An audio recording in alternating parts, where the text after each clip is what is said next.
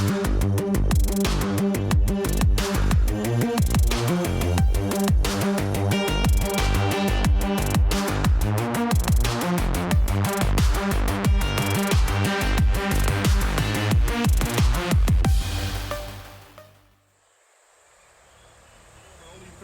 be able to step up. Oh no! Magoli gets a triple, and there's only one man left to tell the tale.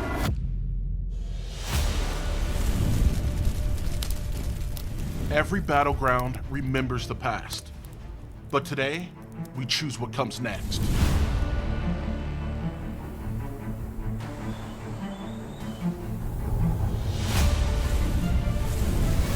Every path resets, every choice begins again. What matters isn't what came before, but what you become now. This is your chance. This is your moment.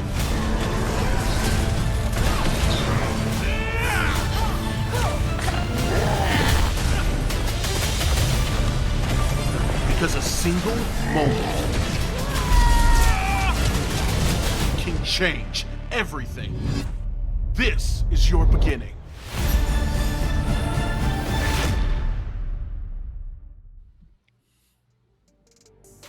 Predecessor people, how are you? And welcome back to day 2 of the PCC Spring Open Qualifiers.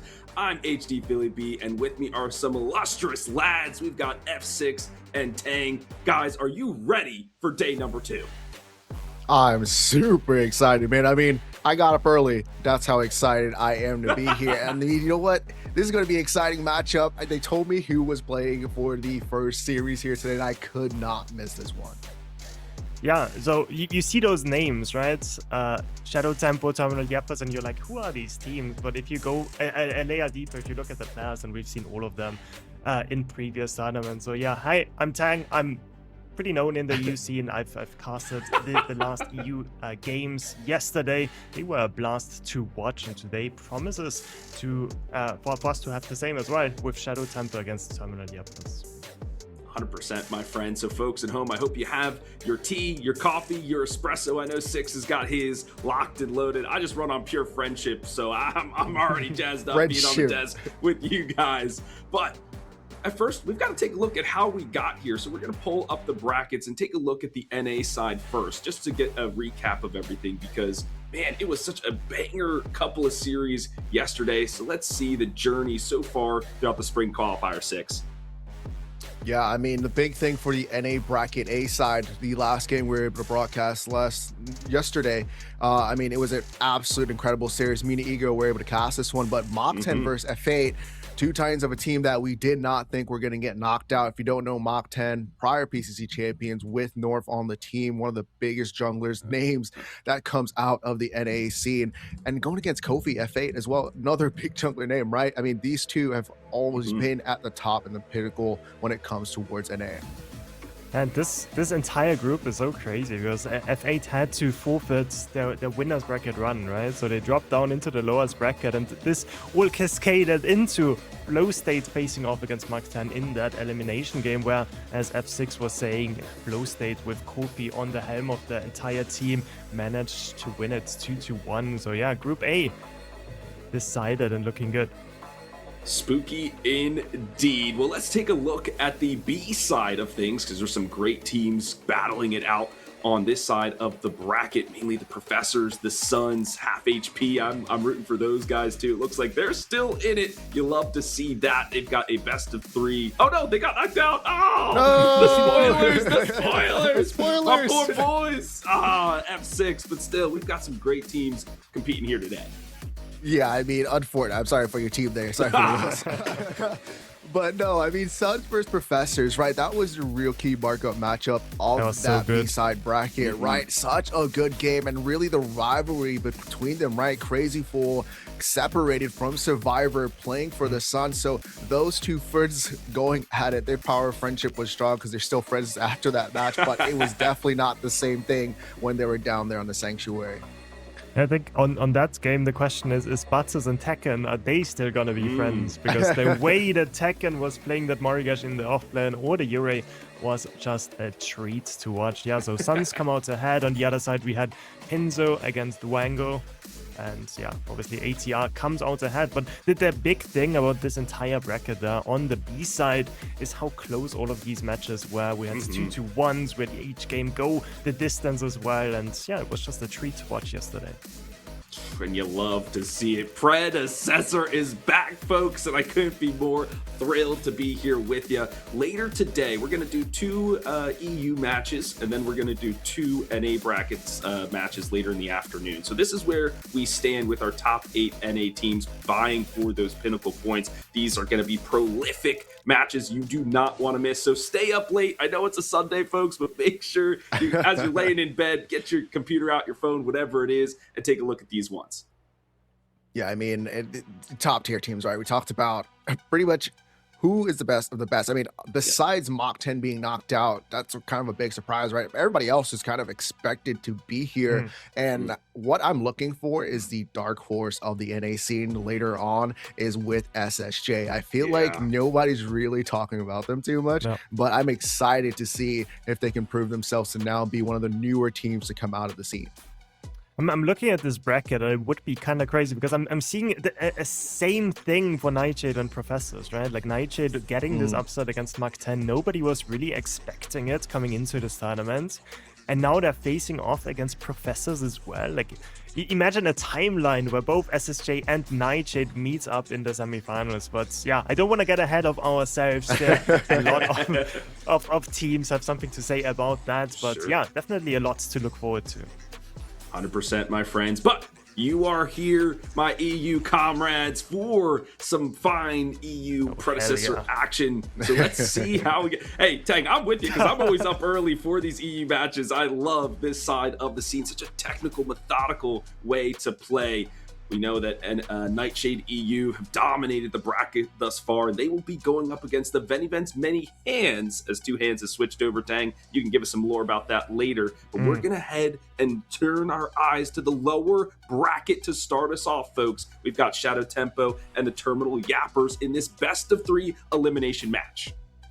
Yeah, I mean, we also have Raze versus Icewind. So these 4 teams, they already have to push themselves, right? You cannot lose going into this. So what do you think about it? Like, I know we have SD versus Terminal Yappers or Shadow Temple versus Terminal Yappers coming up, but still Raze, when you're looking at their scrims heading into this tournament, they were pretty much the top contenders, but Nightshade EU was just like, you know, it's game day. Like, it's a whole different type of thing. So they kind of, you know, hey, we're the prior PCC champions. So I'm looking to see how Raze is able to step themselves back up and really trying to get themselves to push themselves back up and maybe potentially versus Nightshade EU again.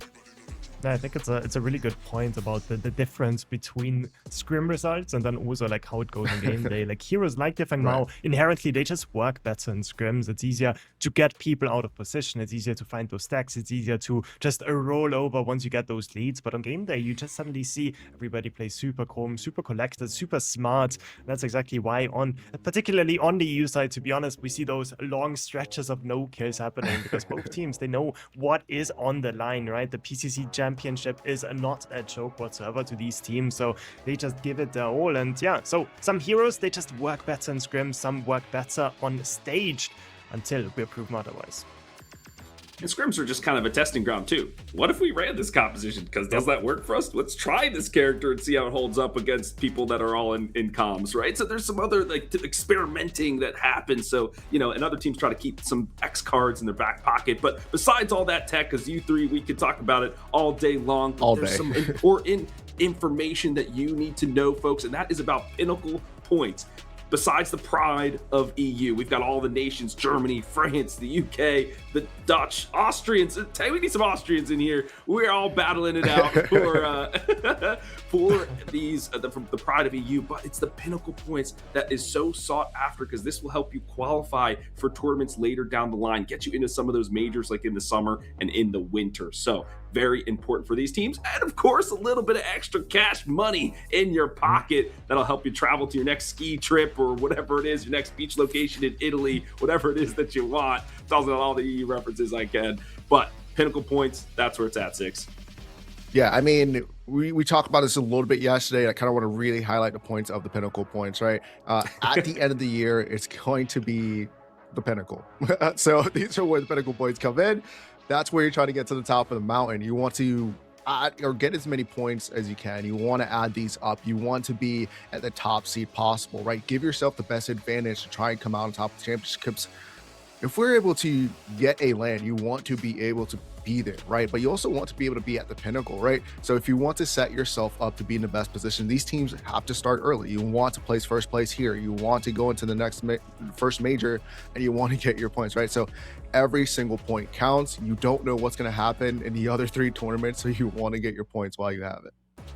And it's a beautiful system as well for us viewers, because if you go into one PCC and you're like, who are these teams? Oh, I know these players, suddenly they're playing under a different name. Now we have sort of like an easy way for people to sort of be, not forced, right? But but recommended to stick together. Persuaded. Yeah, encouraged, yes. So everybody knows what's up, right? Those Pinnacle points go to the main part of the team. As F6 was saying, they stack up over time. If there's going to be big events later on in the year, those are going to be your entry tickets to participate in those. But yeah, to make sure that we can actually go for these, we do have some beautiful skins as well that we can already see on the bottom with the Murdoch, with the rest as well. Those Victorious bundles, they're going to help us with that. And if you want to look as good as Tang or as swaggy as F6, you want to roll up in some black and yellow, get those Victorious bundles today that help support the PCC, that help support Predecessor as a whole, to help support you, so you look cool out there in Sanctuary. These are skins you need to pick up now. Yeah, I mean, we talked about there's going to be more tournaments, right? We want to be able to play players as much as we can, right? Be able to keep producing the best quality content we can for you guys at home. And we want to have a possibility of a LAN, right? We want to bring people all together at one place. We've had a community one before, but let's go big. Let's go big in 2027, right? So this is how we're going to be able to do it. I mean, you're also going to look stylish while you're in those games. Yeah, just think of these skins as not only you looking good, but also like you supporting the community, making sure that our players can play for like real prize pools, can play in big tournaments, can participate in a LAN as well. So yeah, those things is what keeps the community alive. So really happy with Omeda making all of this available with those Victorious esports bundles. So if you haven't checked them out in the store yet, I highly recommend you guys to.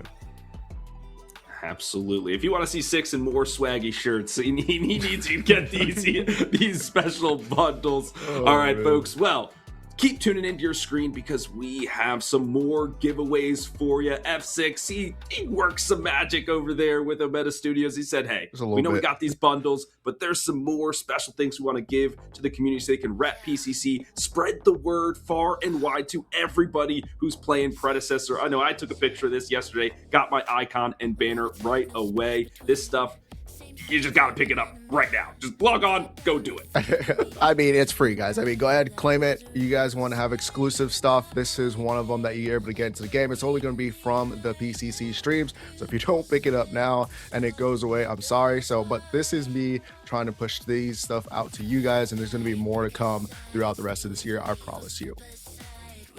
Yeah, couldn't have said it better. Get the profile icon, get the banner, show everybody that you are part of our beautiful community, and yeah, just have fun watching as well. Yeah, Tang and I were putting these codes in yesterday. Make sure you put the little dashes in there because that was giving us some trouble. So put it out in its entirety. And also, if you want more, tune into the stream because you will get Twitch drops. That is something we've got to highlight even more. Yep. Watch the stream, get your drops, loot cores. That Gideon skin, what? Especially how good he is right now. You know, you want to be looking good in the battlefield of Sanctuary. So with all that out of the way, my friends, there is one more thing we have to show you, and that is a very special video that gets us hyped up, that will get you hyped up and get the players hyped up for this best of 3 elimination match. Nothing specifically to anyone other than, you know, I hope Predecessor comp goes well for the year. I hope people enjoy the content that gets put out with, like, you know, these interviews, other things that they, you know, PCC ends up doing, or Omeda, and just, you know, the tournaments overall. Yeah, you know, I wasn't gonna do it, but I'm gonna need, you know, we, like I said, you know, we didn't have much time to prep for the Gazoo tournament. So I'm gonna have to get my Grady. I'm gonna have to get my Grady get back, bro. I'm gonna have to get my get back on my boy Grady. And I brought this out at LAN, man. It wasn't my belt, but you know, my boy P, my boy Big P, you know, he gave me his belt for the interview at LAN. So I'm looking to bring this shit back out, man. Like, you know, on a real note. The only teams that I want to call out are the teams that are ahead of us. And the first rock and the first stone that we have to step over to win this thing is Pinzo's team. All that remains, I'm coming for you. These mid laner players are freaking boosted, bro. If you are picking Argus Gideon every game, you are boosted. You are not that good. When the meta shifts, you will be bad. I'm sorry, it's the truth, but you are boosted. Just the way it goes, man. It's like all the offlaners that could only play Yuri. Like, oh no, Yuri's not #1 anymore. Now they're bad. Like, who could have guessed? Tune in and definitely check our team out because I think we can beat any of the teams on the tourney day. Calling out the professors. They picked up Appy. I don't think they know that he's gonna leave them in a few days, right after the tournament begins. When it comes to calling out a team, I just want to see what Nightshade has to bring up. You know what I'm saying? Like, I know we had like a little squabble in the last Soul tourney, but I do want to see Nightshade. If we do end up going against each other, you know, I want it to be a good game, a good fight. So at the end of the day, so I just want to put it out there and see what comes out, man. Just keep practicing, and we're ready to see you guys on the battlefield. To be honest, I don't really have to call anyone out. I'm not really worried about anyone in my lane, but I would say just watch out for me. All I'm seeing is a lot of these mid laners, fake players, fake boosted mid laners. This role, free on my screen. That's all I'm seeing. I'm seeing free in mid lane. Pure cinema to watch, and I can't get enough of just seeing the players just duke it out verbally and then also in the sanctuary. This finally, my friend, leads us into our match of the day: Shadow Tempo versus the Terminal Yappers. I think the Terminal Yappers, they must have modeled it off of me. I'm Italian in my own right forward there, all that jazz. I mean, the guy in the red, he's looking pretty good. What can you say, Six? You know what? I'm all about it, man. I mean, when it comes down to trash talk, I'm here for it. But like you said, I mean, for me, though, it's going to be the whole entire thing about Shadow Tempo. There's a little time thingy right there. I don't even know what that's called because... Hourglass. It's Hourglass, yeah. So don't worry, guys. The coffee will kick in just about 20 minutes or so. But yeah, you know, I just like the fact that they have a big sword behind it because it's all a bunch of stuff that really doesn't, like, go together. But you know what? It works. It works. Yeah, maybe it's like a play on like their team identity. A lot of players don't necessarily work together, but it's still enough to win or something. But I think more important than the logos might be the players behind them, because we do actually have pretty decent teams to show you guys. We have Shadow Tempo, probably the favorites coming into this, like big focus point there on the offlane side, right? We have Giroli there. On the offlane, we have in the jungle, we have Jax, we also have Kimbo in the mid lane, Secret, and Remy are going to be this dual lane. So really strong players in their own right, have been sort of being close to this tier 1 of the EU scene, but sometimes drop down, sometimes drop up. Now with those roster changes, these are sort of the players that didn't quite make the cut to make it into a similar echelon as a Raze maybe, or as a Nightshade, or as a Benny Vance Many Hands. But these players, they could make the jump, right? I wouldn't put it past them one bit.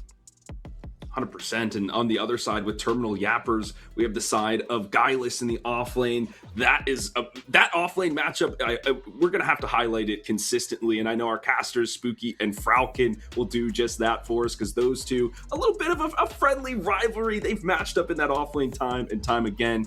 In the jungle, though, for Terminal Yappers, we have Calipito, one of my boys. I've played with him in a number of draft leagues. Such a fun guy to play with. Maybe not always rated, but I love playing with him, and I know a lot of other folks in the EU scene do too. We have Dawala in the mid lane, Raichu from Spain. He is the support. And then only Pooks. He's kind of new, guys. I want to see what he's got here today, Six.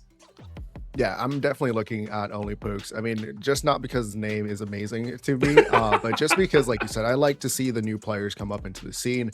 And I know for EU, there's always like this kind of thing of like, man, new players can get in, and I love to see what they are doing over there on the EU side. So I want to see him kind of show out a little bit, right? I want to see what he can prove as well to be able to be like, you know what, guys, I'm going to be a top contender. I might not be at the top just yet, but I'm going to show you what I can do down on the Sanctuary. And there's no better way to show it than right here on the PCC EU stage, right? It's a big matchup against Shadow Tempo, but honestly, Terminal Yappers, I said Shadow Tempo might be on the cusp of reaching this highest tier in EU, but Terminal Yappers, they can really shut them out right there with all of that yapping going on, whether it's a Guileless or the rest. All of them love to talk big, and now it's time for them to show it as well in the game. Yesterday, we did mainly watch the NA side of the games. Now we are going to have a treat of EU, and we're already going to see a big difference because now the picks and bans, they're going to change completely. We did see a lot of priority towards the support pool in NA. Now it's gonna be all about these offlaners, all about these junglers instead. And it makes sense that Ure is the first one taken off the board. Our statistician D-Dog put together all the numbers from yesterday from all of the matches, a Herculean effort from him, and 3 times Shadow Tempo has banned Ure. That's one of the most banned characters they have, so that's just like there's no brainer for them. On the other side, the Rhinoceros, that's going to be taken out of the hands of Jiroli. He's so good at some of those bruiser characters like Grux, Greystone, Zaros, and so forth. And then Neon, the Renegade 6, she just can't get any playtime here. Nope. Man, as soon as 1.12 hit, they're like 1 week. PCC comes up, you're not playing anymore, Neon, you're done. But I mean, there's a reason for that, right? She's really strong, especially once she gets that 1 item spike. I mean, she starts to get into the game, even with the slight nerfs coming in from the last patch. Some people think it's a nerf. To me, I'm thinking that thing's a huge buff. She is unstoppable. She's able to delete ADCs. Anybody that's squishy enough, once she gets that 1 item spike going into the middle of the game, I mean, you just cannot run away from her.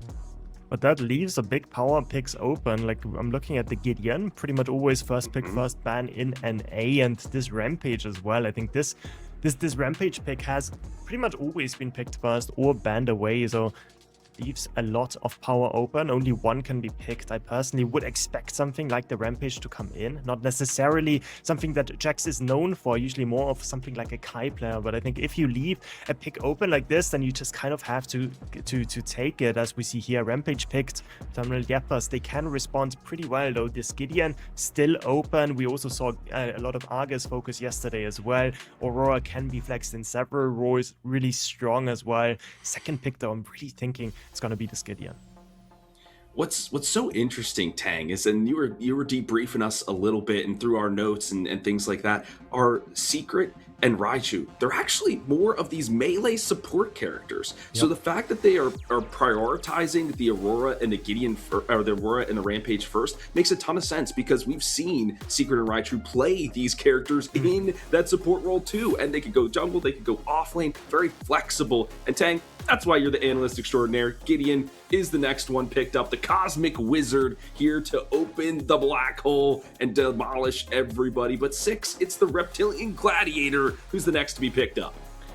Yeah, and this kind of speaks to me more like Garai, right? Now, I'm looking at him inside with the Zaris in the offlane, so I want to see what Terminal Yappers have to pick up for, but for that, the Rat, Mako, being able to make the presence. And this is also a strong support, right? You will talk about just being active. I mean, he's pretty much a melee kind of range support, right? But with a little bit of a range attack, right? I mean, I feel like when you have Mako on your team, he gets in there and he wants to fight you with that shield proc, and it just becomes a nuisance. You're like, I can't catch this thing. His passive gives him movement speed. You're like, he's running away. He's also chasing me down. Please help, jungler, come gank this lane. Yeah, and I can see in my inner eye, I can see Raichu complain, like, this was supposed to be the 2 tank supports facing off against each other, and this coward picks Mako into me. The mental game has already been won, but yeah, obviously Mako making it through to the second rotation is kind of crazy. Usually we see it being picked up a bit earlier. Acheron being picked up. Guileless absolutely loves this hero, usually always plays full AP, doesn't give a damn about any armor or anything. He just wants to make sure to get those kills with the ultimate, with the Devour, whatever he can do. The other side, though, as you said, right, Sarah's on this, on Geroli most likely, really known for it as well. So it's going to be a banger of an offlane matchup. We see the Bellica ban come in. We see the Murdoch ban come in, as well as those respective lanes are getting pinched. And it makes sense for Shadow Tempo. They've done their research to take off the Murdoch because only Pooks, his hero pool's a little suspect. Murdoch, Twin Blast, and maybe one other here or there, but it's mainly Murdoch that he has been playing. So try to hamstring that lane even more. Something I love about tournaments, guys, is that we see the meta evolve over the course of a tournament because people are playing so many matches all in one concise moment that you can see people say like, wait, maybe this would work. And Bellica has kind of risen through as this mid lane shutdown kind of character, and Kimbo an aficionado at the Bellica, which is why it's taken off the board, but it will be the carries selected up here next, Six. Yeah, the carries being picked up, Kira and Twin Blast, right? I mean, these two heroes with Kira, you have that kind of burst carry, right? She's looking to 0 to 100 you at any point. Then on the opposite end, right, here comes TB. I mean, he kind of still has kind of a burst when he would kind of fight against you. You're like, oh my god, where did I go? But it's more of that sustained DPS, right? Being able to use your vortex grenades, just getting the ventilator off and just completely destroying your enemy from range. So that's going to be a matchup with Twin Blast being able to play that space, right? With the Kira being like, you know what, I'm going to be able to close this gap with my burst, with my new passive. Little Scarecrow comes out. It's pretty cool animation. But like you said, that's going to be a real battle test as well. I know we talked about the off lane, but I really want to see in this carry role with the duo as well, just going in with the supports. I want to see how they're able to battle and match up and see how both of these side lanes can really push themselves. I like the Twin Blast pick though. Like we don't necessarily see too often in EU. I think it's more of an A pick. We did see her have insane win rates yesterday. I think it was above the 70% mark, with a good number of games as well, I should say. But this Twin Blast also allows Raichu on this Aurora to just rotate over wherever he wants, should give only Pooks quite a lot of comfort to farm, use those grenades to just get those minion scores as well.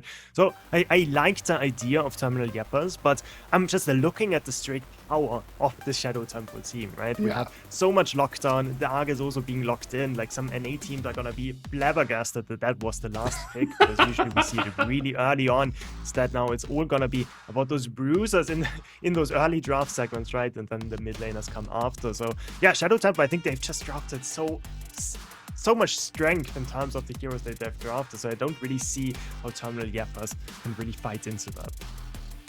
Well, gents, the drafts are set here for game one in this best of 3 elimination match. It is time for our predictions. And I'll fall on the sword first here for you guys, and I will go first. I think I'm liking the Shadow Tempo side here. I'm a big fan of the Zaris. It's one of my favorite characters.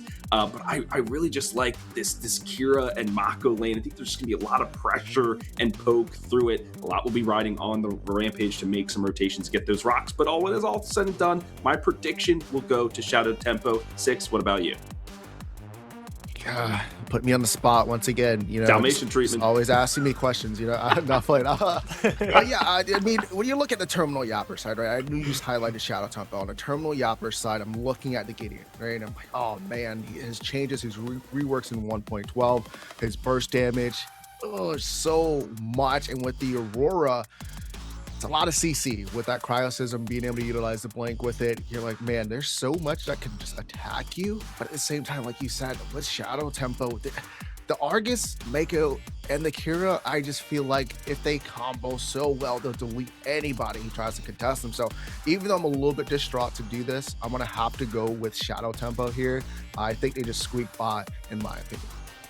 Yeah, I was already spoiling it a bit as well. Like Shadow Tempo is, in my eyes, gonna be the favorites running into this. I think player-wise, they're probably also favored coming into Terminal Yappers, but I also want to play devil's advocate a tiny bit, because Terminal Yappers, they still have sort of like their easy way of executing, right? They have this Gideon Black Hole, they also have this Devour from this Acheron with that Cryosism of the Aurora. So it's just about surviving the laning phase, I think. I don't think it's going to be an easy lane for the Acheron, for example, in the offlane, but if he can find those advantages, if Calypso in the jungle can find those invades, if they can find those 2v2 kills, then I think once they have those those leads, I think it's really easy for them to play out. So I wouldn't put it past Terminal Yappers to win it, but my bet would still go to Shadow Tempo.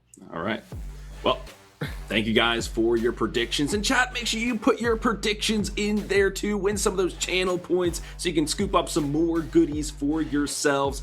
Guys, I think the chat has heard enough from us, but we have 2 Terminal Yappers waiting in the wings to get this game started. Let's send it over to Spooky Mars and Falcon. Thank you so much, as always, to the desk. Always a pleasure to see Philly so early in the morning. But Falcon, I just want to clarify, we are not Terminal Yappers. We are not part of this team.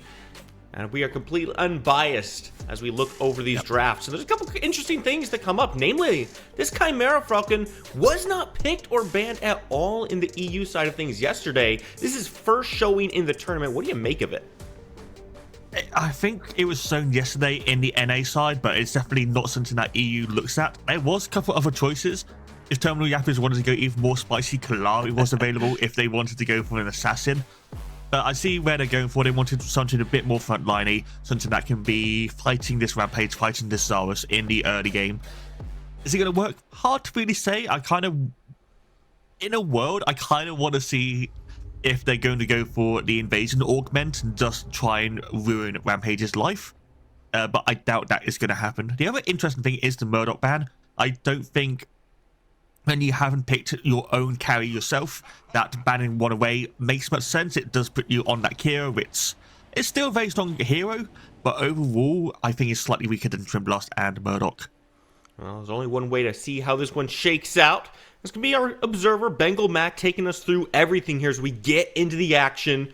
Falcon, there's a lot of interesting things to look at here. I kind of want to look at this dual lane a lot too, because one, we've got Raichu over there, a little bit of a newcomer to the scene, but also we've got Mako, who only got to see one game on stream yesterday, did not win that, despite being very prevalent in the picks and bans, constantly banned away. What is the strength of this Mako? How does it play into this Aurora? How active are these guys getting? Mako's a rat, and just put it out simply. But first, got to talk about that. Giroli is just blinking in onto the tower. Under the tower? Hey, no way! What a start to our day! Guileless decides he's gonna hide under his tower for the first blood kill. A little bit too aggressive from Giroli. I guess there's our answer. They're gonna get very active. Welcome to Giroli. He does that. Sometimes works, sometimes that happens. Either way, that's first blood. Welcome to the game. EU, I think they've forgotten what region it is. But either way, both of them will reset. Both of them are going to get back. I don't think there's going to be too much change. Maybe one component of an item for Guileless. And let's just go back to the duo lane for a second whilst we have maybe half a minute. Mako is a rat. He is a very good skirmisher, a very good support. Can rotate, can stay in lane, can heal. Can kind of do anything you want. Or just be your main engage as well with that ultimate issue. So with and the half minutes has happened. Here we go. It is over, and it is over for Guileless. Giroli didn't get the first time, so he walks him down for the second time. Typically, that's not how you see those go when you fall under the tower, level 1. Giroli hits 2 first. We haven't even talked about the fact that it is also Rampage off lane. Jarvis is in the jungle. You switch over to that? By Jax. Yeah, let's talk about that because it is something that has been played in the past. Rampage, ever since the change a while back, has been able to play in the offlane. If he so wishes, has got the Rumble Augment as well, just able to spam that as much as we can. So here we go. No matter. And we're going to get a yank. Never mind. Yeah, I sure would too. Calipito says, you know what, Giroli, you've been getting a little too active over here. Let's show you the axes. Giroli wants Guileless still walking forward, but he's not going to catch him. Calipito gets a second one for the Terminal Yappers. Spooky, what is going on? What is this region? I don't recognize it. EU, yes, combat fighting. Predecessor. I know. Woo! I know that Guileless and Giroli are very aggressive in lane. I wasn't expecting it to be that much. We have got the gang coming in from Chimera, and I mean it's a good start for our game Terminal Yappers overall. Obviously 2-1 in terms of the kills. The rest of the map hasn't really had much happening, but we have got a gang coming in from Jax. Only Poog says nowhere to go. Quick spear near puts him in the ground. Raichu's going to be able to get out of this one, but Falcon, we've had a swap of how these regions are playing. Yesterday, we saw some slow games coming out from the NA side of the bracket. Today, we are less than 4 minutes into the game, 4 kills on the board on our first EU game. I love it. It's great. It's good action, and I will always enjoy some action. Remy now is going to be able to push down this race. Should go under the tower. Gold buff is going to be available for them as well. Does look like Only Boost is going to be back in time just to collect that. But that is going to get the Kira and the Mako ahead, which is really good for Shadow Tempo. It allows the Mako to start roaming earlier on if they so wish, or look towards that mid lane. Try and get this Arctis ahead as well. And speaking of getting ahead, Jirali trying to push this advantage a little bit further onto Guileless. Retreated to the jungle, but there's no one there waiting in the wings. Nice web. Takes him up and over the wall. Still extremely low. This is a volatile lane, Falcon. This is a very volatile lane, and we're just seeing how much mana Jirali is being used here in that rumble. Basically, permanently dead. Permanently dead is the word. Galapito still has the ambush here. Just needs to walk him down. Not going to be able to find the kill on this one. And Jax coming on forward. Looks for the Spear of Near. Doesn't quite connect with Guileless. So he's going to have to take a step back. Can't take this 2v1. It's going to be able to hold a wave, though. This should be good for Jirali.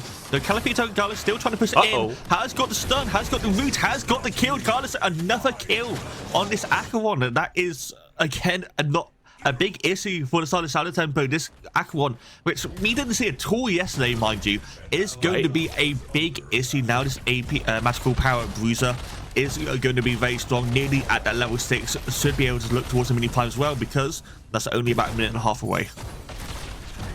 It's just crazy what is happening in the off lane. Typically, we see these two bruisers smacking each other around, farming damage stats is what I like to call it, without a lot of kill potential. But this has been an explosive lane over here, and it's really just from Jirali maybe trying to push things a little bit too far, a couple too many times here.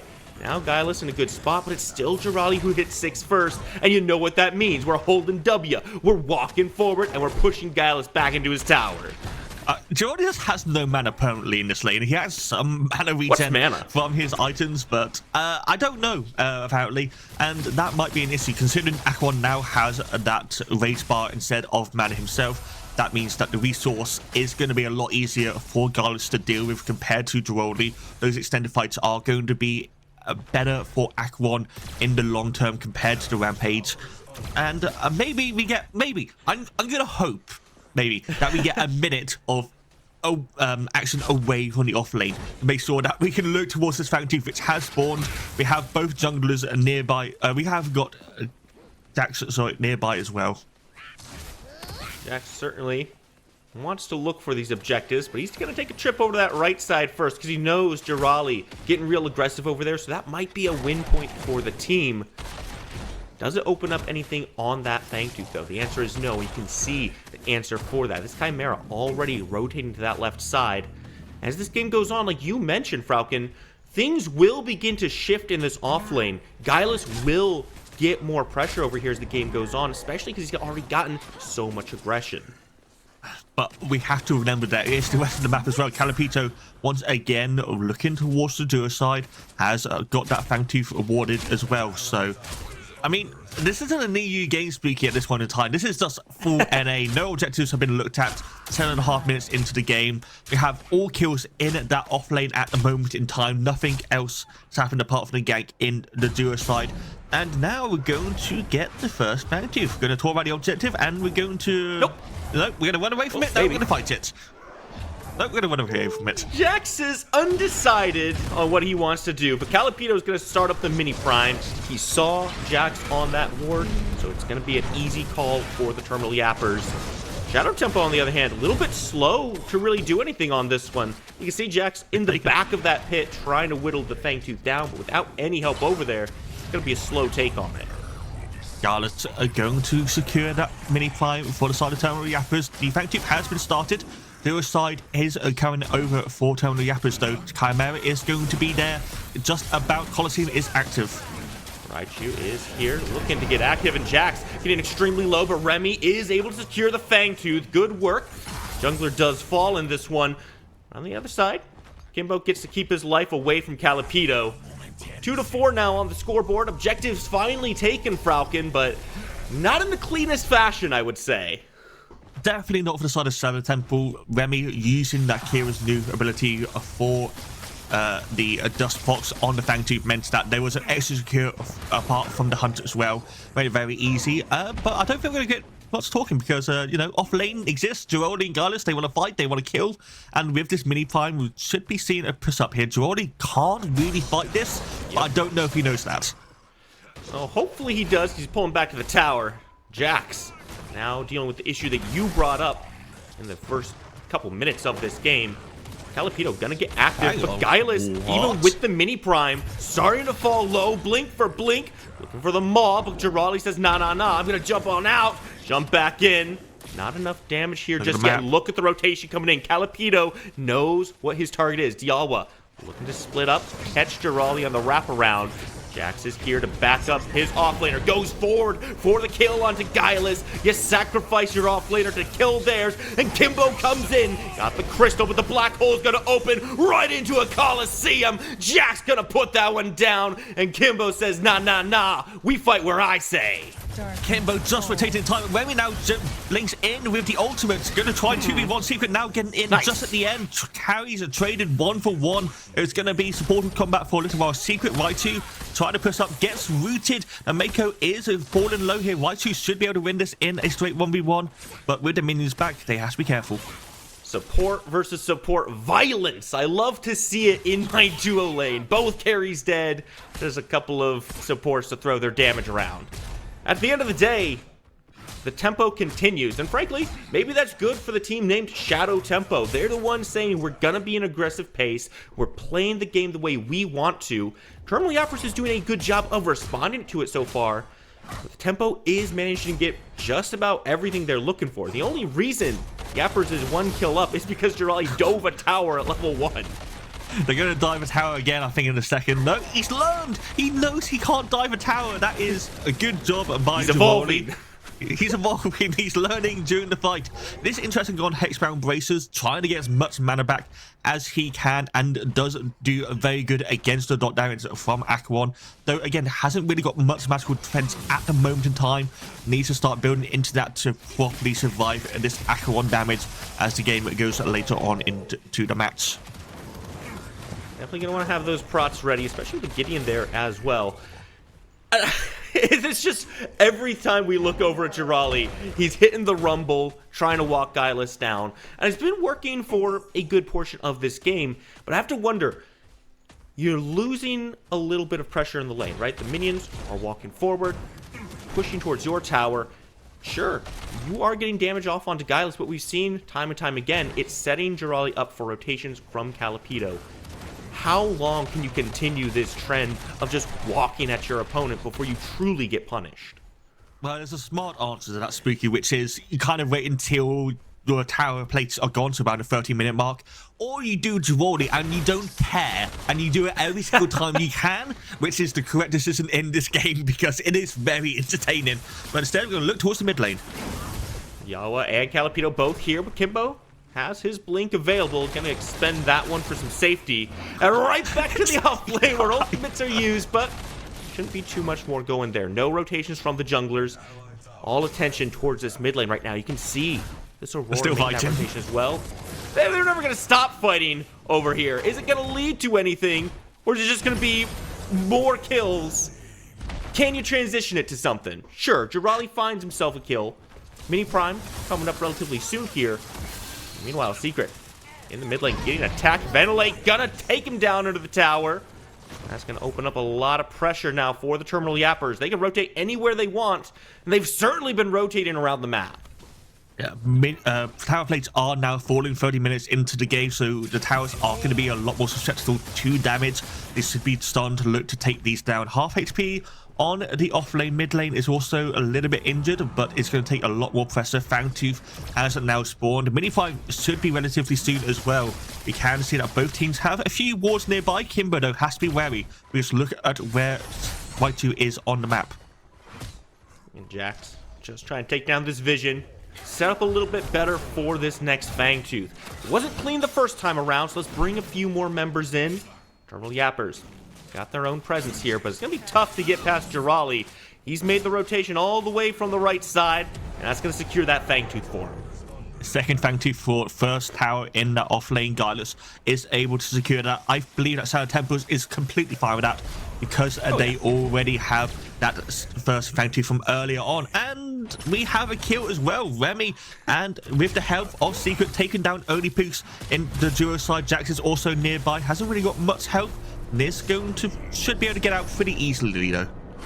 I want to talk about the significance of this second Fangtooth, right? The movement speed that this adds in such an aggressive game is extremely potent. We've seen Shadow Tempo wanting to travel around this map. Same thing with Terminal Yappers. But now Tempo can do it a lot easier. Maybe capitalize on some of this aggression that Drawley has in the off lane by getting Jax into the fray a little bit quicker. I think this could be a very potent pickup for them if they continue playing the way they have been so far. Well, outright aggression. Yeah, I think that makes more sense. Yeah, I've got 77 kills. Gold is basically even. I'm just looking at Drawley and Guileless. There is about 50 gold in difference. And considering how much fighting has happened, that is more impressive than anything else. Mini Prime now has spawned. That is going to be the next main objective for a lot of teams. It's probably going to go over to the junglers of Calipito or Jax because of the amount of aggression nearby, though. I don't believe they can really get it on to Guileless or Drawley with the amount of players nearby. It's going to be very tough for the Terminal Yappers to get into this one, but Shadow Tempo says, you know what? We'll play this slow. We don't need to force anything, which I think might be the first time they've said that in this game so far. No, we're forcing. Secret gonna get jumped on. The Terminal Yappers, they're the ones setting the pace around this pit now. Jirali make the rotation in, just looking to catch somebody, and all of a sudden Raichu has to blink over the wall, finds a good Hoarfrost. But meanwhile, Remy solos out Only Pooks on the other side of the map. And he might be able to make a rotation if he wants to. Raichu gonna get dropped, and Jax in a completely different fight stuns Gideon out of his own ultimate, drops the Coliseum as Calipito now coming around, but they've got some help in the back. Jirali and Secret both on the flank, making sure his jungler doesn't get too much heat. Calipito looking at Secret. The stuns are good. The CC chain is disgusting, but Jirali not able to secure the kill, gonna walk out. A first proper team fight, and Shadow Tempo takes that pretty decisively. Meanwhile, Remy, you know, it's a more than 1v1 or 2v2. I'd say that's a proper team fight. Remy also takes down the 1v1 in the duo side as well. Does take up the tower for himself. 1600 in gold. Should be pretty sizably ahead of Only Pooks at this stage of the game. And just going back to that team fight, it was mainly Drawley getting the pick with that boulder into isolating the side of Terminal Yappers, making sure they were split up, while Shadow Temples were a bit more clumped up. Also, a very good barricade from the side of Jax on to Dyrala there. Make sure that black hole couldn't be used whatsoever. Very good execution on the individual fights. Maybe a little bit more cohesion could be had from Shadow Temple, but if it works, it worked. Right now, they're in position for the mini prime. Driving Terminal Yappers away, daring them to step forward. This is a team that's not going to just start the objective in your face. They're trying to bait you into this fight. The Terminal Yappers, they're getting wise to it. The question is, will they take that bait? Well, it looks like so, because Raichu coming around with the flank as the mini prime gets started up here. Jirali pulls off. Gonna go ahead and jump forward. Boulder right to Raichu's face, and the Mako stun comes in. Calipito jumps into the backlight to try to make some space, but Jirali does not care. Continues on by himself. Again, it's completely split because Jax is still just fighting the mini prime right now. We're gonna take a quick pause from this fight here, Falcon, because it's getting a little dicey. Yeah, it looks like there might be an issue with Guileless, so we'll hopefully come back to that in a moment. But that was such a good call from the side of Calipito. They're catching two people, making sure that they had to go back off of the objective. And we are basically in the middle of the team fight and the objective being taken, so we can't really comment on what the end result of that is. We could see from either side of what happens here. But let's just take a minute, because there has just been action since not even minute one. It's been like 30 seconds into the game. Drawley dies at tower at level 1, dies, why not? And from there, basically the same thing happens for the next 17 minutes. Yeah, it's really just a story of Jirali walking at his opposition. You know, the sun is still rising over here in NA, but for these EU teams, they are well into their climb, and they are showing that they are woken up, they're ready to rumble. So any team's going to have to match that energy as the day goes on. The Falcon, The way that this is shaping up right now, it does look like that Mini Prime's gonna go into Jax's hands. He's still on that objective. The question is, how does the rest of this fight play out? And here's the bigger question. Why are Shadow Tempo taking these split fights, and why is it working? Because Jirali's off doing his own thing, the backline's off doing their own thing, and the jungler's doing his own thing. This isn't typical Predecessor approach to the game. No, it's not really, but I think it's just mainly playing around Jirali's madness, which is working for them quite well. Jirali's just diving onto 1 or 2 targets. It's mostly been Raichu on that Aurora at the moment in time, making sure that Crisis can't be used in contention with the Black Hole. And that is kind of just stopping Terminal Yappers from doing what they wish they could do. Gyrus and Calipito, they've been doing what they can, but they haven't really got the damage to back up. And Delilah, he's been okay, but hasn't had any good Black Holes so far. The carries have just not been in these team fights, so we're not going to worry about them. So I think Shadow Temple, although it looks disorganized, the way they're doing these team fights makes more sense because they have got that big rampage disrupting the team fight, and then Kimbo is doing the majority of the damage onto the backline of Terminal Yappers. And like we saw last time, that is where they're getting those kills. So now the question becomes, how do the Terminal Yappers adjust to this? Because if your competition is doing the unorthodox, you've got 2 options. You can adapt to this unorthodox approach and try to match it, or you can maintain traditional gameplay and say, we win through how we play the game, but we're going to get back into this fight just in time to see Jirali take Raichu down. Mini Prime is going to be secured just as predicted. And as the rest of the team pulls back, Jirali's still trying to drive Dialga away. We also have Calipito down in that fight as well. Looks like Jax and Kurt have taken him down during that time as well. Gallus should be able to be in a good defensive position here. There's obviously no Mini Prime on the side of Jirali at this stage of the game. But look at this duo side. Remy having basically full control over this carry 1v1 and is able to do quite a lot of damage. Diana is trying to rotate over. He has to be a bit safe, but should be able to get out in time. Yeah, Remy shouldn't be in too much trouble here at all. Like you said, Remy's been just kind of controlling this left side of the map. It's been aggression on both side lanes, and that's just kind of allowed Shadow Tempo to do whatever they want. Towers are under duress. With Jirali doesn't have the Mini Prime himself. That went to Jax. But he doesn't really need it with the way he's pushing this lane forward. You can expect this tower to be falling relatively soon. And still, this is big. Shades of traditional EU, where we're going from objective to objective to objective. Mini Prime, Shaper, now Fangtooth, now to the fight because some people decided to cross the path of the entrance. Terminal Yappers in a terrible spot. Secret goes all the way in. Hang on. Yawa comes in on the back with the Black Hole. Remy has nowhere to go. And finally a shutdown. Terminal Yappers might find an opening here. Calipito running on forward. Looking for his next target, but he gets stunned down. And Jax wiggles his way on out of danger.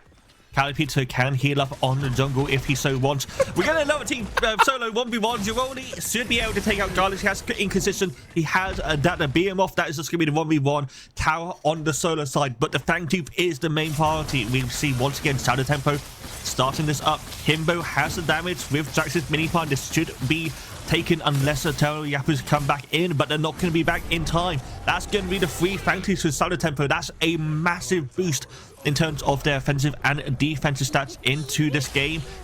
Tier 1 tower also in the off lane. Shall be taken finally. No more tower diving under that one for Jirali. You know, no more tower diving under that one, like you said. There's still tier 2, and I think Jirali's still going to be diving under that particular tower. Because as that fight was going on over the Fangtooth, I just looked my eyes up, and of course, Jirali's standing right on top of Gylus on this map.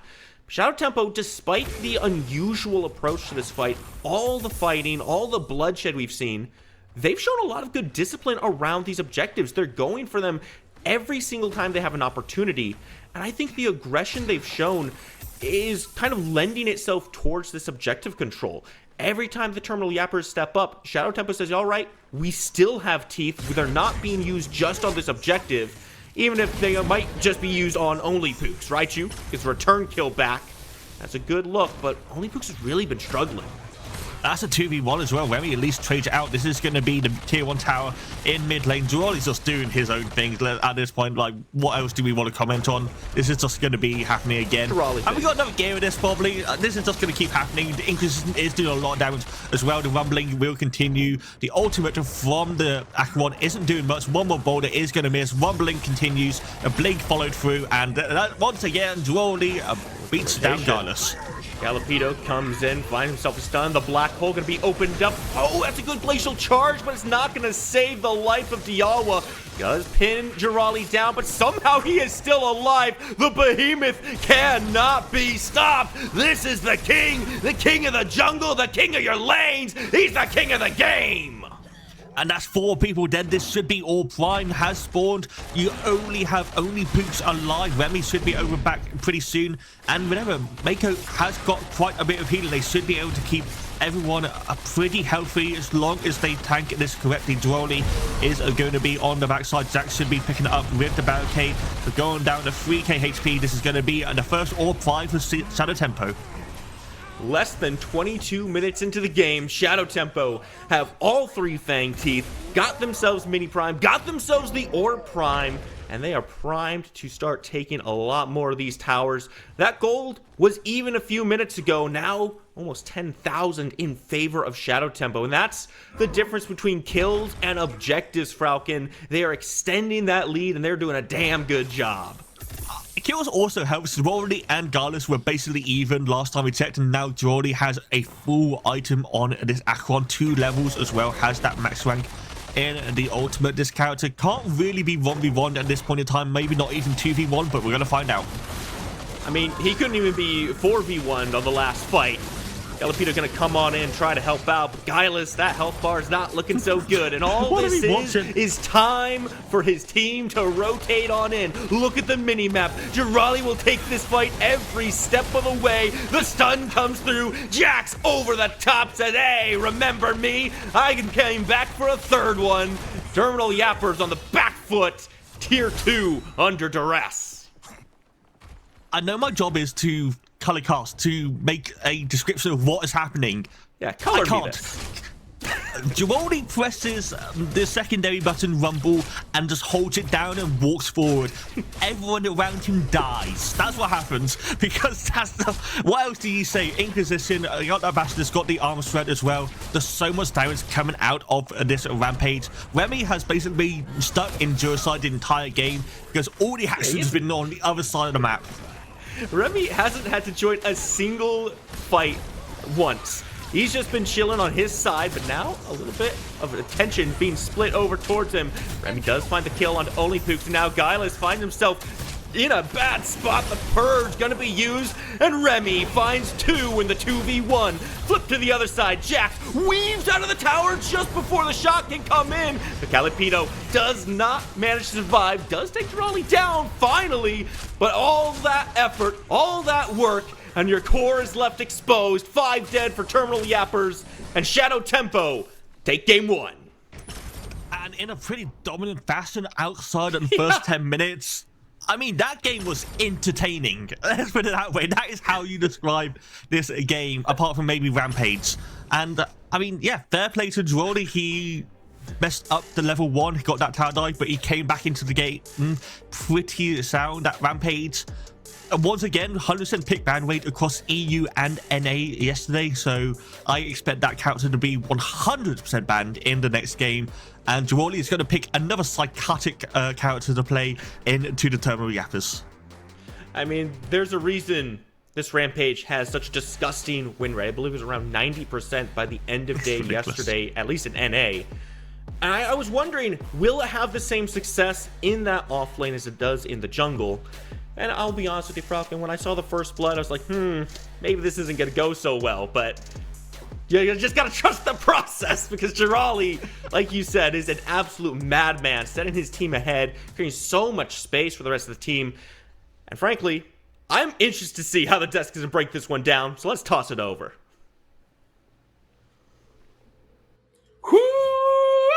If that didn't get your blood boiling and get you hopping out of your seats, that's why I don't even sit, guys, because I know this is just going to be exciting Predecessor action from start to finish, and Giraldi got us started there for sure. I mean, boy, Six, what a match. Man, Garali, like I said, my favorite offlaner now. I don't care what anybody says. That man is pure content. It's not that he doesn't back it up, because we saw through that game, and we'll go through it a little bit later, but he definitely is my favorite offlaner after that one. I mean, I'm just gonna say so much.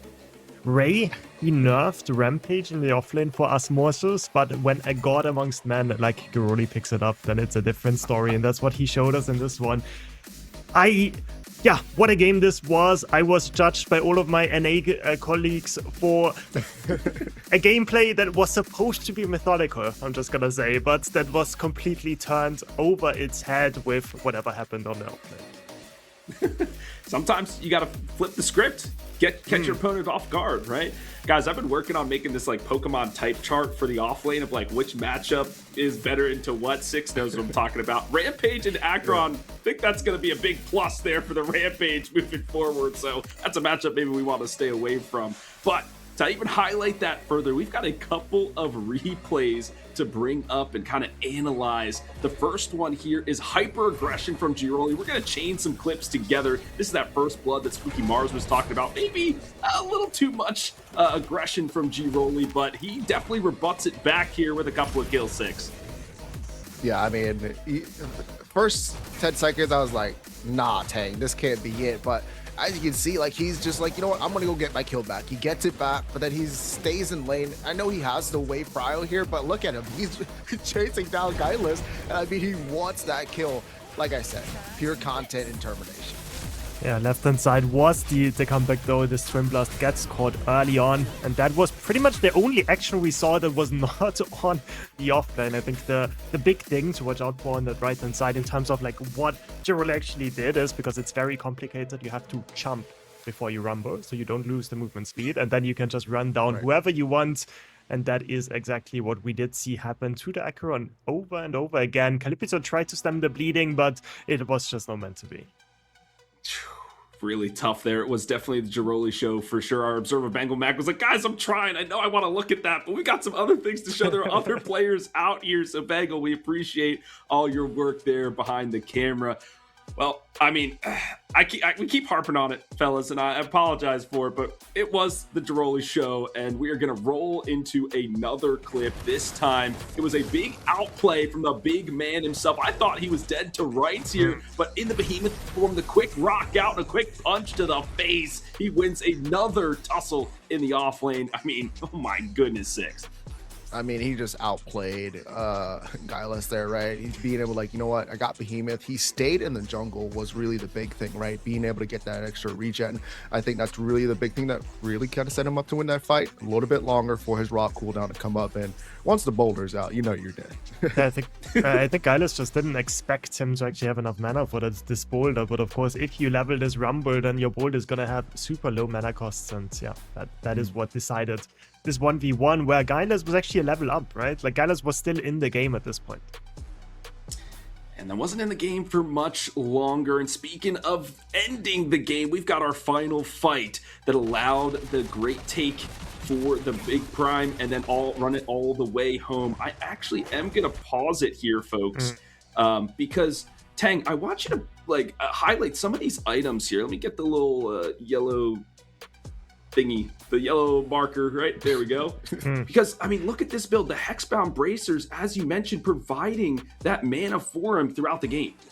Yeah, we can't actually see it behind the replay, but as you said, Philly, it is the Hexbound Braces, making sure that Giroli is always up in mana. Of course, in those early levels, we always saw him with a low mana bar, but now with that Hexbound Braces complete, he can just rumble his way towards this Guileless. And what we are going to see in this play as well is that once this fighting happens on the right hand side, we see this rotation over, right? Aurora, a lot of mobility, same as Gideon. They just try to gap close, try to cut off this rumbling Rampage, but of course at this point Giroli buys so much time as this replay keeps going. Giroli just baits them in with low HP bars, blink forward. Guileless just has nowhere to run, and this is where where the Gideon, where Duala actually thinks he has a chance, pops the black hole, but Giroli is just unstoppable.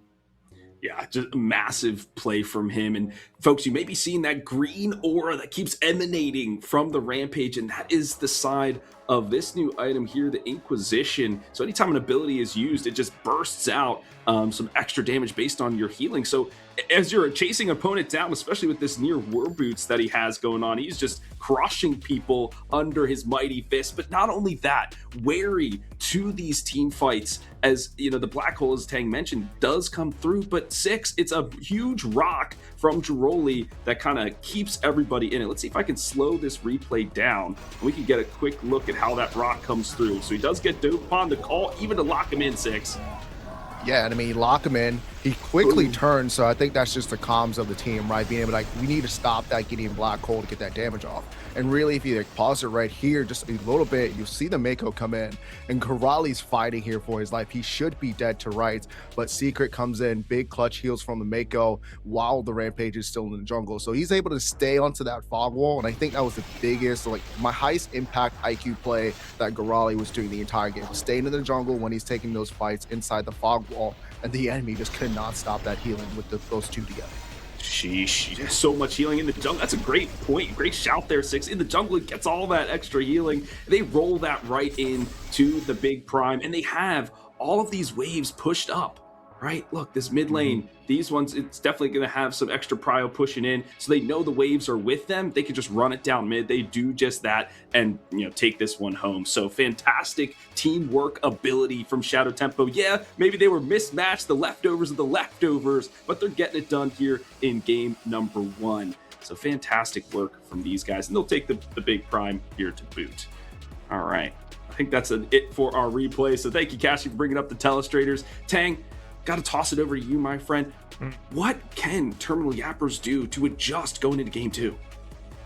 Yeah, well, first of all, we did see why this Rampage is first pick or ban this entire tournament. I mean, it just makes sense, right? This guy was just kind of unkillable. I was thinking that maybe those nerfs are gonna pull him away from this offlane into the jungle instead, but of course, nothing like that happened. This Acheron pick that Guileless loves usually works pretty well, but of course against this Rampage he just didn't have any buttons to press, even with Calypso on this Chimera being over there. So I think it just has to be this entire sort of draft thought over. I don't really love this Chimera pick as well with losing lanes. Usually you want to pick it with something that is super strong where you can invade the enemy jungle, because if you don't, you're just gonna get outscared. Makes sense to me. F6, Shadow Tempo, one more game to win to move on to round 3. What do they got to do? I mean, just keep doing what you're doing, right? I mean, if you let the Rampage go through, you know you're able to win there, right? So you already have a 1-up in the draft. You're taking away a ban that it has to be on the Terminal Yapper side, right? So you're already winning the mind game going into draft number 2. You just got to be ready for whenever that comes in. You know it's coming. The Rampage is not going to be available for you. Let us know what you got else, right? Because it has to be more than one option for you guys to come out on top on PCC. Makes sense to me. Well, Shadow Tempo's winning, and we want you to win too, chat. So we've got some cosmetics that you can grab right here, right now. Claim this code, take a picture, do whatever it is that you need, screenshot it, send it to your friends, send it to me even. I will claim it too. Just do everything that you possibly can to grab this stuff today. I know X6 and the rest of the team have been working on some more giveaways, but you gotta wait till next weekend to get that. So make sure you get this one now. I mean, yeah, like, come on, guys. It's free. I'm trying to give you guys free stuff. You guys yell at us all the time. You guys are like, we don't get anything. Here you go. Here you go. We got some free codes for you. Get yourself some of that swag. Make your profile look a little bit better. And let everybody know that you were around when PCC was going on. Don't forget, there's also drops on the Twitch as well. So claim this, claim that, and make sure that you get all of those goodies. Billy is happy that I hit on that as well.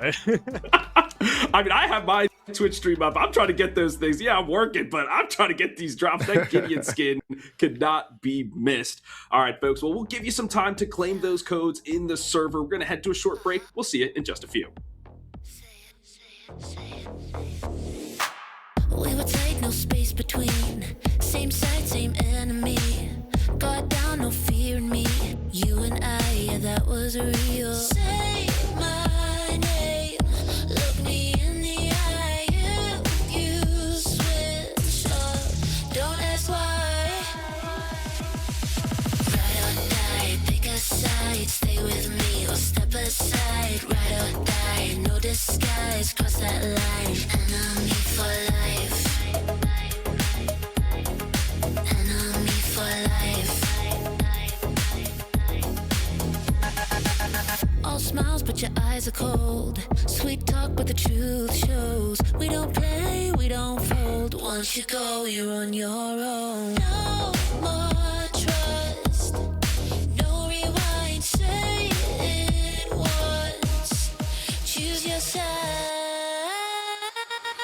Ride or die, pick a side. Stay with me or step aside. Ride or die, no disguise. Cross that line. Enemy for life. Enemy for life. My heart, don't lie. Your eyes, goodbye. One move, that's it. Love for fight, real quick.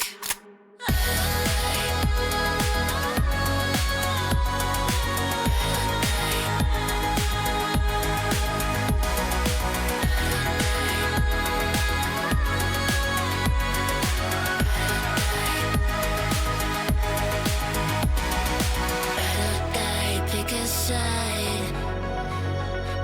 Say it loud, say it right. Ride or die, no disguise. Cross that line, enemy for life. Enemy for life. Enemy for life. Ride or die.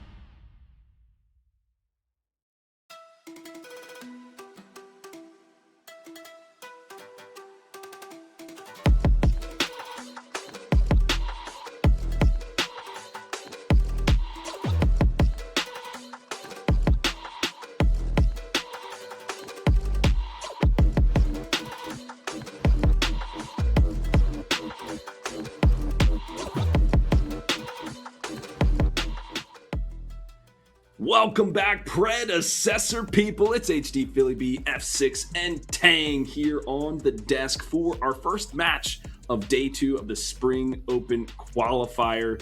We thank you for your patience as we head to a quick break, but there are some plat code giveaways we need you to do, ! lowercase EU in the chat right now. You can see everybody spamming it if you want to earn yourself 1,000 plat. That's definitely enough to get you one of these esports bundles, like for each specific role, because they're on sale now for only 906. Oh man, you know what? You sounded just like my commercials on TV, and you know that's what I love. You know, I'm just like, you know what? $9.99. Yeah, I'm in there. I'm in there. So make sure you guys get that plat code and make sure you spawn to the predecessor game. So make sure you claim it before it gets re-rolled, because that'll be a little bit upsetting, you know. Or you wait until the sale is over, and then you are allowed to spend even more than that. Let's abuse the sale while Omada is giving us a bonus. I think should be the smart play. But yeah, what a game we had between Terminal Yappers and Shadow Tempo. Definitely did not disappoint. People were like, okay, yesterday we had very methodical games out of EU. We had NigeDU versus Raze give us a masterclass in how to slowly win a game, attrition warfare at its finest. And today Charoli was like, okay, let's just do something completely different. He was looking like Donkey Kong out there, rumbling over everybody. I know Terminal Yappers in their quick break between matches definitely going to adjust some things. But guys, it's time for P's and B's. The draft is ready. I want to see what adjustments the Terminal Yappers make. And we have these graphics on the left and right of your screen. Folks, you can see how the team compositions were laid out for game 1. 6 for game 2. What do we got? I mean, Terminal Yappers, I'm a little bit upset. I'm hoping that second ban is going to be the Rampage. I really am. But I mean, Muriel is definitely a staple ban. Right now, she's very strong inside her role. I mean, they're able in 1.12 give her that stun, change it down to her R&B, you know. But you know, it is what it is, right? You get a stun, you get a healing, you get shielding, you get an ultimate that reduces your reduction of damage that you take. So a big sack up here. But the fact that I don't see the Rampage ban, I'm a little bit questionable on this. Ooh. Terminal Yappers have the opportunity, as you said, F6, to pick this up for themselves. I think watching this first game, I think this is a must pick. If they don't pick this, then it is going to be Shadow Tempo rolling with it once more. Instead, the Rumble is going to go into either Calipito's or Guileless's hands. We had a previous draft beforehand. We had it respond with the Gideon and the Aurora. Now, of course, Aurora being banned away means Gideon should kind of be a no-brainer. Neon being banned as well. Banned away as well means that in terms of the mid pool, should probably be the Gideon or this Argus. Instead, we are also going to see the Saros being picked up together. We did see a great game out of Jax, honestly, did play a bit more into this defensive style. We did see him pick up a lot of armor there in this last game, but the second pick should be the Gideon. Circles on circles. I wish we could call this the microwave comp, but maybe we call it death and destruction comp. I don't know, but basically they're just going to be layering their ultimate abilities to destroy every pit fight imaginable. Shadow Tempo. So I love that there. This Aurora ban, I just want to move back to it because a lot of it influences your crest choice. So there were a ton of brutal axes that were picked up from in the jungle specifically and in the duo lane, right? That just cleanses away the cryoseism, slow, and crystallization. Keeps the damage, but you keep that slow off you. So now with the Aurora off the board, they can itemize differently with their crests moving forward. Giroli, guys, this is his top, or not Giroli, this is going to be Guileless probably on the Grux F6. This is going to be exciting. Yeah, I mean, the Grux last game was banned out, so now we get to see the big man himself with the Stampede coming in with the 1.12 chain. So I want to see how he's going to be able to utilize that with the Murdoch as well, not being banned out yet, because, you know, they usually say that for the third phase. So I'm kind of excited to see what Terminal Yappers are about. I know for Pooks, he was able to kind of show out a little bit on that TB. So being able to pick up this Murdoch, more a little bit on his comfort pick, want to see if he could really show out and kind of keep Terminal Yappers in this one. Maybe possibly get a game 3. I'm surprised with this Murdoch pick. We still have some high priority picks like this Mako available as well, but as F6 was saying, Murdoch kind of the comfort pick of only Pooks. That's why we did see it happen. Now though, this Mako being picked up once more, Raichu winning sort of this mind game of, okay, I'm the more Giga Chat support, I'm playing those tanky characters, you are going back on the rat on the rock. So yeah, it's gonna be Secret on the Mako. Now we run into the second phase of bans. Richter, one of Raichu's most favorite heroes, immediately banned away, making sure that to pinch this pool as much as possible. We see on the other side still has some bans left. We don't know if the Ceros is gonna be in the jungle or in the off lane. I think Jiroli also loves to have this this hero. Usually we know him for First Blood. I mean, we always saw the previous game. I don't really need to say it again, but yeah, Skylar being banned away, making sure to pinch this ADC pool. But honestly, it doesn't make much sense. If you know Remy, then you know he absolutely hates the Skylar, so I don't think he would have picked it regardless. And I think the way that Shadow Tempo is drafting to me this time around, sometimes, yes, it is about strong picks, etc., but you also have to make sure that you're drafting for what your team can play and is comfortable with. So they drafted their carry last, and it was like, it didn't feel good. So getting Pook on the Murdoch early will make him feel more comfortable in lane, and maybe that's one they can decide to win. Yeah, the Skylar, I get it, because maybe he's like, I don't want to play into a Skylar just in case. You try to make your carry feel as comfortable as they can, but it will be the Kira once more for the side of Remy. They were bursting people to oblivion F6 in game 1.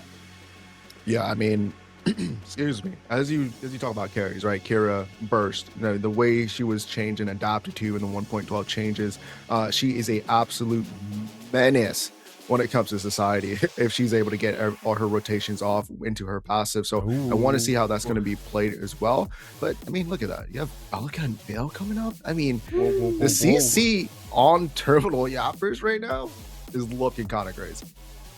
We also don't know what is actually going to be in the support role. Like, theoretically, Bale, Grux, Rampage, all of them are like typical Raichu heroes. Like, if you see him in ranked and you see him pull out all of these flex support picks, honestly, they can swap it around however they want. Not particularly sure what is the best matchup into the Mako, but I do know that Shadow Tempo is gonna try to go a bit more into this magical power route with the Quang being picked up now as well. Is gonna go into the jungle. I'm not really expecting Jiroli to head into the match with Quang, so it's most likely gonna be the Ceros in the offlane, where we know that Jiroli loves to box as well.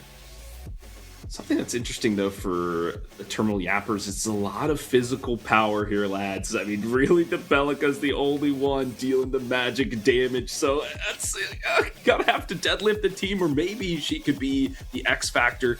I'm feeling, now that I'm seeing the whole draft laid out, it's going to be the Rampage here for Raichu in the support. He loves to play this character. That's where I'm saying he's no crazy fool playing Grux in the support just yet. Maybe we'll have to learn from him on the NA side. But guys, it's time for predictions. We've said enough. I think looking at these drafts start to finish, I love the circle in circle action. For me, it's got to be Shadow Tempo. 6, what about you?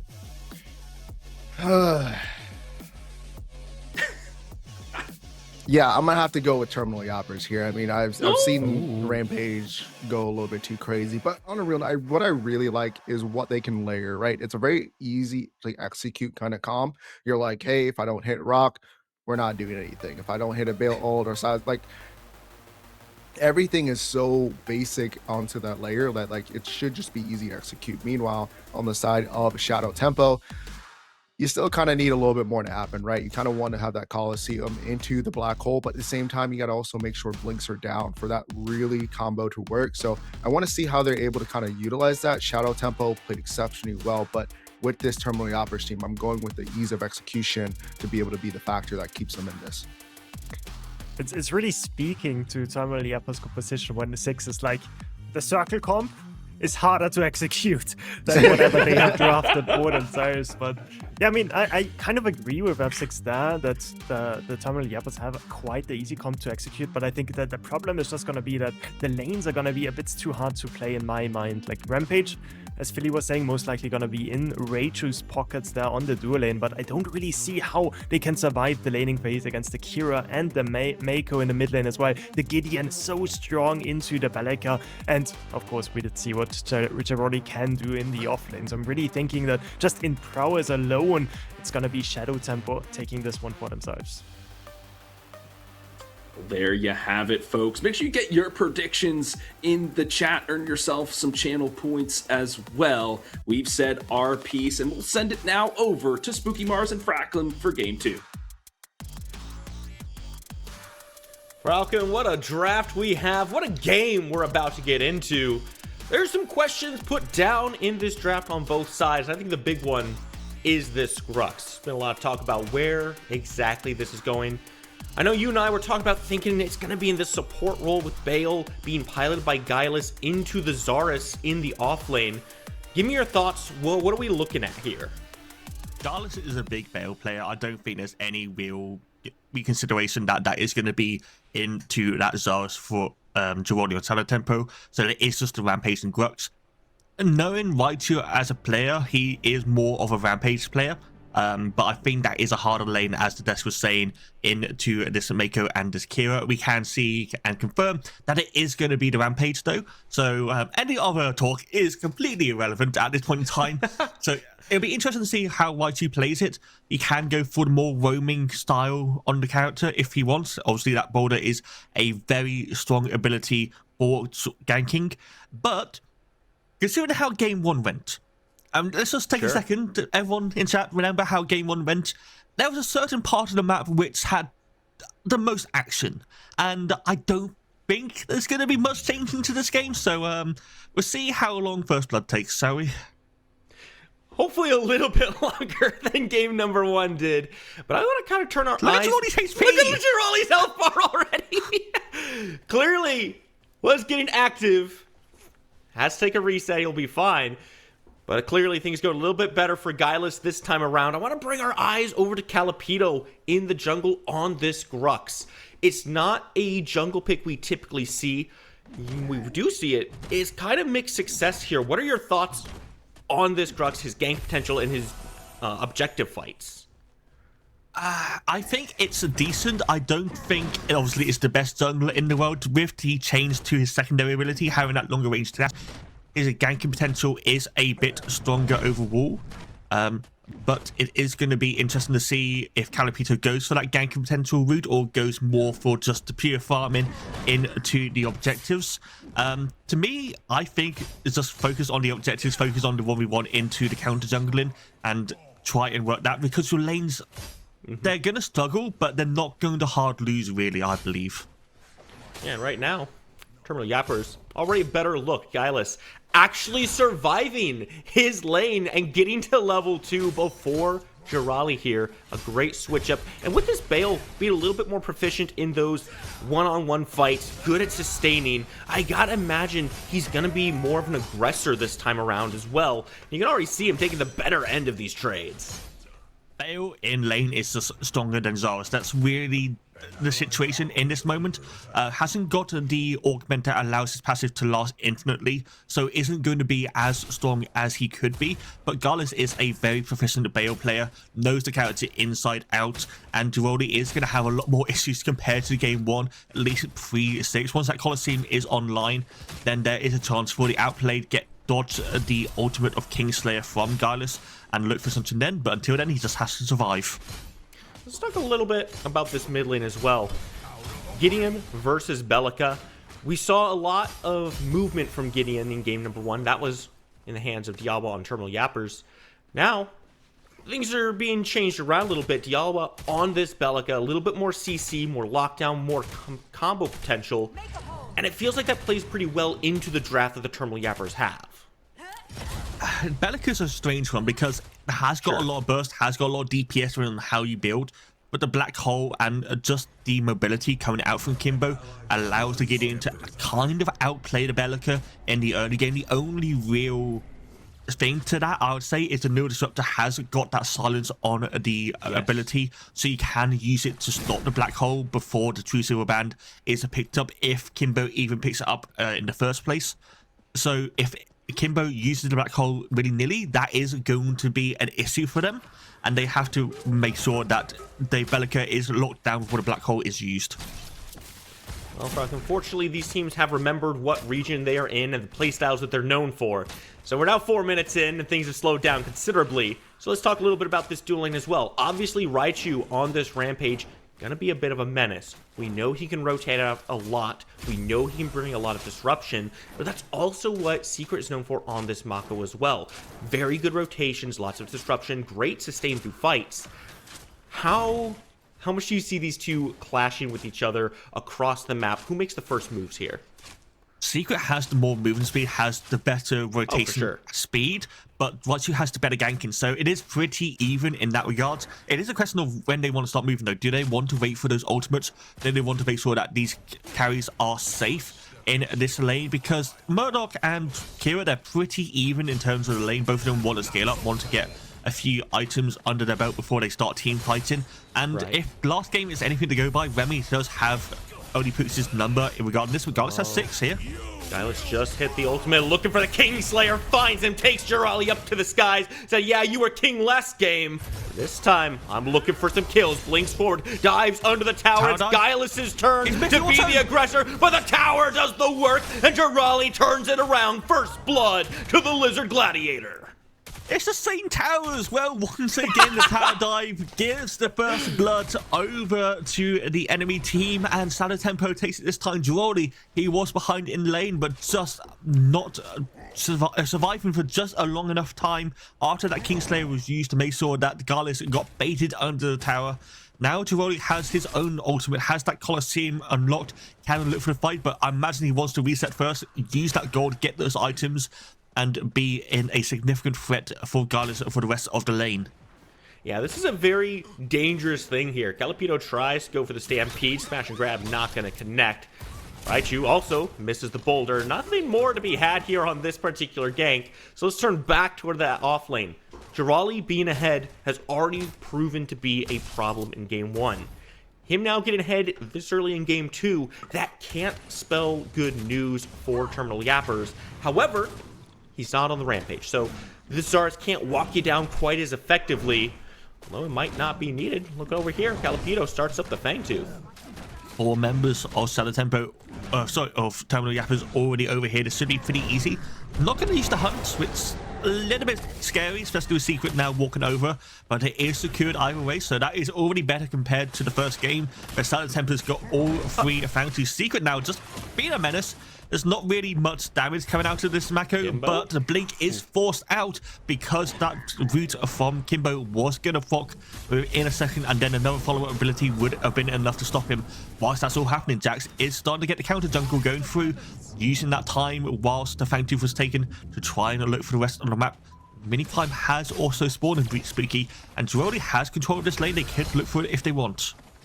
He's over here. Jax is on the right side of the map as well. You can tell they kind of want to play around this. A little bit slow to pull the trigger, though. Calipito is on the rotation. Knows Jirali's been a problem. And look how far back Jax is. He's not going to be there for the rotation, but the Colosseum going to come down, separate Calipito out. The grab comes through, but after Gylus has been put in a coffin, there's no blink, but the Stampede is here. Good Blast Cone does make the space, barely separates Jirali from Calipito. That's what's expecting from the Colosseum. Use it to dodge the Kingslayer ult for ult. And if the Kingslayer misses, then Gallus will just lose the fight because of the amount of stats he gained. Now Jax is taking the 1v1 against the side of Calipito. This should be easy 1 level advantage. That's going to be the pickup. No Disruptor coming in. Just take out the jungler in response. Gallus is coming back in, but there shouldn't be much more going in, but we're going to get torch space forward. Yawa and Gylus are here. Jirali and Kimbo have some space, but Gylus going in aggressively does catch Kimbo, and Gylus is all right. Let's go forward. The black hole will open up, but it doesn't have enough damage to keep Jirali alive. Kimbo misses the Cosmic Rift, but the tether has been propped. There's the CC, but is it enough? Torn space forward, just avoiding everything. Yawa still on the hunt. Void Breach doesn't quite connect. Both rocks miss, but they got enough space to call it off. Well, let's just have a team fight there. Why not? Calipito has returned, has got that level 6. Once again, Jax is nearby as well. Both junglers praying, looking for the low HP targets, but they shouldn't be able to find any. Kimbo, though, is still nearby. Same with Diala. Again, we're just getting a lot of sort of skirmishes in this side of the map, Spooky. Nothing else being taken. That mini farm is still available for either side. But the junglers are starting to fall behind in terms of the experience. We've got level 6 still on Calipito, level 7 on Jax, and that's the same level as Raichu on the support. Yeah, it's not exactly where you want to be, but you've still got some time. You can look for some invades, maybe get some focus on that farm. Mini Prime is still up, and Calipito going right on over to that. Putting a focus on these objectives, trying to get his team ahead however he can. That'd be very dangerous, though, because look at Kimbo trying to make a rotation towards Calipito. Might get caught by Diawa as well. Is going to escape with that torn space. Gideon once again being very slippy, but has got no blink left, has no black hole.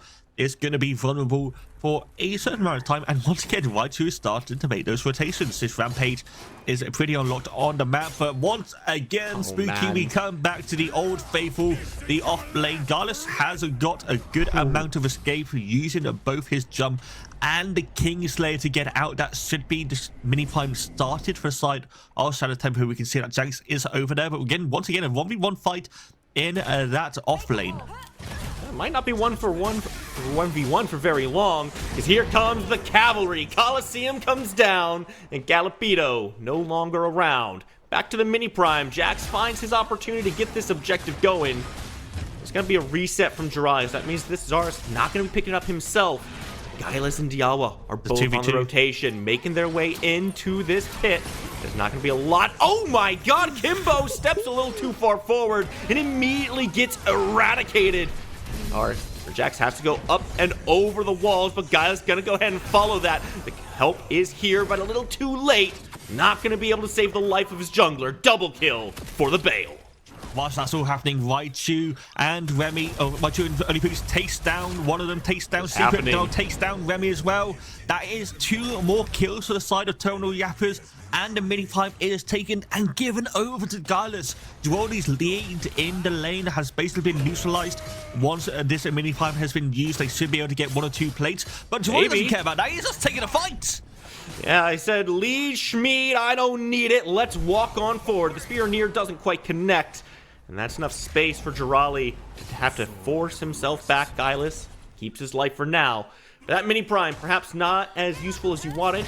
Same time, he didn't take the reset yet, so he should be coming back stronger. It's Diawa under duress once more. Secret makes the rotation. Calipito stampedes right on through, but it's not enough. Secret says, I'm committing to the kill. I'm getting what I want. Black hole puts some damage on to Calipito, but it's just enough to make some space for Remy to come on in. Secret still moving forward, but Gailas makes the rotation over as well. Jax cleans up only Pooks, and that's not exactly where I thought the action would be happening. Oh, Gailas still takes up the... It goes down, goes... Secret. Puts him back down. No kills just yet. Not enough damage on that one. Raichu still lurking. Jax in the area. And Jirali has made the rotation as well. Said, hey, you know what? If my lane opponent's going to rotate, I'm going to rotate. And I'll remind you why you feared me in game 1. Raichu on the grayscale for 20 seconds. These spawns are coming in, but it looks like Terminal Yappers, Secret Tempo are going to get the initiation onto the Fang Tube. We have got Olipux, we have got Calipito and Diala nearby. Not many ultimates left on either side, though. This should be an easy Fang Tube for the side of Shadow Tempo to take 1 for 1 in terms of that objective, whilst we have Gailas starting to push down at that off lane once again. Should still have mini flying for a couple of seconds. Might be able to get 1 or 2 plays, but Coliseum going in. He's going to go right on in. He's going to find Yawa. A quick kill to help 2 other members. There's going to come at the cost of some plates on this right side. Might be the whole tower if they're not careful. But Jirali is on the way. 30 minutes, the place just fell off. He got to 1 just before that fell off, and then the entire tower as well. Not the most useful, but look at the Kira. Kira's coming into danger. Remy, that is a Bale 2 levels above you. Has got Kingslayer, I believe, back up, and not going to take the fight just because he knows there is multiple members of the Shadow Temple nearby. So let's play it safe. Know that your duo side is going to have the objective of that tower because of the 2v1. Yeah, it looked like Remy was planning on helping Jirali out with the fight there, but when they saw Calipito coming over as well, they realized, you know, we can't commit to this. It's a little bit too risky. Let's call it off, pull back, stay safe. Because you don't want to give up kills over there and then be losing your left side tier 1 tower as well. Shadow Tempo, living up to the name, being careful. Yeah, you're not going to capitalize on that stun, my friend. Keep your eyes around this mid lane. Lots of foot traffic and lots of people looking to try to make rotations to the side lanes here. Just wanting more and more fights. Why not? I mean, that's been the objective of this game. Now again, the Armageddon coming through. 14 minutes into the game, Saper going to be spawning relatively soon as well. How many Yappers they are? And we have to just go for some counting jungle here whilst they have the moment. Everyone's in Shadow Tempo kind of resetting at the same time, but you have to be careful because once again, Jordan is missing on the map. They don't know where this Zarus is. And once he has that Colosseum, once again, you can link up with Kimbo with that black hole and burst anyone really on the team of Terminal Yappers. Yeah, one thing we really haven't seen so far is Jirali and Kimbo working together and putting their ults in tandem. It's been a lot of separated fights. I guess we shouldn't be too surprised that Jirali's kind of doing his own thing and fighting people where he wants to. But I do think we should kind of roll this one back a little bit, see Shadow Tempo group together, because these objectives have been a little scuffed in a couple places, right? That mini prime really wasn't very a clean call. Terminal Yappers capitalized very effectively on that. This game still incredibly even at the 15-minute mark. And without a lot of objectives up right now, typically we see teams kind of slow down a bit. I can't say I'm expecting that from these guys because we already see Secret under tower trying to kill only Poops. Remy doesn't quite have the dust, but Jax throws his sword long downtown, finds himself a kill, and now this tier 1 should go down. Raichu hasn't really got any chance to defend. He's going to try, which, I mean, it seems to work because he has got backup coming in. Remy goes for maybe the wrong turns of positioning, but the boulder is going to miss. They are going to be able to reset safely, but the tower is still going to be standing. Is there anything else that Shadow Tempo can do on the rest of the map? You see that Kimbo still is in the mid lane, still is pushing that in, trying to get pressure, and then maybe looking towards the solo side. Where else would we look but the off lane, right? Jirali and Guileless again fighting and fighting Colosseum, but it's answered by the Kingslayer. It's not enough damage. The tower can't do the work, and Jirali finds himself a shutdown. And that should open up a lot of this map. Tier 1 can't last for long after that. They have got Calipito coming over. They should be able to defend it. And I do love the Kingslayer Long Arm Law combo coming in on the side of Terminal Yappers, but it wasn't enough to take down the offlaner of Jiroli. He was just able to survive one more tower shot and get away 6-1. A big shutdown on that Zarus if they can claim it. But right now, he's pretty untouchable. Yeah, it's been so tough dealing with Jirali in this game so far, but I gotta shout out Calipito, who's now saved 2 tier 1 towers back to back, just rotating constantly around this map, still staying on level with Jax, not letting himself fall behind. But even as I say that, the mini prime comes up, and now Shadow Tempo are right there. They know they've been a little bit lacking on these objectives, trying to clean it up. Nothing else we can really do, but we're getting another 2v2 in the duo side. Remy taking down only Poops. Raichu is nearby, has got the beam off. It's going to blink onto Remy, but the dash reset is going to be enough. No more boulders following through just yet. The heals are more than enough. Guileless coming back in, though. Guileless, he's stepping forward, but he doesn't want this 2v1. He's not going to commit to that. Remy and Secret just have to play it safe, move their way cleanly back to their tower, and they'll be fine. Meanwhile, Jirali this is not a fight you want. Has gotten himself that mini prime, takes the tower he's been looking for, taking the fight as well. Calipito 3 levels down on Jirali, cannot take that 1v1.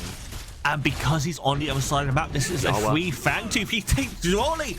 The GOAT is taking down Calipito. Tower dive once again. Is low Delilah is going to hit the new disruptor.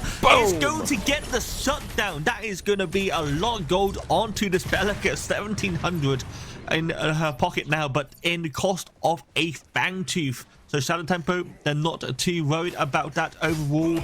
They can get Jirali back into the game whatever he wants because he is a madman.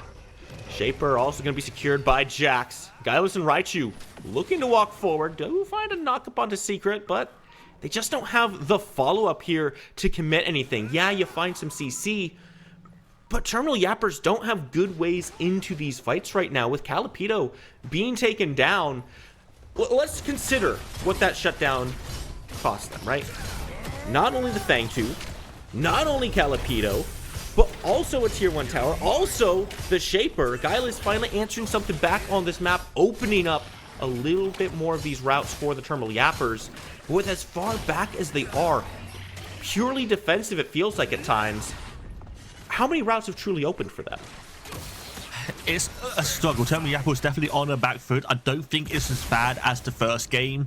They can for sure deal with Giroli. They can kill this character. So it's not the worst in the world. And, you know, you still have that front line of Right 2 of Calipito, who is a dude that does down to Kimbo. This should be this hero down. And Diola, he's doing pretty good in this game. This Bellica is going to be a strong character. Giroli is now in the fight. He's got Secret as backup. Mako Strike comes in, knocks 3 into the wall. And that's a lot of space made, but Giroli doesn't take it. He doesn't want the space. He wants the fight, and he wants the heals from his Mako. Coliseum gonna come down onto Calipito and put him in the ground. Guileless comes in and says, hey, we're still fighting, but it's a double kill for Giroli. The long arm finally cuts through and slows the fight down, but it's too little, too late. Jax has arrived, and Jax rips in like thunder. 3 for 2 for the side of Shadow Tempos once again. They're getting the objective. They are losing the duo side though. Look at only because he's pressing on that tier 2 tower. Whilst we get a chance, it's only 4k in terms of the gold difference, and that is mostly on Giroli. So as I was saying earlier, it is on Giroli, on this Zarus, who's also got quite a few stacks from the Coliseum. Is a very strong Zarus right now, but is mainly going down. It is still relatively squishy if you get caught from that CC. Saying that, although, Shadow Tempest all in on this War Prime. And they are going to go for it. They're going to get it as well. It's going to come at the cost of a tier 2 on that left side. You can see only Pook's there, pushing things down, trying to get anything he can on the map to make up for this. But it's been a tough game for the Terminal Yappers. Not as tough as game 1, like you mentioned, but every fight they're taking just goes a little bit too long. And it's because of the sustain coming out from Secret on this Mako. We haven't really highlighted Mako too much here, but Secret has been a constant thorn in Terminal Yapper's side, throwing his stuns out, jumping in, shielding, healing. It's just making it so hard to actually find the kills they're trying to go for. That Micah Sparkle, that ultimate knock-up and stun was so pivotal in that team fight. Got 3 people all to the front line from Terminal Yappers, and as you said, yeah, the healing coming out of this character is ridiculous as well. Keeping Giroli up for a long enough time. Does miss that one, but the follow-up is there. Just as we say it, Secret comes around, says, hey, you're not retreating this way. The Coliseum puts them in a coffin. Now we're going for this tier 2 tower. The Shadow Tempo are here, and their rhythm is strong. Remy gets some CC down, but he's going to be all right for now. Get the tower pulled back. They've also got some healing. They can still keep this up. Their sustain is very strong here. No disruptor used, doesn't take down Secret, is going to miss a smashing grab as well. They should be able to continue pushing this as they want, and Guileless is pushing this down, but Jax is going to be there in response. And now you also have the mid lane. Kimbo's pushing down that once again. 2 inhibitors in danger, still meaning ways on both. Iowa can answer Kimbo here. He's got some good wave clear, but with the Orb Prime, it's going to be a lot tougher. Left side falls. Mid lane also crumbles in defeat. Shadow Tempo very happy with what they've gotten on this siege so far. And look at these health bars. They were so low just moments ago, but this Mako is disgusting. I mean, how much anti-heal does Terminal Yappers have? Because apparently it's not enough. They're going to try and catch out Giroli, but they just don't have the damage. They've only got the front line there. No support, no backline being brought up. Garlus also trying to do anything. Giroli using the torch space. Does get hit by the rock. Gets hit by the Kingsley. This should be the kill. Finally, some work done onto Giroli, but it took a lot from the Terminal Yappers. So much expended just to get that 1 kill. But the state of the game you're in right now, 2 inhibitors down, 5 people with the Orb Prime, taking it off of just 1 is a good look. It's a big win for them, as long as they don't get caught on the back end, right, Chu? Makes his way back out, maybe pull that guy back into the ball, get him back to base. Maybe not. Secret oversteps. Finally, the rat put in a trap. everyone just wants to keep on going. Jax moves forward, but they really don't have all the damage here. They don't have the sustain. A 3v5, I don't think is what they want to take right now. And Guile is going to jump in and force him to take it anyway. Raichu comes in. The black hole opens, but there's no cage to put him in. A blink out comes in, and only Pooks finds a shutdown onto Jax. That opens things up now for the Terminal Yappers to move forward. But Remy is not going to go down quietly. He's still got so much damage from Dialwa. Gonna die. Only Pooks finds a double kill, taking out the mid for mid. And all said and done, Shadow Tempo find themselves taking the worst end of this fight. Every single member dies. They get a bunch of shutdowns from Terminal Yappers, and mostly on only Pooks as well and Diala. That is on perfect characters, but they still need to be careful because they still need to deal with these waves. Primal Fangtooth is up, but they're not in a position for them to be taking it. They're for about 4,000 or 5,000 gold down at the moment. They still need to get to a position where they can fight. Luckily for them, Diala and Onipooks, they're in a position to carry this game. They have got equal gold compared to their components. So it's mainly on Giroli, who has that lead on Azaris once again. And if they can take him out like they did last time, Terminal Yappers, they have a chance to come back into this game. Here's the big question though, right? Sure, Dialwa and only Pooks have some good gold. They've got damage. But how long can their front line survive? Because these guys have been struggling. Guileless is doing better this time around.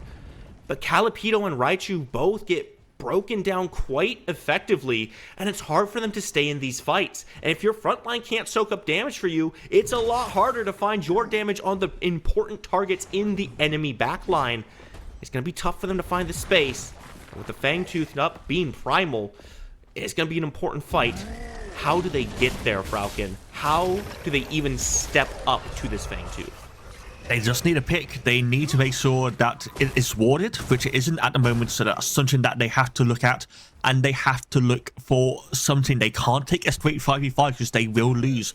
They need to take out Giroli like they did last time. They can take out Kimbo as well. That Gideon is kind of a big issue due to the Black Hole and the Coliseum combo, as we have talked so many times about. So right now, we can see that Remy's on the other side of the map. They don't have too much threat to actually take this objective, but Raichu... Oh!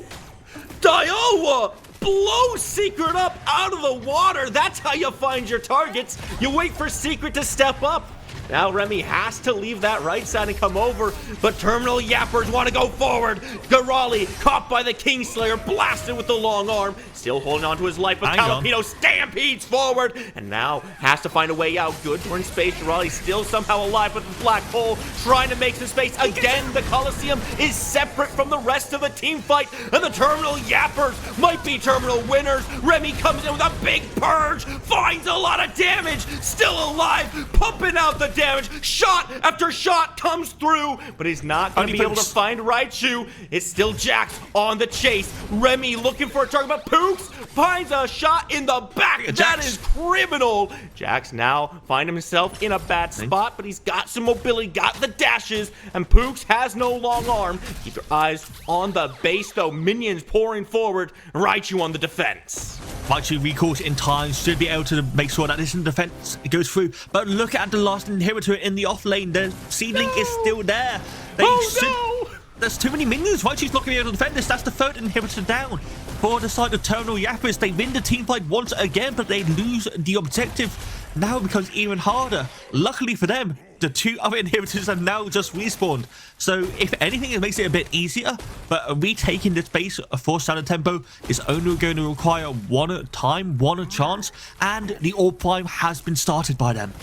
This is why being two inhibitors down is such a difficult spot to be in, because sure, you might win the fight, but the minions pouring into your base, sieging onto your last standing inhibitor are such a problem that you can't capitalize on anything that you get out of it. Gold still very close given the state of the game, but this inhibitor on the right side being down is crucial for Terminal Yappers. That's the furthest from the Fangtooth, which is going to be what they're fighting over. All Shadow Tempo has to do is wait for someone to show there, and then they can pull the trigger on the objective. really wants to get that Oblivion Crown finished, get that extra burst damage available, because Giroli is surviving it right now, and that is not a good sign, because now he can heal up with the Helper Secret on this Mako, and he will be ready to fight. Saying that he has just reset, so never mind on that. But that gives the chance for Shadow Tempo to play how they want. We are in a sort of lull state now, Spooky, which it's been a while since that's happened, so we can sort of talk about the win conditions for both teams. Shadow Tempo already got a pretty good position. They have got inhibitor down. They can look towards the Pyro Fangtooth for that third Fangtooth buff. Obviously, we see that Giroli is the main threat on that team, but Remy is still also in a pretty good position. If they can get that Colosseum and the Kira ultimate together, then that is going to be a lot of damage followed through. Meanwhile, Terminal Yappers, they need to keep Only Pooks alive. Murdoch is in a good position to do the damage, and they have Diala to do the burst. If they can take out Secret like they did last game, that's all the sustain from Shadow Tempo is gone, and that will make the team fights a lot easier. And I want to highlight, both these teams are fighting for their lives right now. Whoever loses this match is knocked out. This is gone. They're gone. They don't get to come back. They don't get another redo. And Terminal Yappers going to find themselves watching as Shadow Tempo secures that Primal Fangtooth. Gets it on all 5 members. And it's going to make the next fights very tough. I like this move from ST. Moving over towards the Orb Prime. Forcing Terminal Yappers to make a decision here. The Terminal Yappers, I don't think they can fight this, but they kind of have to. The Pyro Fangtooth already is just a big boon, but if this goes down, the sieging makes it even easier. No one's here. They have the backline here. Guileless gonna come in and finds one with the Kingslayer, takes him all the way up, but Giroli doesn't care. He's still alive at the end. Quickly finishes the work. Raichu rumbling through, but Jax is creating so much space. The rest of the backline can't get in. Grux is trying to take down Remy, but he's all by himself. Dialwa finds himself a double kill. This might be the shining moment for Terminal Yappers if they can just keep things going. Look how deep Dialwa is going. He's looking for a little bit more, but a lot of burst comes down, and Kimbo puts him in the ground. Guileless has to flip on out of this one. Pull back. They've lost a big portion of their damage, and now they have to defend. That minion wave is big. That core is going to take a lot of damage, and Only Pooks is caught. He's not going to get out in time. He's going to TP over, but he's going to be followed by the Rat and by Kimbo as well. This is going to be, at very least, a delayed Murdoch. They are going to be able to get back in time to defend, but this hero is dead. This is another fall from the Terminal Yappers, and that is the main target as well. Guileless is able to defend the core. They don't lose off the minions. But without Murdoch here, without Pooks to defend, to stand ground with them, it's going to be a tough one. 2v3, core already under 50% HP. All ST has to do is walk in with their minions, and they've got a very good shot at ending this game. 10 seconds left, 5 seconds left in Calapito, but you have 16 left in Diala before your big damage is back. So they just need to survive until then. They have a little bit of wave clear. If they can use the smashing grab to just pile up the minions, they should be in an okay position. But there's still multiple bursts left on the side of Shadow Tempo. Playing it safe though, Spooky. They're falling back. They don't want to go for the all-in finish here, even though the core is just over half HP. Falcon, I feel like over these past couple days, we've been in a couple situations where a team has a very good shot at ending the game, but pulls things back. These teams, very cautious, and I respect that. I like seeing the correct plays being made. Sure, you could try to force the issue, but if you slip up, you give a little bit too much over. 3 inhibitors are down now for the Terminal Yappers. Shadow Tempo can play this at their own tempo. They get to choose the pace, and they take the shaper, put those seedlings down in the lanes, and that's going to make this siege all the more difficult to defend.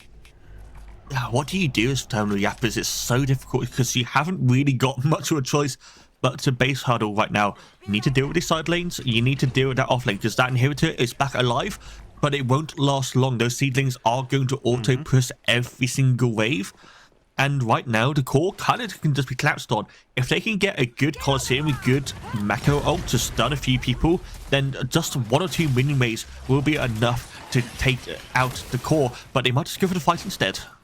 Remy having this Orb Prime is dangerous for Terminal Yappers.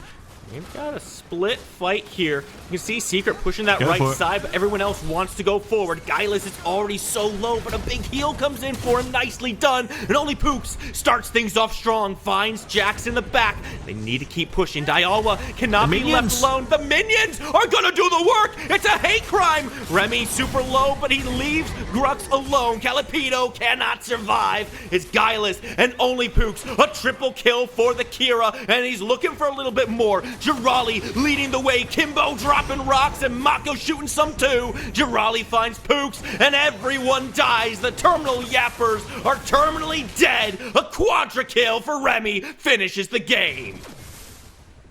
Once again, Girardi gets the early game. Remy takes out the late. And Terminal Yappers, they went all in. They tried to kill the Kira whilst Mako wasn't there. But it wasn't enough. They didn't have only Pooks and Diala there to make sure that the damage would stick. And Remy surviving through everything at the end meant sure that the core was going to fall down 2-0 for the side of Shadow Tempo. And in two very different games. The first one, absolute carnage and chaos. The second one, slightly more measured, but Girardi still doing Girardi things.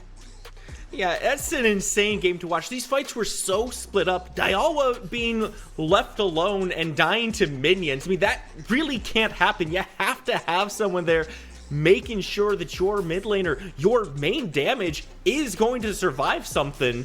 Unfortunately, the backline wasn't on the same page. We never saw the gravity cage come out. But frankly, Falcon, I think we've seen enough of this game. Let's send it to the desk. Let them yap about this. Spooky Mars keeping us laughing all day long, and Falcon with some fantastic insight into the game of Predecessor. We thank you, lads, both for a wonderful cast and a great series overall. We're back on the desk with HD Philly B, F6, and Tang 6. What a 2-0 victory here for Shadow Tempo.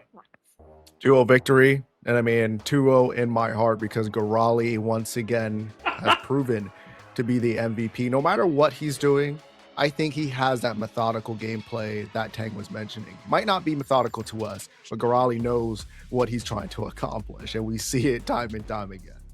Yeah, the method is only in his head, I believe. But yeah, what a game we had. Definitely not a disappointment at all to watch, and just, yeah, gave us more than one smile in the back end as we were watching this one. But yeah, also shoutouts to the Terminal Yappers as well. I think they had a good performance as well, especially on the second game. We had only Pooks come into the comp scene, and honestly on the Murdoch was a boxing Remy in those 1v1s, so was having a fantastic game himself, the rest of the squad as well. Just sad to see them go, but that is how the cookie crumbles. Tang, as you mentioned, a lot of no way kind of moments for us backstage in the green room. And so we have a couple of replays to show you all what we're talking about. The first will be a 2v1 by, of course, who else? Jirali. He dodges 2 ultimates here. It's a crazy... I want to make sure we slow this down. Look at that jump, folks. That's crazy. Hold on. Can I rewind it here, Cashy? I think I can. Let's see. Put it in reverse and play. Okay, got it. All right. Direction, play button. Here we go. We're going to look at it in reverse, folks, so that we can see the exact moment he jumps out of this ultimate, guys. This is insane stuff. Look, as soon as the Kingslayer comes through, he is going to be good. Hold on as I get this situated. All right. Slows it down. The Kingslayer about to charge up and jumps right over it. F6. That is insane. Yeah, I mean, Tang pointed this one out, but man, just being able to utilize that Coliseum, because once you're able to pop it off, you're able to kind of just cancel certain abilities, right? And it's a huge impact for him to be able to get that kill on the side of Girardi and be able to escape, because it leads to more. And it's not only the first time where that happens, right? Like, we do see those Jirali outplays over and over again. This time, Guileless chains him in, gets the Murdoch snipe as well, but at this point, the wallet difference is just a bit too far. So Jirali wins this one out, even though we see those good attempts out of the Terminal Yappers. Finally, some action in the duo lane here, gents. It's a huge just amount of rocks being tossed by everybody, but it is the veteran Remy who just boxes out everybody, gets a double kill for themselves. The Kira, that burst damage as F6 mentioned, just going insane there in the duo. just so many highlight plays throughout the entire game. I mean, like we said, Gorali with the outplays, and definitely a little highlight there for Remy being able to box up there, because he blinks, Trigus gets behind the Rampage. Rampage is like, where'd the Kira go, right? And then there's Mako to be able to help support, taking the body blocks, giving the heals, just so that burst could come out from the Kira. And I think it's Sorry, Tang. A lot of team fights here, friend. In this one, uncharacteristic of NA, especially or EU rather, so early on. But this was a 3-for-2. I'll let you break it down. Let's get this one started. I'll get the replay going here. Yeah, this was a pretty split fight. It always starts off with Kimbo getting caught. So now this is the point where you think, okay, Shadow Tempo, they're gonna back off, but of course Giroli has none of this, just walks in, knows that Jax is on the way as well, just buys time. Huge. Slowly but surely this Mako makes the entrance, big ultimate stuns onto 3, and now we see Giroli just surviving through everything, and this is where it all changes. We see the Colosseum go in, survives much longer, Guileless tries to stop him, but it's just impossible, and in a match where Inches decides sort of like how it goes, like this is just exactly what we are talking about, right? Shadow Tempo come out ahead in this team fight, even though it was supposed to be a man up for Terminal Yappas. And this is where, like, we were screaming, no way Giroli survives this, right? In that fight, he pulls the Bellica out of position just to secure the kill, and then she gets caught out because of it, just because they had to expend everything to take this Gladiator down. This Zarus and Giroli combination, one to be trifled with. Our final clip here is a base defense for the side of Terminal Yappers. They extended this game for another 10 minutes because of this base defense 6. Yeah, I mean, you can kind of see it here, right? On the side of the Shadow Temple, they want to execute, but there you go. Secret overextends. They're able to capitalize on that kill, and they're like, we have the numbers advantage. But Shadow Temple just gets still a little too aggressive, getting confident. They have the inhibitors down, a huge rock, and as they're like, you know what? We can win this fight, right? If they keep overextending, let's punish them, and that's what they're doing here. And I want to highlight just because I like drawing on stuff, right? Look at the way the lane states here. They know they're trying to extend this fight, so if the minions can push in, they can get some extra pressure on the core and maybe even take down this third inhibitor. So I like what they were doing there. They overstayed their welcome, maybe a spec Tang, but I see the vision from the team. They're just so greedy though at this point, right? Just walking in like this, and we see sort of the immediate punish coming in from Terminal. Yeah, but it's still closer than it should be. But the man to mention there, of course, is only Books, just dishing out so much damage. Raju playing distraction duty, and there Remy walking in one further, gets one kill, but then gets traded out afterwards. So in the end, it's a 4-for-2 in this extended play. And as you said beforehand, Billy, this just extended the game for another 10 or 12 minutes or so. Yeah, so Terminal Yappers gave themselves one final chance. Unfortunately, couldn't close it out. Shadow Tempo just had all the tempo going their way. That was a wonderful set of replays, gents. I think we've covered this one enough. We have a special EU treat for everyone. But before we get to that, we've got to send to a quick break. We'll see you on the other side.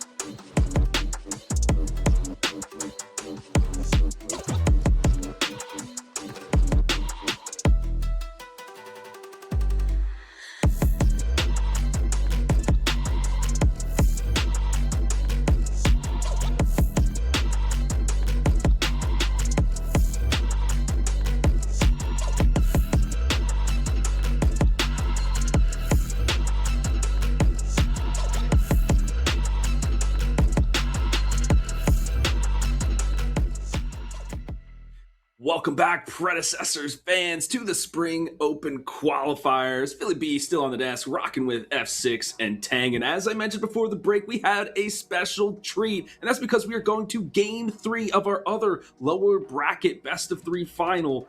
6, this one knotted up 1-1. 1-1, man. Something that you're like, Rays?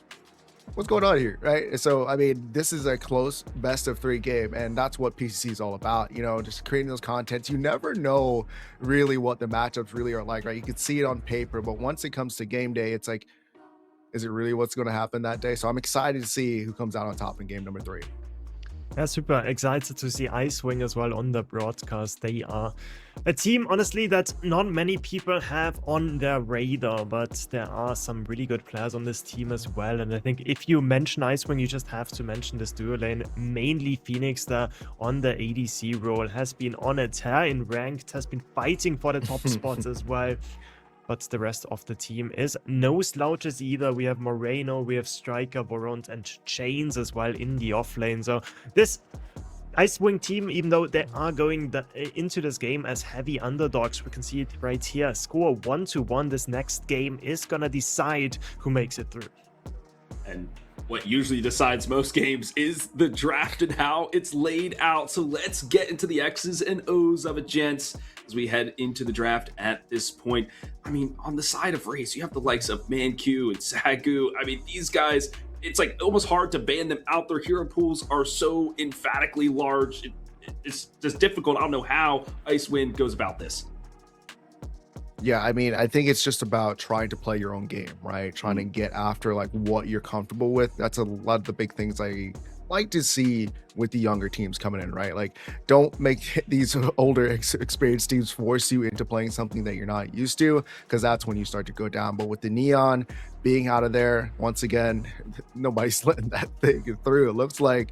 And then the Acheron, which is a little bit surprising for me for the side of Team Race. So, but maybe we have somebody on the side of Icewind here just loves to play that Acheron. Yep, James loves the Acheron there in the offlane, plays him as full AP usually, and does fare pretty well into whoever he plays against. So it's just going to be a respect ban coming in by Raze. They don't really think they have anything too important otherwise to ban away. It's going to be this Yuri taken off the board as well. And I think now it's going to be interesting to see how these teams build their teams. I personally, just as a macro view, I would really like it for Icewing to decide to go for the tankier route, like get a hard carry, play their front to back, try to make sure that Phoenix can carry from that point onwards. For Raze, I want to see them try it again what they did yesterday against Nightshade, play those assassin comps that they're used to and try to build up their confidence if they make it past Icewing.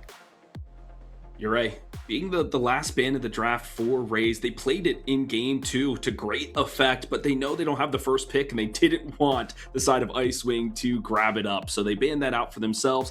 And Gideon is the priority. Surprise your F6, because that leaves the Rampage open. Yeah, and I mean, Race picks it up right away. And the big thing is they also get the second pick as well, right? So they can compound that. And what is expected, the Muriel coming out into that support for, like you said, Manq, one of his favorite characters. So I'm right now, Raze is looking like they're trying to make sure they close this one out and hopefully try and get that revenge pass. But I mean, with that Gideon, we talked about the burst damage. We've seen it in the last series that we just watched. I mean, he has the damage for it, and with the passive, with his root, might be able to make some plays, be able to lock somebody down for an extra second. We also know that Maya loves the Argus picks, so they don't really need to pick it in the first rotation, can wait a bit longer. On the other side, we see somebody that has not been making an entrance for the longest time. With the Aurora being up, I was expecting that one to be picked up. Instead, it's going to be the Stacker. Now with the Xerath, make sure to build as many walls on the map as possible. And also, as I was mentioning before, try to get Phoenix as a board that can actually play Mick, right? Make sure that this is going to be a kill lane, whoever ADC they decide to pick up. Make sure that they can play through the dual lane side and make sure that they can get their carry ahead, and maybe they're still gonna be able to burn down this Race team that has now picked up this Grux as well on their team.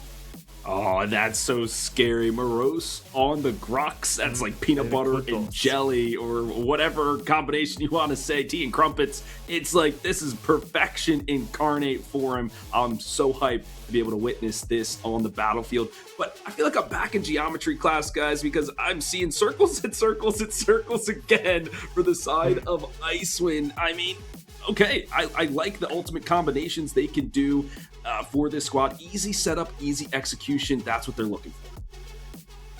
Yeah, I mean, big circles. We talked about that before, right? Big circles, easy to execute. So, I mean, I like that, right? What we're talking about. You want to pick something simple you're used to, and this is their comfortability. Looks like, you know what? We'll have 2 cages up, be able to try and contain people with the Gideon Black Hole. We'll be able to at least have a combo that we can execute if we're able to get the timing right. Surprised with this Bellica ban. I feel like the Argus could have been a bit more viable in that case, since that it's gonna be this double global ultimate, Muriel and Murdoch. I'm thinking like a semi-global ultimate like the Argus could play really well into this composition, right? You have the lockdown of the Grux and the Rampage. You can just chain that with the Argus as well, just having a bit more lockdown, a bit more long range damage as well. It's definitely something that they could be looking at. Now, on the other side, though, Phoenix loves the Kira, plays it all the time, and now it's going to be actually picked into a losing matchup into this Murdoch. So I'm a bit surprised by this as well. They have 1 pick left open. Don't know exactly if it's going to be the jungle or the offlane. Saris can be flexed either way. They know it's going to be against this Morose Grux, and so it's going to be this Saris on the offlane, and finally going to see this Boris in the jungle. I mean, we had a wonderful opportunity as a PCC organization to talk to Ray, one of the game designers and developers, and he was like, Boris kind of slept on. Like, I think this guy's kind of good. And so we haven't seen Boris as much as we would like, but I love to see the Russian Bear in this EU matchup. But for me, it's this kind of conflicting ideologies between these squads. I mean, Ray's going for this really dive-heavy composition, right? Send in your Rampage, send in your Grux, make them take a ton of damage, and then Reversal of Fortune on top, just to turn the tides. Whereas I think it's almost a counter dive situation here for Icewind, because, okay, if you're diving us, we'll just trap you in a circle, so then you have to fight us, and maybe we can outlast and outbox you 6. Argus, the last one picked up. And I mean, Tank called it, right? They don't need to rush that pick, right? And I think this is what kind of cements their team comp, right? Because even though they're diving in, their backline has some CC, has a little bit of control of that zone, right? So Argus does a lot of damage. He doesn't necessarily need to be in the fight as well with his ultimate. He can be a little bit further away and snipe you through. And especially depending on which augment he goes, he could snipe you anywhere on the map. So I think that's a good pick to round out their comp so they don't get too focused on, hey, we need to rush in. But their backline has the Murdoch with the traps, the buckshot, with the Argus, having that Dread and the Dreadnova, the Dreadnova and the Ether Crystal to be able to at least peel for themselves in that backline while still having an immense amount of damage. Yeah, I don't love this Icewind composition. I think I think it's decent in theory. I think the problem is just you're playing full dive into a team that plays relatively safe. Argus not easy to dive, Murdoch not easy to dive either, and the Mural is always going to be there as sort of a second life for whoever gets the over. And so I was also talking about like Icewind, they want to have like front to back, big tanky boy. Don't really have that with the Saras and the Boris. So I'm really liking this Raze matchup lineup. I really think they thought about what they want to do. I think it makes sense. It can be pretty versatile in how it plays, whether it's about going for picks with this Rampage and Argus combination, or whether it's themselves going in with the dive, Reversal of Fortune onto the Grux and then just to shred the entire enemy team. Well, chat, you know what you got to do as we head into this game 3. It's prediction time, so put who you're rooting for in the chat. I think as we've kind of analyzed these teams in earnest, I'm going for Team Raze. I like what their composition is doing. High tempo, high damage, good dive ability, big team fight. I mean, they've got it all, Six. Yeah, I mean, you said who I'm rooting for. I'm kind of rooting for Icewind. But at the same time, maybe if we're really going to predict based off of these comps, I mean, you just got to give it to Team Raze. You're talking about a well-rounded comp. You also put in there the experience of this team of Raze, right? You talk about those big shot players in the EU scene time and time again. So I feel like that is really going to be the 2 determining factors for me, is how easy and comfortable the comp is more for Team Raze and the experience of that team coming in.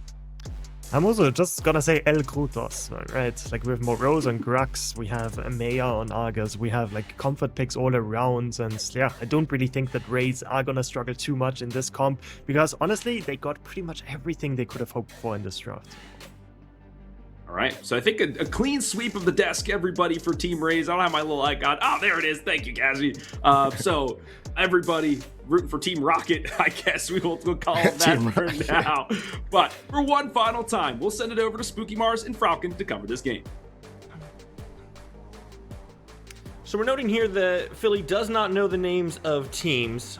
Team Rocket does not play today. We'll get back to you on that one. Today. Team Rays certainly have a very brutal composition here. Icewing certainly have some tools to put to work. But Falcon, as soon as it was locked in, I mean, we both kind of groaned. The Morux is definitely going to be a threat on Team Rays here. If you haven't seen Morose play Grux, then you're in for a treat. He is synonymous with this character, at least in the side of EU, kind of not expanded his hero pool since that hasn't been the case. But whenever you come back to the Grux, you got to think, oh, Morose is playing it, and you have to worry. Saying that, I don't entirely mind Icewing's draft. I like Boris. I think it is a very much underutilized character. I think it can power farm really well into taking those early objectives. The problem is the side lanes. I don't think Zara's into Grux is a great lane for him in the pre-6. And I think Dekakira into a Murdoch Muriel is going to struggle a lot as well. So I am worried in terms of Icewing's side lanes. The mid lane, obviously, as a Gideon, you're not really ever going to lose a matchup, but you're not really going to hard win it either. So Boris is going to be the main thing I'm looking at right now. And Boris, you need to have a good game. Well, are the fears founded? Are the worries going to come to life? We'll have to wait and see. Once again, Bengal Mac will take us through this game here. Just looking over everything, it does feel like Icewing has some good ways to start getting active, right? We have seen this Zaris in the past couple games doing pretty well, obviously piloted by someone different, but it's got some off-lane potential there. This Boris, though, really feels like the one that's going to start things up. Here's the big question. Who do you really target? Because if you pick the wrong person, ManQ on this Muriel can just come in, negate all the damage you're doing, disrupt your engagement, and really cause some problems. And that's true on regular early game ganks, it's true in team fights. So how does Icewing approach this if they want to get things started? I want to look towards this off lane. I want him to get this Zaras ahead. We saw in the last set how ahead Zaras can play this game, and with a strong front line, that's going to give the back line of Icewing a lot of area to play around, which will give a chance in this game. Yes, you're going to probably lose the first Fangtooth if you want to do that, but I think it's going to be worth it, especially considering how good Morose is at this character. Just keep him down and make sure he can't play the game. Well, Varant seems to be wise to things, starting off on the enemy jungle, but, you know, you're going up against some veteranship. Sagu has been around the block multiple times, gonna match that invade, going for the enemy blue buff as well. I was actually kind of expecting a gank coming out from Varant there after he takes that camp, but instead goes for the reset, hoping to collapse maybe onto Sagu here as he goes into these camps.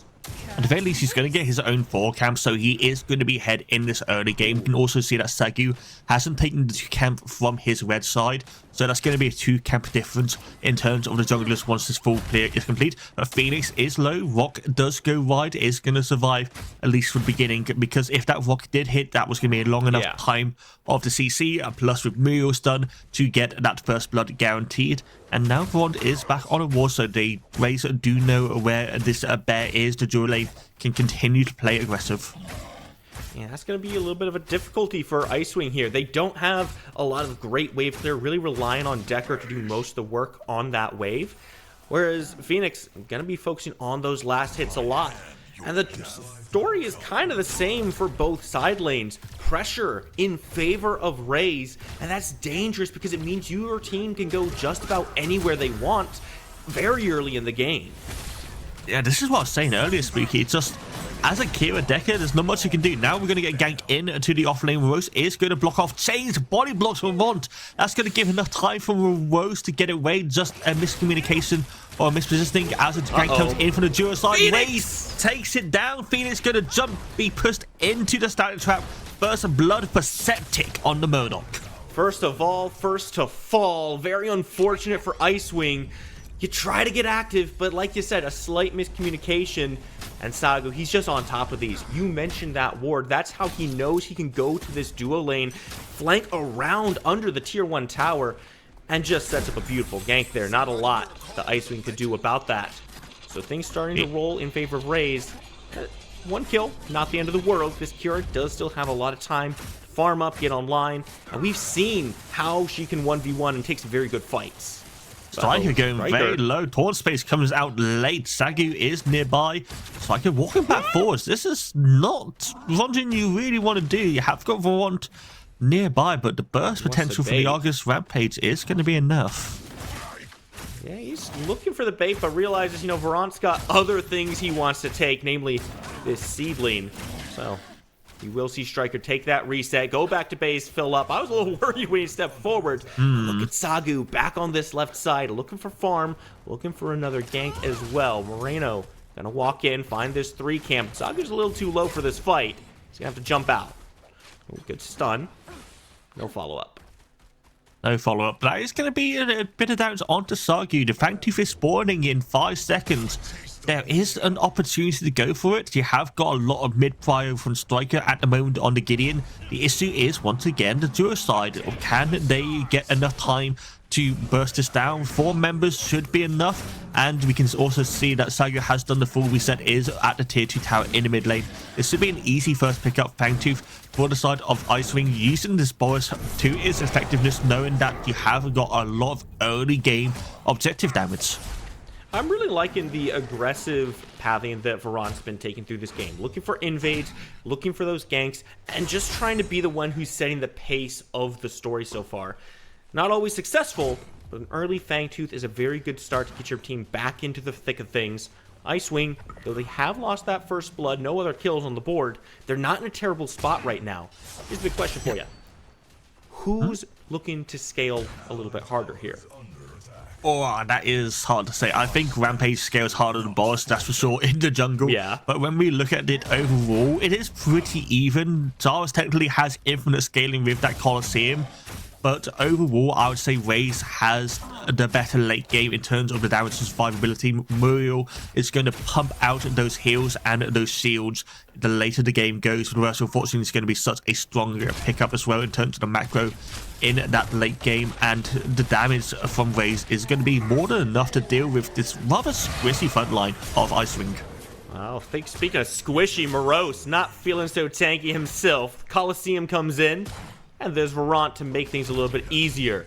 Again, setting that aggressive pace. Does get his blue buff invaded, but if you're trading out kill for that, you're okay making a trade here and there. Striker just has to be careful not to get bouldered to the face while Sagu's lurking. Fair play to Chains. He's played this lane really well. Actually a level ahead of Morose at the moment in time. Colosseum gets that early stack on for the power as well. So has been a very impressive, even though we haven't seen that much of the actual micro of the lane. The stats itself have been good. However, Rod has been on this side of the map a lot. Obviously, this is the 3rd time he's taken these buffs. We have got Saki this time, but the 2-level difference is going to be an issue.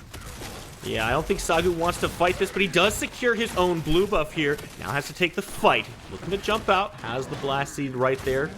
Doesn't actually make it over the wall because his offlaner has come around. Good jump. Good dash. Varant finds himself in the mini prime. Has to burn the ultimate, but the Synaptic Obliterator comes in and obliterates Varant's health bar. Raze just punishing the invade so well. The 1v1 looked bad. Saki obviously hasn't even got ultimate yet, only hexbound available, but Rose smash and grab the lane, the push over the wall for the rod, and then we had Maya in a perfect position to pick up the kill with the Synaptic Obliterator. Now mini prime given over to Raze as well. This is going to put them on a good standing, and the starting strike is just going to go down. Oh my god, the damage shred is just insane. Meyer on this Argus is such a massive threat. You can't really step up to this Argus as a Gideon in the early game, and it really feels like we're not paying enough respect towards the hero picks right now. He just does so much more consistent damage than the burst Striker is able to put out, and he pays for his position with his life. Phoenix walking in there, taking a buckshot to the face. You have got Sagi nearby as well. This is going to be an early reset from the Kira. You haven't got enough for Solaris either. Phoenix really doesn't want to reset here, but I don't think there's much of a choice because, Lord, that should be enough damage to kill him if he wants to stay or goes for a lazy back. Yeah, he needs to get out of there. I like the decision to go behind the fog wall. But Varant caught out in the river, nowhere to go. The black hole comes in on top, but it's not enough damage to put anyone down. Striker left alone, but does have the torn space, gets himself back to the safety of his tower. Just enough time bought to keep Varant alive. Excellent use, but it's a lot of cooldowns expended just to survive. Manku also getting the rotation, knowing that's it hasn't reset. No, he's going to stay for a bit longer. I think he just wants the money to get that first item. He is very close at this point in time. Septic walking up, Varant nearby, hasn't got much though. Has got Sniff. It's going to walk forward, so you help Manku nearby. Russell Fortune. Varant wants it, put him in the cage, but the static trap comes in on top of the knockup, and there's nowhere for Varant to go. Now Phoenix has stuck around at this low health bar. It is not a good place to be. Septic moving on in, Manku looking for it, but the shotgun right in the face. Gonna clip this bird's wings. Can you make it 3? Not quite. Sagu is coming around the back though. Morono hasn't got any idea. Rock to the face. Rumble, we go back to the game one earlier. There's going to be a rampage in the jungle.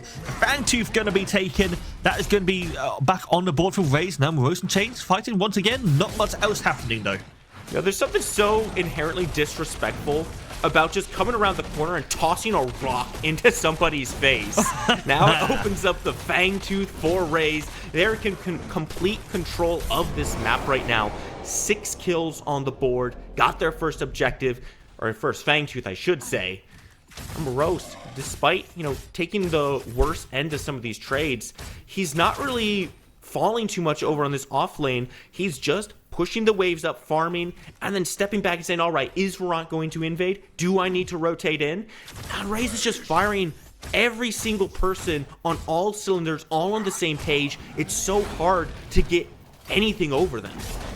Yeah, it's really hard, but I love how Morris has played. He hasn't gone for the aggression. He know that Varant was playing that side of the map pretty hard due to the invade. So, you had to play safe side, play as a rock, as he said, and let the duo lane carry. Because Septic is in such a good position at this stage of the game. Same level, yes, but the kills he has gained has been so pivotal in terms of the matchup, and it's going to just get worse and worse as the game continues. Oh, here goes the Boris Bash, but it's taking him away from his team. Do you have anywhere to go? Great use of the Blast Seed. Dodges one Synaptic, avoids the boulder. Now has to loop around to his team. He might just survive this one, but Sagu is here. No, you can't take this camp. You can't do that. He looked for the heals, but Sagu says, no, this one belongs to me. I'm putting my stamp on this one. Phoenix also taken down once again by Septic in the duo side. Striker is pretty low, but there's nothing else for them to take on the map. The first tower is taken from Septic. That's going to be all 4 plates as well. Chains and Morose going to fight in the enemy jungle. Chains just trying to get back to his lane. Has to blink away from the Warlord's challenge. It's getting bad to worse to even worse as Mayor takes it down. Striker for you. The Russell Fortune from Manku being the assist. Striker just does not have any room to play on this map. He's 2 levels down on Meyer. And as much as we've seen Varant rotating around this map looking for these ganks, we really haven't seen him in the mid lane very much. Meyer's just been able to step forward, clear waves, put damage into Striker, and there hasn't been a response really. And even if there is, even if you get damage onto Meyer, Manku has been on top of these reversal of fortunes consistently, not allowing any damage to go into his team. Level lead. They're getting dangerous. Oh my god. Yeah, Murdoch does damage. Buckshot hurts a lot, especially with the shred. And if you walk forward like that, you're just going to get buckshot into a trap like Septic did there. Now Morono has to back off here. No longer of the law going to be used. And I mean, Septic is doing great. Let's put it that way. He's 2v1ing. But the mid gap is substantial. 2 level difference. Mayor going to get ganked by Ront here. But even then, it's going to take a bit to kill him. Does have a lot of damage. The tether comes through. The root is good, but Varant has just enough damage to find the shutdown. Leaves Striker now in a 2v1. The stun comes in. Moreno is here to try to make some space. Cage comes up, but you just jump straight through it. Smash and grab him back. That's a return kill, my friends. Salgu just gets to walk on out. A 2-for-1 is great for Raze. And straight towards a mini plant spawning in 5 seconds as well. Phoenix is here. We can also see that Chains is walking over, but there's nothing Desarus can do against 3 members. Septic also in the mid lane, make sure it can't be pushed in. This is probably going to go over to Morose on the Grux. Most likely there's no real chance of a counter invade or counter steal from this. So that is going to be the mini plant to Morose.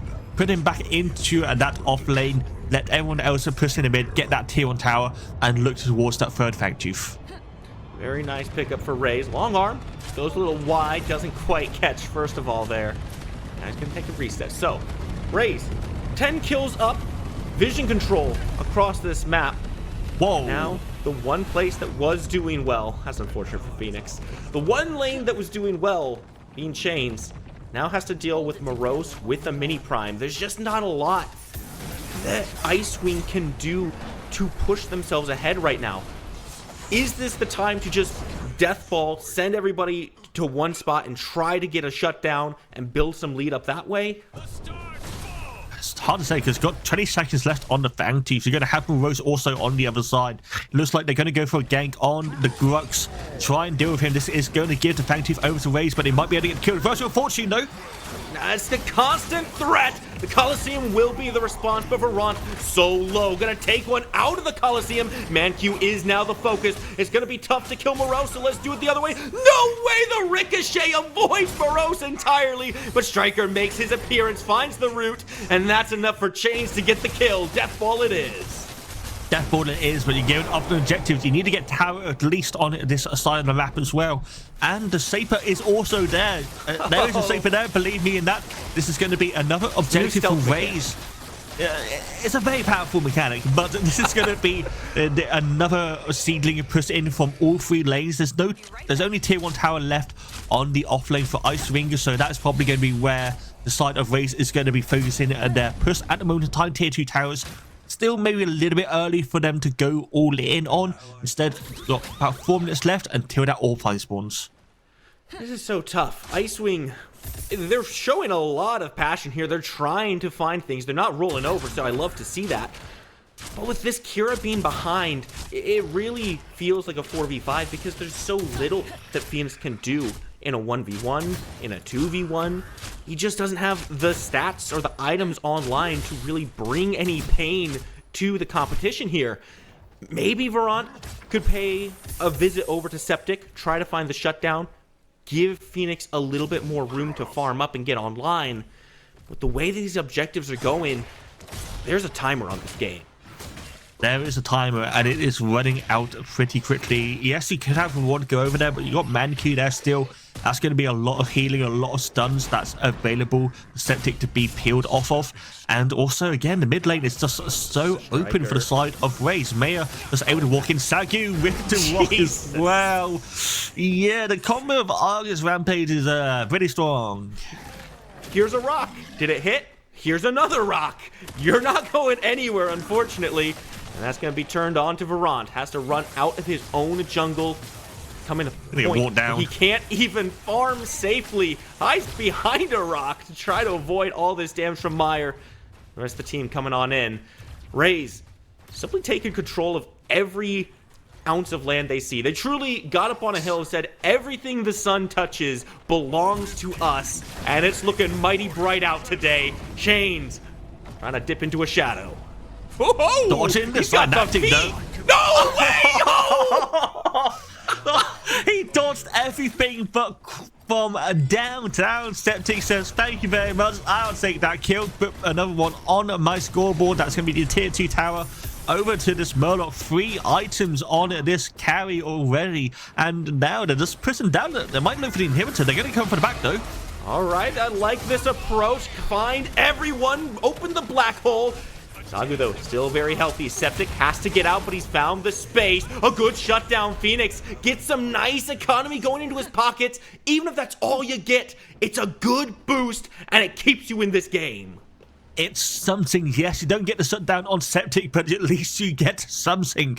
And now, Phoenix, you're going to come back into this about half an item down at the moment in time, depending on how much money Septic has in his oink. But just, I mean, yeah, the money makes it, says it for itself at this point in time. It's just going to be so hard for Ice Wing to fight in any traditional team fight. They need to look for picks. They need to look for a overstay from the side of Raze, and with both Orb Prime and the Primal Fang spawning pretty soon, they need to make a decision, because Raze, they're probably going to start one of them off cooldown, and they need to know which one it is, and they need to either fight or go for the other. 19 minutes in, 19 kills on the board, and a 10,000 gold deficit for Ice Wing. It's a vision game at this point. Like you said, you have to know where Raze is at, because you really cannot step up to them. You have to find your isolated picks.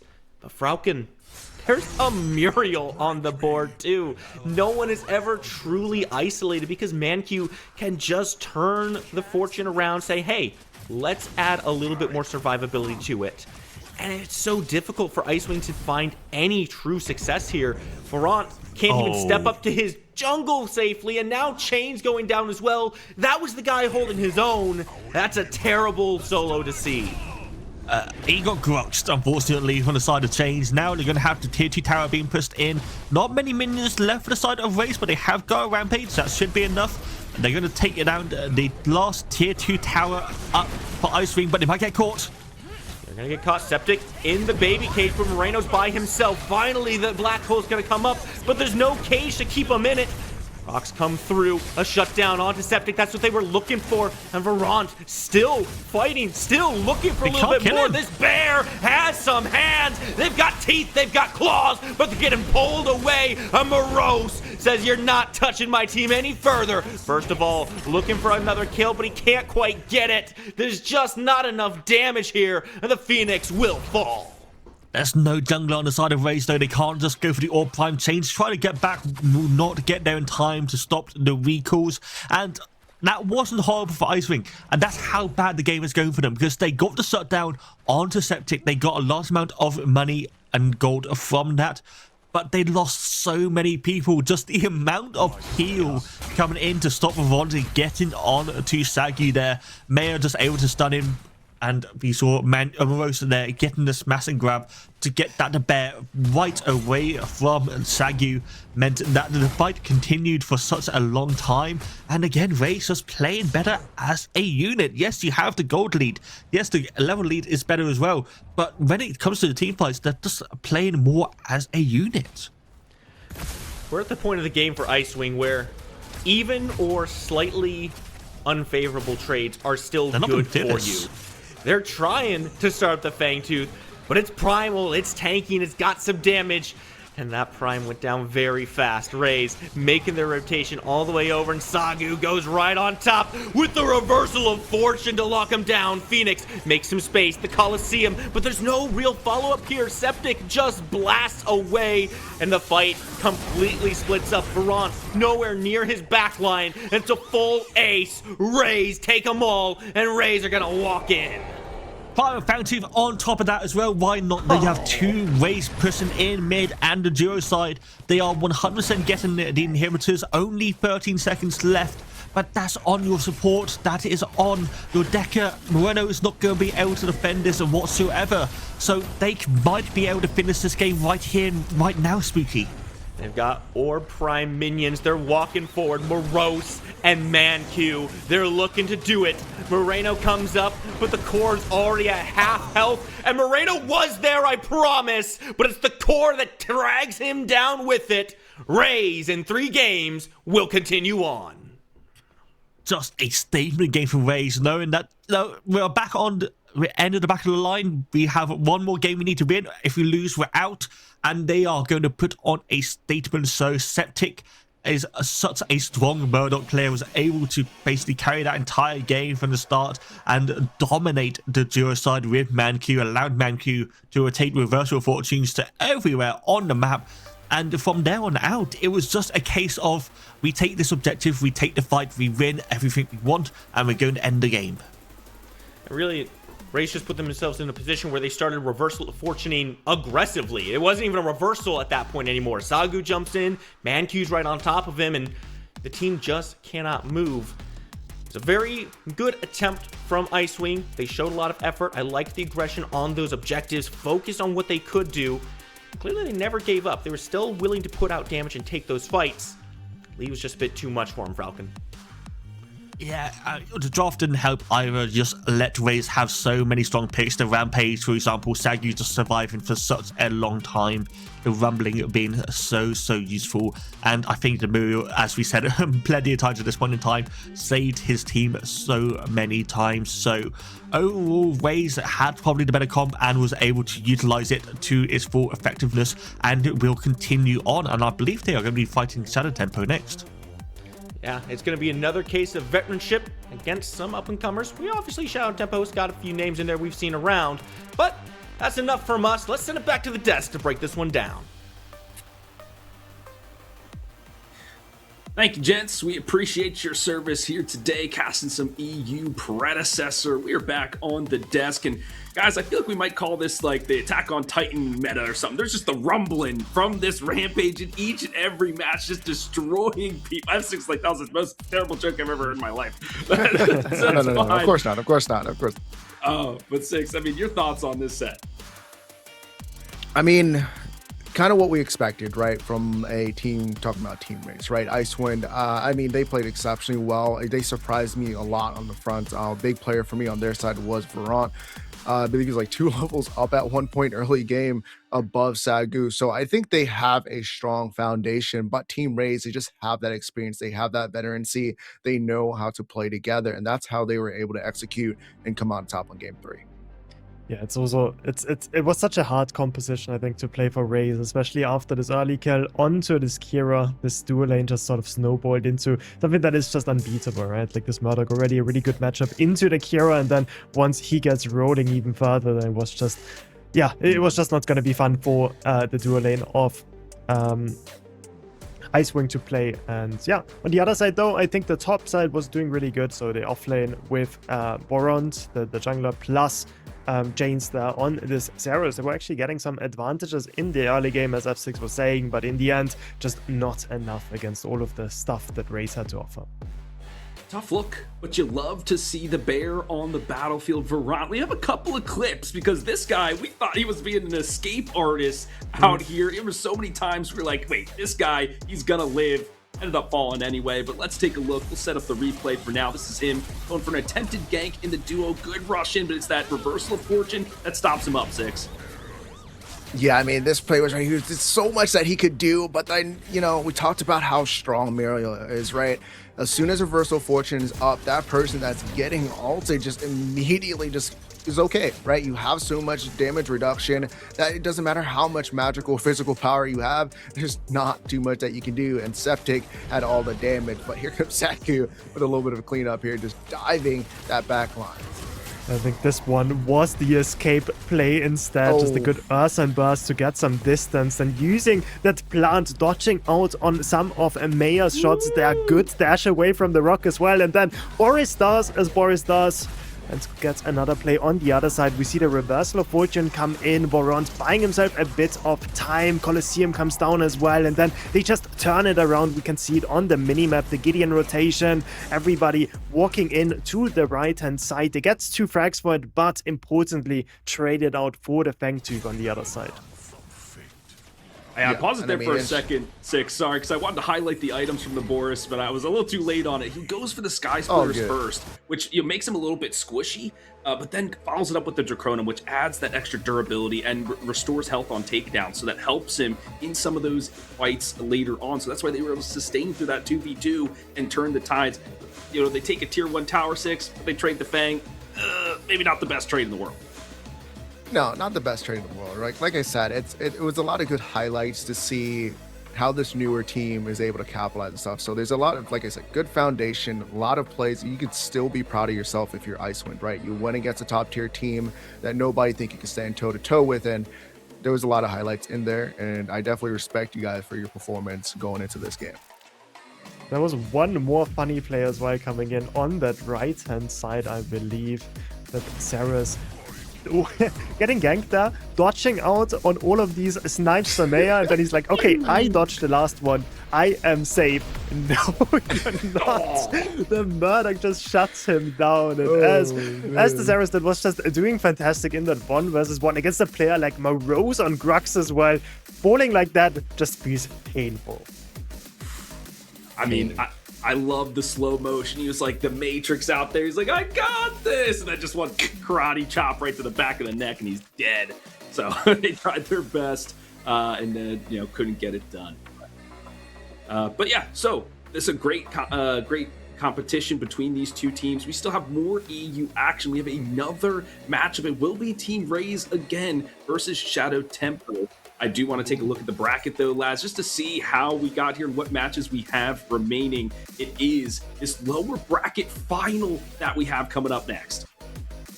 Yeah, I mean, Nightshade EU, many men, many hands. Many men's just going to take just waiting for their chance, right? They want to see who's going to come out from the loser bracket here, who's going to be within that contention to go against each other. But for me, man, I think this matchup that we have coming up next, this one's going to be a pretty close one. I feel like Shadow Tempo is a little bit newer, but I feel like they're going to be able to go hand for hand, band for band, going against this Team Raze. We did also have, leading up to this PCC, have a few cutting to the cores with Import as well on there, right? The captain of Nightshade EU, and he was mentioning how Shadow Tempo is a team that could be sort of the black horse leading into this tournament, and we've seen the strength out of them in the previous games on broadcast. So yeah, Shadow Tempo definitely wouldn't put it past them to make an entrance, especially with Raze looking a bit shaky in these first few matches they've played. Well, folks, it wouldn't be a PCC without your help, and there's something that you got to do, and that's log on to the servers and get some victorious bundles. Be the victor out there in Sanctuary. There's a lot of great packs for you to take. Even if you don't buy the whole bundle, you just buy one skin because you're a huge Sparrow main. You're like, I love that character, want to rock the black and yellow. That helps. Every little thing you can do to support the scene, support yourselves. You got to do it. You got to do it now. I mean, they are on sale, so I mean, if you get any type of discount, you might as well take the advantage of it. We're giving away plat codes throughout the stream as well, so there's plenty of ways that we're trying to help you to get these skins into your pockets and be able to go into your ranked games, be a little bit stylish. Maybe the whole team has a black and yellow going on, right? Oh, that would look stylish. But there's also, of course, Twitch drops to earn by just watching. So you guys are just gonna get the full package. Free stuff is always appreciated. So I hope you guys gonna take full advantage of it. 100%. Gosh, I think we've got the banner as well. If you don't mind just tossing that up real quick for our viewers at home. We don't have to go through the whole segment for the desk, but I just want everybody just to make sure if you're just tuning in, because I know it's about rising time here on the East Coast, 11 a.m. Eastern. Get your codes, get them in now, take a picture, put it in the chat. Make sure you also chat the code for the plats, 1,000 plat for you. That's enough to get one of those, specialized bundles on sale now. With that all being said, we've got our reads out of the way. We do have to send it to a quick break. We'll see you for the next round right after this.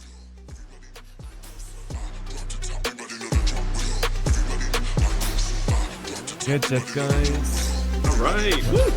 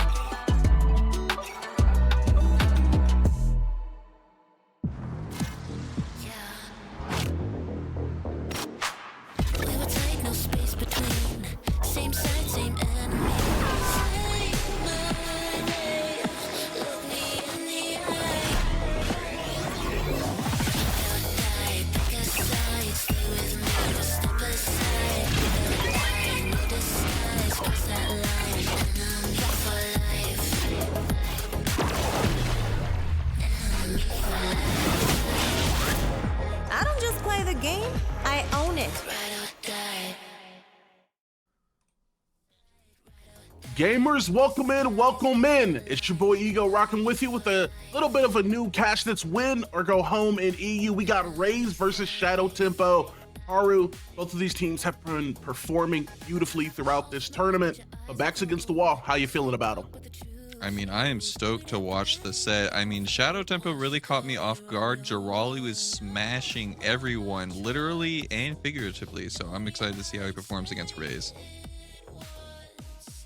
Yep. You Passy, man. How we feeling, brother? You know, I'm feeling pretty good about this one. I did a little bit of research. Going to do a bit more research as we're getting into it. But Shadow Tempo losing to Veni Ven's Many Hands 0-2. It was a pretty one-sided loss, I gotta say. 7-21, 11-31, respectively. But then, you know, Raze losing in dropping down to the lower bracket. They've been making a good run, but they lost to Nightshade EU, and that was a close game. To lose, they lost 0-2, but it was like 5-9, 8-12. So, you know, I'm kind of liking their chances for Shadow Tempo. Yeah, I don't remember what boxer said it, but I heard it somewhere. It's like, well, if I have to lose, but I want to lose to the best, right? Right. That being said, Raze did look like they had a chance of potentially winning within that Nightshade set, but if they want to get another opportunity against that pinnacle, if you will, of talent out of the PCC, then they're gonna have to make their way through Shadow Tempo. And Haru, as you said, Jirali, within that last game, was absolutely smashing through the opposition, setting the tempo. But against a more kind of seasoned, vetted team such as this, man, I kind of want to get your insights as a comp player. Do you think he's going to be able to replicate that against this Raze team? Absolutely. I mean, from the little that I've seen from the Shadow Tempo team, like they definitely have the skill to beat Raze. I think it's really just going to come to how they end up drafting against Raze. Passy, I get a couple of your thoughts, man. Yeah, I mean, that's something that we've seen throughout this entire tournament for the first day and into the second day is the draft makes a massive difference. You know, who's going to be able to play off of each other the best. And I think off the backs of Jirali making sure that off lane is solid is going to be a good path forward to victory for them. All right, well, both of you fine gentlemen, need to make mention of the draft. So check it out with production here. I said let's kind of get right into it, see what these teams are going to be cooking up outside of that solo lane we talked about a little bit, deservedly so. I do also want to kind of bring in some potential picks we might see here for Myers. He's one of the star players coming out of this Raze team. He's extremely consistent. Haru, are there any mid laners we might see getting prioed as this Aurora gets banned out first? I mean, for Myers specifically, the dude's a controller demon. Like, you cannot give him the Argus. I mean, a regular controller user, you know, as we were talking about in the desk, I think it was Tang, you give a controller player Argus, you know, that guy just closes his eye, presses the button, and everything dies. So in the hands of someone like Meyer, you definitely cannot give him that character. A lot of standard bans. I'm seeing Aurora gone, the Yurei, as well as the Grux. I'm expecting to see the Grux being prioed by Shadow Tempo if they can get it, but we'll see if Raze is going to end up first picking it. Or sorry, not the Grux, the Rampage.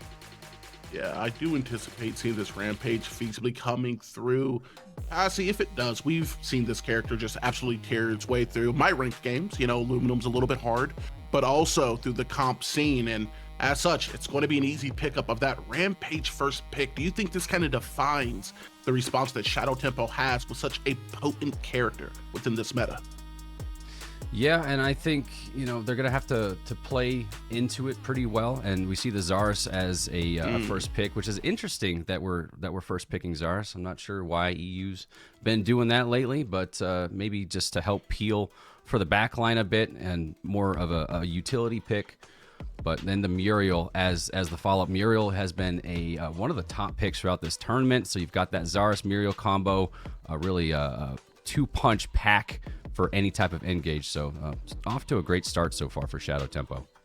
Yeah, man, you know, that reversal of fortune in combination with the Coliseum is going to be really good, but onto the other side, Raze now going to be locking in the Mako in response. These first two picks on the side of Raze are basically the two bans that you've been seeing any and everywhere else throughout not only the NA but EU side. So Raze hitting them both, Haru. Maybe it's just me, but I'm a little surprised to see both of these got let through and picked up onto one side. Yeah, it's definitely been interesting to see the progression of the metas between the two regions. I mean, literally in NA, Mako was banned, I believe, in almost every single streamed game except for the very last game that we streamed, and it was still played. So 100% pick right there. I'm assuming what Shadow Tempo is going for, they're expecting that the Rampage is going to be picked in the off lane, so they're responding with the Zarus, and then giving the Muriel to add extra support to shut it down. Overall, though, I'm really liking the top 3 out of Raze, Mako, Rampage, and Gideon's very solid core. I'm curious to see what they round out ADC-wise. I'm expecting a Merc on their side. I'm seeing a lot of Kira in EU. I'm not too sure why. I'm probably gonna have to talk to a few players as to why this price is so high, just because on the NA side of things, it's considered fairly weak. It's just getting outboxed by a lot of the other carries, be it Murdoch, Eden, even something like the Twin Blast is outpowering it. So just a difference of regions on that one. Yeah, I see another band come through. Can't quite make that one out. Gonna wait to hear from Bro on that. It is going to be the Grim. That's just an eyesight diff on my side. Grim gonna be one of those latter bands, a character that can be extremely potent, kind of like the Karen, in which if they are allowed to scale out, they become extremely potent. And then a gadget in response, maybe wanting to prevent that microwave combo from coming through here, Pacifist. What do you think some of these picks are going to be to round out these comps? Yeah, it's pretty interesting so far. The Gideon into the Muriel, like that kind of makes sense. I feel like since Argus is still on the table, he's going to be probably a go-to. At the same time, you got Kira. Maybe you could go with a Morgesh if you're feeling spicy. She's still extremely strong, but it looks like it's going to be the Bellica, and Bellica is a high pick rate as well. She's still able to completely delete a team, right? You got the knock-up. That something should die if you hit the knock-up. And you know, not a bad pick to at least peel the Kira. But more to your point, Kira being picked in EU does seem pretty weird, but Kira at the same time is very strong. If they do have the ability to peel the Kira, she can snowball pretty heavily. But now you've got Terra. How are you going to get Terra off of the Kira? That's going to be the question. Yeah, and this is something kind of want to get into the mind of Haru on these drafts. Almost complete. One pick now going to either side. That Terra pick, kind of like you said, Pacifist, I really do like, because Terra's just going to be able to stick and possibly kind of force out this perch preemptively out of the Kira if that spacing is not created. You do have some good tools for it, but rounding out the comp, it's going to be Raze with the Drongo, that gag grenade coming through for them. How are we feeling, Haru, about this composition? Ego, I'm going to be completely honest with you. I am very confused. Like, Murdoch is open. We're not taking the Murdoch. Argus is open and Shadow Tempo isn't picking it. It is just, I don't know what's going on across the pond. I'm a little lost. Maybe they have some secret sauce that I don't know about, but we're going to have to see.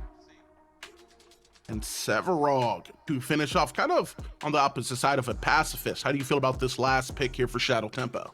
You know, I'm a big fan of Severog, personally. I think he's my most played character, so I love seeing him. In this current meta, he's a little different.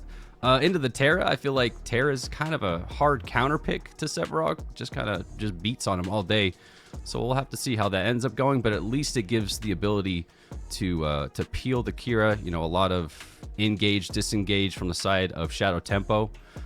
But more to touch on Haru's point, I see Kira, I think Drongo personally, because as soon as she tries to dash forward, starts ripping her ult, and you just throw a gag grenade on her, and it's completely nullified. So maybe that's the thought process, but I don't know. We'll have to see as we get into it. But I think, what are we thinking as far as prediction goes, Ego? Well, I'll be the first one. Kind of a brave pick here with some of the best meta picks within the game right now between the Rampage, Mako, and in my opinion, the Gideon as well. I'm going to be throwing out Raze. Is going to be my pick for this game one, Haru. Yeah, I'm going to have to agree with you. It's just, not only do I slightly prefer the draft of Raze, but I just believe that experience is definitely going to be a big factor in this game. That being said, Shadow Temple definitely has a chance. I'm especially liking the Severog in a response to the Terra Rampage. If it's allowed to scale, it can definitely become an issue for Raze. Right, and I think that's going to be the big question. But can they scale? I'm gonna give it to Raze as well. Normally, I'd like to be the other guy that's maybe favoring the underdogs, but Raze is just a more experienced team. They have a solid draft. It seems like they have more of a game plan. Shadow Temple is a little bit more discombobulated, at least on its face.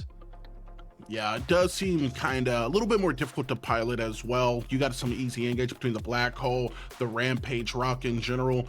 Overall, though, all of us, we are in agreement that Raze kind of feels like they won in this P's and B's. That being said, we're going to get a little bit further into the alphabet. We're sending you to TNT, Tang and TJ DJ for another explosive cast. Guys, take it away.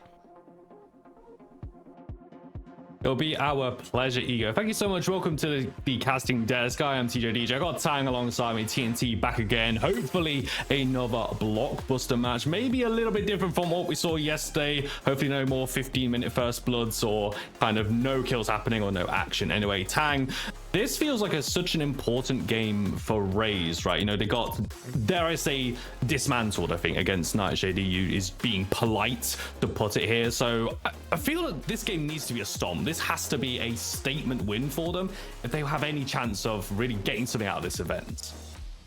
Yeah, Raze came in as sort of like the team to watch, right? Like people were expecting them to face off against Nightshade EU and potentially even win against them. But to be honest, that series was a bit of a letdown if you're a Raze fan. They got just outplayed in the macro department and were not really able to shine in the areas that they usually do, right? Like the early game, that the team fighting, those skirmishes. So now against Shadow Temple, we need to see them come out of sort of their slumber, find those fights that they are known for, and I think that's exactly what Raze aims to do. But Shadow Temple, of course, themselves, no slouches either. Absolutely, we saw them on broadcast as well, and they look pretty good. I think a lot of attention from our wonderful desk and also the casters beforehand as well, shout out to them, did highlights to side lanes. They spoke a lot about how Garoli kind of dictated the entire game. It was almost a one-man show. Remy putting in the numbers as well, and it was those side lanes, Tang, that we kind of felt that Raze struggled with against Nightshade as well. Like Morose just couldn't handle Bondru. That dual lane near enough absent, so redemption surely must be the aim of the game here in game one. Definitely seems like it. I also think that it's very interesting to watch this because, as you said, side lanes are the focus of Shadow Temple. Looking at Gerolida and Remy on the other side together with his trusty support, of course, as well in secret. But for the other side, right, it was supposed to be the Sagumea show. They just kind of lost the 2v2 every time against both Import and Shin together. So now it is on them to change the script, make sure that they are the ones coming out ahead instead. But Geroli does what he does best. Level 1 heavy trading. Morose so far coming out ahead, but people are sort of saying that as long as the Terror survive, or as long as the Sevrog survives the early game, then this Sevrog might just be a problem once again. That's near enough what happened against Nightshade. It was Bondrewd on that Sevrog. He was just able to get through that laning phase and became too much to handle simply. So Morose definitely wants to win out against Garoli. Has got that level of advantage and trading very well against him. Garoli, of course, Phantom glides through. Gets some of those souls for himself. He just wants to keep himself alive, Tang. But as you said, you know, talking about Sagu and Mayor as well. Of course, we know how incredible these players are when they're able to just control the game, but again, it's another story of redemption, and to go against Jackson Kimbo, this should be a very interesting matchup. Jack's known for being super aggressive as well in the jungle. Of course, does play the Saris into the Rampage. Two bruisers facing off against each other in the jungle is always going to be interesting to watch. We did see Sagu aim for more of assassin picks beforehand. Now he's gonna aim for something a bit better, and something that Raze has been doing really well since even before is exactly this, right? The chaining of abilities, Sagu together with Maya, and the Sarah is already getting chased out. Well, that's going to be the blink expended as well. Mankyu's here, and that stun's going to land, and there is the link up they were looking for. Cracking star for Raze, first blood secured by Maya, and great rotation coming in from Mankyu. Yeah, and just setting up the rock so well, right? The Gideon getting the tether onto the Saris, tries to run away, but then the Rampage rock hits, and Mankyu does what he does best, is just rotate over towards the middle and make sure that the Maya gets the advantage in the early game, and Sagu as well. We see him invade towards the 5-can, put that Saris behind early. That is gonna make his life so much easier the longer this game goes. Also looking at 2-camp timer. Sagu is thinking about it. Does he want to invade? Oh, Sagu really wants this. He just wants to keep the pressure, and I think that is how Raze team that we've seen now once again. I mean, Jax went for that seedling, but it's going to be rooted up by Maya, hit by the tether. Now got to try and evade away. No blink expended, and Sagu Rumble comes down. Jax picked off once again. Solid start, and now 2 camps. Sagu says, thank you very much. And look at Mankyu as well, just rotating over, being such an annoying red character, of course, as the Mako, and just making sure that this jungler is not gonna have any fun at all in this game. That's exactly what we were expecting them to do against Nightshade as well yesterday, but it was just a different team that showed up today. The Raze, they come in with a vengeance, already 2k secured, exactly where we were expecting them to happen as well. That is towards this mid lane, towards this jungle. Make sure this Ceres is not going to be any problem this game.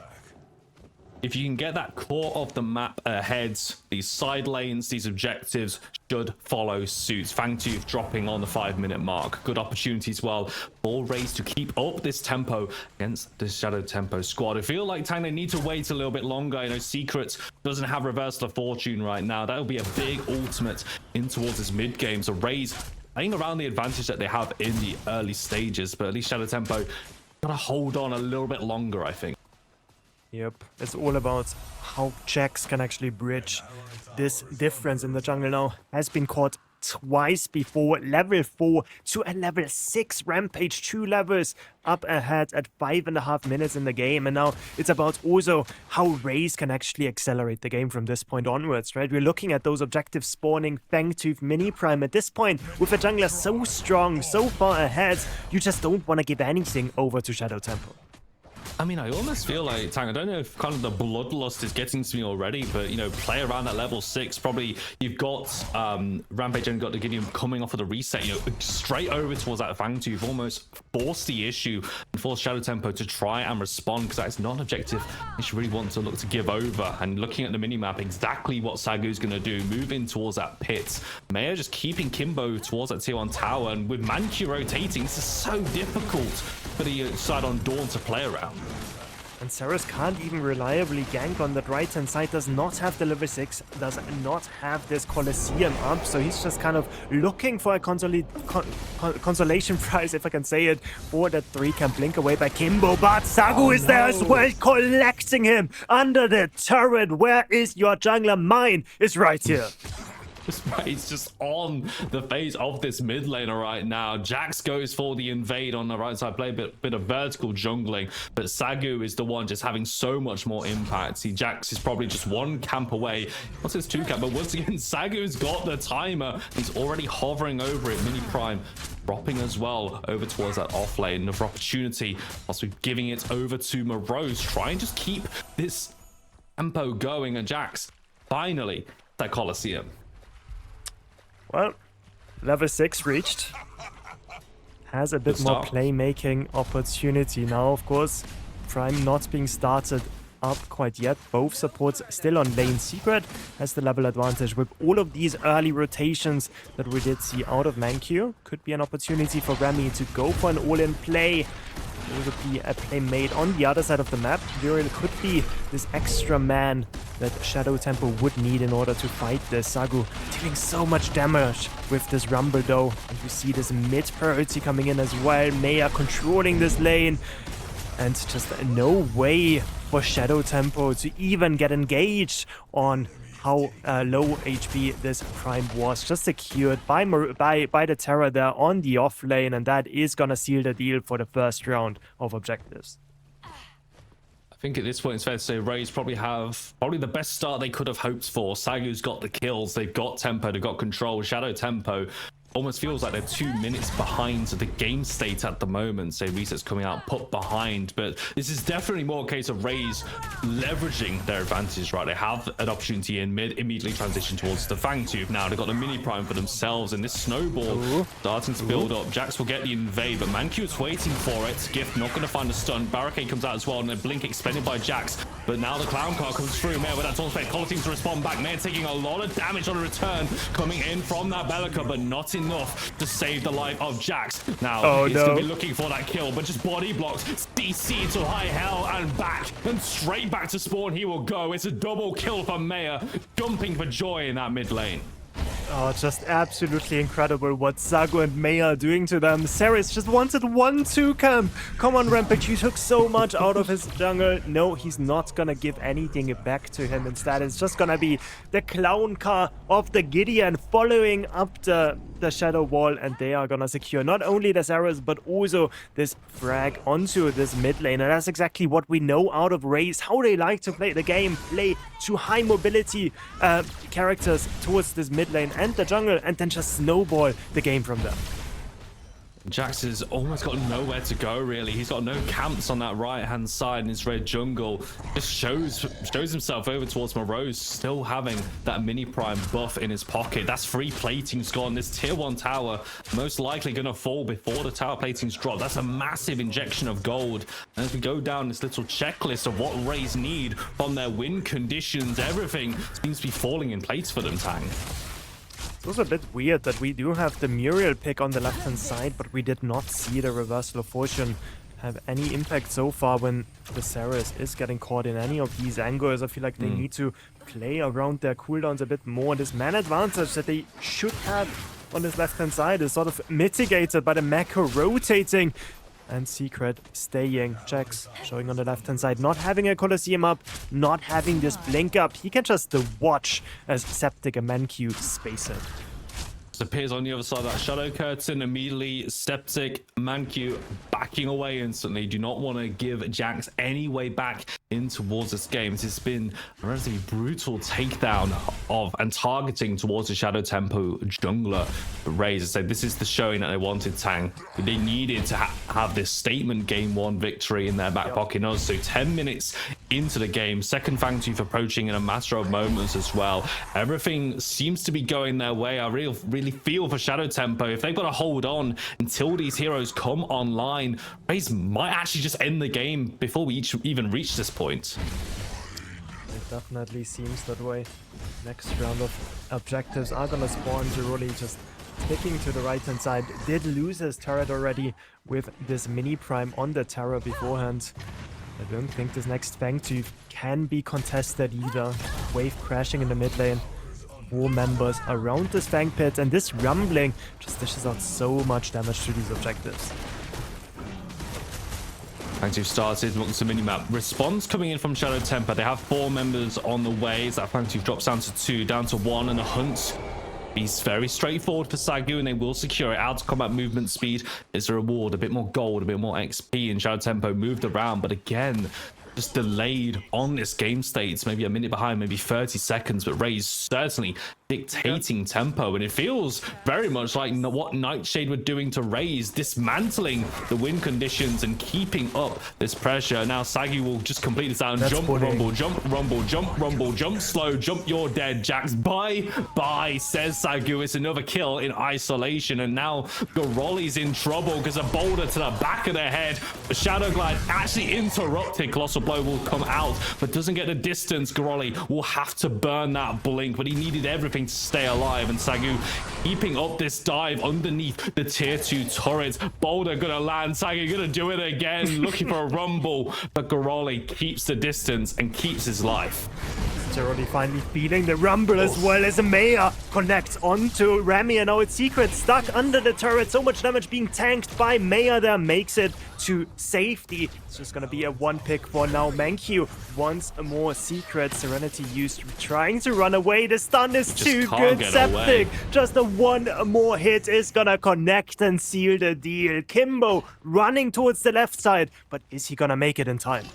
I mean, what can he really do at this point? Jax following as well. Ultimate is available for them at the moment. Septic, Manq able to get towards the gold buff. Get away. Colosseum does tag on towards Septic. If there's anyone he wanted to get, it was the ADC. And Kimbo, with that ultimate, will secure the kill onto Septic. Answers back. Make sure this is not a perfect game from Raze. Getting a pick back is obviously gonna stem the bleeding a bit, but looking at this game, 13.5 minutes. 6K. Look at this. commanding goal difference between those two teams. The one that has been suffering the most, of course, has been the jungler. Sagu has been on a tear. Severok this time not gonna have this ultimate up quite yet. Gonna dash away. The subjugate route is gonna do enough for now, but not Mankyu. when Mankyu is on the rotation as well. Jeroli just gets hammered by the entire team of Rays that have decided to pitch a tent in the red side. Mankyu doesn't have a Muriel pick, but he is channeling that energy of being exactly where he needs to be to just pile on the misery, and Rays are just making this look so easily. And this really is, though, if Nightshade can do it to them, they've got to make sure they do it to Shadow Tempo. It's 9 kills to 1, Cataclysm coming down, an Inferno on this map, and it reflects the current game state for Shadow Tempo. There's now a fight inside of that dual lane, isolated 2 versus 2. Septic already drops Remy. That's a big talisman player down, and surely secrets will follow. Blink expended, no reversal of fortune available. To sit and watch as this dual lane starts to crumble. DJ, I'm thinking back of what you said when we started this cast.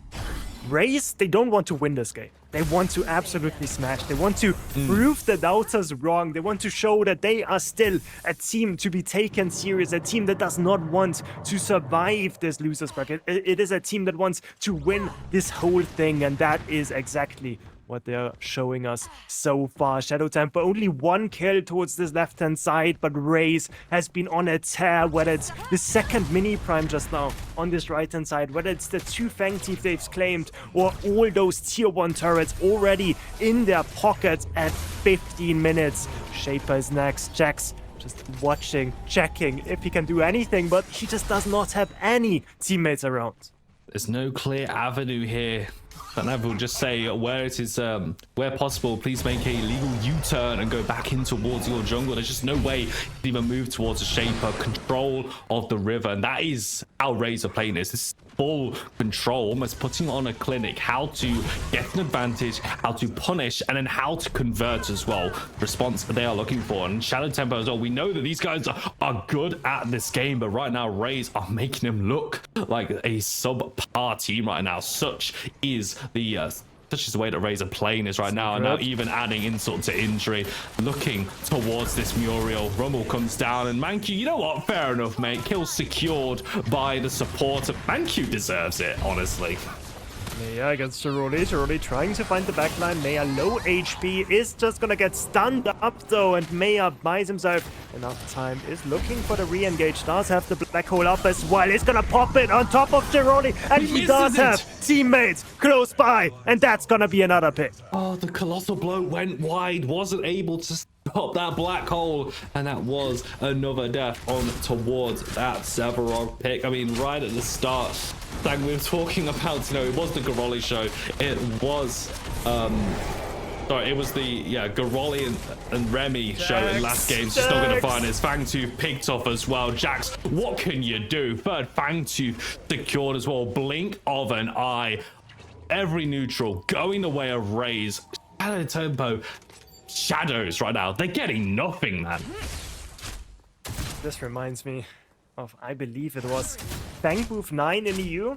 Jax was the jungler of Imps, and I think his record was 0-9. I think it was on the series as well. Was just getting pummeled in that game. Looking to be the same this time around. Sagu and Maya definitely aiming for a similar scoreline for him, as we see the tab screen. The goal difference not getting any closer at the very least, as Rays are not stepping off the gas as they win teamfight after teamfight. So far, every objective has been taken by them. 18 minutes in the game, still another 2 minutes for this big prime to spawn. And if you're Shadow Tempo, like, realistically, how can you even come back? Like, they don't really have anything to play for at the moment. The off lane was not going great. The dual lane was losing, and the mid lane, we shouldn't really talk about that.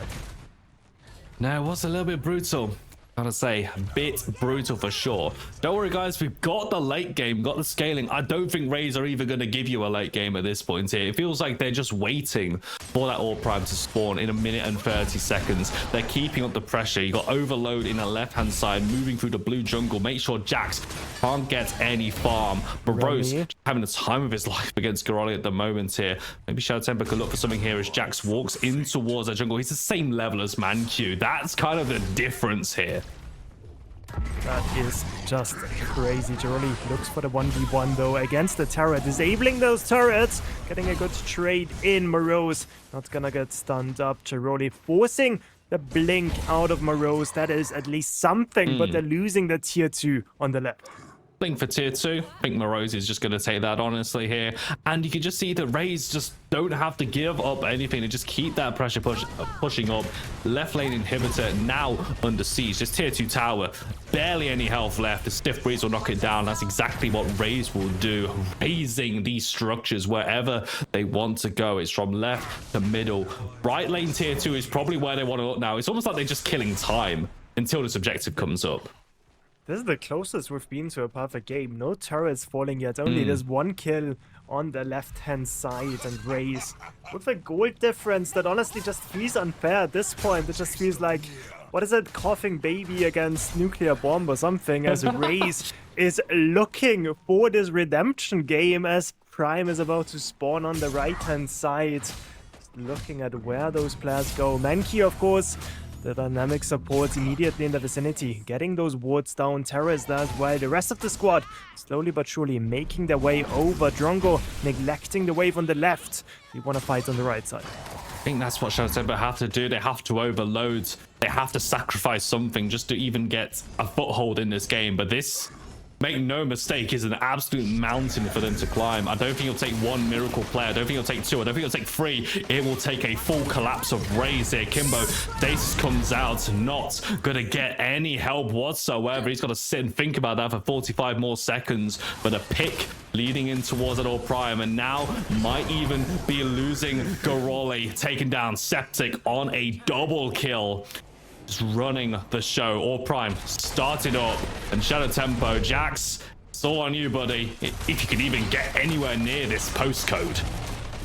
Usually I wouldn't put it past Jax. Jax is the guy, like, he does not care about his KDA. He's gonna do whatever he thinks is best for the game, as we see him jump into the blue side. ManQ is trying to get him off. Colosseum used 3 members close by. Jax just gonna get collected, make it a 6th death. That is not a problem whatsoever for him, though. That was most likely his best shot at stalling out the game a bit longer.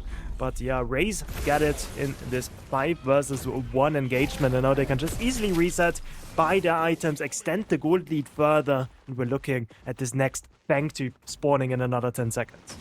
Trying to extend that gold lead. Honestly, they understood the mission assessment. We're 21 minutes in. That is an 18,000 gold lead. I don't think I've ever seen that lead at this stage in the game since I've been covering Predecessor, honestly. That is incredible coming out from Team Rays. Honestly, for Shadow Tempo, I think they could be very easily forgiven in a best of 3 to say, okay, we're not getting this game. We might need to write this one off. We need to think about a post-war. We need to think about game number 2, because this can't happen again.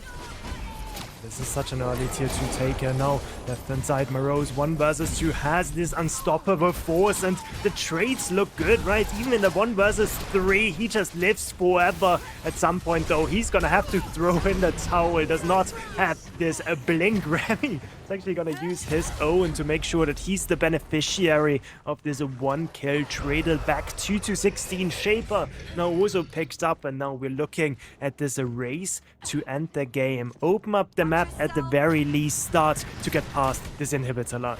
They've got the Silings exactly where they want them. Seedlings on the way. They're just about to cross the river in the mid lane. And this will make the siege nearly devastating at the moment. A Hail Mary potentially for Shadow Tempo. They lose that mid lane inhibitor. You've got Mayo on that off lane. Dagu on that dual lane. Inhibitors starting to move, and now the Shadow Tempo squad have to be split up. Manq, Septic on the way over to the left hand side. Goroli trying to deal with Maya here. Source Base comes down, and also the black hole, but he's underneath that inhibitor. That's going to really help out, but Maya still gets 2 in the black hole. That is incredible. He even escapes with his life, and that might just be the final nail in the coffin as all 3 inhibitors drop. 23 minutes, Tang. We wanted a statement. We wanted a redemption. This has been an absolute slaughter as minions pour in towards the core and take this game in 23.5 minutes. This is exactly what we were hoping out of Raze when we saw them sign up for this PCC. They're known for their skirmishing. They're known for their early game pressure. We know them as a team that contests every 2 camp, every 5 camp, every 3 camp, every objective. And that's exactly what they did in this game. Jax just did not have the most fun game as Sagu and Maya decided they are not playing around any longer. This is the Raze that we were hoping for. Exactly. This is the Raze that we wanted to see against Nightshade, but Nightshade just fully pulled them apart, and now they do the same, administer that towards Shadow Tempo as well. They're going to be looking the happier Raze going into game number 2. For Shadow Tempo, this is their defining moment right now. I mean, keeping that mental, reset after that game. That honestly, that might be the easiest game to kind of say, you know what? They got the early game. They just kind of rolled us. That's okay. Pull a line under that one. Move towards game 2. They're the ones that now need to find a response. And honestly, Tang, I think shutting down Sagu has got to be on that mark there. That rampage was terrifying.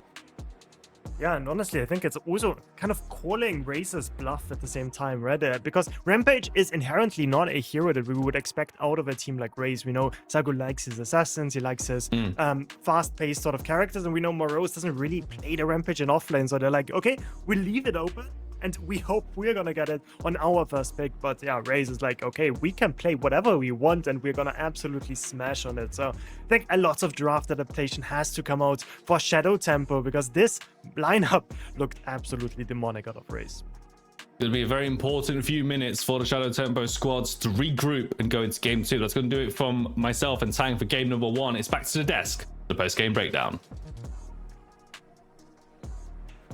Gentlemen, we left P's and B's thinking that Raze had some degree of advantage, right? But neither you or me or Passy could know just how bad this one was going to get, guys. I'm going to give you a stat line here, not just for you guys, but for the people at home. Sub 15 minutes, Raze was 7-0 with an 8K gold lead. It was a little bit of a slaughter, ladies and gentlemen. Haru, what happened there, brother? It was, a little bit of a slaughter. I mean, I think this game is point in case as to why the Mako is so strong and why it's picked and banned every game. It's just, it has uncontestable roam levels 1 through 5, and especially when you're against something like a Muriel who can't really leave the lane because she's so dependent on the 6, the reversal of fortune. And yeah, we just saw Raze put on a clinic, them executing exactly how they want to play. Passy, give me the breakdown, brother. I've thought about it, a lot as I'm watching it. Didn't have enough time to process it, but I think overall it comes down to this, right? You had the Sevrog in the off lane. He's not going to have Prowl for a while, probably never versus Terra. The mid lane, Bellica, probably not going to have Prowl versus Gideon. And then you have the dual lane where Muriel doesn't really want to start roaming until she's level 6, ideally. So that gives the Mako pretty much free reign, right? Kira's not going to have Prowl either versus Drongo, so there's no pressure anywhere. And that kind of just gave Raze the opportunity to do whatever they wanted. And we saw it with the Mako early. She rotated 3 times, I think, securing the kill on Jax and the mid laner. And that put Jax in this position where he felt like he had to make something happen over and over again. And it was just a train that was unstoppable from that point. Prio, man, by definition, because it came up for both of you guys here, is the ability to take the first step. And when utilized properly, it allows you to put the opposition on the back foot. And we have a couple clips here that we're going to bring up that perfectly show how, when executed on a team composition, you can not just make them take a couple steps back, but look back at this game and try to forget about it. Brother, this CC stacking was absolutely nefarious. Haru, we're going to be seeing it right here. Can you break it down for me? Yeah, I mean, as you said, this is just perfect execution. It's just the route into Gideon Rock, into the Rampage Rock, and then Jax is thinking that maybe he can fight it. And then what do we have here? We have a man Q on the rat, landing the stun, and it's just, how do you play? And Jax gets his flashed early, and Raze does a perfect job of punishing it. Jax is using his own ability to get over the wall to attempt to hit the bug, and it's just immediately punished again. It's one of those, stop guys, he's already dead, but they wanted to be very sure. Those were the first 2 kills of the game. We would not see a return kill coming out of the opposition until I think about that 11-minute mark. Pacifist, there's some things that obviously need to be changed. Meyer 8-0, phenomenal out of the mid lane, supported very well by this Rampage, setting up the kills or just getting them himself. Does this all come down to that Rampage and Mako getting let through, or is this to some degree an experience differential between these 2 squads? I mean, it's experience, and let's be honest about it, the rodent's kind of a problem. Being able to set the tempo early and being able to get that first elim that allowed Sagu to kind of hang around. Jax trying to come back into it. You know, the snowball's already started, then dying again right there, losing his 2 camp, losing both the seedlings.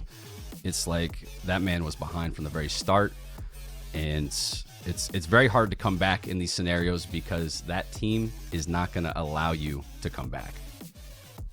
100%, dude. This is something that we have both said before, right? You in the casting booth as well as myself, that good teams, they develop leads. Great teams, they don't let them go, and they just never let go of the pressure. They constantly was throttling, whether it was through invades, rotations into the solo lane to also put the Sev behind. It was just constant, non-stop brutality. And to break down another increment of it, Haru, for this last clip, you break down for the people just what helped make Raze so potent within this game 1.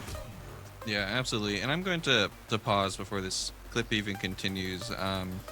I see what Jax is going for. I mean, realistically, this is the only play that he makes. I mean, I can bring out the pen. He doesn't have any farm on the map due to the invades that has already happened. So the only option really he has to be even relevant in this game is to at least go for that 2 camp invade. But the problem is, if you look at the mini map, duo, no pressure, mid pushed in, off lane pushed in. So you just see the collapse out of Raze.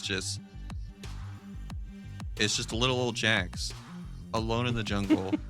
And you know, I'll let the clip play out. It's just Jax can't play the game, dude. Blink utilized yet again into the black hole. Coliseum to respond. Now they almost get that counter kill. Gideon burning Blink though, and then burning the rest of the HP away. And now the Slaughterhouse just continues to roll out another stack into the CC from Mako. Rampage kill accreditation once again to the Gideon. We know Meyer by himself, right? As a player, he is very good. He's accurate. He's consistent.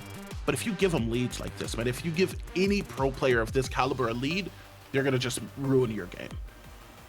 That being said, Haru, Passy, we're going to be sending it off to a break. Some changes obviously do have to be made. Precious minutes, like TJ DJ said, for this team back against the wall is going to be win or go home for Shadow Tempo. We'll see you guys in a couple minutes for the next one.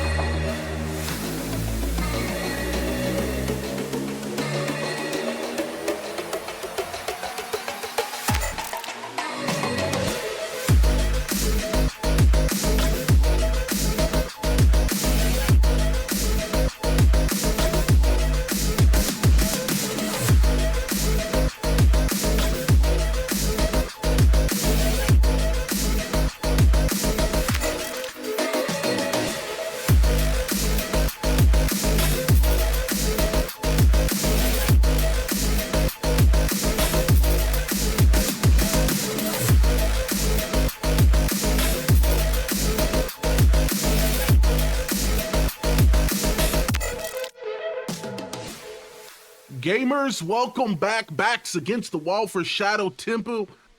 Haru, Pacifist, that game one, I think we can both agree, it was devastating.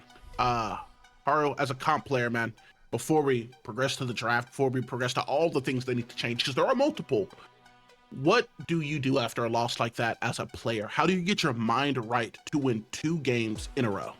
I mean, from the player's perspective, unfortunately, those kind of games just happen. You know, you kind of just got to take it on the chin. Be like, yo, guys, we kind of drafted terribly. We're just going to take this loss, wipe it from our memory, and just go next, right? Yeah. And Passy, man, me and you, we're in a more similar boat. We're cashers. We enjoy to watch. Sometimes we like to think ourselves ones that can play. That being said, I'm going to put you kind of on the spot here like I do my boy EF6. Do we just ban Rampage and Mako and let whatever happens after that happen? You know, do we just get rid of these 2 extremely potent characters and then hope for the best? I think Mako's a ban. I don't know that Rampage is necessarily a ban, but you got to get rid of the Rodent, man. That thing's a problem. It's allowed to rotate too much and get too much value early, so you can't allow that. One thing I would also like to point out, and something that does need to change, Haru, you kind of broke it down in one of the replays on the post, is that no lane whatsoever had pressure onto the side of Shadow Tempo. Everything was pushed up. There's a point in, I think it was that second replay, where you did point out, listen, man, Zars is just on an island. There's no one who could come to help him. Passy, you brought up the Muriel did have that reversal of fortune. I think it was one of our producers, Bengal Mac, was like, hey, dude, that's DoorDash. That's food coming to the door. Is there anything Haru the laners can potentially do, draft-wise, play-style-wise, to try to win some of these lanes so you can get some of these invades off, so that if you do get counter-invaded by SAC-U, that you actually have the ability to respond? I mean, absolutely. I mean, it's what I was talking about during the initial draft. I was just so confused as to why we were picking certain things when characters like Argus were up. The Argus is up, Murdoch was up. Both of those characters would add significantly more pressure compared to the ones that they ended up picking. I do see that Shadow Tempo has elected to go for the first pick, so I'm assuming that they either are playing to get the Rat or they're playing to get the Rampage. Yeah, but you do have to play around and get one of those. The first ban, though, is going to be this Ure. Passy, you said that they have to be able to ban out the Mako. They have the potential here now to pick one of the 2 up. One of those 2 is definitely not going to be the Rampage. Race, listening in here, is this an attempt maybe to get the Mako on their side? Potentially. I'm not sure that Shadow Tempo's a huge fan of the Rampage, that they've been picking it a lot, but also now banning the Zars is interesting. But I guess it's more of an EU thing. EU's been picking Zars a lot. It's one of the top picked recently. NA kind of steering away from the Zars. The recent nerfs made him a little bit less of a force to be reckoned with. But yeah, maybe opting for the Mako here. We see a Grux ban as well. So that's a target on to Durali, I think.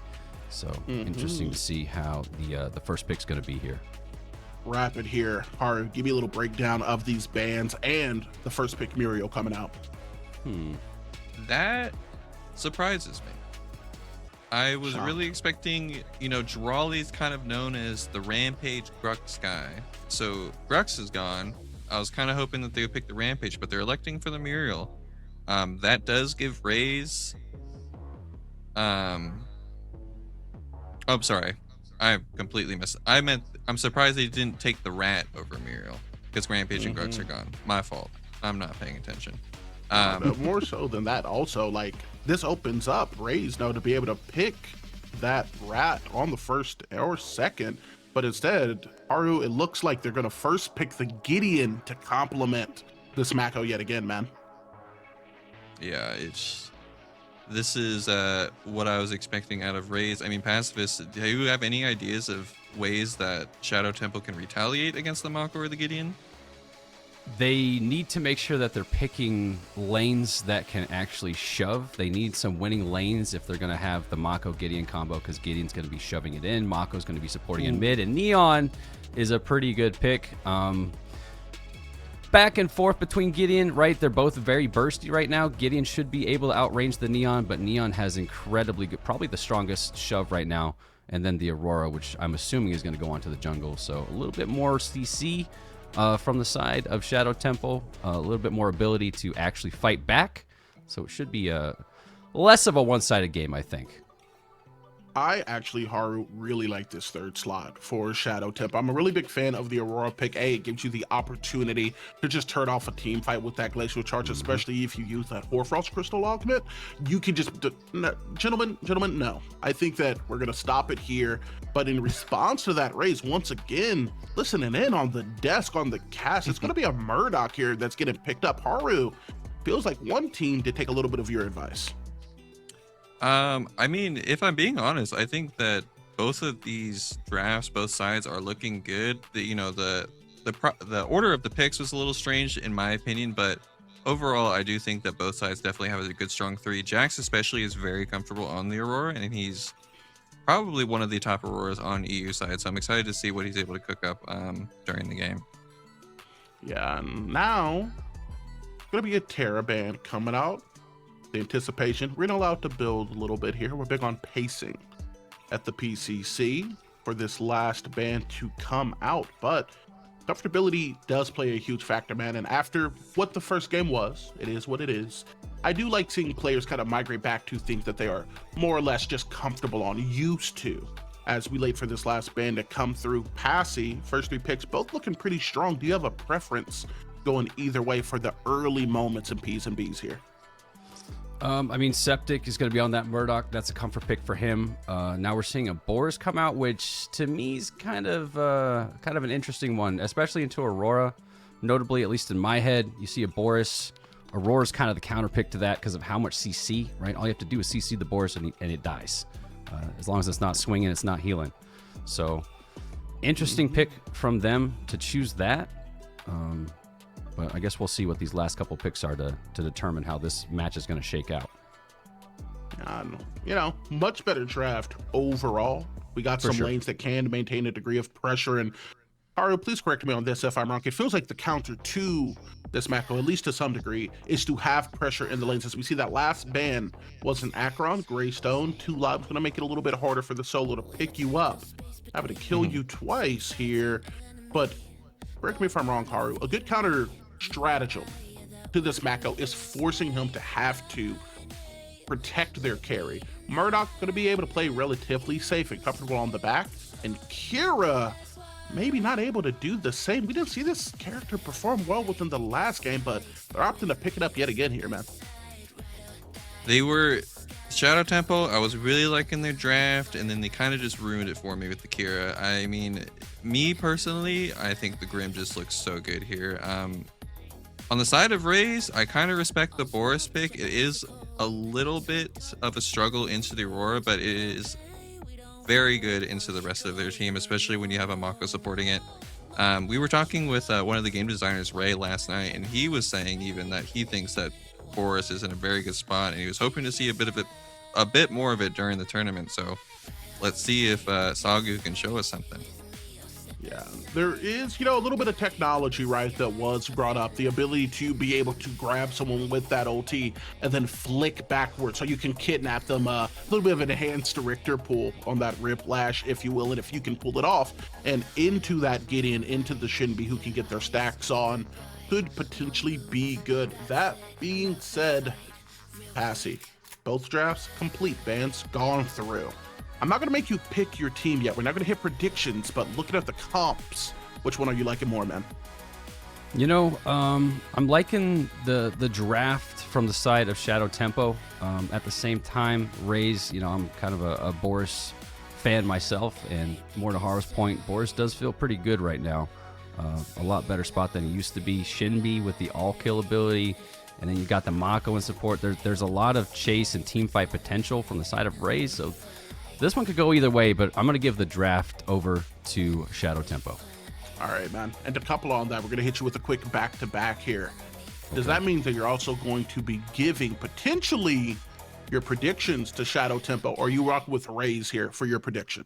You know what? I'll give it Shadow Tempo this go around. They deserve another shot after the last one. Surely we won't see the same performance. And Haru, I was a little brave man last time. I'm gonna be a coward just in case I want to get a little flip-floppity. What's gonna be your pick here for your predictions going into this game too? It's hard, right? I do slightly prefer the Shadow Tempo comp just because I do think it's a bit easier to play, and it also responds well to how Raze is wanting to play, as they're so dive heavy, and they have the Muriel Reversal of Fortune, and then the Aurora, who's really good into counter diving. However, that being said, I just think that Raze has the edge in experience, so I'm gonna have to give my vote to Raze for this draft. Fantastic, man. And I'm just not going to pick. I'm kidding here. I do agree with both of you guys. I do like Shadow Temple's composition. However, I'm a firm believer in the hot hand, and that is going to be Raze. So they're going to get my vote. That being said, that's P's, B's, predictions. There's only one place to really settle this. It's going to be Sanctuary. Our casters may be ready. Hopefully the players are as well. Guys, we're going to be sending it off to Tang and TJ DJ. Guys, take it away. Thank you so much, Ego. It will be our pleasure once again. Game 2 coming your way between Shadow Tempo and Raze. Tang, I feel like we basically just need to run a kind of a find and replace from what I said at the start of game number 1. Raze were the team that needed this to be a stomp, needs to be a statement, and now I feel that Shadow Tempo are the ones that need this more than ever right now. They have to respond. Oh. And if games start with a draft, we needed to see adaptation. Tang, is this good enough? Well, adaptation it definitely was. I think it was a lot into getting some comfort picks. I'm looking at Jax on either that Aurora or the Greystone. He loves both of them. Most likely going to be the Aurora, though. The Greystone in the offlane on Jiroli, always one of those picks where he can do his magic. So for Shadow Temple, it's definitely a very different look. But on the other side, Raze kind of do a similar thing to this last draft. I really like this Boris pick there in the jungle by Sagu. I think in isolation, not the best matchup into the Aurora, but just the clear speed he has. He's just gonna have so much tempo onto Jax once more. And if you think back to this previous game, this is exactly how this game exploded, right? Get those picks in the mid lane, but more importantly, find those 2 camp invades, find those 5 camp invades. So unless Shadow Tempo has something to offer, some strategy that they've not shown us there in this first game, I'm afraid we might get a repeat of this game 1. Strong words coming out from Tang. You know, this is Shadow Tempo just need to show us something. They need to show us why they are at this point here in the Spring Open Qualifiers. And honestly, you know, I was a little sad to see kind of how Shadow Tempo fell apart as well, because when we look at these players, you know, historically going back towards Fangbooth and PCCs in the past as well, these are players with a lot of high potential, trying to break into that upper echelon. We're just not seeing that translate. So I feel like this will be such a brutal end to their first tournament here of 2026. But you're right, Tang, it starts off in that early game. We need to see something. We definitely do. Already a bit of an unconventional start coming out of the Aurora. Starting on the red and then immediately skipping the small camps, pathing over to the blue side. That tells us is that there might be some surprises incoming for the Shimby on this right-hand side. Left side, Remy and Secret most likely going to be left alone, and might also be just the security of making sure that her blue side is not getting taken by the bear.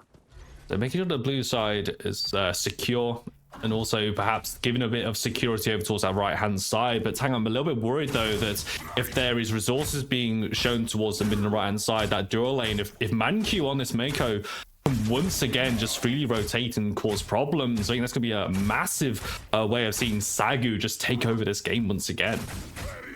Definitely could be, but as long as they have sort of enough information, shouldn't be the biggest problem. We have the Neon in the mid lane now, a bit more movement than the Bellica in this last game, so she is not gonna be under pressure as much as the Bellica was in the previous game. Sagu, though, immediately looking for the invade towards the red side. Didn't know where this Aurora started. Might see this 5 camp up, might see the 2 camp up, but as it stands, Aurora cheating priority that way. Boris wasting time on the left-hand side, and that should be this early threat of the bear mitigated. And now Jax looking towards this left side. For there's over on the gold. I don't think they're aware of this right now. Currently, you've got Sagu thinking he's fine as the glacial charge comes down the wall. Horfrost gonna land CC, and that is response. First blood picked up by Secret, looking now for a final killing blow on towards Septic, who is running. Remy needs one more shot and will find it with his basic attack. Double pick over in that dual lane, and it's the Shadow Tempo squad who come out on top.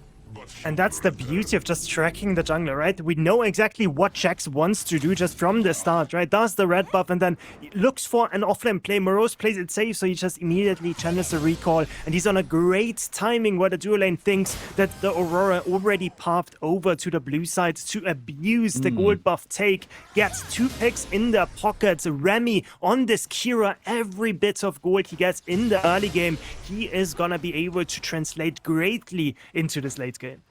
Honestly, I think, a topic point on that the analyst brought up, was about that experience, but Jax, probably one of the most experienced junglers that we have in the scene right now, and honestly going for an unconventional play in this game, in do or die, one more core destruction, you're out of the tournament. You need to make plays like that, and Jax gets it right. That's a big step. And as you say, Tang, early game threat mitigated from Sagu.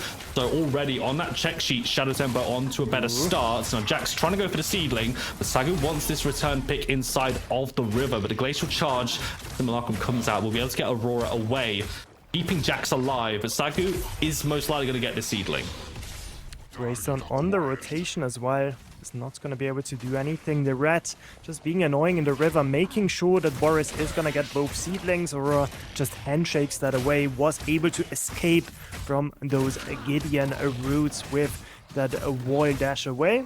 Boris not going to be too unhappy with this. Actually giving over the seedling to Mea, make sure he is level 6. Straight on and then they can immediately transition this to Fangtooth. They have the power of the level 6 Gideon, and there's just no way for Shadow Tempo to do anything about it. Such an incredible stroke of inspiration there, just to all but guarantee this Fangtooth. Taken, I think that's the earliest Fangtooth of this entire tournament, I want to say. That Fangtooth dropped down and started within 3 seconds before it was taken. So Raze not being able to get the start that they wanted in regards to kills and momentum, but getting a neutral, still keep themselves competitive in this one. Been already a better start for Shadow Tempo, but Raze still keeping up their own sort of pressure here.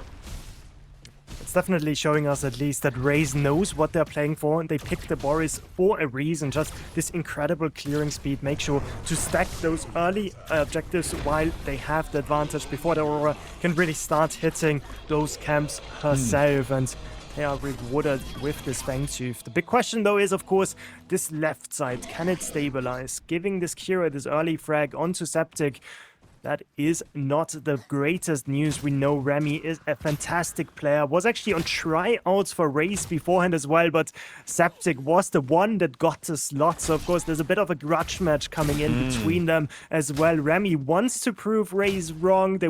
He wants to prove that he was actually the correct candidate for the position, and so far it's working in his favor. Absolutely love that little nugget of lore from Tang there. I just say, I feel like that kill from Remy onto Septic just moments ago had a little bit extra spice into it, a little bit more venom behind us as well. I just say, with tryouts and getting to the stage. Now, with eyes swapping up towards that right-hand side, Crisis will come out looking for the route, Blinks to follow, but Blink straight in from Jax Horfrost route as well, and Morose should not be able to get away from this one. Another Boreal Suite comes down, and Morose is trying to waste time. Garali gets the kill gifted over to him. Start in that right-hand side. Shadow Tempo, 3rd kill unanswered by Raze. Super important pick. They use the Crisis for it as well as the Black Hole in the mid lane. Now Sagu tries his best. The ultimate though comes in. The Reversal of Fortune used by Secret, making the entrance into the mid lane. This might actually mean that Sagu has to run away, as this prime play cannot be started yet. Everybody is close by. Remy though still on the left side, gonna clear some more minions. Murdoch, where's he gonna path? He's also gonna go towards the left side, so that means it's gonna be a bit of a slower one. Prime almost had an opportunity to start up this Prime for Shadow Tempo. So Sagu was able to just avoid that that ultimate coming out from Neon, the final thread. Not able to be the final action there to take out this Boris, but bit of tempo advantage for the Shadow Tempo squad. And also Reverse of Fortune comes out. I know Secret was saving that ultimate for another game. Turned out that another game was right then as well, saving the life of his mid laner. But Raze, again, looks like they're just going to play out this neutral game. If they can't find the kills, they will take off the neutral objectives. And Sagu, will he give this over to Morose? Well, that's exactly what he'll do. Purple Hue going over to the Shinbi. And that's why this play on Maya in the mid lane was so important, because it forces out this Reversal of Fortune by the Mural, forces out the Blink by Neon as well, and suddenly they can't fight this mini prime any longer. And as the Greystone, you really want to get this Crisis used. The Boris locked it down. Blink used Earth and Burst to get away as well, but Jaroli, he is not letting you leave. Even the torn space of Maya, not enough to get his jungler to safety. The Stoneforge Soul gives him control over life and death, and Gorali makes sure he's in control of Sagu's fate there, blinking forward to just secure that pick onto Sagu. Almost what we saw happen to Jack as well, trying to shut down the jungle. They've isolated Sagu, and also they've stopped Manchu as well, rotating a field tank that even though the neutrals might not be getting their way, Shadow Tempo have at least recognized from the player perspective and the mechanics the two big reasons why Raze were able to come out ahead. And now probably trying to complete this as well. It's another rotation over towards Morose, finding his lane with a tent in it. Now wanting to try and stop the gateway being taken by Morose. Wolfrost comes down. Will be followed though. Remy in the position. Mancu on the way over as well, as this fight will turn into a 3v3. Purge comes out from Remy. There's a lot of damage onto Morose. His body jumps forward and takes down Morose. It's Remy who gets that killing blow with the Dusk pick secured on the offlaner for Raze. I like this out of Shadow Tempo so much. It's not only the pick onto the offlaner, it's also this mini prime now denied from Morose was given to him by the bear just beforehand. And that means that this advantage is not going to be there any longer. Kimbo Maya boxing in the mid lane, but the Fangtooth is the more important target. Kimbo goes down. Meanwhile, the Fangtooth goes lower as well. And lower and lower now, moving towards the pit. We don't really have eyes on that health bar right now, but we can see Shadow Tempo have been force raised out of it, and they're keeping the aggro going. Jack's now in the pit. Mancu and Sagu still moving around. Goroli though jumping on towards Septic. Stoneforge Soul will come out and a blink response by Septic. 2k is on that Fangtooth. So the wall comes down. They've lost Remy. That's a big pick here. And Raze looking to make this one count. And it's going to be secured. It's stolen away by Sagu. And now shooting fish in a barrel. Shadow Tempo are just annihilated in the Fangtooth pit. And once again, it's Maya finding this solo kill in the mid lane, able to have the numbers advantage afterwards, and Jack's not able to keep the bear out of the pit. Earth and Burst over the wall, makes his entrance in, and able to win the Smite fight against the Ice Queen. So we get now a tab screen, see the gold balloon compared to just beforehand. 2k the difference between the teams, but the big thing is the objective advantage that Raze have gotten for themselves. 2 Fangtooth up. They also secured the mini prime just beforehand. That is exactly what we were expecting out of Raze after picking a composition like that. And it's a crucial fight win at this point in the game. 11.5 minutes, especially with Shadow Tempo having all 5 of the kills, 5-0, and then Raze with that play brings it back to 4-5 with a neutral advantage as well, stealing it away from Jax. That might be a devastating blow to the Mento, but Shadow Tempo need to keep this going and need to keep this up. They've been playing well. They're hoping that was only a blip tang, but honestly for Raze, just goes to show that they're still fighting, they're still in this game. We just need to see a bit more out of this. Neon was not able to participate in any of these fights so far. Kimbo, really a force of a player himself, has not been able to keep up with Maya, the MVP of the previous game, on this Gideon pick, just permanently shoving in those waves, keeping the Neon under turret, low HP. And the focus has been on other lanes so far. Jax looking for this Shinbi. Morose just so slippery. Left hand side though. Was able to use that line tempo. I say we also got a little bit more action dual lane fighting. What's left off their lane, but it looks like it is the Shadow Tempo dual lane coming off a little bit worse for wear. in a river. Sagu joining as well. Inside the dual lane, able to go towards that red side jungle. Manq looks to try and charge that strike there. A lot of damage returned from Remy, who is able to at least get the kill on towards Manq, but Sagu follows him. Chrono swipe utilized now to follow down. Perfect static trap comes out from Celtic. Now Maya wants another solo kill onto Kimbo as the black hole does come out. Blink out from Neon as well. That's so much holy damage coming out from Maya. No chance for Kimbo to get away from that one. What are they feeding Maya? Holy, the Gideon damage just absolutely demolishing the Neon there in the mid lane. Camps the rotation path through the jungle and knows he has enough to finish the Neon off, even with that ult invested. Didn't use that ultimate herself for the Neon, so wasn't able to actually get away from the root and the damage out of this Gideon. And now it's just looking like last game. Tier 2 camp already invaded once more by the Boris, and now is the time where this clear speed is gonna show off even further, with Sagu having sort of complete mid control through Maya. Ray's essentially saying we're now back to your regularly scheduled broadcasting, at least with how they want to play this game. How Tempo come out swinging, but now Rays just in those last few moments start to pull this one back. They now have the kill lead at long last as well. They already had the neutrals, they already had the map state, they had the gold lead as well. It is 5,000 in favor of the Rays squad. It's nothing like the 14,000 that they had in that last game. So already for Shadow Tempo, much better, but they need more. And Tang, I gotta throw that question out though as you approach this mid game. Who's gotta be that difference maker? It's gonna be Jax, potentially, as Sagu nearly cashes him out to the mini prime. They just can't give over every objective, but it's just so hard when the bear can just hit it, tank it for forever. And Jax, yes, he has the criticism, but he doesn't really have the damage to follow up. The Neon just not providing much damage in those teamfights, and Maya just being so annoying, chasing Jax out of what was supposed to be his own jungle as the mini prime gets secured. We didn't quite see who got it. Maybe it was the Shinbi, maybe it was the bear himself. I think at this stage, might as well give it to the Boris.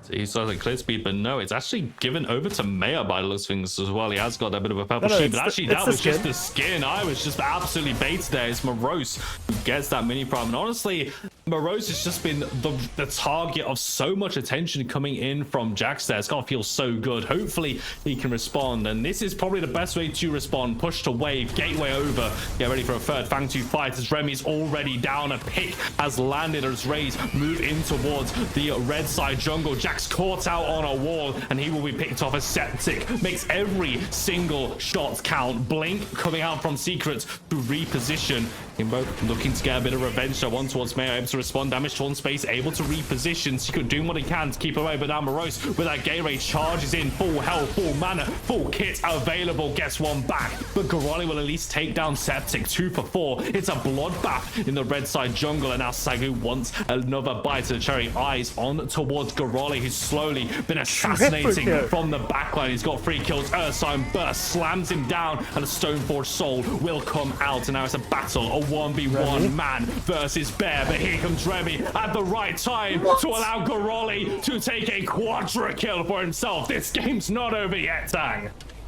Get rolled right there. Sagu faces the might of the sword and shield. Gorali gets 4 kills back, but while all of this was happening, the Boris just hitting their objective. So while the fight wasn't going too badly for Shadow Tempo, the big thing is all of the gold is in the Greystone's pockets. And the second thing is the third Fangtooth has been claimed. That's extra power, extra armor for every single Rays member. And that's going to make the side lane control even harder than it was already before. Jax starting up the Shaper, but this almost looks like a desperation play.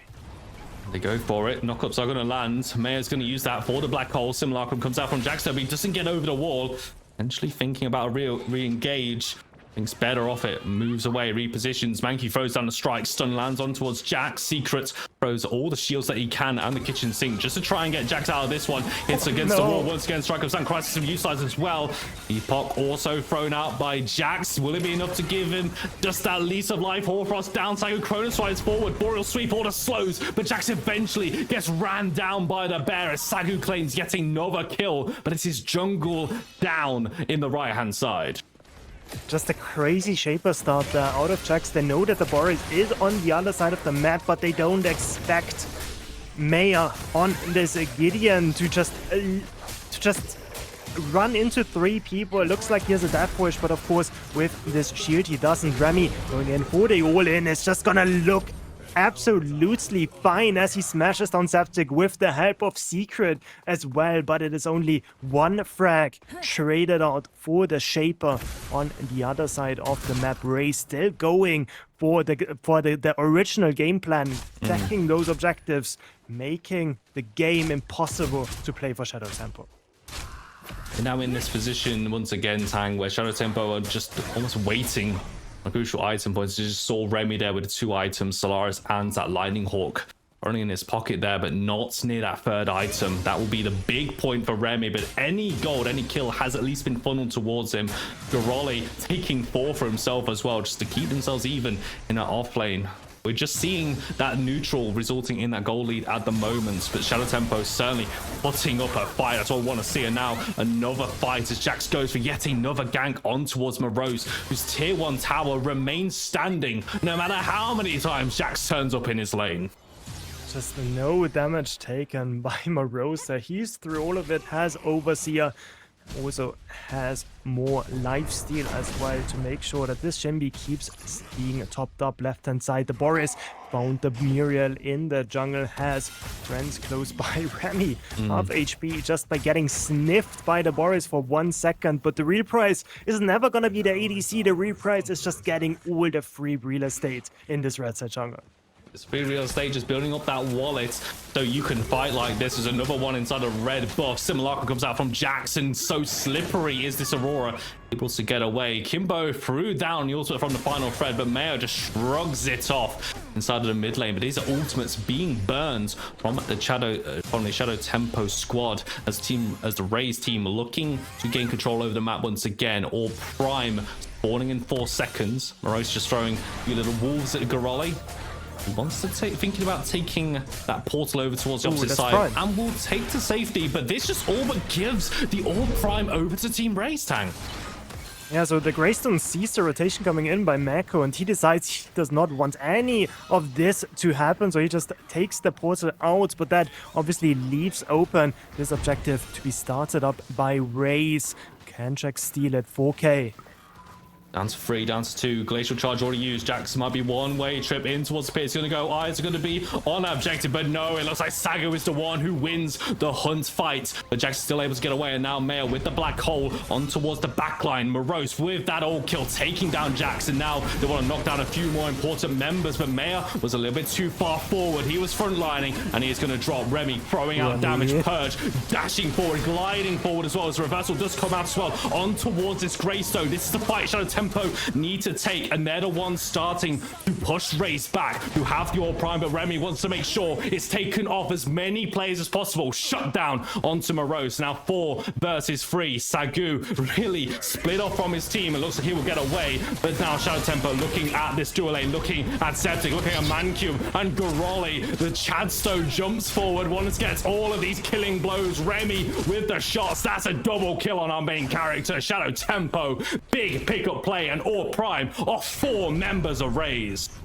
Yeah, Raze secured a Prime, but at what cost? 4 people trade at Shadow Tempo, showing us that they can still throw hands, and they find this big team fight victory. 4 kills is gonna all but close the gap. 7K still the difference, though. It is a big mountain to climb, but that's one way to start it. We're looking at the 2 side lanes in particular. Geroli, fantastic play so far. Not a single death to his name. Same with Remy on the other side. Has fallen before, but still has started to come back from what looked like an insurmountable lead just beforehand. Now it's only gonna be Sagu with this last Prime buff remaining for his team. Secret playing the side lane. Fangtooth is up. Everybody looking for just one pickup. You really get the sense this could be the fight. Shadow Tempo win this one. Be enough for them to see this one out. Possibly force a game 3. That's what we want. That's what Goroli wants. That's what Remy wants as well. Right at the start of this broadcast, the highlights of these players, the Goroli show, the Remy show, and now in game 2 of the lower bracket. Round 3 is where we see them show off once again, but we need to see a little bit more from them, Tang, as now they're proxying and positioning around this Fangtooth pit. This is a primal Fangtooth. This could be huge. These waves also not in their favor, right? Wave pushing against them. They're kind of on a timer. That's why we see them positioning so aggressively. They need to find a fight soon. Otherwise, somebody is going to have to catch this right side wave. I think Muriel is just going to reset. Does have the reversal of fortune to, of course, make her entrance whenever a fight actually picks off. We see the respawn come in. Now it is upon Raze to decide how they want to fight this. Giroli takes a bit of damage, leap away, but is it enough? He's going to try and deal with 4 players on him. Now the Stoneforge so forced out earlier. Now Shadow Tempo need a response. They can't allow Giroli to fall so early as that's 4 members running him down. And they've lost a talisman. It's a shutdown into Maya's pocket. And he's still got that important ultimate available for this fight. Astral Catalyst as well as your cure. This Maya is going to do so much work. Primal Fangtooth started and now it's up to Shadow Tempo. Eyes once again on Jax. He's going to pick Glacial Charge, gets him there. Cryocism over onto Mankey, over on towards Septix. The stun's going to land. Tension turns on towards Jax. Steve Pop comes out. Primal Fangtooth helping out as much as he can, but they wait out the aggro. Primal Fangtooth still dealing damage. Now Shadow Tempo needs to fight in a numbers disadvantage. Remy's inside the pits, taking the stun, but he's at least able to get one back. He resets, but not enough. Raze are not going to give them that opportunity. 3 for 2, and finally they will just win this one out. Superior team fighting secures a primal Fangtooth for Raze, their 4th of the game.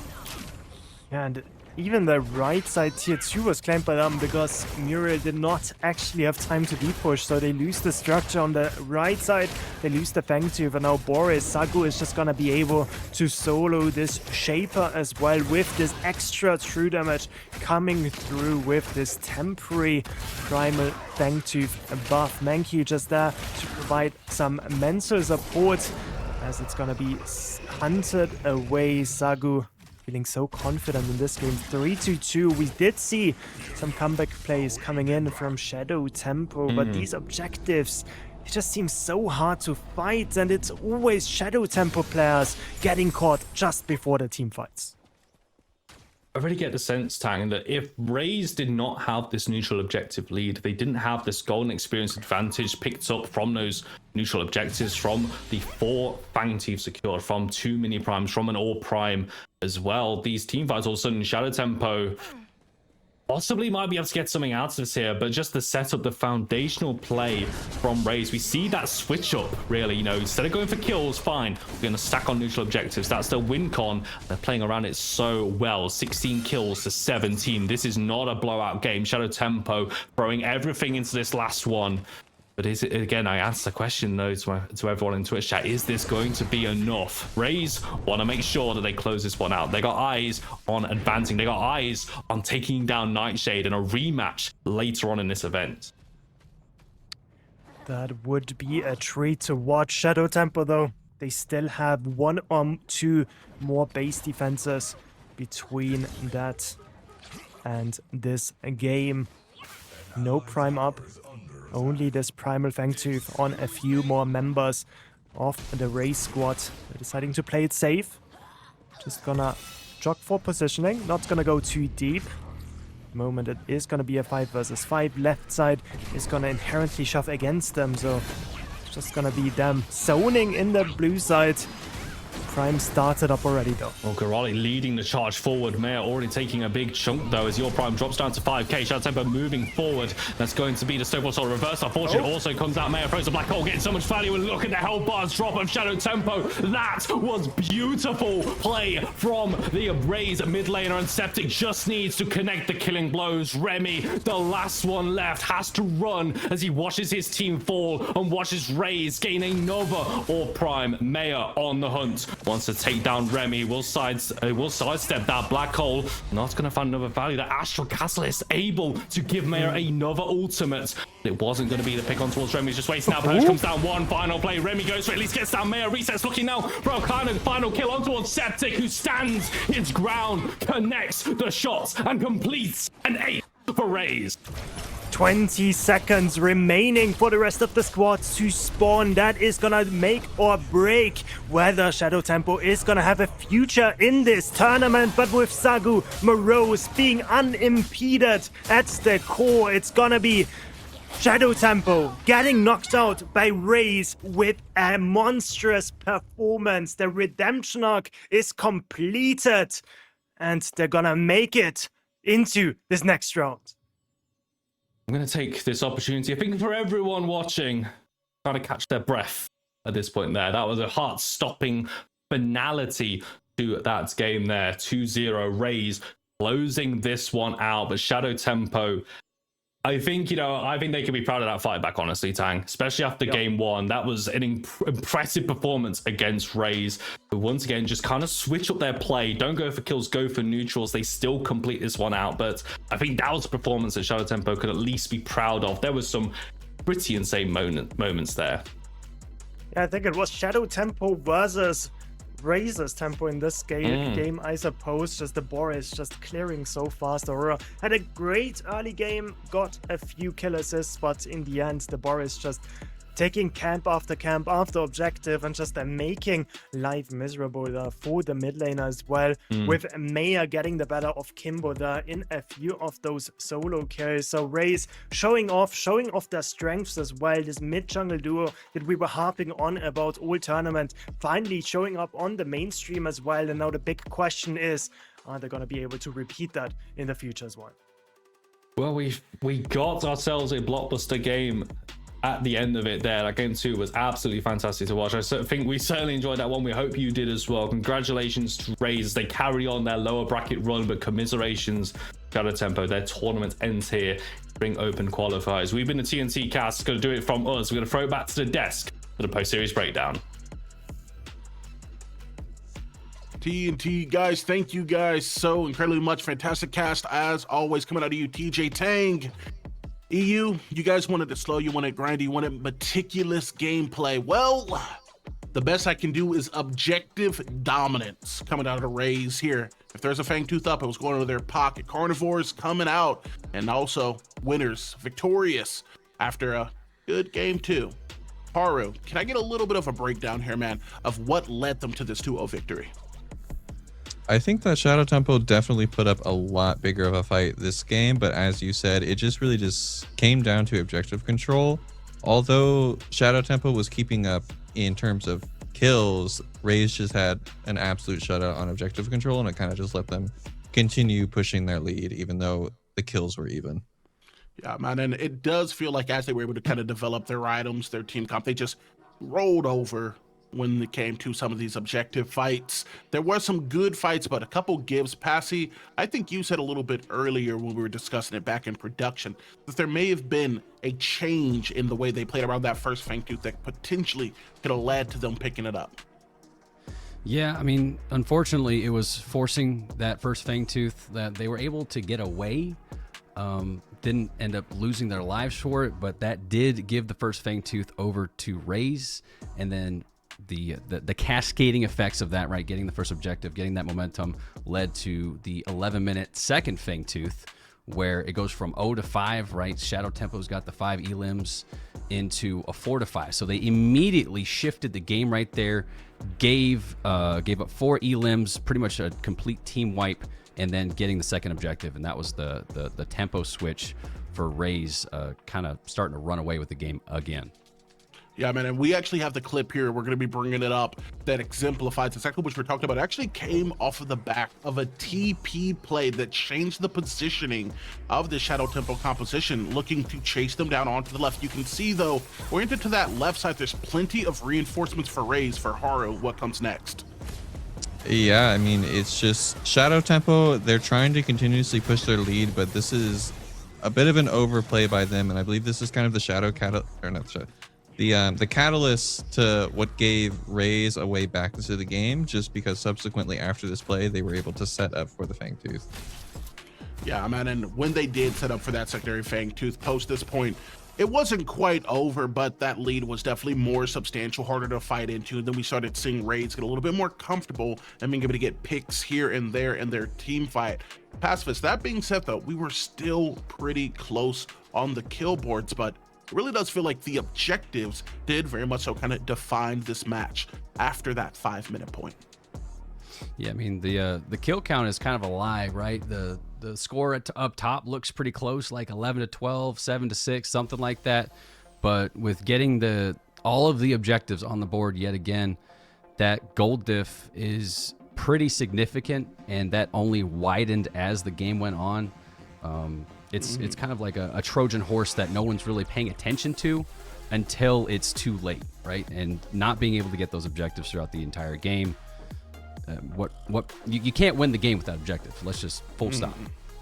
Yeah, and there were moments where we did get to some degree kind of death throws coming out of this team composition, just trying to kind of reclaim this lead that was slowly starting to slip away. A big one actually coming from a big fan of the crowd here, talking to you guys watching. Jiroli got if I recall correctly, it was a quadra kill, right, Haru, that I think we do have clipped here on this Greystone. I believe the clip that we do have the Greystone clip. Yeah. It's, again, Raze just has such a commanding lead. They are now leading the kill lead. They have 2 Fang 2s, and this is the point where I thought Shadow Tempo was able to turn it around. Jiroli just going absolutely nuclear here, getting a quadra kill. Unfortunately, as the game panned out, it wasn't enough to get his team back into the game, but Jiroli just, in general, is just playing out of his mind this game. I mean, he gave his team everything and more, and not to speed it, but I do want to hop directly into another clip after this one does get completed with what feels like the objective that kind of defined the game. Haru, I'm going to get a breakdown from you, and then afterwards, Passy, I kind of want your thoughts on what this team could have potentially done differently. And this was that big prime fight where multiple lives were lost, and it feels like Raze's victory was kind of sealed into itself, Haru. 100%. As we get the clip ready, I'm gonna slow-mo this. I think Jax did a really good job here. I'll go ahead and pause it. He is doing a fantastic job here. He's splitting the fight, right? As the wall finishes out, Meyer and Sagu are kind of separated from the team with the hopes that people like Kimbo, you know, his team right behind him, is going to be able to isolate these targets and eliminate them so they can secure the Fang. But I think that Raze ends up playing the fight really well. The fight becomes very skirmish heavy with a few picks coming out, but at this point, after Raze is able to secure momentum after this fight, this was more or less the nail in the coffin, in my opinion. Yeah, I see. This very much so did kind of like defend what was the end, or ultimately the problem that we saw Shadow Tempo suffer through a majority of the game there. Do you think potentially, was there anything that this team could have done at this point on the side of Shadow Tempo, or were they just a little bit too far behind? I think I saw a couple comments of like, maybe if he was there 2 seconds later, or was this, like we said a little bit earlier, kind of like the death throes of this series coming to an end? I think that was just kind of everything culminating to a point at that point. All of the decisions that had been made earlier kind of led to that result in that fight, because I wanted to make note the Muriel ult was not available when he was going in for that steal. If the Muriel ult was available, maybe the outcomes could have been slightly different. If his team was a little bit closer with him, it wouldn't have been like a, you know, Jungle goes in for a hero play type situation, 1v5. Unfortunately, his team does show up, but it's like, it's just discombobulated. They're not together on all these objective takes. It seems like Raze is a lot more coordinated. Meyer had some crazy ults throughout the game just to make sure he's zoning out the team or getting the maximum value from that black hole. And we touched on it before. I think it just really falls back to the inexperience of the Shadow Tempo team, right? They need some more reps in to gain that coordination.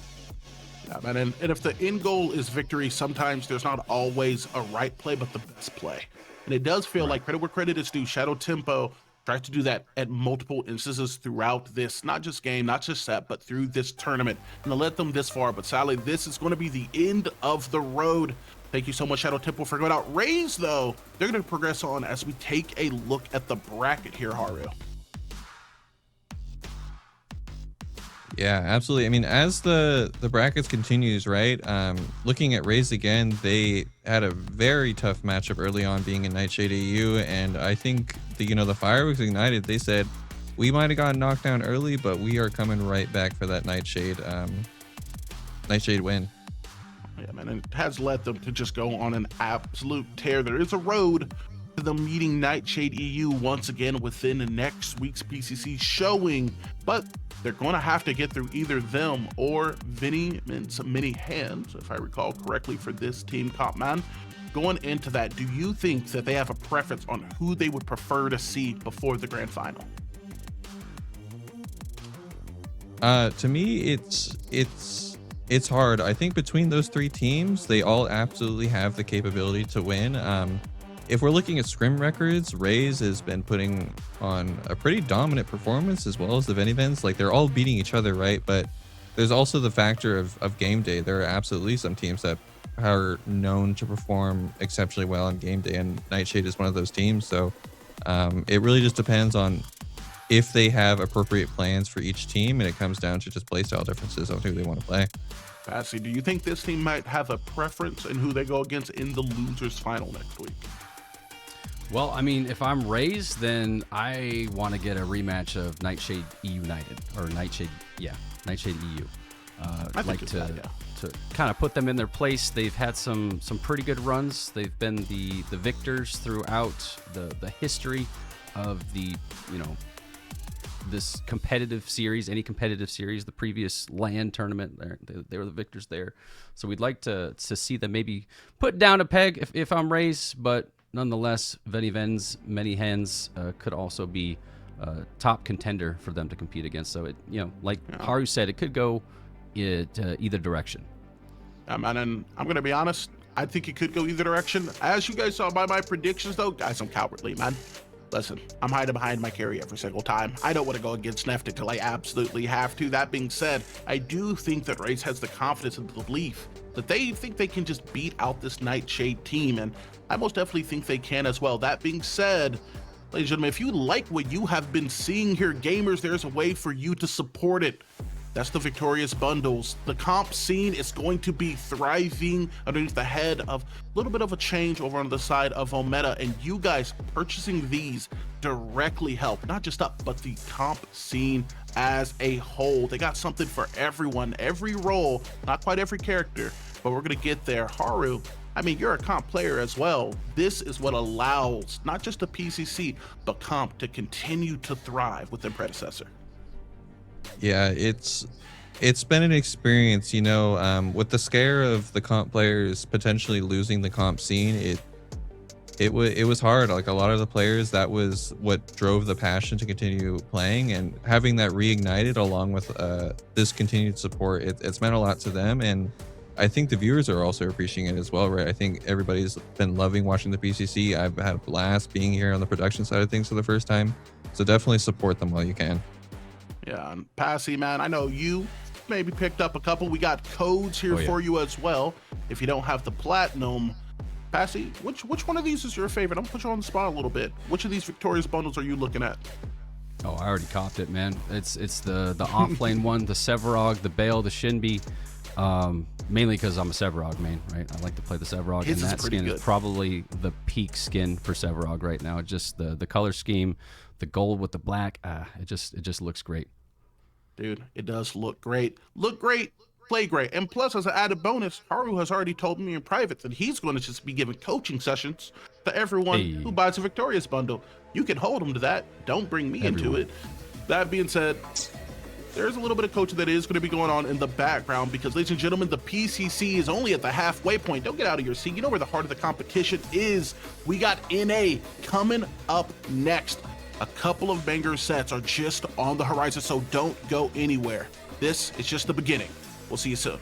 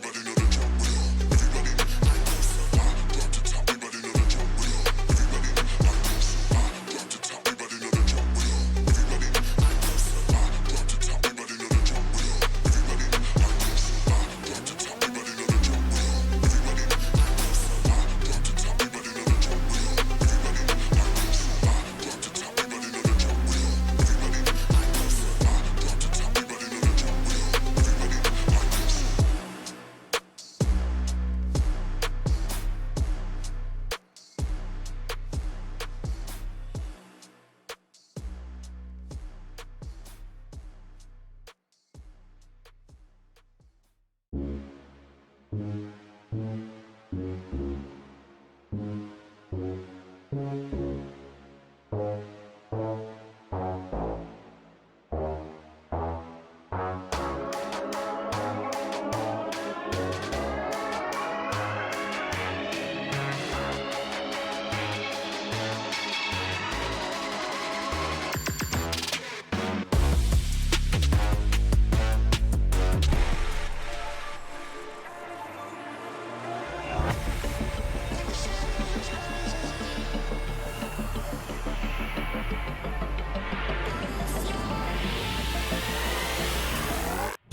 were wise to call upon me. Fear the man who has nothing left to lose. The hunt is on.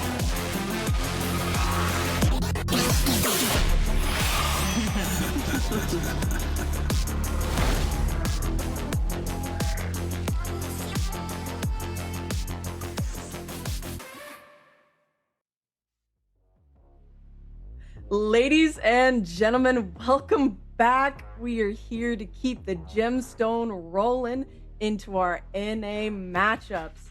We have Team SSJ versus Stay With Me in a best of 3, and this is going to be game number 1. I'm your host, Blep, and joining me, I have the king of knowledge, Haru, here, and the incredible F6. What was that hand motion, Steve? What was that? I saw that. Nothing, man. I was just shaking. I got a little bit nervous here. You know, I'm on with the great knowledge, the wizard, Haru. Okay. So I had to Okay, for give it a sure. lot, Yeah. Okay. Didn't mean to start some beef there. Sorry. Oops. So how are we No beef, feeling? all love. No beef. All love. You know, I was feeling great. Steve's throwing off my groove. My bad. No, I'm just joking. I'm super excited to be here. Yeah, I mean, it couldn't not be more excited. Get to sit next to Haru, get to sit next to you. But I mean, definitely get to the NA side of things. We just saw EU just kind of going at it, and then now we get to see the other side of things. So I'm pumped. Heck yeah. So let's take a quick peek at these brackets right now. Let's see what we got cooking. I mean, looking at the brackets, it's nothing but excitement. I mean, I'm super stoked for this next game. SSJ versus Stay With Me. The Wangler versus Kev Kyokin. But it's just bangers after bangers. Nightshades after Prof. Suns and F8. There isn't a game that isn't worth watching. So any games that you're looking forward to seeing, Steve? I mean, it's got to be Suns versus F8, right? I mean, you think about just the two of these teams, right? They just have such high impactful rosters that it's like, man, these are really like two giants going against each other. And the story of F8 having to knock out Mach 10, which we already thought that was going to be an absolute banger, and it was. And then now F8 has to go against another great team. Oh man, I just know these guys are coming out from the bottom bracket, and I know they're going to be just fighting their way throughout. And that one I think is going to be a fun one. Absolutely. Exactly. Totally in agreement with you there. I'm excited for this matchup because if SSJ were to win, we might see a Nightshade SSJ matchup in the next one. Yeah, That would be insane. Sorry to There's cut you off, Steve. What were you going to say? No, you're all good. I got just so excited just the mentioning of that, right? Because there's so much drama behind that. But of course, we have to get through the first match. So I'm hoping Team SSJ just like knows like there's a possibility that they can get their get back. And this is where they started. They got to get through this first best of threes. Yeah, they do. And with SSJ, they're kind of a dark horse here. And, you know, they performed well in another tournament not too long ago. And now they're performing well here. So with that being said, why don't we just head over and look at the draft for this first game? All right. It does look like SSJ is electing to go for the first pick. There are a lot of things that they can go for. With Cholo being as strong of an Argus as we have seen so far, I wouldn't be surprised if that is what they're going for. They're electing to get rid of the Morigesh. Very common ban, especially in NA. As we saw yesterday, it is just an absolute monstrosity to deal with, especially in the mid to late game once it has 2 to 3 items. So, does not surprise me there. And as I said earlier, the Argus is such a strong pick for Cholo, and that is being taken away as well. Yeah, they're like, get that thing out of here, both teams. I mean, Morgus unkillable once she's online. Argus, CC into the damage. Just definitely two of those mid prios that you want to take off the board. They have two strong mid laners. Team SSJ, they're going to be having Toledo inside the mid, and then on Stay With Me, you have Wangle. So there's so much you want to get rid of. But the really interesting thing here is that Kalari, the first time we've really even seen her being brought up, taken out of the way. Aurora, kind of standard, but Kalari, I kind of think that one's more of a focus ban towards SSJ just because of Vici, right? I feel like he's just a powerhouse of whenever it's going to be there. Right, exactly. And, you know, my boy Vici, I love him to death, but I don't know what he's going to pick up here. I'm kind of excited to see if he goes for more of a tanky vibe or full-on damage clear. I mean, I do like the respect ban out of Vici. I'm curious to see what the first pick is going to look like. I'm also hearing in my ear that the draft might be swapped, so it actually might be different, but I'm waiting for confirmation on that one.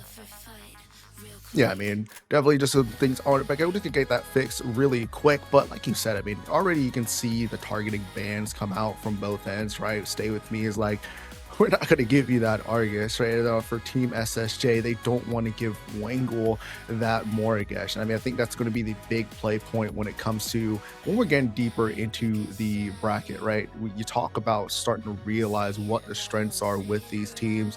Who are they really trying to pick up? So that's how you're going to start to see those target bans. Not too much on like what's meta, but what's kind of that comp that that team likes to play. Who's their high priority player that you want to take away from? Yeah, 100%. And even Mav has a very respectable Kalari. So I'm glad to see that, especially in these top end games, that we're starting to see a little bit of respect for these players and taking away things that could become problematic in the early and mid game. And I believe we have the correct draft now, so we can do that. And we all know, historically speaking, whenever there's problems, it's always the jungler's fault. Exactly. I'm very curious to see what Stay With Me is electing to go for the first pick. The Gideon as well as the Neon are both up. They are going for the Rampage. Does not surprise me at all. Very solid first pick. As we saw on EU, Jirali just rumbling everything, as well as Sagu just being an absolute menace. Team SSJ is responding with Neon, something that Cholo is very comfortable on and is definitely going to be a threat in this match. Yeah, then picking out round out there with the second pick coming out of SSJ with the Morn, which I think is one of those kind of heroes that a lot of people just don't really like. You don't see how powerful this Morn is until he starts to CC everybody. And I like the changes in 1.12 for him just to be able to get that movement speed result, close the gap, and have that mez up all the time. But somebody with a lot of CC, we know, and is always comfortable on it, is that Steel. Yeah, I definitely like the Morn pick. We've been seeing him a lot in the tournament, especially yesterday in our NA matchups. He's just a very solid all-around pick, just like the Steel is. And I do see a Skylar and a TB matchup, so that's going to be a lot of damage output in the duo lane. I imagine that the Steel is going to be looked at as a flex for not only support, but jungle offlane, just depending on matchup. I know that Mav likes to play it, their support likes to play, and then it's also just a good pick into the offlane depending on the matchup. Interesting to see the Skylar being picked so early. It's not necessarily bad. It doesn't really have any losing matchups necessarily, but with the incoming nerfs, it's not as highly picked as it was compared to last patch. TB being responded with by Kev. We all know Kev. He loves the very high APM characters, so I'm excited to see how he performs on that one. Yeah, I need Kev to lock in here. You know, you gotta show something out here. I know he's been talking about he's really excited to kind of be on the big stage, being able to kind of push themselves past this. But in that carry role, the Skylar versus TB, you're kind of playing that range verticality battle. TB's really good at that long range engagement. Meanwhile, Skylar, she's gonna use a little bit more of that verticality, really extend her range depending on the element that she goes through. Big thing though is the Yin, the Chimera out of the way, poking away at that jungle role from the side of Stay With Me. They do not want Vici to have anything he's comfortable on. Yeah, and that's really interesting that they banned Kai and then SSJ banned Yen, but Vichi's looking at that Yurei now, and I'm excited to see him go The full ham on Wangler's that. done it. I have a little bit of tidbit. I was literally talking to Wangle last night, just because we were talking about matchups into Neon. So for those who don't know, Neon actually had an invulnerability during her dash, and with this recent patch, it was removed. Before the matchup with Faye, unplayable. You would press ult, she would just invul out of it, and then you would just die. Now with that being removed, Faye is a character that can absolutely contest Neon, especially in the early to mid game. So I'm very excited that the Wangler actually is able to whip that out today. You kind of feel like that's going to be a big thing, right? But I also think like the Yurei is just so maneuverable, right? If she's able to kind of create that space separation, maybe, you know, Wangle misclicks there and gets the Faye trap to just go somewhere else, but we'll definitely see on that one. But what I do like is a Shinbi pickup here, because that kind of closes out for the side of Stay With Me. Sneaks, I know he likes to have that Shinbi in the off lane, gives him the kind of free maneuverability with her double dashes, with the shield on her circle rhythm to be able to kind of just take those fights. She kind of gets to be off in the off lane by herself. She's a little bit safer pick all around. The Greystone, though, I mean, we all know what this thing does. It just causes commotion everywhere. So I think SSJ definitely has something they could utilize to kind of dive the backline with this Greystone, keep them interested while they're trying to burst down whoever's in front of them. Yeah, exactly. I'm excited to see that new fail giant tower in the sky. I'm so stoked to see that. So then I'm also excited to see my boy Vici play in this match. But with that said, I think I'm going to go with SSJ on this one, just based on the draft with that Morn, Yurei, and Neon combo. I think that's going to clutch it up for them. I'm going to have to give my vote to Stay With Me, you know? I have faith in the Wangler. I really want him to showcase how strong this Faye actually is. Along with that, they just have, I would say, an easier to execute comp. They have the Rampage, which is just incredibly strong right now. Steel is always a solid pick with the big circle ult. And then Shinbi can cause a lot of chaos to create room for her backliners with the Shinbi and the Skylar. Oh, this one's tough. I think you are right, Haru. I think the Faye is going to really be the determining factor on if SSJ is able to complete what they want to do. But I'm still going to go and trust with my boy Wangle here. We'll go with Stay With Me, because with that Faye being able to kind of, like Blep was saying, have a big tree in the middle of it, right? Being able to change with the change on 1.12, with her ult now being able to kind of get people out of the sky. I think that's going to help with the Neon when she uses super jump, able to kind of counter the Yurei as well, like we were talking about. So I'm going to have to go with Stay With Me on this one. All right. Well, I'll be the outlier. It's fine. Again, it's totally okay.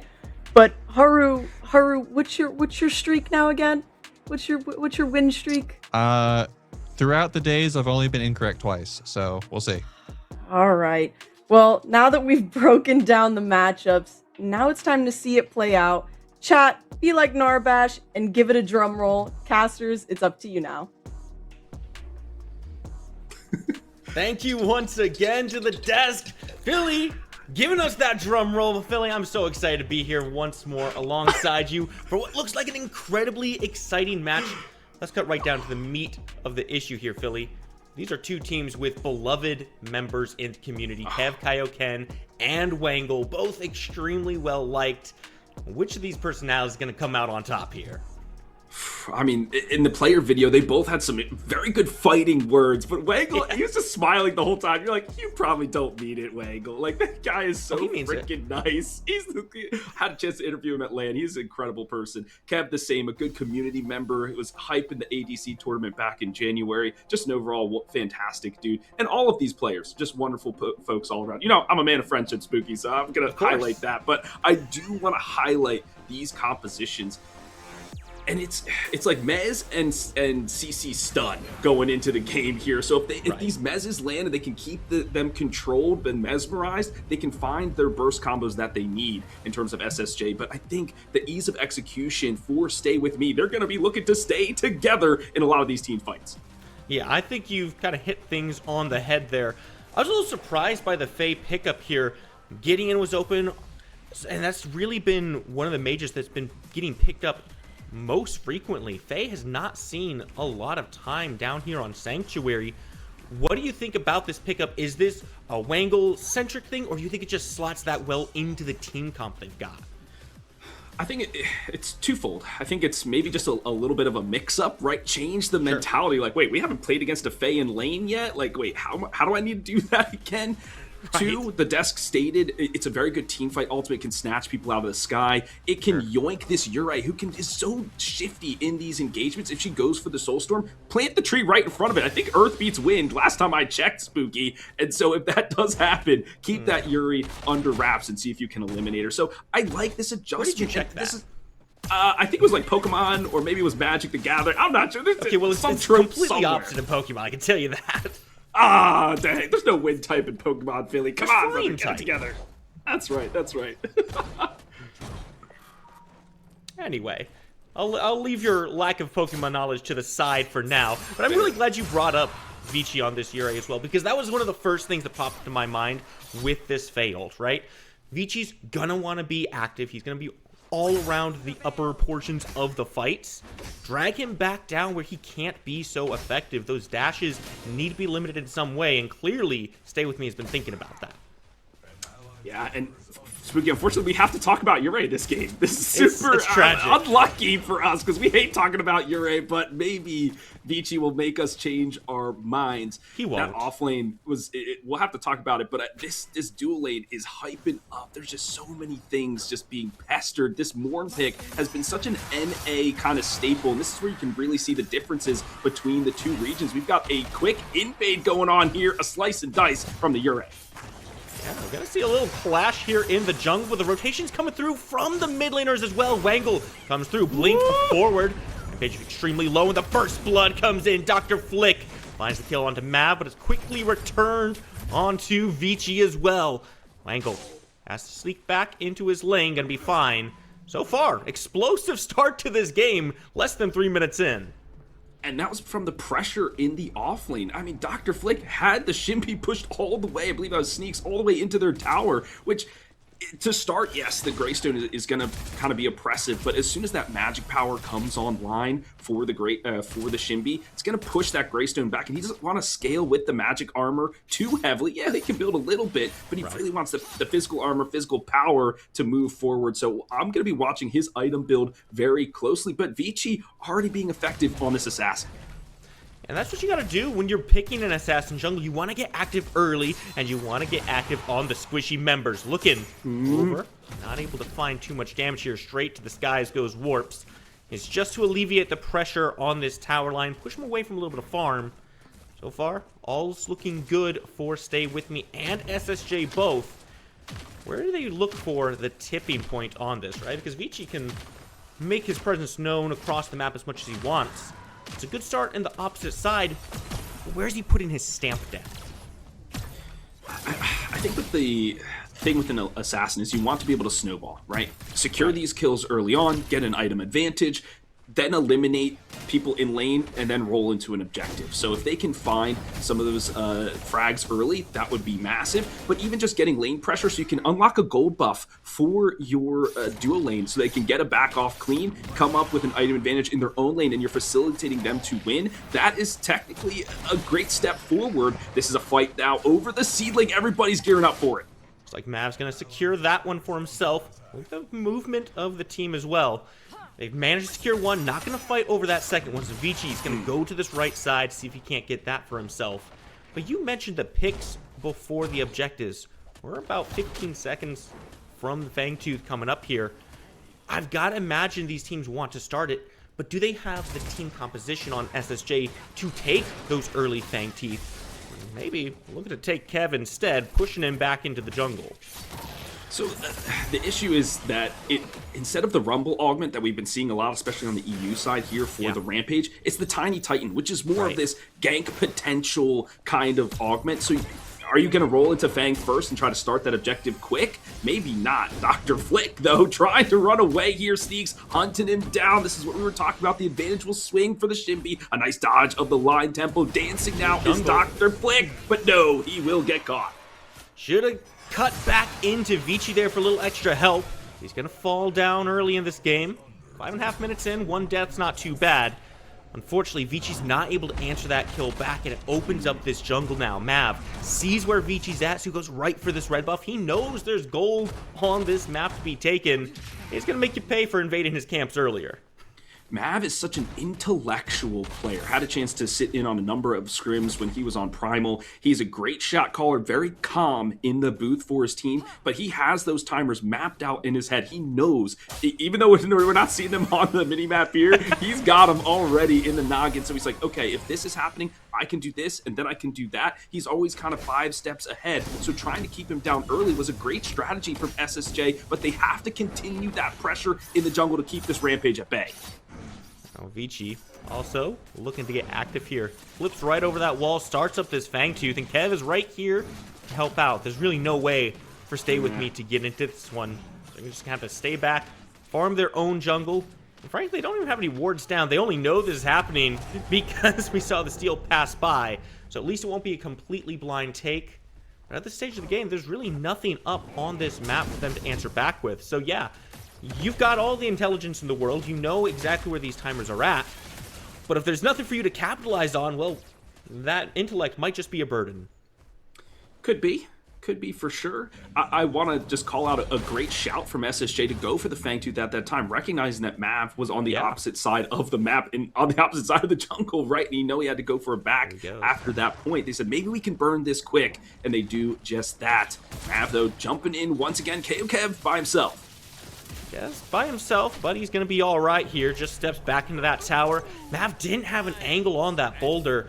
And this is what we're seeing a lot of from both these junglers, right? We've seen both Vici and Mav show up to this left side and peek their heads in, but they haven't been able to find good angles into anything. And so it's led to this playstyle of, okay, I'm going to duck into your jungle. Can we steal away some more camps? Look, blue buff now being taken by Vici as well. Mini Prime up, though. Might see a little bit more activity around this pit.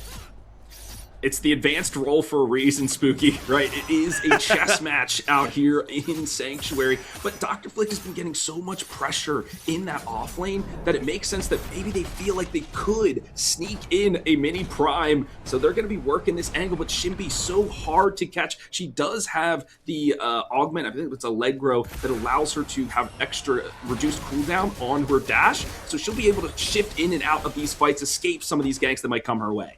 Speaking of ganks coming their way, Mav up on this right side, taking a peek over at Dr. Flick. You said it. He's had some pressure.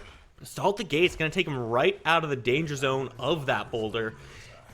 Again, it's another attempt at a gank, and it almost feels like these ganks are just little passing hand waves. Say, hey, by the way, I'm going to be in your jungle. I am going to be taking some farm. You can send that to a letter to your jungler and inform him. I don't want to be rude. But so far, they haven't found a whole lot of success here. The later this game goes, though, I think the better it starts to look for Stay With Me. As evasive and maneuverable as SSJ are, it really feels like Stay With Me comes together and plays around this fly trap, and that's what's really going to be the pace setter for them. Yeah, it's a massive, there you go, tree in the middle in a massive wind condition. Try the tree. Goes into the grave with a soul storm to follow it up. Cholito and a bomb from the heavens. Doesn't find the kill he's looking for, but Morn, the support, will die for his troubles. So 1 for 0, so it favors Stay With Me at the end here. A lot expended, but you walk out with your lives. 3rd kill to your name. What it does do is leave this mini prime open. Keep your eyes up on Zihi here. He's coming right on in. You've got sneaks around the corner as well. No one wants to give this up for anything. And with that done, they've pushed SSJ away. They could just take this for themselves. I don't think we're just going to see much of a contention from SSJ back into this. Oh, definitely not. They don't have the HP bars to do that. They utilized a bunch of ultimates in that mid-engagement. And this is a great tactical play from a Stay With Me, a engage, re-engage, disengage kind of maneuver, and then they came back full health and were able to find the objectives for themselves. Another skirmish, though, this time Vici gets got. Finally punished for his transgressions. Yeah. Vici has been living on the wrong side of the map for far too long. Finally, a little collapse from Stay With Me, and that's going to open up this seedling for them as well. It's always about getting something after the kill. Love to see this team capitalize on everything. These towers still standing. Plates are up pretty much across the board here for SSJ. not for lack of trying. Stay With Me has been putting a lot of pressure down across the map. And at some point, I feel like it has to get to a tipping point. 4 kills to their name, 3 up over SSJ. The gold is starting to build up. And this is a MOBA at the end of the day, folks, right? It's about getting those macro advantages to boost your economic advantage throughout the game as we continue forward. So, with these little camps, you're like, they're just taking a camp, whatever. No, it does mean something, because if you can get to your item timing faster than your opponent, you have an advantage to maybe win the next team fight when they're least expecting it. So, yes, these things are all compounding as we move forward. The off lane scuffling once again, probably won't be too much kill potential, like none of these folks have any CC, but the itemization, Spooky, that I'm seeing, especially from Mav, we saw a lot of hexbound Bracers on the EU side, because when you go the Rumble Augment, you need the mana. There's the Overlord, because he wants to go for the clear and the attack damage for when he goes into Tiny Titan form. So you can see the differences based on the Augment you get, how you build your character. And Mav's going to be a real threat very quickly here. Once that Overlord gets stacked up, HP damage coming out, it's going to be difficult to deal with. Now Mav looking in towards this lane, jumps right over Vichi's head, says, "Nah, I don't want to play with you, my friend." Still not able to find a whole lot. Vici comes in after the fact, look for the Soul Storm. Doesn't quite manage to do all the damage he's looking for, but Cholito makes the rotation, throws a bomb down. Doesn't quite bring the targets he's looking for. But does open up once again the Fangtooth. It's these TKOs, Philly. You don't have to get the kill if you do the damage. But the issue is they used a lot of ultimates, but you know what Stay With Me didn't do? They didn't use their ultimates, so they might have a chance to recontest here, Spooky. They're moving for it.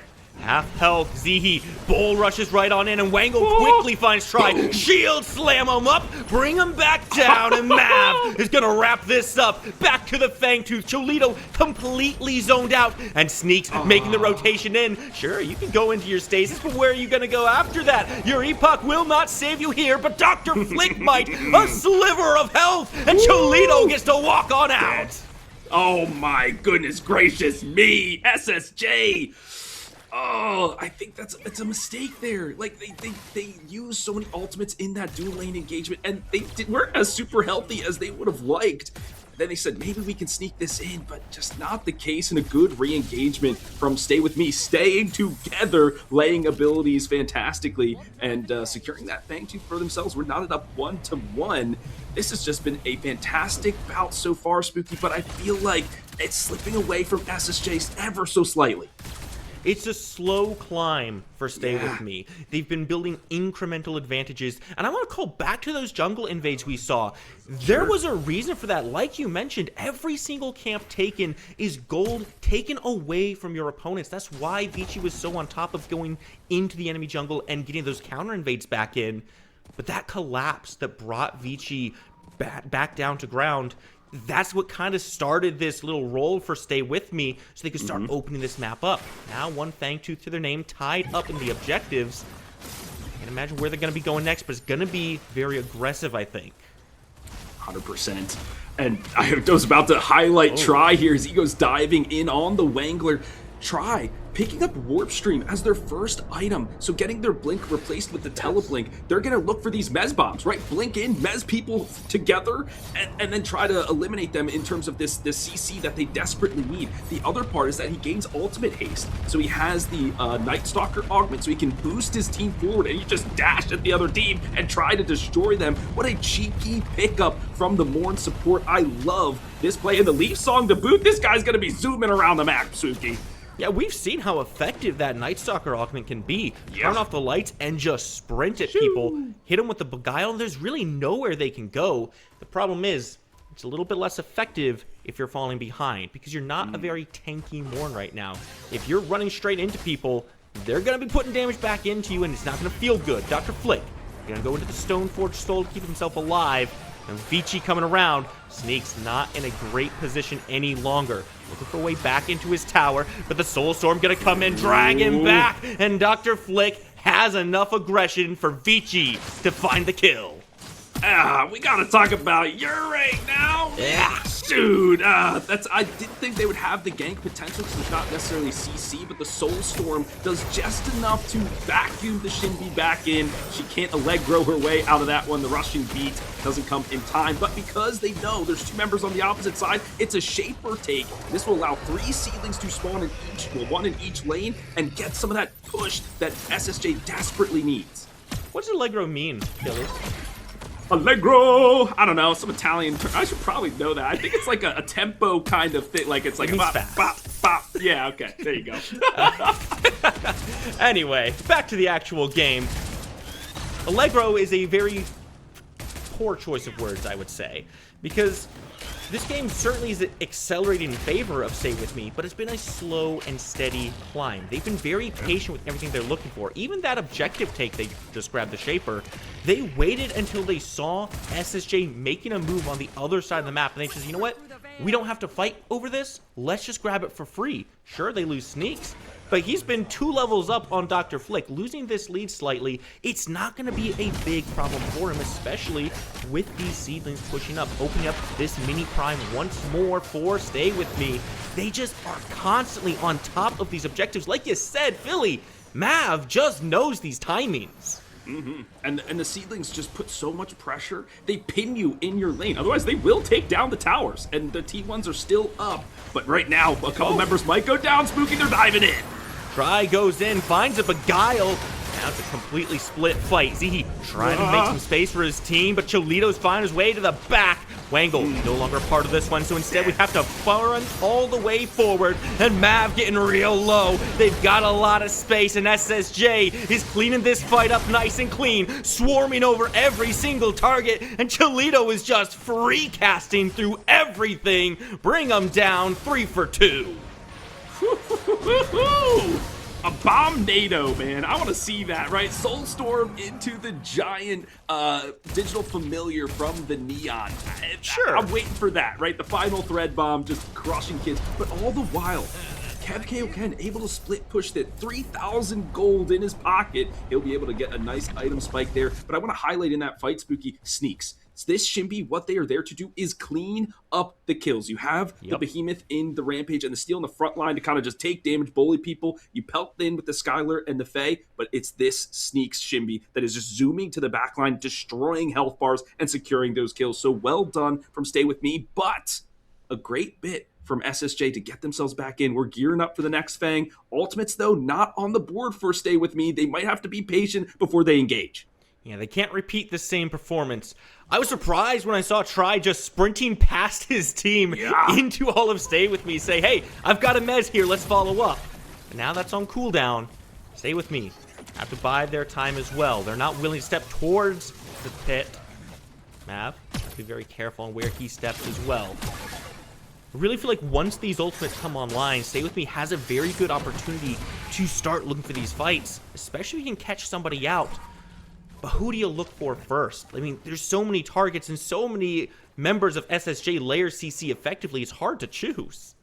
Yeah, I think if you're SSJ, if you can get to the Fae and make sure Wangle can't get the fly trap off before the PAL starts, that's an immediate win. Otherwise, once that's expended, you're going to look for Skylar in the backline. So that, I think, is going to be how they do it. But we are skirmishing once again for positioning over this third Fangtooth. So important is that bonus movement speed for both of these squads. You know, I really think the closeness of this match, I thought Dr. Flick getting aggressed upon Vici, gonna come over the walls to try to help him out. Sneaks, looking to be in the back, but the dashes from Vici are gonna take him right back to the fight. Soulstorm, not gonna do the work. Warps, finds the first kill, and he has got that laser on. Vici into the back, tries to find it, but the atomizer gets stasis out. Cholito gets to keep his life. And it's all in the hands of SSJ. They want to move forward. They gotta find Sneaks, but the damage is good. He's still got a second life. The Stoneforged Soul keeps him up and drives Mav back to the jungle, away from his team. He can't retreat to safety. And all the while, Sneaks rejoins the fight. A shutdown onto Cholito, and he's keeping Flick completely zoned away. Somehow Mav gets back to the tower, but only in time for Vici to drag him back to the depths of hell. Oh my word, Sneaks, the janitor, just cleaning up the kills. Flick doing everything he can to frontline for his team, but they just, I mean, so much burst is available, but they think maybe they've won it. They're going to try to sneak this Fangtooth again, Spooky. They got their it's try jungler. to play bodyguard. They have the jungler up to do it. This might be their opportunity. Vici took so little damage in that fight. Yeah. And with Try here as well, the Contagion's going to keep Dr. Flick nice and healthy. There's no way for Stay With Me to out-secure this Fangtooth. They might be able to find a kill on the back end. Vici and Flick both over the wall. And then just leave Try to meet his fate. It's a worthwhile trade. And I have to highlight Try's positioning there. As a melee support, you want to be close to those pillars on the edge of the pit because you have to be able to quickly turn and gank somebody as they're rounding the corner, or you have the vision up those stairs there. So he knew he was sacrificing his life, but to get that second Fang is so important for his team. He's okay to do that, and I love that. Just trickle out the back door of Fangtooth's house there for the Ure and the Greystone. So well done for SSJ. This is still anybody's game, Spooky. We're 20 minutes into it now. Toledo under some trouble here. Great fly trap drags him back, but the final thread is the final word on this matter. Toledo now on his way out from this fight. Vici is here to help out and just drives Zihi back out of this fight. Cannot continue the aggression. Try with the beguile from the air, and Toledo says, I ain't done. Final thread. Well, let's open another one. Double kill for Cholito in the mid lane. I mean, it was a mez bomb into a regular bomb. Everybody exploding there in the mid. Sneaks doing Shinbi things, finding a little split push on the opposite side. But man, these soul storms from Vici just so freaking annoying, vacuuming everybody up and allowing for these engagements to come off clean. I think this is also part of the augment choice for the side of Cholito. Goes with the Ghost in the Machine, which allows them to become stealth after they use the Erasing Vector Dash, which helps them be a little bit more shifty in the battlefield. It's hard to track a Neon as it is, but then when you do that, you pop up, you blow up, and kill everybody. And this feels like a consequence of the slow incremental advantages Stay With Me was building. They weren't able to truly push a big lead, and now SSJ is hitting power spikes. They're grouping up, and they're catching people out. Beguile is again gonna get some damage off onto Zihi. Rock from downtown. A shield slam gonna turn this fight around, and Mav looking at the support, but again, you're giving up Try to keep the rest of your team alive. He's taking that every time. Cholito still free casting on the back end here. Grouping up. Not a lot of good angles into this one. I mean, do you want to engage on a steal, buddy? Question mark is in my head, but now the fight, we're re-engaging in earnest, Spooky. Kev rocket dash right into that one. It was not the greatest decision in the world. Cholito, though, throwing these bombs from up high. Dr. Flick looking for Wangle, has a spin on and shreds the health bar. Sneaks, though, matches. He doesn't quite have the backup. He's got to get out. But look at how split up this team is. There's truly nowhere for Sneaks to go. All he can do is try to answer some damage back in. And Cholito should not be alive right now. What is going on with this Neon? Caught by Sneaks. And the help is not here. Finally, someone puts him in the ground and sends him back home. Looking for a way out. Vici still dashing. Sneaks. Low health bar, but Kev Kaioken has the laser from the skies. This might finally be an end to this fight here, Philly. What? How do we even begin to break that down? That is just, folks, that is NA Predecessor. It's just, we're all just going to run at each other, see who's got the best mechanical abilities, who can use their power spikes to the utmost. But my word, whew. That is tough, but Dr. Flick doing a lot of work here. And I love the Mist Meadow Buckler to help with some of that magic resistance, right? It gives that magic armor, has some stacks, and can shrug off some of the things that Shinbi is tossing his way. They do the spin to win, right? They're both spinning at each other. Let's see who's going to come out on top. But right now, they're spinning around the Orb Prime. SSJ, they're in a desperate position to try to take it. Man, we're already at Orb Prime. It's insane how blitzing quick this game has begun. I really called Allegro a poor choice of words earlier. Well, I would say it now fits the game quite effectively. Stay with me. Manage to capitalize on the fight here. Where do they take this Orb Prime now, right? You get it around 5 people. A lot of tier 2 towers still standing. Haven't found a lot of pressure in these lanes because all the fighting has been around these jungle entrances. And I haven't really seen a big focus on trying to get these towers down.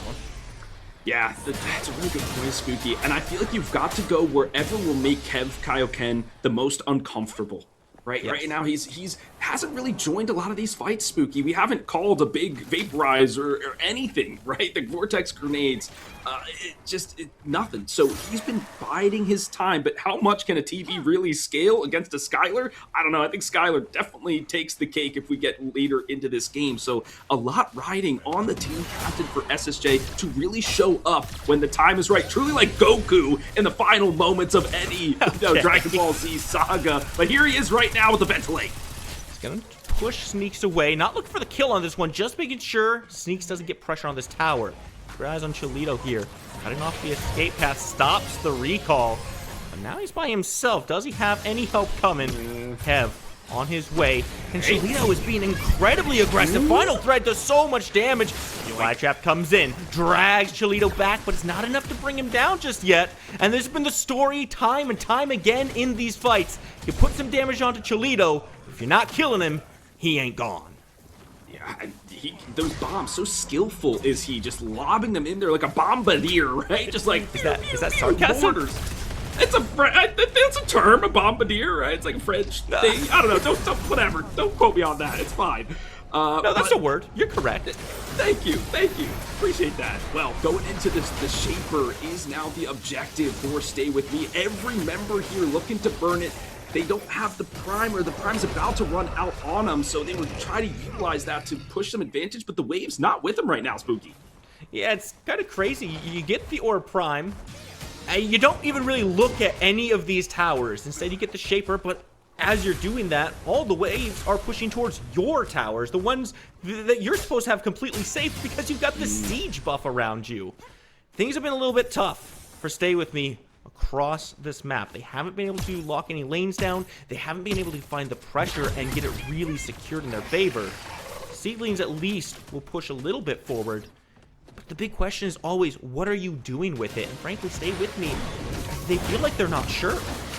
Yeah, closing a game out is one of the hardest things to do in any MOBA, right? Because if you lose the fight, you could get clapped back and get your base run down instead. So you have to be sure about when you want to go for it. Sneaks, though, 2 levels up, trying to take this tower. Once again, all eyes on Kev Kaioken ever so surely because of this. It almost seems like indecision from SSJ. It's like, do we go here? Do we go here? How do we get our advantage back in our favor? They just don't seem to find it. And all the while, things are being whittled away from them. Now 2 towers down off of that slow siege from Stay With Me. Fangtooth is up on the board as well. Stay With Me. Have good positioning, but with Sneaks all the way on that right side, they have to wait for him to get over before they truly pull the trigger or anything. Good news is, that inhibitor on the right side is now exposed. Sneaks has been the one person on Stay With Me that's been consistently targeting these towers, and are we surprised? It shouldn't be. He's going to be split pushing. But now it's time to start looking at this Fangtooth. It's an important one. 3rd stack for SSJ, 4th one of the game. Can't let this one go quietly. Absolutely, and if SSJ is able to steal this away, or burn it quickly, or do whatever to get this 3rd Fang, incredibly impactful. I'm whispering, Spooky, to build the suspense for the crowd, because really having that extra boost to offense and defense can really accelerate them to win the next fight. But that's the ask there, Spooky. You have to win this one first. The teams will be jockeying around. I'm looking at all the check marks, every ultimate available. This is going to be pure and utter chaos. Good luck, Spooky Mars, when the fight breaks out. It's down to Cholito, right? Stay With Me has to find a way to drag this hacker cat down into the depths and make sure that he can't throw these bombs out. He's been blowing up health bars left and right, and even when you get somebody on top of him, he's consistently able to sneak his way out of the fight to keep his life. And Cholito is an absolute madman because he's been hanging around with like 100 HP and say, you know what, I've still got some cooldowns, let's still throw some abilities out, and it's working. You have to finish the job if you want the fights to go your way. Lights turned off, make sure Vici keeps his life. Something that I'm looking at here is this is such a heads-up play from Sneaks. By keeping the pressure in that off lane, you eliminate the front line by Dr. Flick. He's got to answer somebody or Cholito, but then that's a bulk of your burst damage. So you really are taking a key member out of the fight, where Stay With Me is okay with playing around this core group of 4 because they have the CC that they need with the steal and the rampage, not even to mention the fly trap. So this is such a well-worked composition from him. I love to see it. The Fangtooth says, "Get off my lawn, you damn kids. I don't want no parties in my house." Yeah, he said it, and it definitely sent a very strong message. Vici with a big Soul Storm. Shield Slam's not going to do that work. The Fly Trap keeps him alive in the fight, and they're looking to turn this back around. Warp has some good damage, but he's got almost no HP at all. Mav has to run forward looking at Cholito. But look at the health bars. They're already falling. SSJ 3 out of the fight, and Warp still in the skies. Stoneforge Soul will come up, but it's just buying time. And Cholito again sneaks a kill right out from under your nose. Sneaks, though, is the one pushing forward, trying to find a little bit more pressure on this fight. Dr. Flick, no second life available. Sneaks right at the back end, and the boulder gonna crash into his head. Should be enough to find the kill, but again, Cholito half health sneaks. But the wolf will find its target. Oh, the pack hunting, and that's the verticality now from Line Tempo and 1.12 moves. He can catch him as he's trying to get on the stairs. Oh, if Dr. Flick had gotten out of there, that would have been okay for SSJ, but fortunately Cholito, the mid laner, always the most important, especially in this patch. Burst mages, that's what everyone's looking at, but it's to keep the lanes in your favor, right? Cholito could go in, flash this wave, go back, flash another wave, move forward. But what I want to highlight in that fight, Spooky, is this is the 3rd time Stay With Me has feigned and engaged, disengaged effectively, and SSJ is chasing. They cannot be chasing these fights because the re-engage from Stay With Me is just so freaking good with the steal and with the rampage, and they just go tumbling down after that. Cholito, I don't know, this is a little too dangerous. Cholito's throwing a lot of damage in, throwing a final thread out. The burst is good, but now you've finally been caught. Again, the dash takes him away, but Zihi's found another target. Shield Slam onto 2. Kev's got no space, and Stay With Me have not secured themselves an Orb Prime. Vici steals it away. Kev keeps his life, and all of a sudden, what was a good objective now goes a little south, but they've still got more members. 4 dead for SSJ. Kev trying to run around, but there's nowhere to go. Finally, Stay With Me. Gonna send you away from them. Oh, okay. Well, it's a triple kill for Sneaks, but SSJ extend their lives in this game 1 just a little bit more. Vici said, "I got one job, squad. That's to steal the Prime." And he did just that, but my word, the double shield slam to keep Kev out of the fight was immaculate from the steal. But they said, fine, screw the objectives. We're going to siege your base instead with only 1 member remaining. This might be GG, Spooky. 20 seconds left before anyone comes up. Warren very far out, and that core under a lot of pressure. Warps has the laser, and that's all the damage they need. A single fight, 1 objective gone poorly for SSJ, and the game is set. Stay With Me, go up 1. Oh, I'll stay with you, Spooky, always till the end of time, buddy.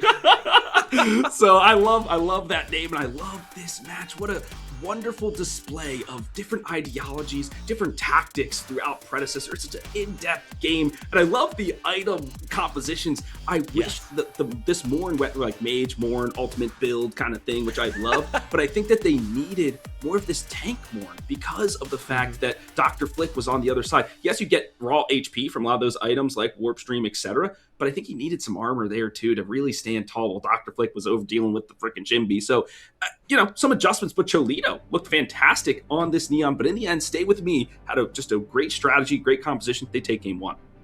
I don't think I disagree with a single thing you said there, Philly.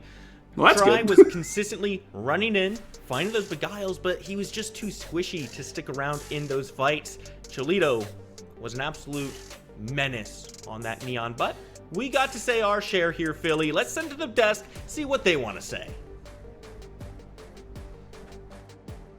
Welcome back to the desk, everybody. That was definitely a game. Haru, you beat me again, brother. I don't know what to tell you. But let's get to these post-game thoughts. I don't know. I definitely wanted to see much more from Kev. I noticed that he wasn't much in the early game fights, unlike the Skylar. And, the EDC tournament where my team faced his, he was all up in our face. Puff Puff will still beat him though. What you think?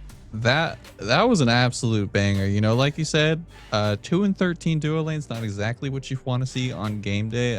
But you know, I think Stay With Me did an incredible job, not only setting the tempo, but continuously pushing their lead and pushing the advantages they had and playing through snakes, right?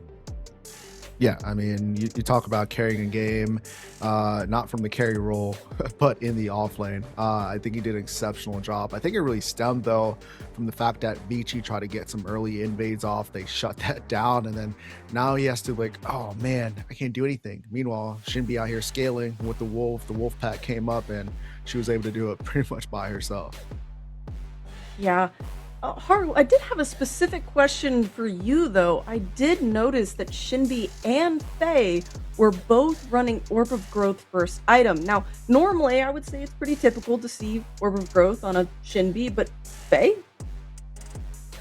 Yeah, so this is a build that's actually been popping up in NA recently. The whole idea behind it is that Faye, compared to a lot of the other mid laners right now, is very easily gankable and very easy to shut down, very punishable.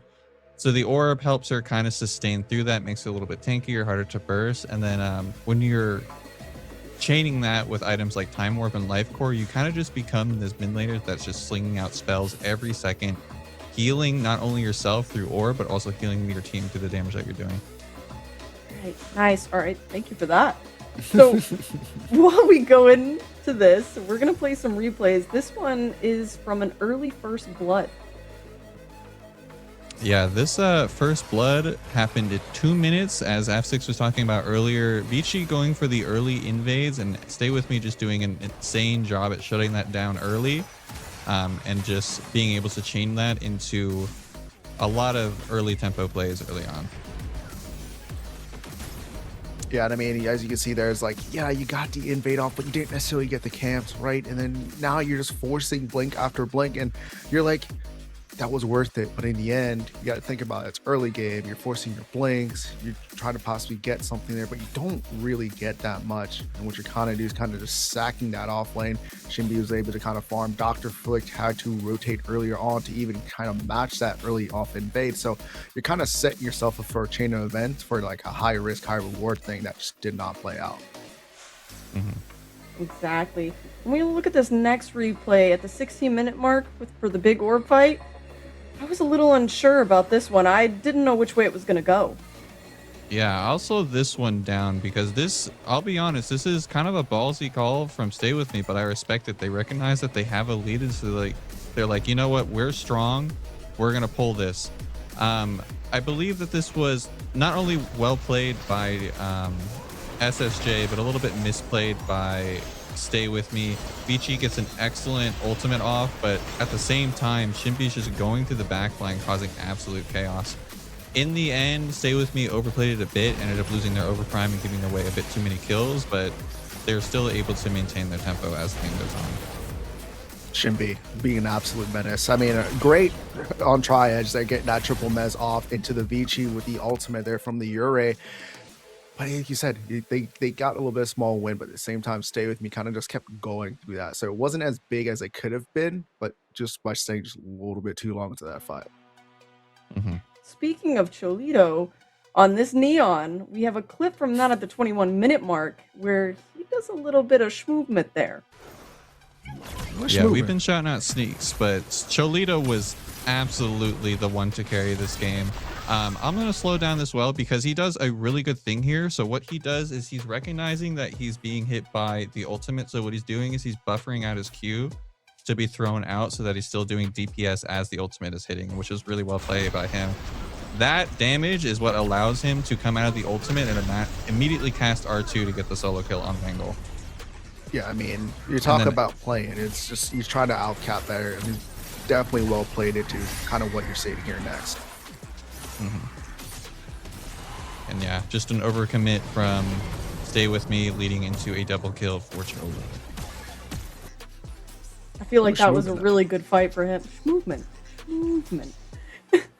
Well, with this next one, unfortunately, SSJ did lose this matchup, but we do have their last fight in a clip. Yeah, this fight, I think, is what set the tempo for Stay With Me to win the game overall. It started out a little dodgy, but Sneaks is just putting so much work into the backline for this team. Like, he's literally nearly soloing the duo lane and then Mav coming to clean that up. I mean, really just well played by them. On the inverse, as the clip continues to play out, you'll see that Stay With Me recognizes members overstaying after this clip that is being shown and just continuously pushing that lead. I mean, you just got to find where you want to win, right? But there's Oh that my gosh. downtown rock that I was waiting for. I mean, just absolutely is kind of the closer, right? And then here comes the blink to just a little wolf to close that one down, giving them the numbers advantage. Those death timers are stacking. You're like, we can't even come and defend the base, right? Even with Cholito on that Neon, you don't have enough wave clear to try and stop the force coming towards that core. Yeah, that rock throw was kind of crazy. He just came out of nowhere, and Greystone just kind of said, "Oh, okay, Shinbi, thanks again." All right. The man, the myth, the legend, Mav. Sneaks was all over that map. I don't know what he's gonna pull out next game. Maybe he'll pull out Shinbi again, but SSJ should be terrified of that. So that's going to be the end for this game. We will be back with match number 2. It is a best of 3. We will see you after this break.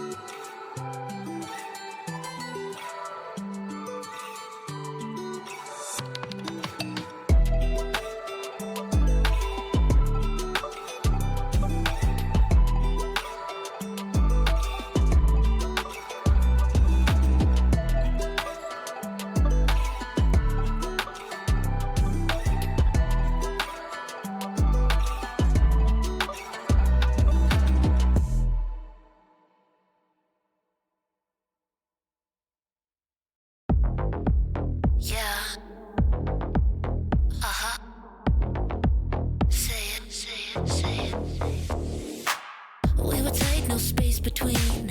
Same side, same enemy. Got down, no fear in me. You and I, yeah, that was real. Say my name, look me in the eye. You switch up, don't ask why. Ride or die, pick a side. Stay with me or step aside. Ride or die, no disguise. I am Wangle. I'm the mid laner now for Stay With Me. I used to be a mid laner, and then I was a support, and now I'm back to mid lane. I'm all over the place, but I'm mid lane for this tournament. I've been around since the beginning of the game. I think I missed the first PCC because I had a broken collarbone, and otherwise I've played in every single one since. I've played for a bunch of teams in the past. I was on the OG D-Lab roster. I played for Rogue. That's probably where I'm most known from, is playing for Rogue for a long time. I've been all over the place, you know. It's all the fans that are supporting me. I'm sorry for not streaming. Life has been really busy. I'm focusing a lot on school, but it's always fun to play in these tournaments, and I always appreciate when you guys show up and root for me in any kind of way, or the teams that I'm playing for. It always means a lot, so I miss all you guys. I appreciate everybody. And everyone that just is in the community that makes all this possible. Amazing. Thank you, guys. The only teams that I want to call out are the teams that are ahead of us. And the first rock and the first stone that we have to step over to win this thing is Pinzo's team. All that remains, I'm coming for you. All I'm seeing is a lot of these mid laners, fake players, fake boosted mid laners. This role, free on my screen. That's all I'm seeing. I'm seeing free in mid lane. Play like a champion. Welcome back to the desk, everybody. I got some laughs out of that interview. Wangle was calling out some big names there. I'm happy to see him. He seems like such a sweetheart. I absolutely love the Wangler. I've known him since, oh God, it's been like 3 years now. And this was when I was back in California. Just randomly, we were talking about Predecessor. We're like, oh, where are you at? I'm like, oh, I'm in California. And it turned out we were like 30 minutes from each other. So we met up, got K barbecue, and the rest is history. I mean, you can't get a better person than Wangle. I mean, this guy, we met him at LAN, like you said. He's tall. He's like 6'18" or something like that. But he's definitely a funny guy, and you just see his personality through that interview. Yeah, just like that K barbecue you weren't enjoying. I think SWM is gonna keep eating. Let's get into this draft really quick and see what's happening. It better be SSJ coming in hot. That's all I'm saying. They better. I know. I know a lot of fans for both of these teams. They definitely have really strong personalities, being Kev on the team of SSJ and then Wangle on the team of Stay With Me. So I'm hoping to see a full series. The Argus ban is coming out from the side of Stay With Me. Very standard response of a Morrigesh ban. We don't want to deal with it. We saw it yesterday. And then the Respect Kalari ban out of Stay With Me on the side of Vici. Very happy to see that we're still respecting our players and recognizing that it's a strong pocket pick of the side of SSJ. Looks like we're just going through the standard bans once again. I think the difference that SSJ can make is going to be throughout these picks. Like you said, respect bans are always going to come through. Stay With Me says, you know what, we're just going to go ahead and pick the Rampage first. We might as well. But SSJ, you got to respond, right? I think for Try, you kind of got to get him on somebody like Bale, somebody like Zarus. He's more of like an aggressive support, trying to really run at you. And I feel like that's the value that he's able to bring. But I mean, Cholito was moving on that Neon, so you might as well pick her back up and see what you guys can do. I mean, they don't want him to have Argus, so you might as well put him back on Neon. I mean, it worked last game. He did really well with her. But I do see that steal again, and if we pay attention to the sides of the screen, you can see all the characters that they picked last game and to see how they match up this time around. I'm surprised that SSJ ended up taking the steal here. Maybe they thought that Sihi was a bit too effective on it, but that also does just give them the Morn. You know, Zi's also very comfortable playing the Morn, and even though Try was dying a lot, I think he was still giving a lot to his team with the Eclipse and all of the CC as well. Stay With Me also has the option to pick any mid laner that they want. They do elect to pick the Skylar. Warps was doing incredibly well on it, so that does not surprise me, and it's just a general good line pick for the team. Kind of looks like they just flip-flop the support role kind of in this way, but like you said, Steel, flex, try flex. You can go anywhere pretty much that he wants to. A lot of big changes, 1.12 with his augment, his punch is hurt, but the Eden, we saw this yesterday. Kira can't say anything. It's not going to be Kira this time, but it's going to be somebody that is very comfortable on this Eden. That's going to be Kev Gaioken, the captain of SSJ, and I think we might see something of a little bit of a performance because this guy is definitely a pocket pick for this Kev. Yeah, definitely. I don't want to say the thing, but I so want to say the thing for the Eden pick, but I won't. I do see that Shinbi ban. Thankfully, she is off the roster. SWM is not going to be able to pick her this time. Sneaky, I'm so sorry, but they're not going to allow that to happen again this time. With the Shinbi being taken away, I'm very curious what Sneak is going to be able to pick here. He's been playing super well, so I'd like to see him on a carry pick again. Stay With Me electing to get rid of the Chimera. I would be expecting the team SSJ to be picking up the Ure again, but they do elect for the Zarus. Maybe they're hoping to dissuade Stay With Me to pick the Fae again, as Zarus is just really good at locking down that character. Yeah, I really think that this might go into the support role. Like I was saying before, I believe Try Edge, when he's on the Zarus, he's a complete different animal. I think Morn wasn't a little bit to his playstyle, and Try is a little bit newer to the scene, but he comes from Overprime, and he's definitely an aggressive kind of support, and that's kind of what you kind of want in his hand. So I want to see him perform on that. But even though you said it will probably stop them from picking the Fae, Wangle said, nah, we're in there. We're going to keep that going and lock that one up. So he might know something that we don't. Yeah, and now we're seeing SWM pick up that Ure instead of giving it to Vici again. I don't think Vici did particularly bad on Ure, but I'm hoping for more of an aggressive pick. So there is a Terra now, and that'll finish out the draft for both sides. Now, I'm not really sure where they're going to put the Xeris or the Terra. They might switch it out. We've seen some in the jungle and some in the off lane. Pretty sure the Terra will go in the off lane, though. Yeah, if I were to guess, it is going to be the Steel support with Vici on the Zarus. I know that Sneaks, he's in comms, his exact words are, give me the Ure. This is a very, very top pick for Sneaks. He's always asking for it, so I'm sure that he's very glad to have that in his hands for this game. I think he is very glad for it, though. But also, I'm just going to say this out there. It's probably a 1% chance that we do see the Terra in the support role. I wouldn't put it past Dry Edge. So I'm still skeptical on where these three are going to go because I just know that play style. But we're going to have to see once we get down there. But I'm liking this new draft setup from SSJ. I like the flexibility of all these heroes, so you don't really quite know what's there. In the meantime, though, for Stay With Me, you kind of know where the Fae's going. You know where Skylar's going. You know where the Ure is going if you know Sneaks by anything. So this one's definitely going to be interesting for sure. Yeah, that really threw me off about you saying a 1% chance of seeing a Terra support. That would be very scary. I hope I never see that in my ranked games. I don't want it. But I think I'm going to go with SSJ again just because they are mixing up their matchups. I think they're going to come back and fix what they had problems with last time. And hopefully they get a win this time. My vote's going to go with Stay With Me. With the combination of the Morn ult with a character like Ure and the Rampage just being able to cause so much chaos, I believe that the backline for them is going to be able to play pretty freely. The only way that I can see them losing is if Wangle starts to run it and loses tempo to the Zarus ganking on cooldown. You know what? I'm going to risk it. I'm going to disagree with Haru this time. I know he has a pretty high percentage. Don't worry, Blep. I got your back. We're going to go with Team SSJ. You know why? Because I like the aggression that's coming out of that comp. And I know SSJ likes to beg, and I think that they play to that play style. Just run at him. You know, SSJ is I'm going to run at you. Prove to me that you're better than me team. I didn't like the fact in game one they were a little bit more passive. So I'm going to go with SSJ on this one. Hey, all right. We got our predictions in. So this is a best of 3. This is the second game.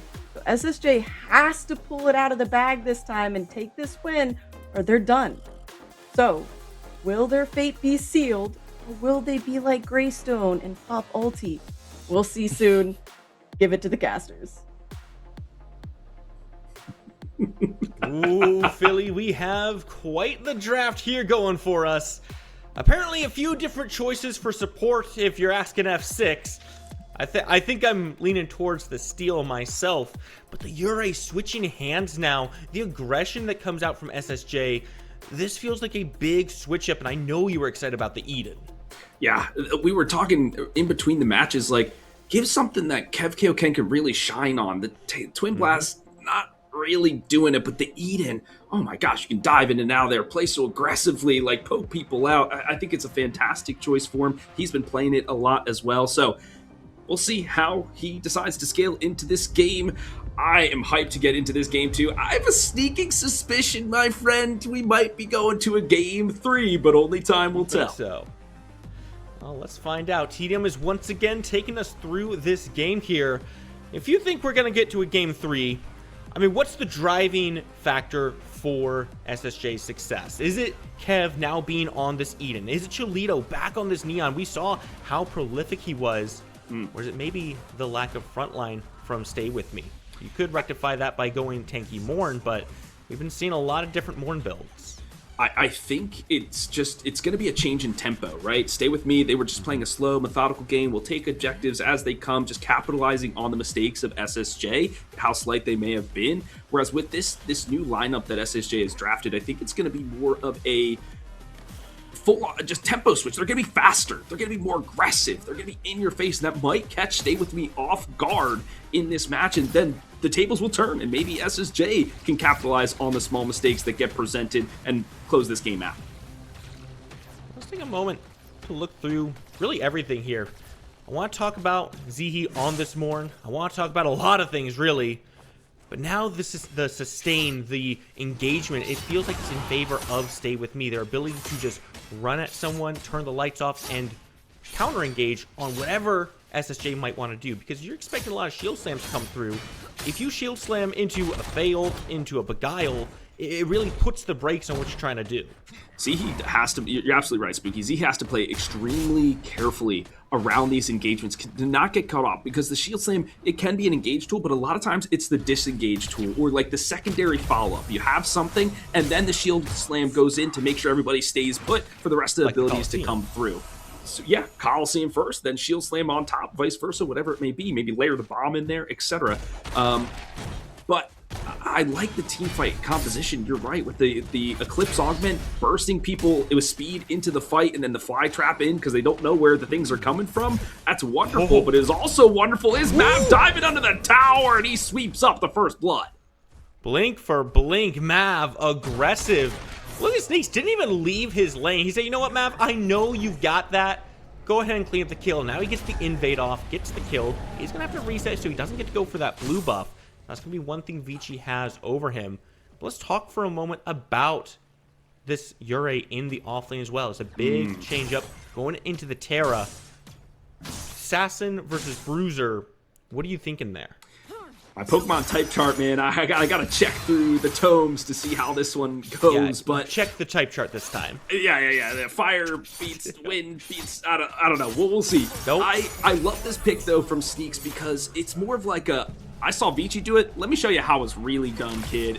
And this time in the off lane where I can't get snowballed through the jungle and do ganks, etc. But the Terra, such a stalwart pick, right? She scales off of armor now. And that could be a tough matchup for her because she wants to go for burst. But if you have a lot of that magic armor, physical armor, you can stand tall through those things. Get your Herser stacks, lock her down. You've got the root, you've got the bash, etc. So I've kind of liked that Terra can stand up in this lane. I don't know if necessarily she'll win it outright first. Might have to get a few items online to do that, but later down the line, going to be really effective. And Warps now has to cover for his support. He's running, but a blaster from the sky. I know you love Mech Spooky, and so does KevKOken.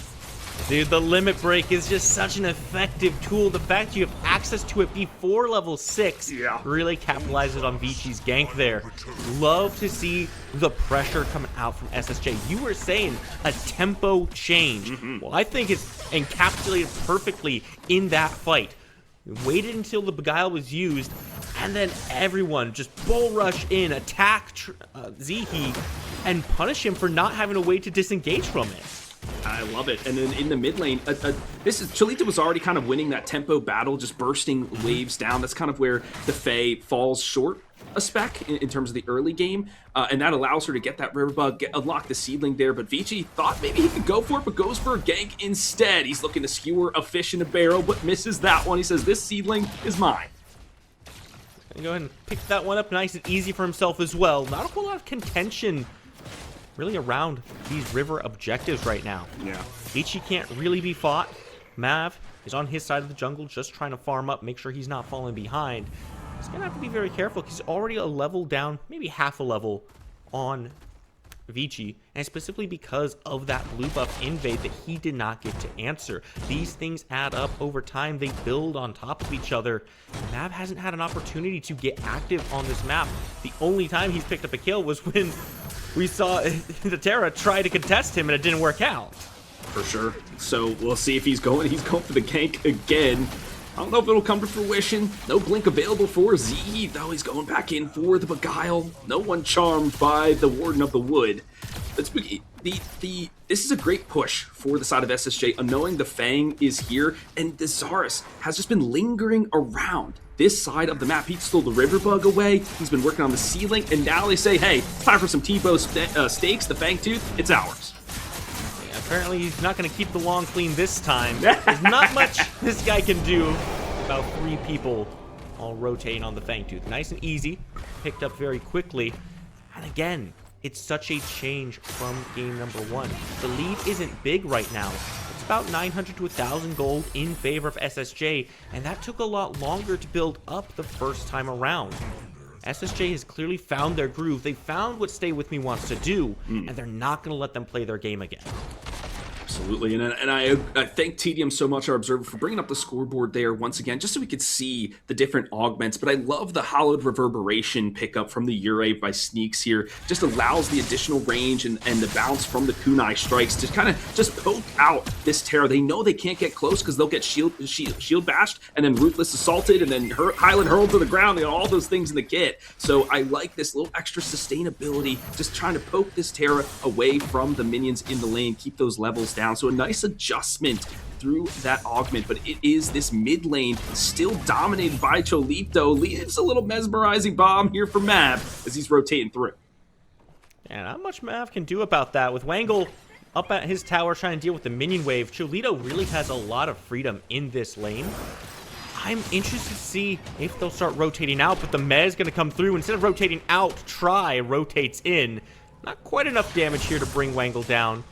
I like the aggression. You can see SSJ not wanting to stay quiet in this game. The lights go out around this camp. Now Mav and Sneaks might find themselves with a little bit more company than they were expecting. Dr. Flick looking to cut off the retreat path. Leaves Sneaks behind. Try. Bull rushes in, and there's nowhere to go. Looks for the Soul Storm, and this does give him an extra dash. The Colosseum comes down, but it doesn't lock anybody in. It's Wangle who puts Vici back on the grayscale, and now it's Stay With Me looking to get aggressive. You're trying to run, but they want you to stay right here. Try has to blink out. Wangle with the double kill. Wangle dangling on him with a 4-person fly trap, nom nom nom, and he rotates effectively to clean up the kills. What a rotation from the mid laner that will unlock this mini prime. Fantastic work to facilitate Sneaks. As Haru was mentioning on the desk, he's kind of like a pseudo carry player, right? He's like a position 2, if you will. Get this guy forward if you can. Okay, nope, screw me. They put it on Mav. He's been running away with it on the rampage. Let's see what the fish got. I don't dislike that choice, but I do think I would have preferred to see it on Sneaks, just because he's the one who can build a lead in that lane. We've been struggling to see success from the ganks Mavs has been looking for, and maybe this is their answer to that. You know, if we can't find the kills, let's enhance these minions. Let's get some pressure on these towers, try to get some gold into our pockets, and make up for the objective that we did lose on that Fangtooth. It'll be coming up again relatively soon. You know, Stay With Me. They've put themselves in a good position to get around that. It's good. I thought that, you know, from just the early aggression that they were facing, but they've been able to absorb it well. And that's all for the back of this Morn and this Rampage. Just a lot of tank ability to try. He's hiding around the corner, says hello to Wangle once again. Wangle, man, he just can't catch a break. Try is such an aggressive support. He feels like he's just constantly looking for someone to punch in the face just to remind you that, hey, you don't get to walk for free. There is a cost to these things. He's the kind of guy you don't want to meet in a dark alley. He's like a bouncer he's a bouncer of the club, right? It's like you got to stand at the door and make sure everybody pays up.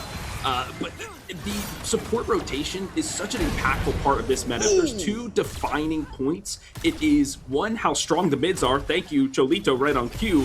And how you have to rotate as a support. If you're not rotating, you're being ineffective. You're not facilitating your mid laners to win. You're not allowing these objectives to be opened up. So glad to see Try more aggressive this time. I mean, he was aggressive on the Morn, Mez bombing everybody with the warp stream, etc.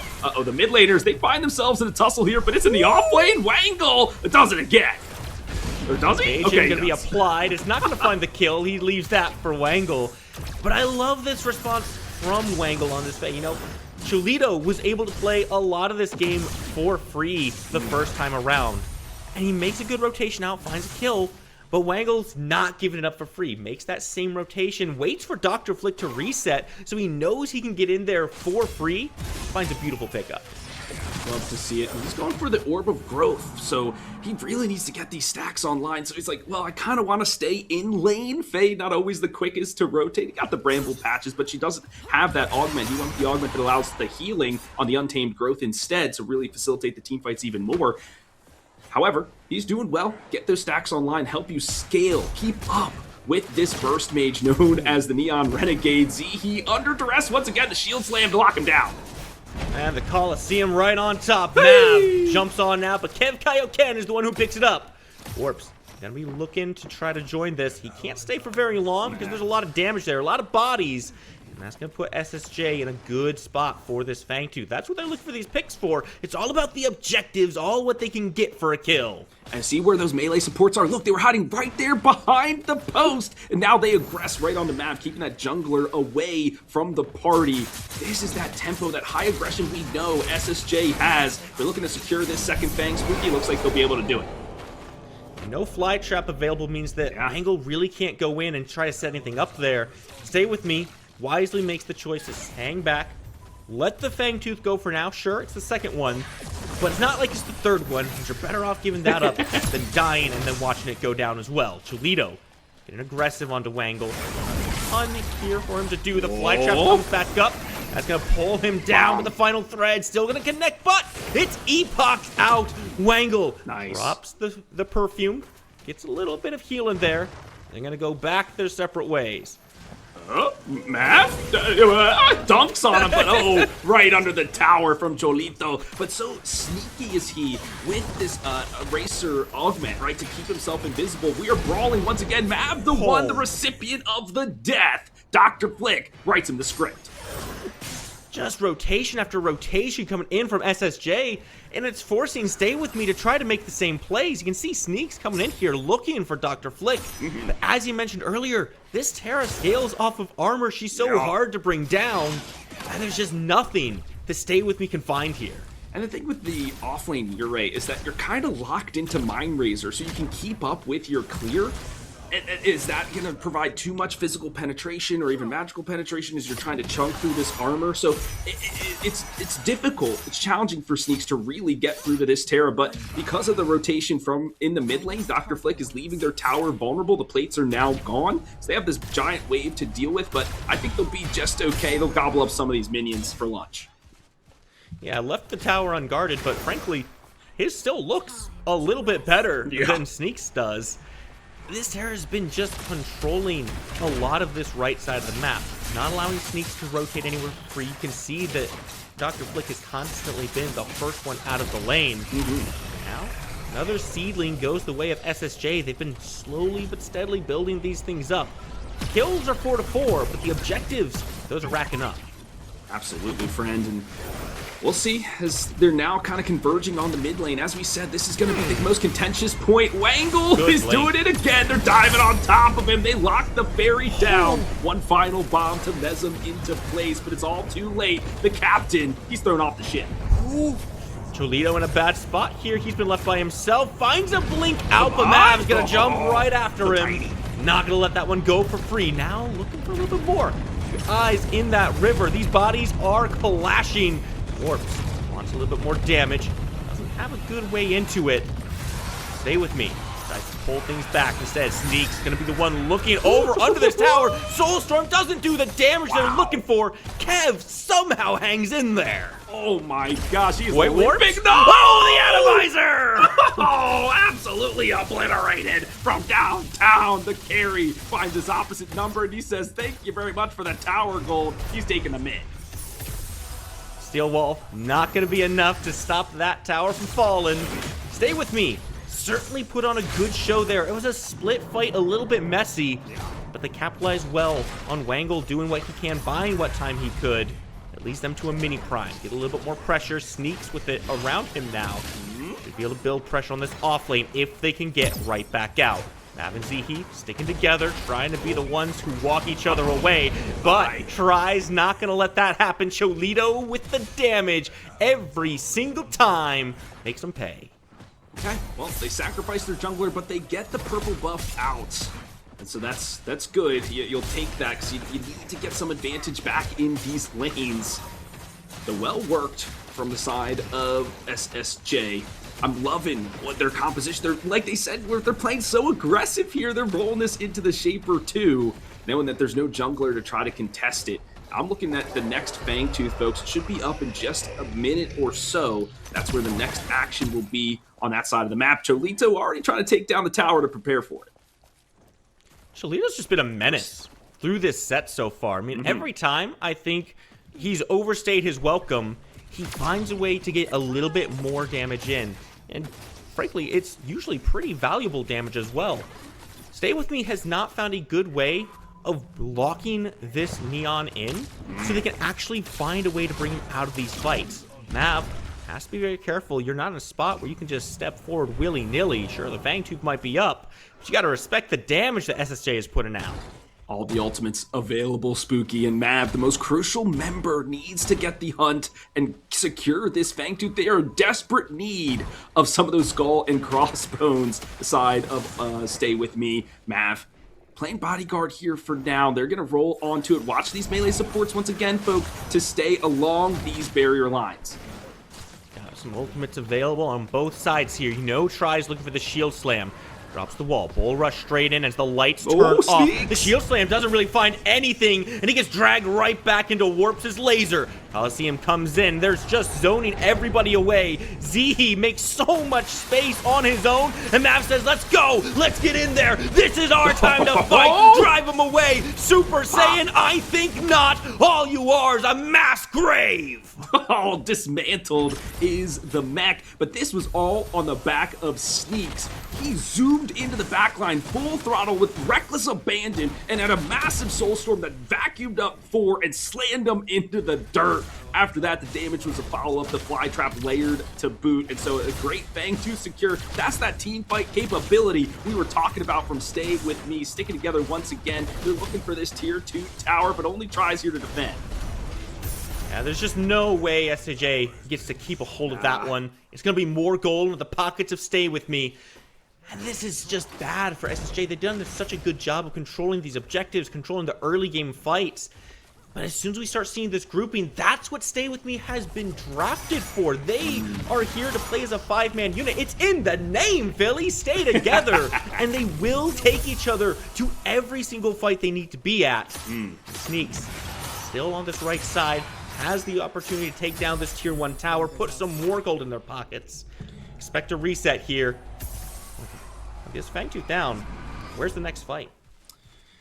It's a good question, Spooky. This is where the mid game always gets a little bit awkward, right? But in that awkwardness, you can find advantages when folks make mistakes. They step out because they're trying to ward for the next objective, or maybe they overstep because they're like, oh, it's just a river bug, Spooky. Maybe I can pick it up, and then you die, right? So they have teams have to targeted. At myself.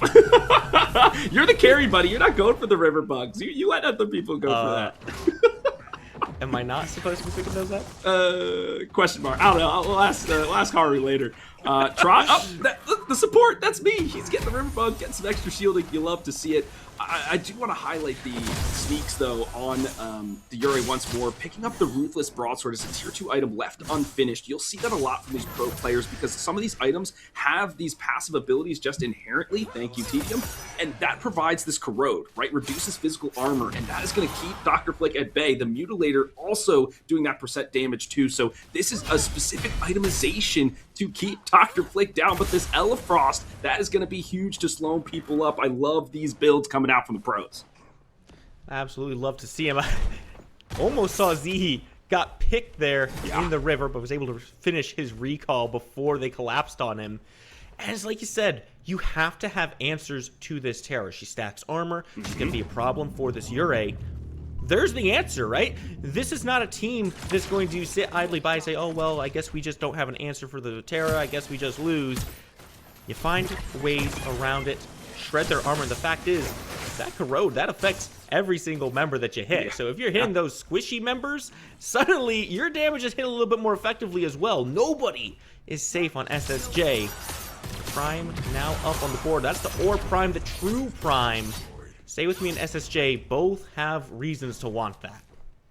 This is a good opportunity, Spooky, to talk about some of the team fight capabilities, right? When they truly collide in a 5-person fashion, how is it going to look? And we had a little teaser in that previous Fangtooth engagement of what the win condition is for Stay With Me, right? If they can hide this Yurei, allow her to get to the backline, group up, get the Soulstorm off, and then layer the Fly Trap on top, that is massive damage and massive control. The Morn is just there kind of just to play peel for the Skylar. If they do need to engage with the Mez Bomb, they certainly could, but that's kind of almost an afterthought. On the flip side, it really is off the back of this Zarus and this Steel. How are they comboing together to create space to allow Cholito to bombard like a mortar from the backline and sneak Terra in to take down this Skylar? Like the Highland Hurl keeps her grounded, and then you can do the Shield Bash, lock her in, get those eliminations. But Skylar did build a Viper, so massive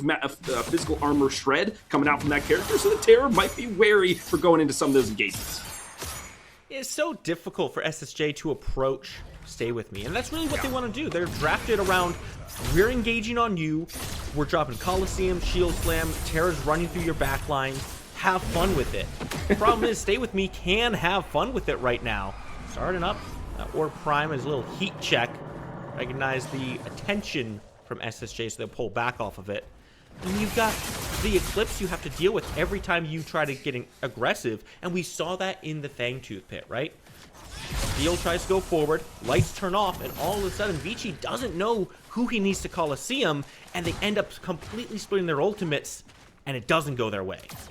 Yeah, and a lot is on the back of Mav too. How is he engaging with these fights? In the 1.12, the Rampage, you don't have to get an augment to get the rock, pull it out and slam it down. It just kind of does that automatically now. So is he diving in first to maybe secure something? Just be that menace like, oh, you got to look at me, focus me. But if he's doing that, does he leave his backline open for the likes of Terra or even the Zarus to kind of sneak their way through? The team's right now jockeying for position over the Orb Prime. It's the next objective on the board. We're looking across, Spooky. Everybody's check marks, both Blinks and Ultimates available. It's just going to be pure skill and positioning at this point. And you gotta be imagining these teams are looking at this Fangtooth as well. It's Primal now. Stay With Me only has 2. They don't want to let SSJ have a 3rd. Eclipse being used, trying to keep Wangle alive here, but Vici is very, very aggressive. And Wangle isn't running to anyone on his team. He's just leading Vici away from this fight and trying to whittle his health down. The Fly Trap will turn it around. Doesn't have the last bit of damage, but on the other side of things, Kev starts the fight off, taking out 2. Zihi drops as a double kill.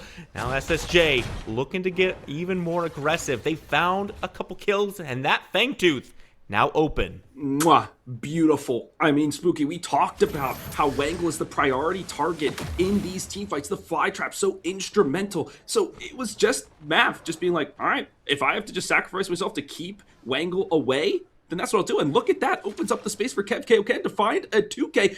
Wangle, though, I need more discipline from you, buddy. Not expending the Fly Trap there. Detrimental to your squad. Now he just gets got on. He's collapsed, and I don't know. It's good to look for where, but an Atomizer from Warps. Warp's gonna rejoin this fight, has a lot of damage. The shutdown is big, goes to Dr. Flick. Now Vici wants to get a little aggressive. Warps, though, he's found himself a double kill to slow down the attempt from SSJ. They can't go for this Fangtooth any longer. Mav, still alive. You stay with me. Gonna make the first move here. Okay. Wangle, I mean, he dangled himself like a piece of meat, said, hey, I'm just a Fae, you can get me. Baited him in, the respawns came through, the reinforcements arrived, and because of that, the reset call from SSJ, now the fourth Fang of the match will go to the way of Stay With Me. They will go 2-2, but another fight here in earnest. Spooky Mars, the Soulstorm to start us off.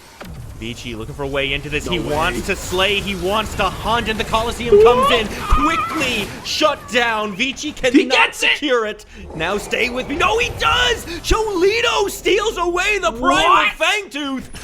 Threw his life away, but Cholito does what needs to be done.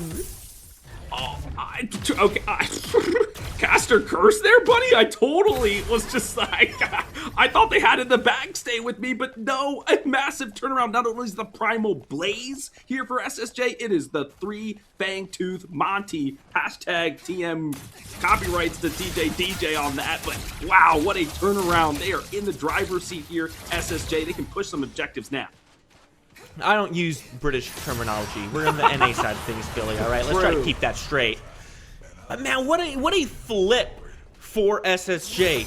That just puts such an advantage into their hands. With the Primal and the third stack, they go straight to this Orb Prime, and Stay With Me has a very difficult fight if they want to try to contest this. No secure. Mav is off the board. He's all the way back in base, and you just can't get through Cholito's damage. SSJ gonna secure their Prime nice and easy. Put themselves in great position to start sieging. The double bubble. We know how detrimental that can be in terms of sieging the lanes, but they have to set them first. A lot of blue minions creeping on the map, moving forward to the tower, so that will whittle away some time and give some reprieve to Stay With Me, but they are now up against it. But this is what pro players do, folks. They understand how to play from behind as well as ahead. Right now, Stay With Me have to play from behind. They're turtling the spec. They're gonna have to ward carefully throughout the jungle. Right now, the gold disparity is only 1,000, Spooky. That's not too much of a difference to come back from. The gold disparity is only 1,000, but you have to calculate the stats as well. Yeah. 3 Fang Teeth. You've got the Primal, you've got the Orb Prime. There's a lot of free stats here that are not accounted for in that gold, and that's what SSJ currently has over Stay With Me.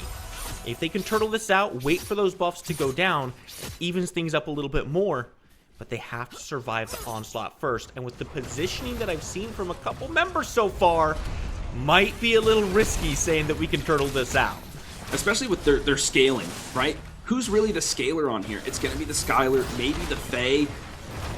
That's about it, right? The Morn and the Rampage kind of fall off at this point when everyone gets, armor shred and HP, max HP item things and that kind of stuff. So it's like, okay, what are you supposed to do? And right now, it is just a 5-man siege. They're not trying to split it all. They're grouping up. They're saying, hey, we're staying together, doing your namesake. Let's see if you can go toe-to-toe in this tango. Looks like they won't be able to. 2 inhibs down.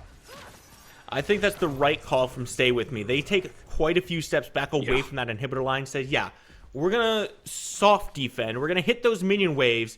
But once you come in, we're not looking for the fight there. And against an Orb Prime, Primal as well, you really can't take that fight. If you lose members there, you lose the game. Far better to allow yourself the extra time, let those buffs fall off, and try to make a comeback play somewhere else on this map. Primal Fangtooth will respawn, your inhibitors will respawn, but if the core breaks, well, that's it. GG's for sure. Oh, man. Okay. What do we do from here? This is the question. They're trying to set the lanes once more. They know they have one final inhibitor to take, as now the super minions will be spawning in the duo and the mid lane. So they're grouping up here, but without Cholito, that's a bulk of the damage missing. I don't know if they should push too far, but I think the tier 2 is one they can take. Missing Cholito, but SWM also missing Warp. Has to take a recall, sneaks in the back looking for Kev. He's the priority target, but he cannot be found. The Coliseum puts you in a cage, and that cage is your death. Cholito comes on in. The final thread goes a little wide. They've found 2 kills already for 0 deaths of their own. SSJ gonna take down the tier 2, and they're looking for a little bit more. Warps, you're late to the fight, buddy. I don't know if you want to be fighting Tribe by yourself. And Vici reminds you it's never a 1v1. Come on, let's go one more round. Warp trying to get back to his base. The Bramble Patch comes in, but it does not stop the onslaught. Vici with the shutdown. SSJ looking to take it all. 3 inhibitors down, 2 defenders for Stay With Me. Who will stay with you? It's SSJ walking in, taking the core. It's an all-out assault. And SSJ might bring us to a tied game, but it might be enough from the defense. Wangle has the wave clear. Zihi has the CC. And SWM get to live for a few more minutes. Oh, Spooky, you teased us, you teased me, you teased the crowd. I thought it was teased me. Oh, but excellent from Wangle there, and Zihi to just stay alive and clear some of these waves. Look, he doesn't even care if he's taking damage there, but it was a massive fly trap to just, keep everybody at bay, make sure that core doesn't crack. But, I mean, once the super minions are crashing into your base, you have all the space in the world, and they are sprinting to this Fang Tooth. They know if they have the Primordial Flame at their backs, this will be all said and done. They have the Coliseum Shield Slam combination to string this together. Stay With Me doesn't want to give this up. They know they can't afford to, but they're being separated by Dr. Flick. Delayed and stalled. Mav can't get into this pit, and if Mav can't get in, there's no steal potential at all. Try gonna keep himself alive, and Vici secures the Fangtooth. Now the fight will turn around. The Coliseum, you stepped out too far. Try to blink, try to Soulstorm. Go ahead and fight for your life. You have to make it out, and he lives to his name. Sneaks on back to his team. Whew. That Tyranny helping him so much with that extra max HP, but then also giving that decaying move speed when you use your ultimate. But the alarms are ringing, Spooky Bars, like our alarms this morning, waking up for the EU games. The core was under attack, but because of that pressure, they can now steal away the jungle, SSJ, extend their economic lead, and keep the chokehold in this game. Stay With Me. They are dying for some farm. They are struggling to find a foothold in this. Well, the good news is, if Stay With Me wants some farm, all 3 lanes are pushing into their towers right now. Their base, very open, very exposed, and look at the positioning from SSJ. I like the idea of catching someone as they walk through the jungle, but guys, they can't leave their base right now. You're not catching anyone here. Yeah, the super minions, very strong. Okay, they go through the waves, they kill the other minions, they walk towards the core. So they're just kind of biding some time as they know the big orb prime is there. So, at this point, most people are max builds. They don't really need to go through the jungle and do some crazy stuff. They're okay with being patient and allowing someone to make a mistake and capitalizing on that. And then they're already in prime position to take the prime. So a fine play overall. A little bit cheeky. I wish it kind of came to fruition. The trap laid and set, but they get the prime. Now they're double bubble buff. They're looking to end this one out. SSJ have given themselves every piece they need of this puzzle. It's just a matter of placing them down in the correct positions now. Stay With Me have 2 inhibitors that have respawned. Remember, those things don't fire shots back. They just slow down the super minions. With Orb Prime around all 5 members of SSJ, they don't need super minions to bring these inhibitors back into the ground. They're just going to look for a walk down. It's just a matter of which lane do they choose, or do they choose all of them? Theory would state, if we are scholars of the game, Spooky Mars, that maybe doing all 3 would be good, because then that splits the defense of Stay With Me, right? At least spreads them out, makes their team fight capability a speck weaker. But, their group up from SSJ is so strong that they could just bully their way down the mid. But it looks like it'll be a 1-4 split. Cholito gonna go toe-to-toe with Sneaks. Let's see what happens here. Looking for the Soulstorm, but Epoch gonna give Cholito the better end of this fight. There's the Mez. Final thread, final defense. Sneaks, that might have been your final life. Stay With Me in a 4v5. Their inhibitor will crumble. The fires of war burn bright. And SSJ looking to push in. Coliseum right there on the core. Warps drives him back keeps Wangle alive. That's crucial for your defense. But Try comes in with the shield slam as well, fighting on the core, fighting for a win, and you gotta fight for your life. 3 left for Stay With Me, but the core doesn't have the health, the core doesn't have the defense, and SSJ tie the game. Woo-wee! You love to see it, you love to be it, folks. We are headed into a game number 3. NA has not disappointed so far throughout this Spring Open Qualifiers. Each and every match has been tooth and nail to the finish. This is just an expert piece of gameplay from both sides. I might cry, Spooky Mars. I'm just so happy to watch some competitive Predecessor, be here in the booth with you, and watch the gameplay with you all in the chat. What a fantastic set we have on our hands. I mean, we've had some great games so far, Philly. 3 game sets, bangers across the board.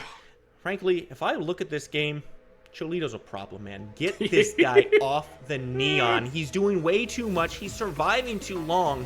Sneaks on this Yurei looked good. He was doing some good work. He was getting into the backline, doing the damage he needed, but he ends the game 0-4. He wasn't able to secure any of those kills. There's got to be a change-up, more CC, more ways to lock these targets down so that all the effort that you're putting in can amount to something. And that's kind of the con of your Yurei in the offlane. What you want to do is try to win the offlane because your matchup is better. Pokemon type chart, right? I know I got a plus. Yep, type chart. Type chart, whatever. But against the Terra, couldn't find any kills, couldn't snowball, couldn't scale. And then it came to these team fights, and a Yurei needs to be ahead to really find that burst. They just didn't have it. Good damage, sure, but couldn't secure the kills they were looking for. Then the team fight just falls apart from there. So that's kind of the detriment to the Yuri in the offlane, but they'll make an adjustment going into game 3 for sure. Billy, a lot of questions have been asked. If we want to find those answers, there's only one place to do that, and that's the desk. Welcome back, everybody. And Spooky, you were so right. We have all the answers. That was a great match. Chat, you got what you asked for. We got another round between SSJ and Stay With Me. How are we feeling about that matchup? I mean, I'm sure you're feeling great, but my streak has been broken, unfortunately. I mean, these are super exciting games to watch. They're kind of stressing me out at the same time. I mean, F6 and I are kind of bouncing in our seats during these games. I mean, it's just constant back and forth. I mean, we're going to go through them, but it was just a tale of just, here's one team. They've got this. SWM, they're doing things. They got this in the bag. Out of nowhere, here comes SSJ like, nah, we're never down for the count. We're just ready to go at all times. And that was a roller coaster of emotion left. Yeah. We were back here shouting and screaming at the screen like, what's going on? But I do think that while I like the SSJ Dragon, I think they should change it to a Phoenix because they were rising from the ashes with that game. Let's take a quick peek at this SWM outplay at the 7-minute mark.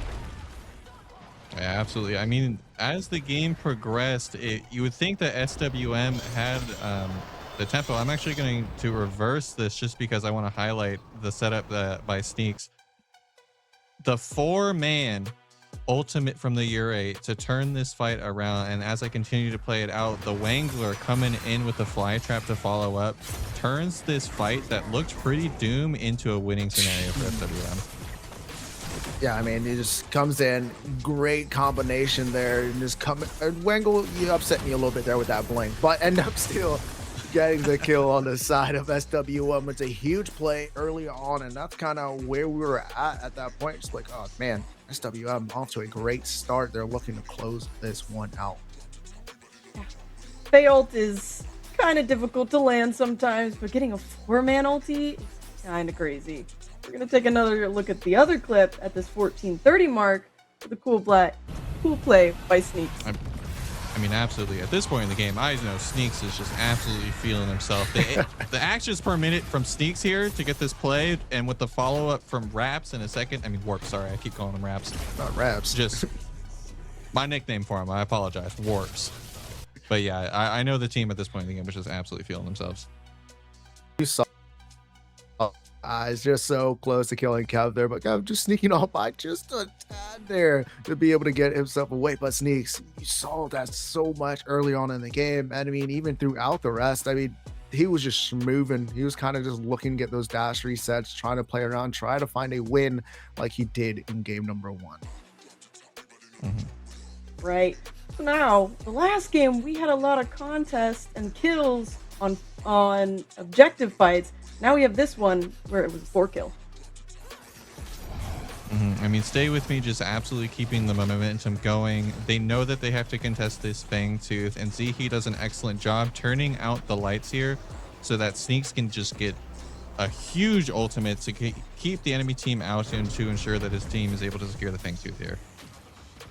Yeah, I mean, you see that shield slam, right? Just pushing Mav away and just forcing him. You hear the hunt go off, but it's just like, oh man, there's so much you have to do. And then here comes this SWM. They're like, no, we got that. And then, yep, we're going to be running at you and you're not going to have a good time.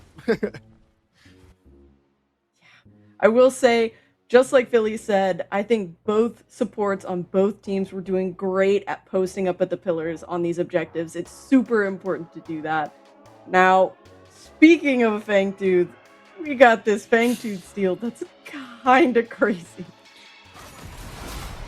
I mean, this was the literal turning point for the game. Stay With Me has the momentum the entire game up until this point.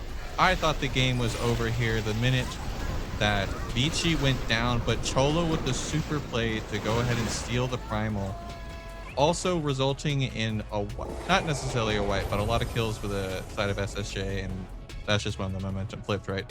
Yeah, and I mean, just to point out, the only reason that worked, huge 4-man shield slam from the big man Steve, aka, right? He was able to kind of just right at the last edge of damage, stop that hunt from going off from map, because he was there. I mean, you saw that VG died, but the plays just at the right timing. And like you said, that just started the collapse of SWM.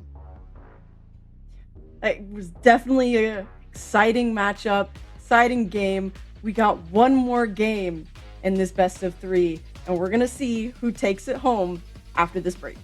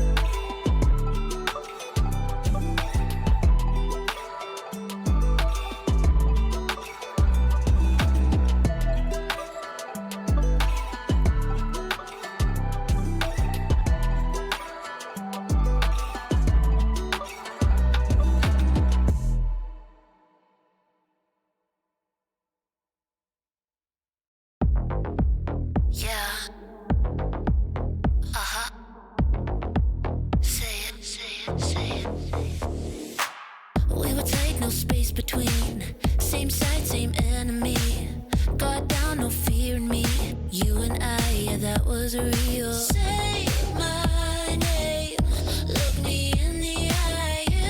You switch up, don't ask why. Ride or die, pick a side, stay with me or step aside. Ride or die, no disguise, cross that line. Enemy for life. Enemy for life. All smiles, but your eyes are cold. Sweet talk, but the truth shows. We don't play, we don't fold. Once you go, you're on your own. No more trust. No rewind. Say it once. Choose your side. Ride or die, pick a side. Stay with me or step aside. Ride or die, no disguise. Cross that line. Enemy for life. Enemy for life. My heart, don't lie. Your eyes, goodbye. One move, that's it. Love for fight, real quick.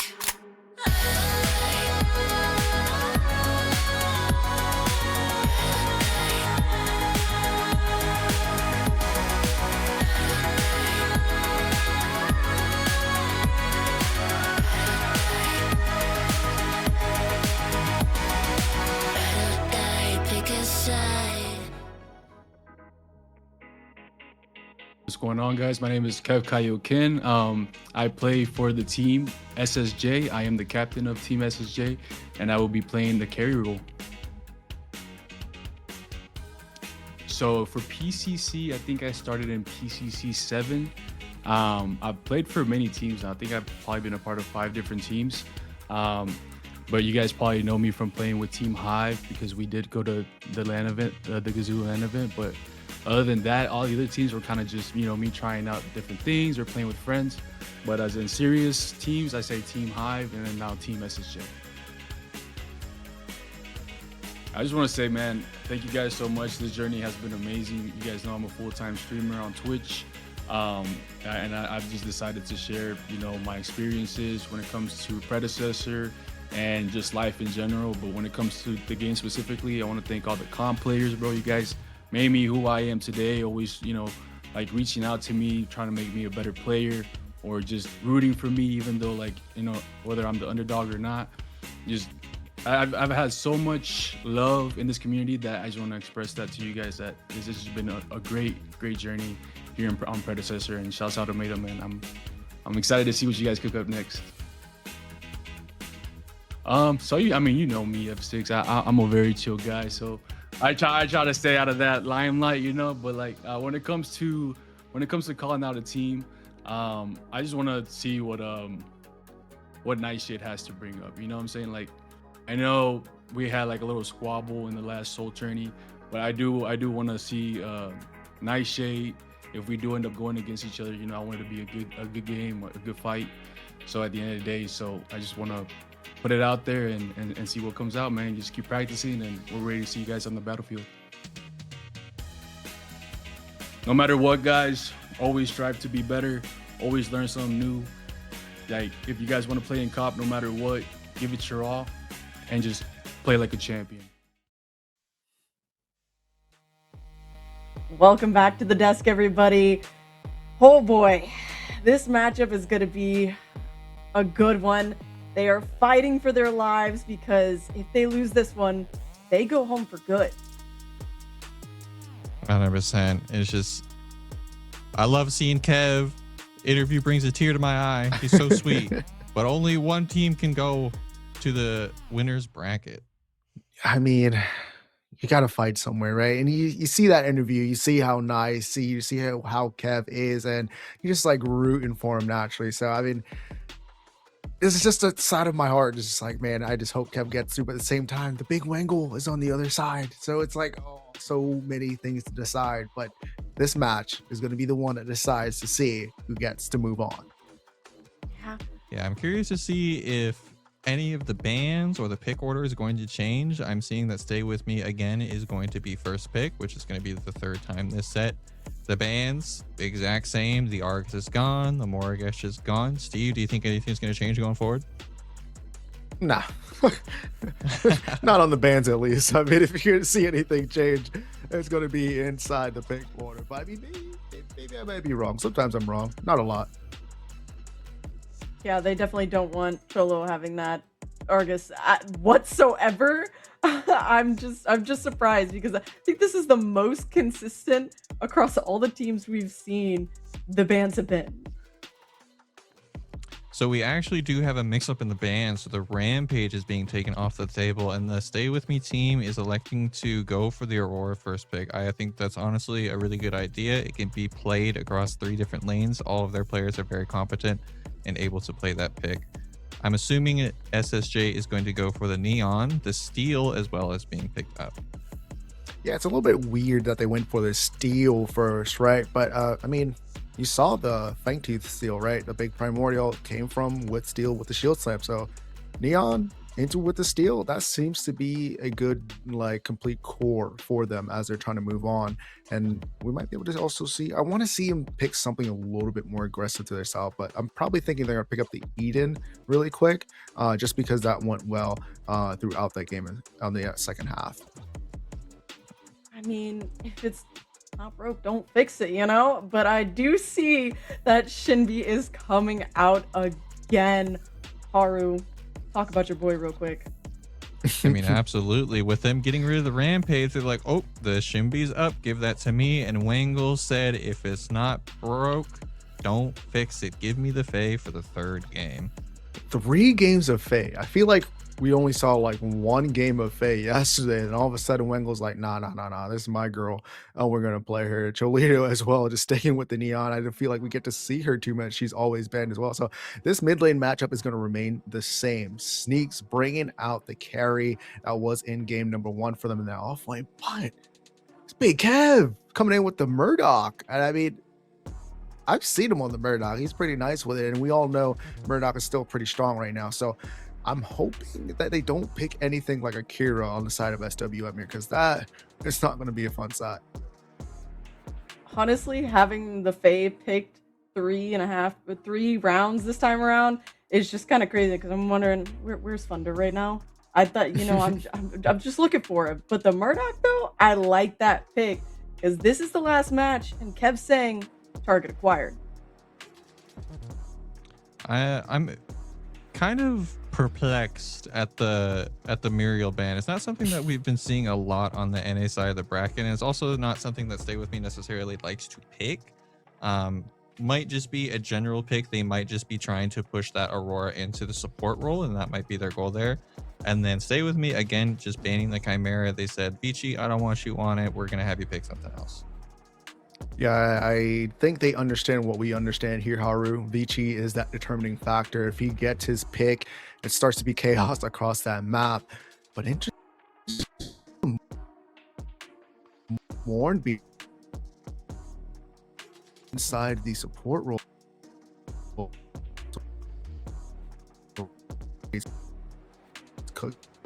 Zaris coming in handy, and we know how dangerous he can be.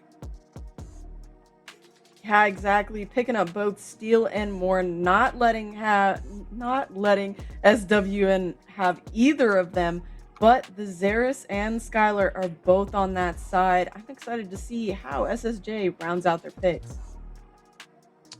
Yeah, and I'm seeing Warps picking up the Skylar for the 3rd game in a row as well. You know, he might be super comfortable on it, and honestly, at this point in the series, comfort is always a viable strategy. Especially into teams where they're more focally playing around mid, and the ADCs are just able to kind of play their 1v1s. Steve, I mean, I gotta ask, you've been kind of flip-flopping your predictions. Where are you standing for game 3? I'm standing with SSJ. I mean, I think that's what I'm gonna go with. I like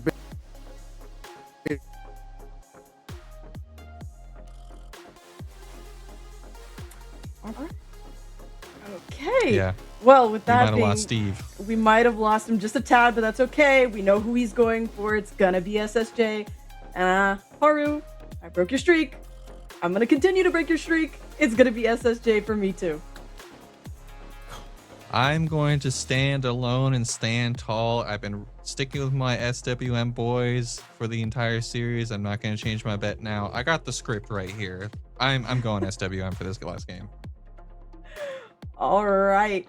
Well, that finishes up the draft. This game is up for grabs. This is the last game. One will go home. Let's hope they don't get too entangled in the mid lane and one can snatch this game and say gotcha.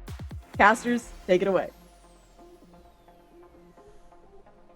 Philly, it's game number 3.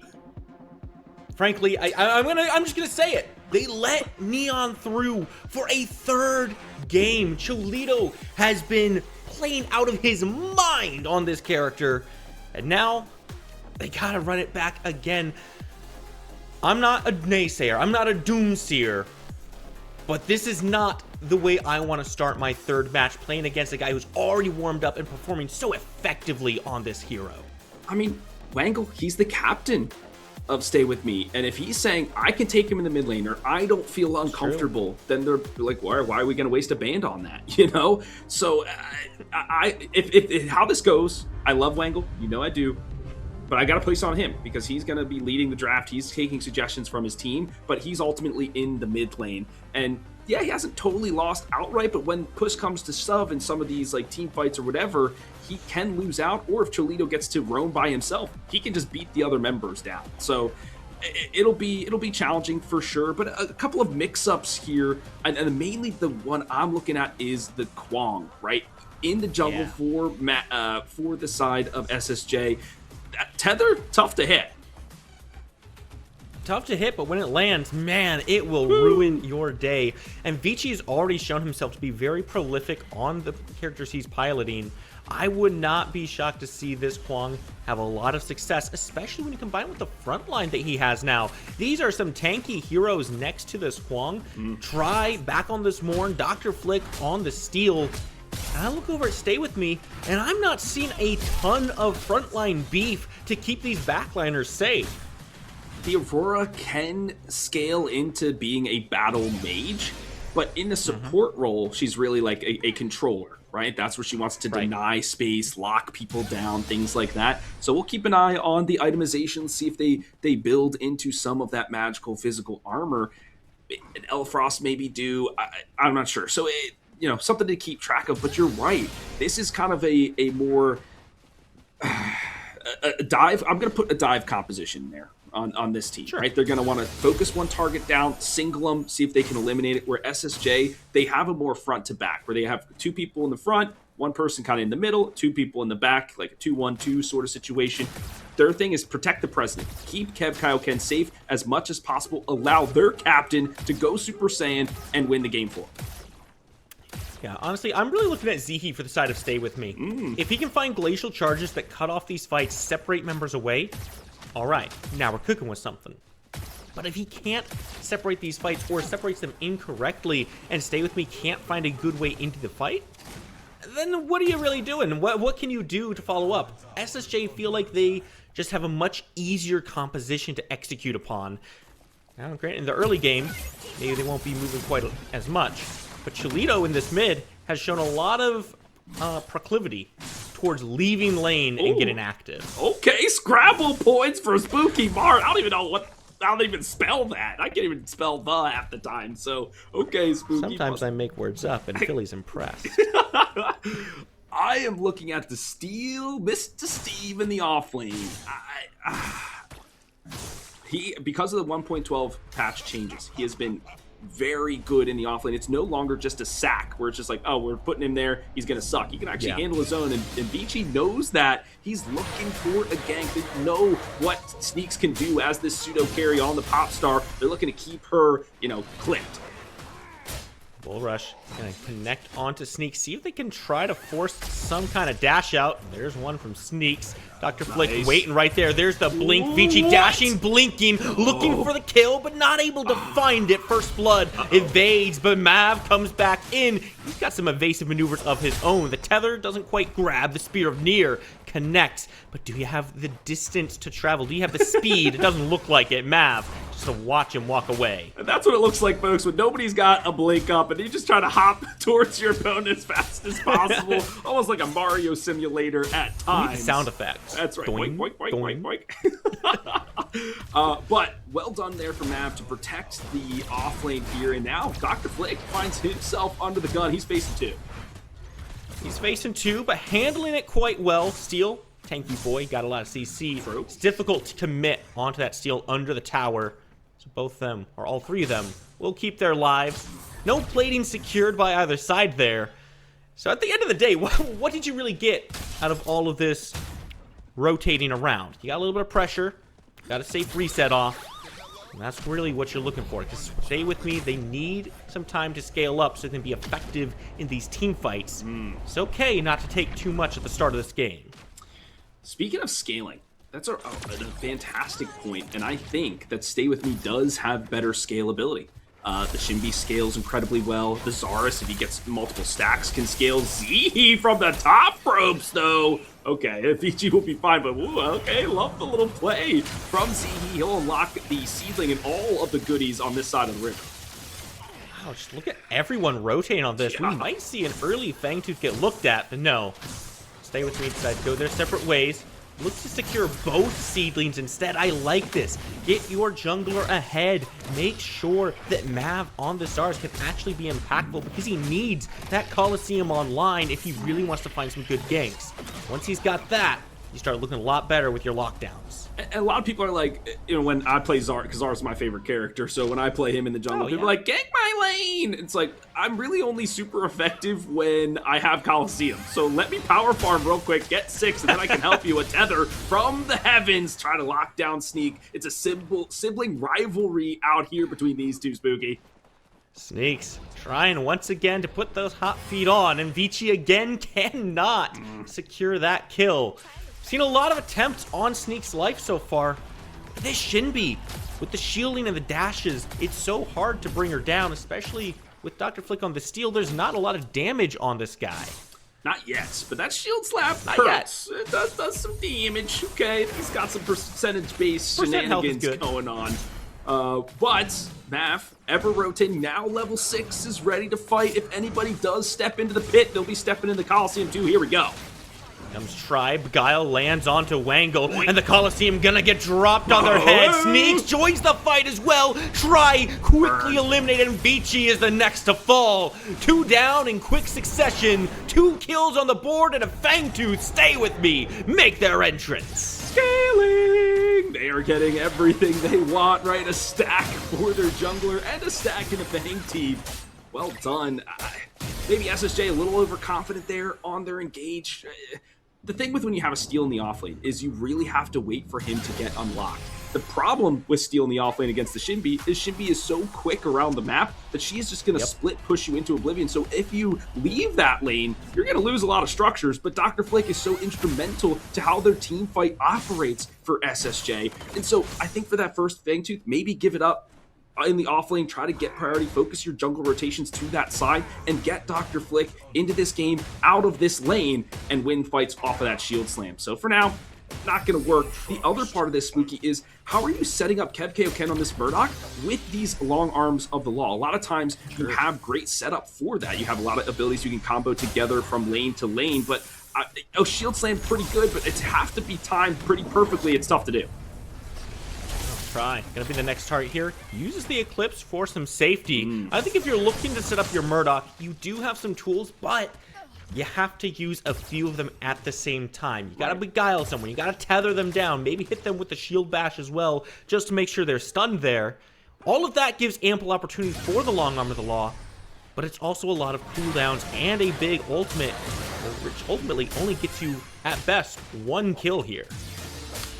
Couple trades in the offlane, vying for some positioning, right? They know this is the win condition for SSJ, unlocking the big burly Steel, and as long as they can keep him under pressure, under his tower, a lot of their team fight gone. We've saved that already, and this is why they're investing so much. Try now caught on the rotation. He's able to yoink himself to safety. It's not a little Spider-More in action. And Warps is just being a problem on this Skylar. This is another one he's been able to play for free game after game. like you called out, that Spider-Morn, not the augment that we typically see. Yeah. And while it does keep Try alive there, might give him a few more opportunities to engage on the enemies. I also wonder if it's worth taking over that Night Stalker because of how effective it makes your engagements as soon as you press your ultimate. Not having that extra move speed might come back on them. Definitely could, but maybe you get the Leaf Song instead, so you kind of get that, but just in a slower, like a smaller AoE area. In addition. True, but since you didn't go that augment, the Night Stalker augment, you go with the Spider-Morn instead, get the Leaf Song, so you still get that movement speed when you utilize your crest around your team. But I like this Mez Bomb, right? Or, yeah, because you can swing in, bomb people, then follow up with the Shield Slam or vice versa. So it's another way for them to engage if this Steel is not able to leave the lane. Remember, folks, it's all about Steel being active in these fights, but being active the most right now is Zihi and Mav. They are rotating everywhere in Sanctuary.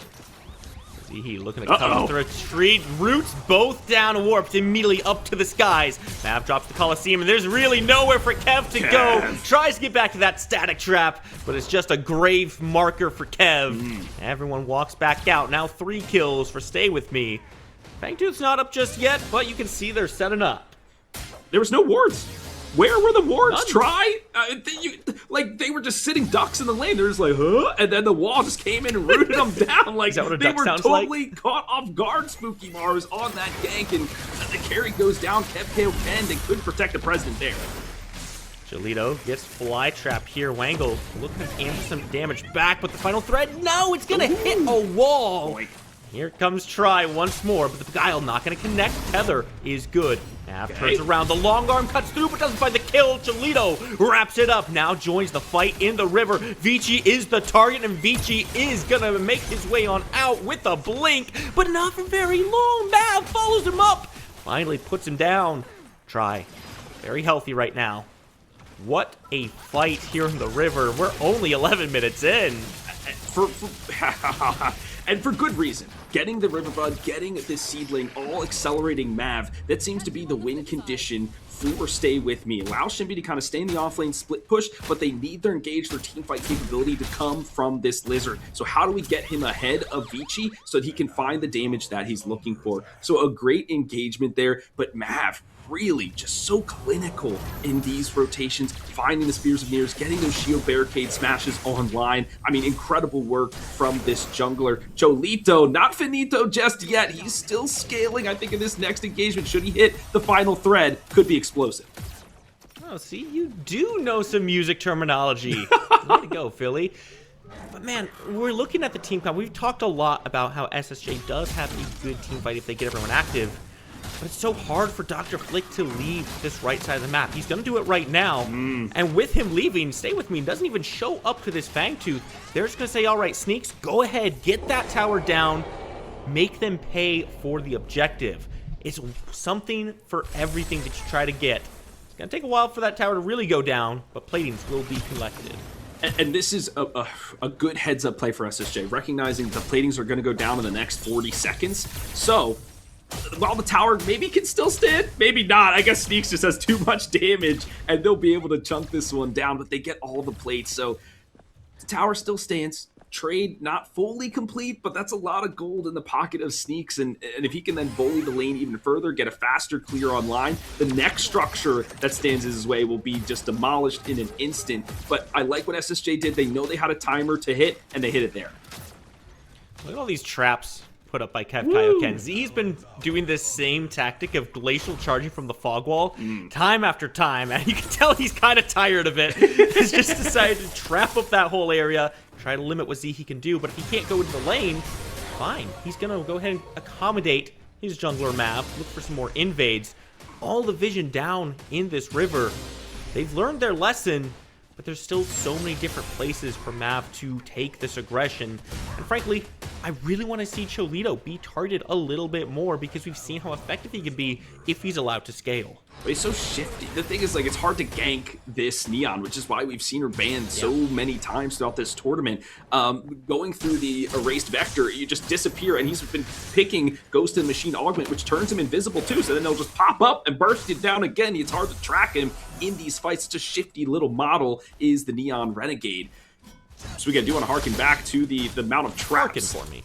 Harken back to the dual lane with the sting operation augment allows for 2 additional traps and increases the size there for the Murdoch. So you're right, trying to make sure that these ganks don't come through. But they lose their tower already, Spooky, and that's because he doesn't have much pressure with the buckshot or his passive through the other augments that are available to him. So a little bit feels bad moment there for Kev. And it's really hard to out-clear someone like Skylar if you're not like Eden. Yeah. So that leaves this tower very vulnerable. One thing we haven't seen a lot of attention towards is that mini prime. Lots of play on the left side of the map, but this right side's been a lot slower, and I don't know if that's because Sneaks wants to focus on the tower, he doesn't want to leave this lane, or if Stay With Me just feels like that's really where they're strongest, is by getting warps more active. I think it's on Vici. I feel like Vici, I don't want to say floundering, but just seems to just be like to and fro as like trying to be in every lane, but not really effective in every lane. They're grouping up for it now as it finally ticked and spawned in, but it will be Zehe first to scout it out. The arc shot does come through. Now we're grouping up once again. Zehe gonna go ahead and cut off the retreat path, and the Colosseum's gonna do an even better job. Vici quickly removed. They know who they want to get out of this pit. Yeah. And Warps has the damage from the skies, from the heavens itself. You lost your angel, well here is ours. Atomizer comes in, tries the target, but it's not gonna find any real damage there. All it does is push SSJ away. Philly, it's again the TKOs making the space. I was gonna say that too. The TKO, I love that, man. It's a technical knockout, just pushing and taking space. MOBA, it's all about positioning, and Stay With Me doing that to perfection. I love the Megacosm pickup for the side of the Shinbi, just doing that max HP damage, chunk through this steel, through the Kwong, through Try as they are building up. But a nice Spider-Morn to get out of there. They're rotating here. Fang's not up yet, but Shaper definitely on the menu. Shaper on the menu, but whose menu is it? Zehe is seemingly also an item listed up there. Kev Kaioken is happy to order. Cholito finds another one. The fly trap not going to do Wangle any favors, but Warps is still alive, and Warps is still lasering. Mav has the spear, and now Stay With Me walks right back into the Shaper. You weren't able to take it fast enough, and Stay With Me, they have a vengeance here. Vici has the hunt. Mav is here as well, but the health bar's a little bit better for SSJ until Warp gets active, but a buckshot into the static trap might be all they need. Still, Warp's full health here, not gonna step up to the Shaper, allow Vici to take it, back to the skies, fire, missiles from the heavens. Kev is so close to taking this fight, blink out, and the minions are gonna do the job for him. Oh, Spooky bars with the bars, fantastic. We're having to tussle over the Shaper, what? And is it still going? Zehe, you madman, locks down 2. Go for the Hoarfrost and the Boreal Sweep. Okay, all right, you crazy kid, get the hell out of there. That was reckless stuff. But man, Kev Kaioken making me eat my words. The static trap combination play, buckshot into it. That was immaculate work, and I think it was his passive, right? The extra range that he gets kind of ticked off the wings of the Skylar there. Maybe the minions decided to help too, and they lose their mid tower though. Stay With Me. That opens up a lot of the map. Opens up so much. What was looking like a great game for Stay With Me has now shifted into SSJ having a lot of presence here. Colosseum not gonna find anything on Cholito, and he's gonna answer it right back. It's a fight after fight. Stay With Me wants the action to keep on going. Warped comes in with a vengeance. The Atomizer will do the damage. Try falls, Vici out, and Stay With Me want to stay in this game. They want to stay in the tournament, and they want another Fangtooth for their stacks. Oh my goodness. What a re-engage there from Stay With Me. They didn't even have the fly trap in that fight. They were just like, screw it. We've got a glacial charge that can root everybody on the team. Let's just run at them. I mean, they don't even have Mav. They no. But you know what Mav did in that fight? He sectioned away Cholito. he moved him off with the Coliseum, and he had to expend the final thread to get that extra jump height to bounce himself out of the Coliseum to make sure the stack didn't come through. Now Toledo under duress here, and this is just a full-on go full throttle for the side of Sneaks. He needs those 8 stacks for the all-killer trap. Comes through once again with the circle rhythm. Keeps alive for now. It will be Mav. Only level 11, but no Coliseum with him. It will be a shutdown from Kev KO Ken. They want some snakeskin boots here. Spooky Mars, they're looking for the lizard. They're looking, but they might not find it because they got some more company coming in. Warps has the damage, and He finds a flank. It's just enough to keep Mav alive. What a madman. Says, you know what? I know everyone's trying to kill me right now, but there's a camp here. So, you know, as a jungler, I do need to secure that for myself. Oh, we barely time to do any analytics there. It's just, this is just NA at its finest. Constant skirmishing and brawling for objectives. We get a little bit of respite as the Orb Prime will be spawning at the 20-minute mark. So the teams will be gearing up for that. Some Wit Vision now for SSJ to you know, scope out the area, make sure that everything is all right. But look at this level disparity, ladies and gentlemen. 14 on Sneaks, 12 for the steal. This is what the Shinbi does. She will outscale you just by staying in lane and pushing your towers down. Going into this next fight, a menace for sure.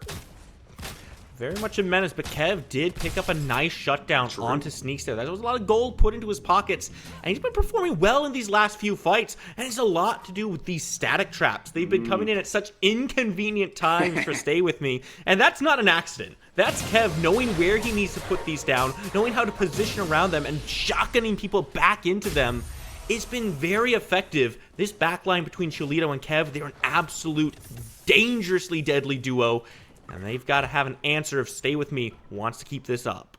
You know, Spooky, in my augments spreadsheet, under Sting Operation, I have can be annoying. And it has certainly been annoying for the side of Stay With Me, as it's been locking member after member down. So well done from Kev KO Ken, finding good use of those traps here. But the lane pressure for the side of Stay With Me, I mean, Blue just trampling through each and every lane. Shinbi has her eyes set on the duo lane. She's looking to take this tower down before the next fight kicks off.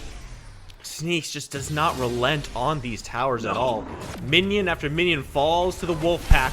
Now, you're gonna see the Eclipse come through. Zihi, though, cuts off the aggressive path, leaving Tri by himself, and there's no one here. Call you Uno. Mav has a good space, but the final thread doesn't quite connect the damage they're looking for. Zihi barely hanging on to his life. Meanwhile, Sneaks 1v1ing Kev in the back, finds a way out, but straight into the Coliseum. No damage comes through. The Warp's still healthy. Sneaks on the back. They just keep driving them into each other. They truly are a wolf pack, hunting, finding, killing. Oh my, like lambs to the slaughter. They herded them into the path of Sneaks. Just said, okay, get your meal on, hungry kid. He finds the right fruit known as the Murdoch. This creates all the space in the world for the mid tower to go down. That was the primary objective of that fight. Remember, folks, you always gotta fight for something. Don't just pick a fight to pick it.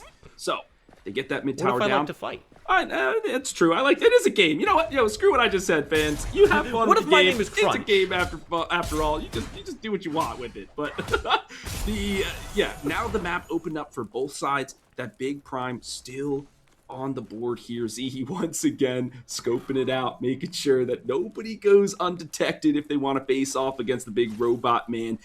This game might go the distance. It's been pretty even, Spooky Mars, as we head into the late game.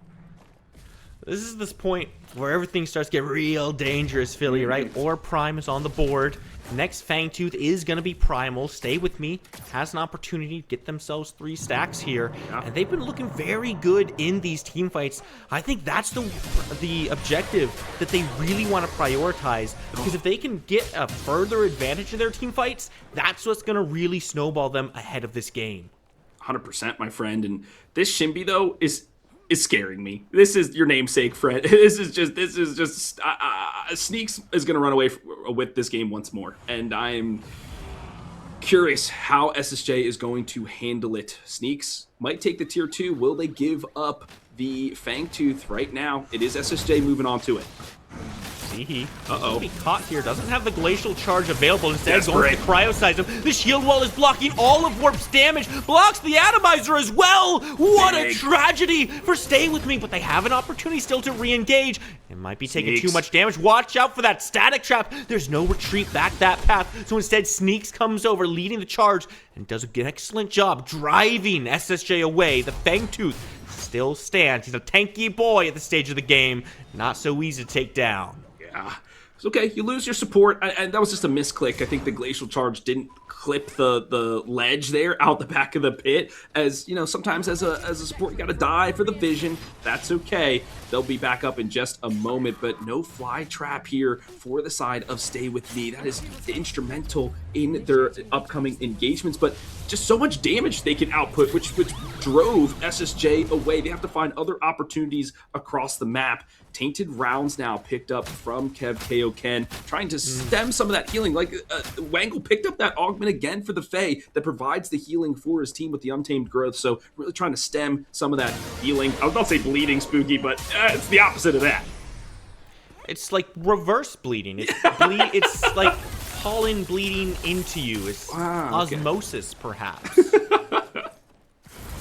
I'm not sure if I used that word correctly. I actually don't think I did, but let's move past that and Spooky's limited vocabulary.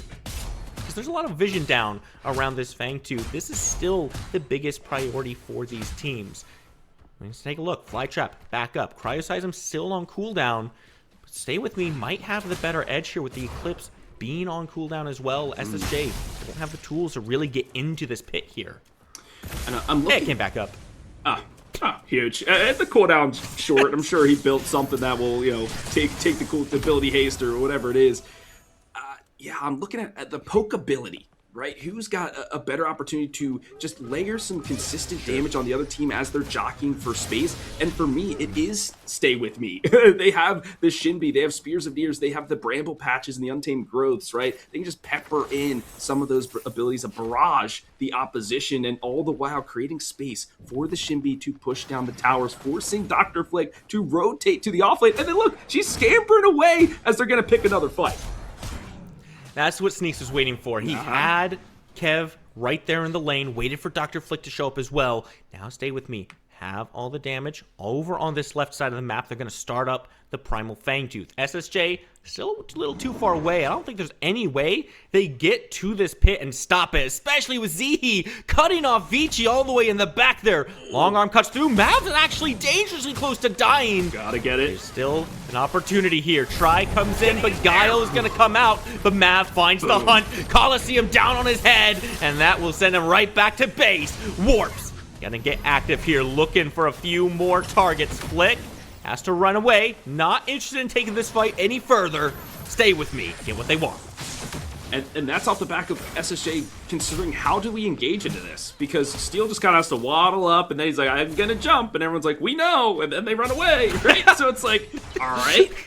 So then do you send in your support? They tried to do that with the Morn to swing in there and Mezbomb folks, but still, the Steel just so lumbering to get into these engagements, and he's just being outpaced from the side of Sneaks in this Shinbi, and they can now roll this over to the Big Prime. They are buffed and doubled up, ready to end this game. And finding a kill onto Vici there before SSJ could get into the pit. Yeah. Crucial for Stay With Me as well. Now they get to turn the poor Prime into a Shaper, get those seedlings in the lane. This is the best layout of objectives that you could hope for if you're trying to break down these tier 2s and start exposing these inhibitors. They've got so much pressure just for free here. And all they have to do is reset, get their gold into items, and they can start walking lanes down. And I actually thank you, TDM, for bringing up the tab screen here. I love this build from Mav. Another defensive set of items, right? The Legacy, the Void Helm, which gives it helps his gladiatorial passive with the healing, right? He could just take a fight, go back to lane, heal up the stacks, and run right back to it. So, and then the Warden's Faith to prevent those critical shots from the Murdoch. So it's fantastic for him to, like you said, Spooky, at the beginning, maybe not so much of a front line, but the way they're itemizing allows them to be frontline because they can stack their armors and their HP pools. So well done, good heads up play there for Mav. Is now, as you said, it's going to be a 1-3-1 split push utilizing these seedlings to great effect. This feeling's gonna walk right into that tier 2. Oh, apparently you could just glacial charge through the tower. That sounds really fun. No defense put up from SSJ here. They know they're not in a good spot. You can't fight against the double buff. They had that last game. They know how potent it is. So just put these static traps down. Wait for your opportunity. You gotta draw the line at the inhibitors. Spooky. This is do or die moment. If you lose here, you're out. Right? The next weekend is only the top 4 or top 3, I believe. So you have to win it out, and you have to win it out here. Final base defense. Here we go. Eclipse has been used, doesn't create a lot of space, and look at Sneaks just walking around these inhibitors, being a general nuisance, but a deadly one. You can't let this guy bite you, because he'll take a chunk out. 100%, my guy, and they're continuing their siege. It's still in this 1-3-1 split, and the inhibitors just being completely chunked out. They have cannon minions with them as well. They're storming the base. SSJ not willing to put up that hard defense outside of the core. They know that they only have one shot at this right now, trying to stall out as much time as possible, but now the bodies are walking in the Coliseum around the core and a wall around the back. All the bodies begin to fall as Warps takes to the skies. He's got a laser, he's going forward, and the damage might not be in their favor. Stay with me, getting very low. Warps clinging to life, but at the same time, Wangle finds another kill on the back end. He's got the healing. They've got enough to stay topped up, and they don't even have to leave this base, Philly. They can walk right back in with the next wave of minions. Stay with me, staying on the assault, staying on the offensive, and there's no defense to be had. SSJ will fall, and stay with me, move on. My word. I mean, great positioning from Kev Kaoken there on the base defense. Layers the shield slam into the long arm, trying to find the elimination, but just not enough damage at that point of the game. The tank ability just profound from the side of Stay With Me. They stuck together through this series. They fought tooth and nail to survive to the next round. GG's in chat. GG's all around. What a great set. And you know what? I'm willing to admit when I am wrong. You said it was on Wangle, he had to perform. He handled the Neon absolutely fine. Shalito was still throwing out the damage he was looking for, was still playing that slippery little snake, but he wasn't able to have the big impact that they were in games 1 and 2. And clearly, Stay With Me recognized enough of those play patterns to adapt to the problem, and they moved on, figured out the solution.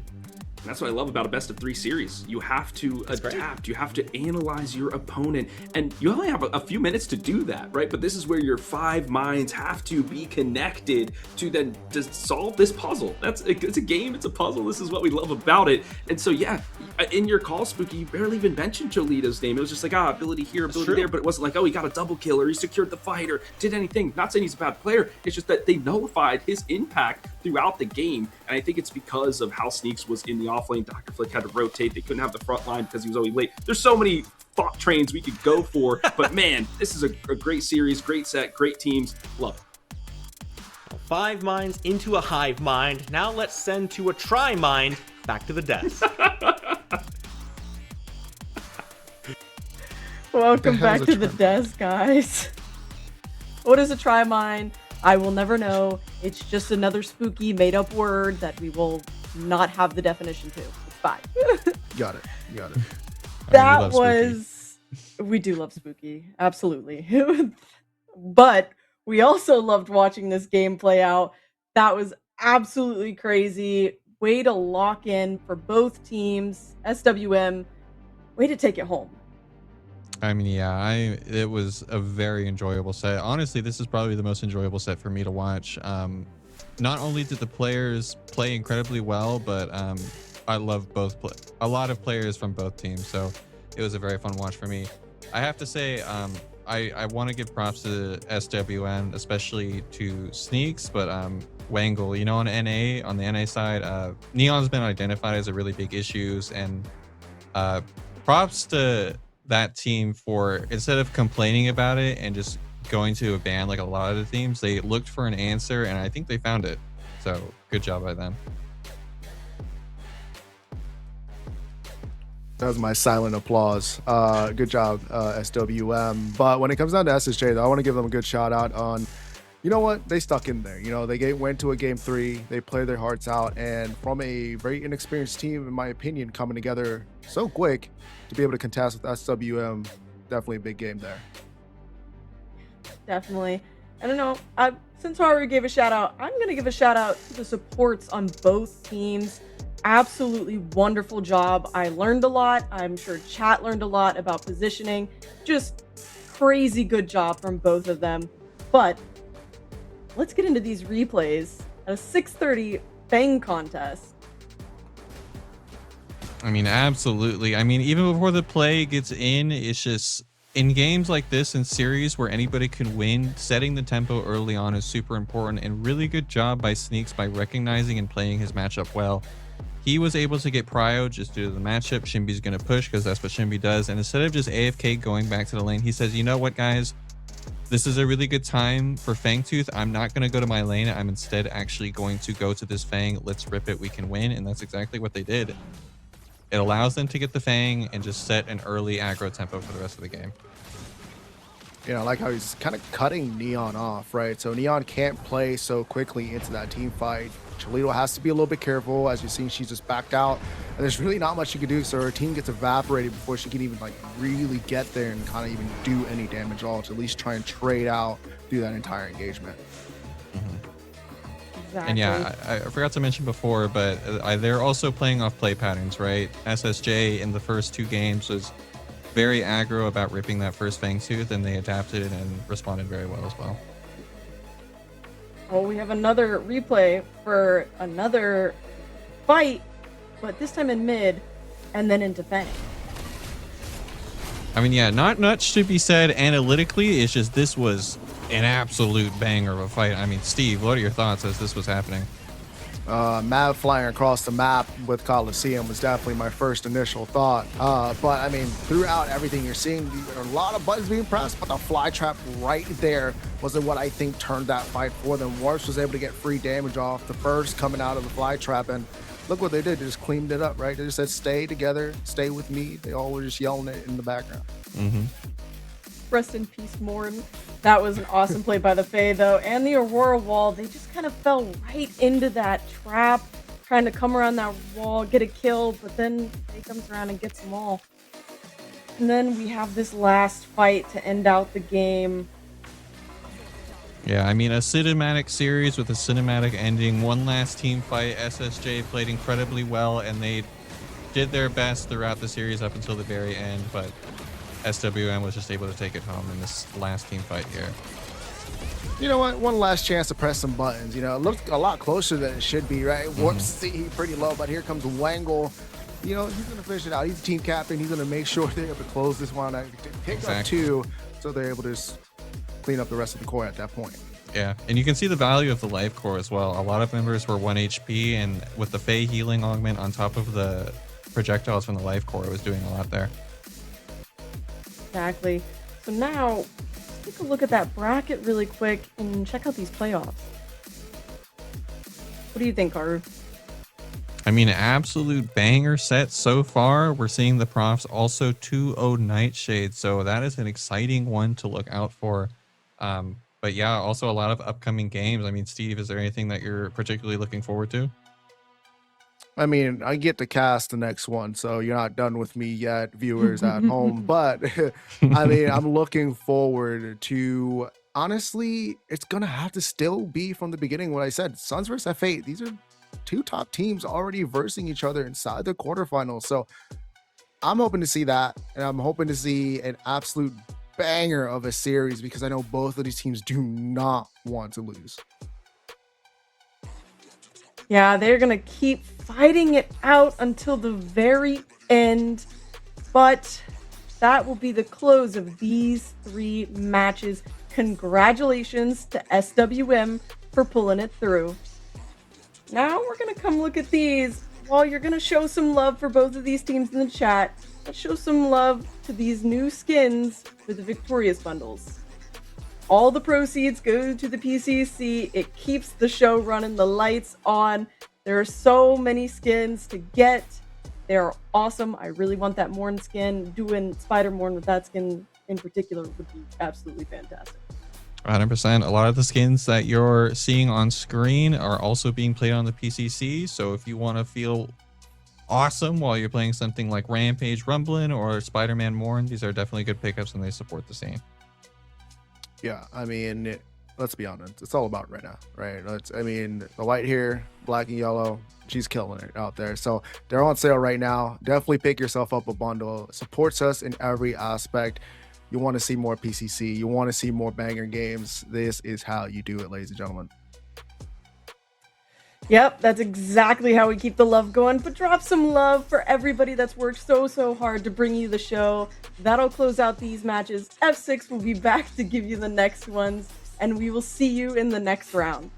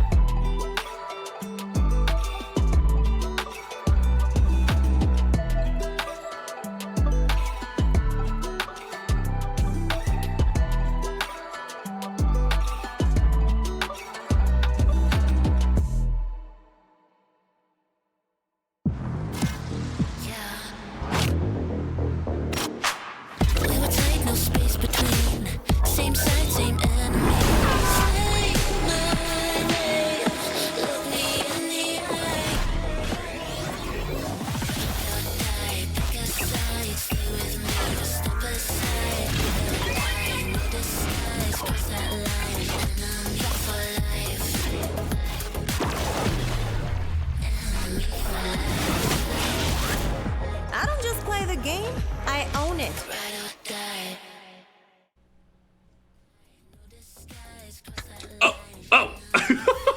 Got lost in the banger song there. I love myself some Neon Renegade music. I mean, all the songs that the Omega Studio team puts in the game, the Christmas one or the holiday one they had, I literally left that up while I was working during the holiday season because that stuff is so freaking good. All right, give my props to whoever is the music person over there. But Predecessor people, welcome back. It's HD Philly B, Haru, and Spooky Mars on the desk for our final series of the day. We've got the Suns versus F8. Haru, what you got? Dude, this is just such a banger day for Predecessor. There's so many action-packed sets. That last one was awesome, and I expect nothing less out of Kofi and Grady. Yeah, I mean, we saw both of these teams yesterday. They both put on phenomenal performances. I'm really excited to see Suns again because they put on an incredible 3-game series. Honestly, I'm super excited to see what else these teams have. I'm hyped for Kofi. He is the smack talkiest smack talker, but he is the nicest guy. Like, he DMs me, he's like, Billy, you're so great. I'm like, oh, thanks, buddy, appreciate you. But when it comes to the game, he is all business, just like you folks in the chat. I know you're here to see some fantastic Predecessor. We've got a draft here for us first, folks, and there's a lot of great players. Crazy Fool, Tekken Kid, Simba, all those people in this game. I mean, Haru, it's hard to ban somebody out. I feel like you just got to go with the meta picks. It is really hard. Recently in the past, F8 has been target banning France specifically by getting rid of all of the meta mid laners, being like Neon, the Gideon, the Argus. So I'm curious to see if they're going to continue doing that. We are seeing a Mako ban, which is pretty standard, along with the Morigesh. Both are very, very annoying to deal with. So nothing crazy yet. What are your thoughts on that, Spooky? My thoughts are I want to see Rampage gone. This guy's been like a little terrorist throughout the entire tournament. And look there at you that. go. Suns are going to answer me. If I could get a Neon ban in there as well, I'd be very happy. It might be because I'm biased against seeing Neon 3 times in a row, but, you know, she's also just a really strong pick. Mm-hmm. Do the drum roll. Oh, we'll get the Cosmic Wizard instead. All right, that's fine. We'll take it, which means the Neon is up. Will Suns prioritize France in the mid lane, then kind of go from there? I mean, Tekken, I would love to see him on the Crunch. Crunch not so great. It will be the Neon. We already knew that. It's like we've read the script or seen the game or something like that. I don't know. But it will be the Neon Renegade. But with the opening 2 picks here for Flow State, Haru, what do you think they're going to do? Oh, I mean, I was going to say the Argus. I didn't have time, so now I look like a fake. But really, it just depends on what they're wanting to get. There's a lot of really good picks for this team. There's something like Morn, which enables players like Kofi, like Cure. The Beyblade could always make a return, or sorry, the Cure Blade. So it's really up to them and what that team personally prizes. Yeah, I'm with Haru. I would really like to see the Morn come out. I'm a big fan of picking your front lines before you show both of your back line. Apparently, Flow State disagrees with me, but personally, I feel that reveals far too much of your draft because it now becomes a lot easier for Suns to pick what they want to dive with. They know who their targets are. They can now pick accordingly, and then they can also pick the front line based on what they're looking at right here. A shield or a steal could go hard into the Skylar as well. Just put the shield wall up and avoids a ton of the damage. We're getting the Morn, as you mentioned, Spooky. This is kind of the difference between the EU and NA side. In EU, we didn't see Morn at all. Not even once, not even banned, not even nothing. They I guess don't like trees or something. But the NA side, we love ourselves a good tree. And so the Morn is here to stay. Could go off lane, could go jungle, could go support, probably support. So we'll see their final pick now. They don't need to necessarily go for the ADC. They lock in the Greystone, most likely in the off lane. Yeah, absolutely. I mean, you're joking about the Morn, but Grady has been known to play it in the jungle. I'm not sure if the team has vaulted it quite yet. They've had some results on that one. But it's always an option, right? For F8 here, I'm assuming that they're going to pick... Actually, no, the Argus could flex mid or support. I'm assuming for their last pick here, they want to do something that can be flexed just so they're not showing all their cards. But they are going to elect for the Shimbi. I would assume that's going on Kofi, but as we saw in the last set, it's also very strong in the offlane. So it could really go either way. I mean, this definitely feels like a Kofi pick to me. I think he just wants to get on this Shinbi, get active, start hunting. I'm looking over at Suns right now, and this feels like a rather difficult team to make progress into, especially with this Skylar here. Typically, yes, you can just start shredding through the armor, but with the Eclipse turning off the lights, making it that much harder to find a target when you're up in the air, Greystone having that second life as well, the dive here is very good from Suns. They can choose where to be aggressive, and I think Flow State needs to be very careful of their next couple picks to make sure they have the tools to mitigate them and not allow Suns to just run wherever they want. The Ice Queen, the control maestro, maestri? I don't know. The female, whatever that is. The maestress. Thank you, Speed. You're the wordsmith. I'm just the guy that says some stuff. Being taken off the board. The Shinbi, though. Proficiency. We saw them play that in the offlane for the professors during the LAN in August, and very good on that character. And I like the matchup into the Greystone, just pummeling him with magic damage. It will be the Terra to add some more durability to that front line. But Haru, this Yin has been consistent in the ban phase for the NA side. I need to hear your thoughts. I mean, it's not a surprise, right? It's a pocket pick for both Grady and Kofi, both of which had absolute runaway performances in this tournament. So I'm assuming that they're banning it just so that they don't have that avenue as a way for Grady to carry the game. I'm a little interested to see the Terra pickup. It's not a Kofi character. I will bet money that the Terra is going into the offlane just because I don't think I've ever seen Kofi play it. But it's a really bad matchup into the Greystone, so I'm not really too sure why they're electing to pick it. And for those who don't know, it is a bad matchup just because Greystone's just able to build items like Basilisk. It's a core item for him. It not only shreds Terra's armor, making her squishy, but it's also making her do less damage because all of her damage scales off those procs that she's getting. Yeah, the type chart not in Terra's favor on that one. Let's see what we lock in for the Suns as a final pick here. Still looking for that jungler. It's going to be Zaris locked in. Obviously, there's some flex potential between Greystone and Zaris on who goes off, but based on Haru's point, I think it kind of speaks for itself there. One final pick for Flow State. I want to see a support come out from them. I want this Argus to be in the mid lane. I don't think I prefer it as a support here. Something like the Steel could do some work. I was actually hoping for Aurora before it got banned, but options get a little bit more limited here. Yuck. What?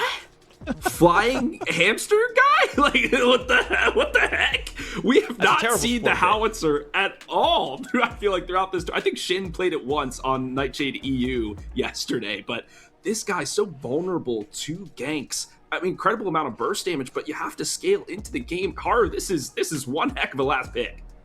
It's an interesting one for sure. I'm not too sure what they're going for. Maybe Simba believes that it's a good matchup into the Neon, but realistically, on the side of F8, they're lacking a lot of consistent or reliable CC, I guess I would put it. Morn being, you know, a big guy, big circle, it's hard to mess up comparative to the Argus, where it's really relying on the support player to hit that consistently.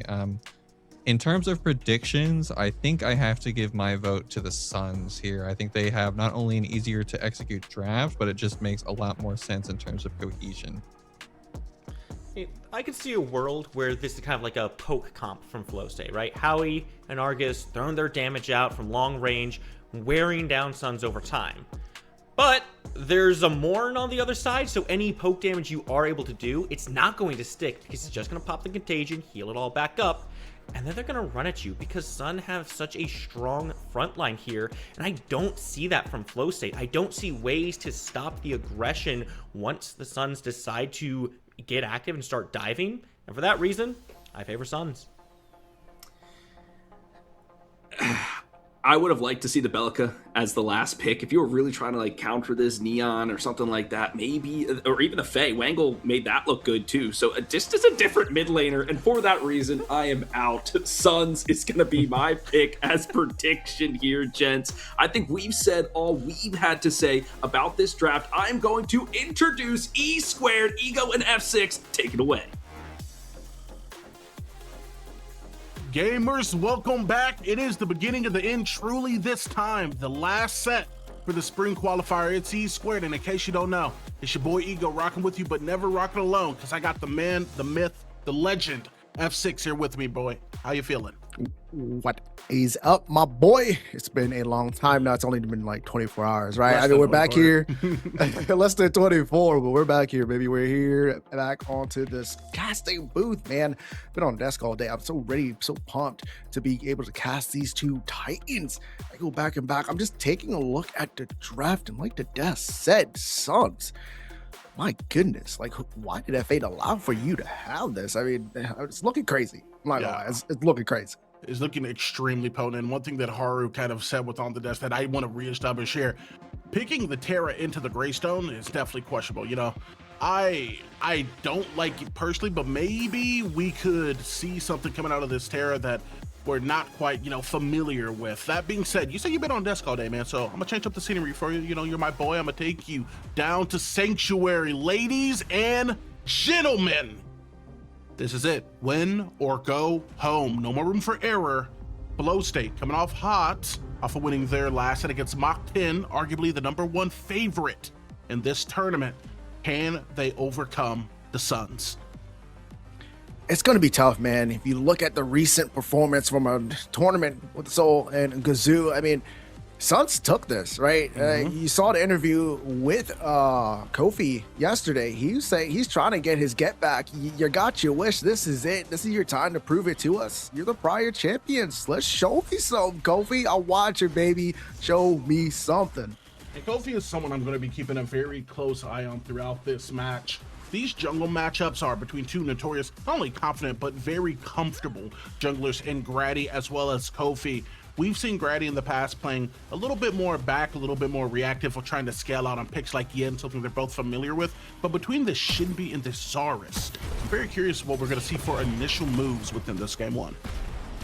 I mean, we know with the Shinbi, she's a little bit on the slower pace side of things. She's going to want to farm up, look for possible ganks when she can, but her early game's a little bit slow, so I wouldn't be looking for too much out of her. It's really the Zarus that we should be watching out for. The Zarus is going to be able to kind of utilize that barricade at level 2. Level 3, he gets full movement speed or 50% movement speed on that evade, so he's going to be able to kind of get in there a little bit quicker, but both of these teams, both of these junglers, they know that they need to be able to help their mid lane out. And the France versus Simba matchup is what I'm really looking at. Both of these guys like to fight in the mid lane, and most of the time, they're the ones to be able to carry their team. Yeah, and it's not just carrying through like just an 8-0, right, 10-1 type performances. These guys are more than willing to give up their lives to set their teams up. Now, it is going to be two different styles of play here. Neon, more apt to a bit of a burst composition, while Howie is going to be a little bit more adept at some long-range poke, maybe setting up before the all-in. But both of these players, Simba and France, feel like they're kind of at the top of their game. Same can be said for this duo. Pure, not going to actually be on the Eda this time. Dread Nova is going to be on the dome of the opposition's carry. Jay brought to that 50% HP threshold as Crazy pilots this more and relatively safe, close to tower, if you will. You know the thing about Crazy Fool is if you ever watch him play from the every single event in PCC, he's going to make sure if he can't win that matchup, especially when you're talking about an Argus and a Skylar, they don't have the prio on that lane, right? So he's going to make sure he plays safe to that tower, and they're going to play that advantage and wait for Grady to kind of be on that side of the map to really start to press that prio. But some mid lane, someone needs to be careful dropping down for this early river. Going to use a little bit of that util to make his way back up. More than likely doesn't have to burn the blink here, but it is going to definitively be a reset that comes out. Grady, tower dive, and brother, we're 3 minutes in, and now Kofi's hot behind him. Utility does get moved. Evade not going to be up. Kofi gets the first blood. We were talking about these junglers, and Kofi makes the first move. And I told you, man, Kofi's not going to be looking to try to get that early gank. It's going to be the Zarus with Grady. He showed up. Took a little bit too much, in my opinion. And then you know what happens? Kofi shows up and be like, yeah, I got some time today. He's able to pick up that first blood, putting some FA whooping up there with the belt. And I'm liking to see this aggression out of the early game Shinbi on this Kofi. I mean, not just the early game aggression, but also now an early game lead. We talked about the Shinbi being a little bit of a slower character. She has to build up her momentum to make her way to that pinnacle, much like these teams. But now, with that little bit of first blood gold, clearing off that back camp and now looking towards the 2, this Fang is going to be up, and we may see Shinbi with the first item on, depending on what they're opting to pick up. Yeah, I mean, definitely depending on a lot. One of the big things is the seedlings that she's going after already. Kofi's the first one to initiate. That gives them a lot of time. Howie has prior on the mid lane. They should be able to attempt to get 2 seedlings here, skyrocket a Shinbi, not just with the first blood, but also being able to get that extra XP throughout that. Shy away. They hate me on cast because they're like, you know what, Steve, you're just going to be wrong for this one, but it's going to be Grady. A little bit of rotation from the duo coming in. A little bit of free poke here, something this composition seems very adept at being able to do. And I know we've talked about it a couple of times, but there's also something I kind of want to expand upon, because the more I think about it, the more I really do like this pick of the Shinbi is in this comp, not just scene, but in this comp matchup particularly. Zars normally has to all in, and with the damage and shielding provided by that circle rhythm, we could very much see multiple instances of just burst him down, threaten him with the old stacks that we can get off your teammates that might stick around, getting Grady to retract back around these objectives. That said, it's an if, but I think it's just another possibility of something this Shinbi pick can excel at if she does get fed here early. Oh, 100%.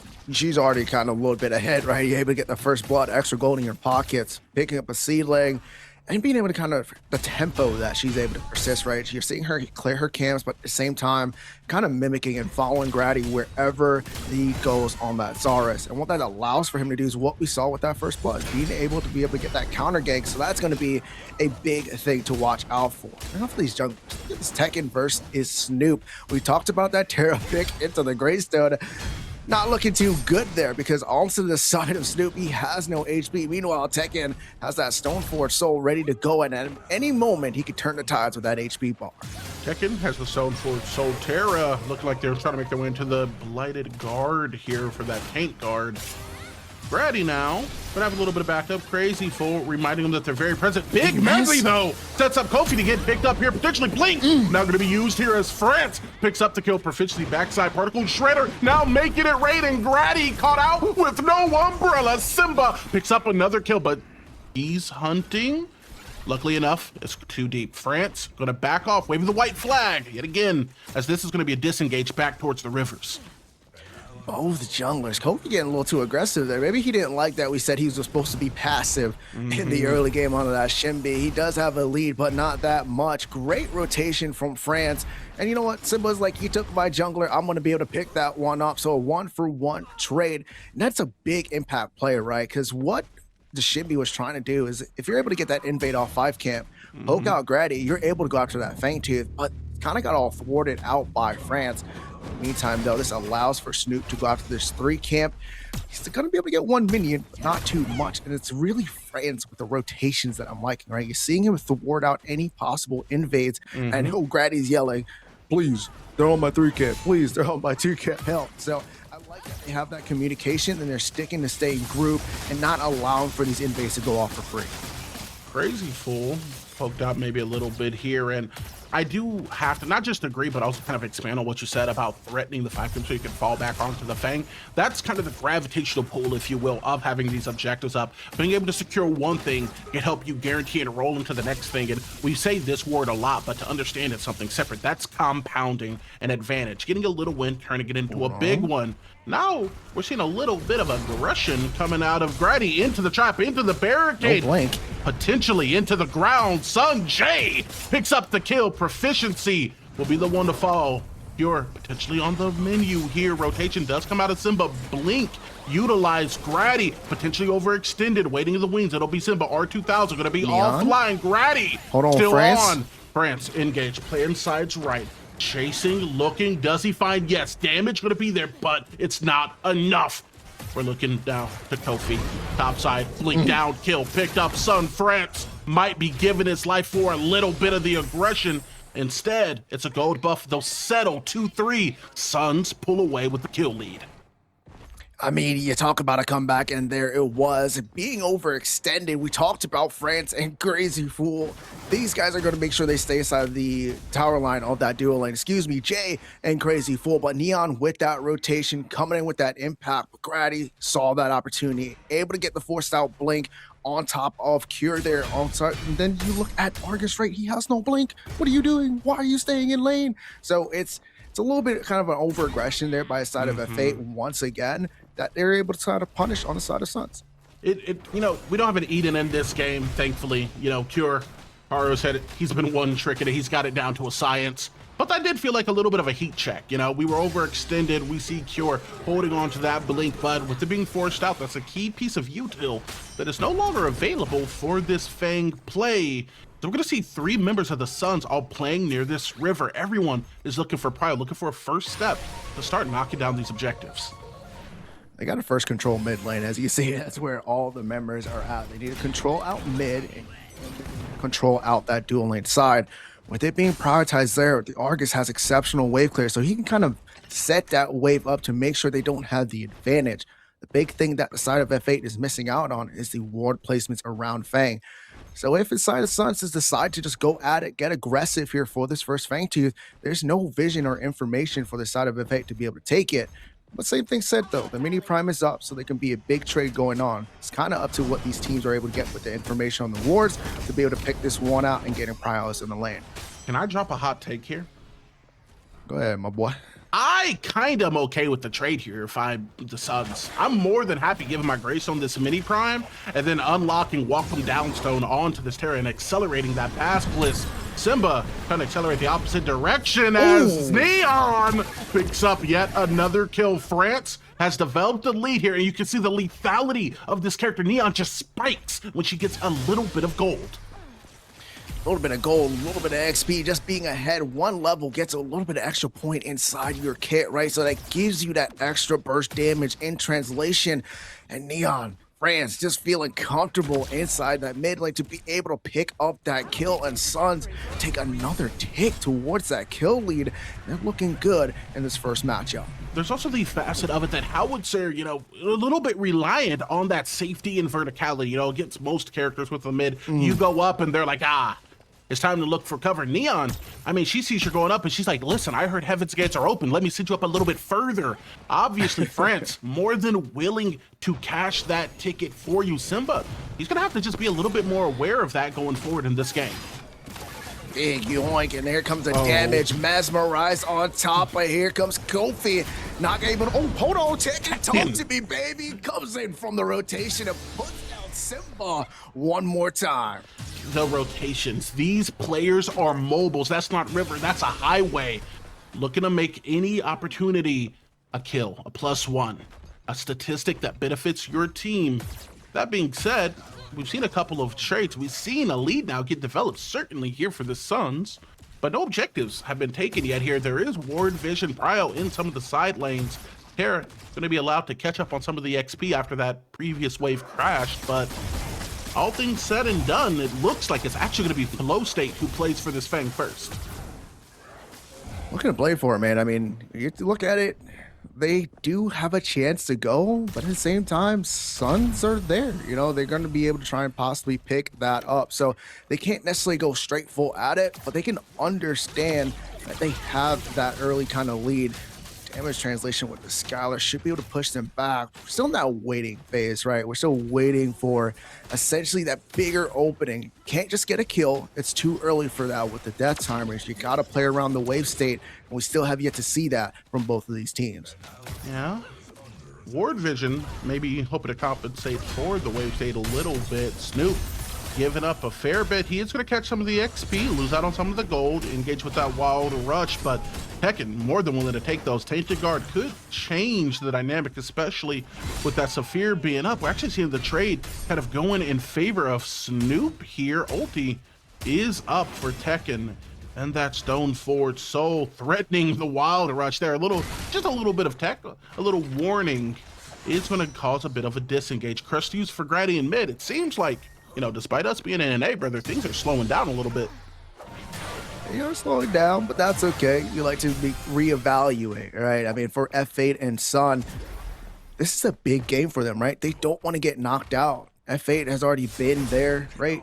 They already got dropped down to the loser bracket within that first initial stage. And now when you're in the top 8, you want to get yourself to keep going. You don't want to lose out here, and they have to keep trying. Meanwhile, Suns, they know they could drop out just as much as anybody else, so they want to make sure they're making the right plays at the right time.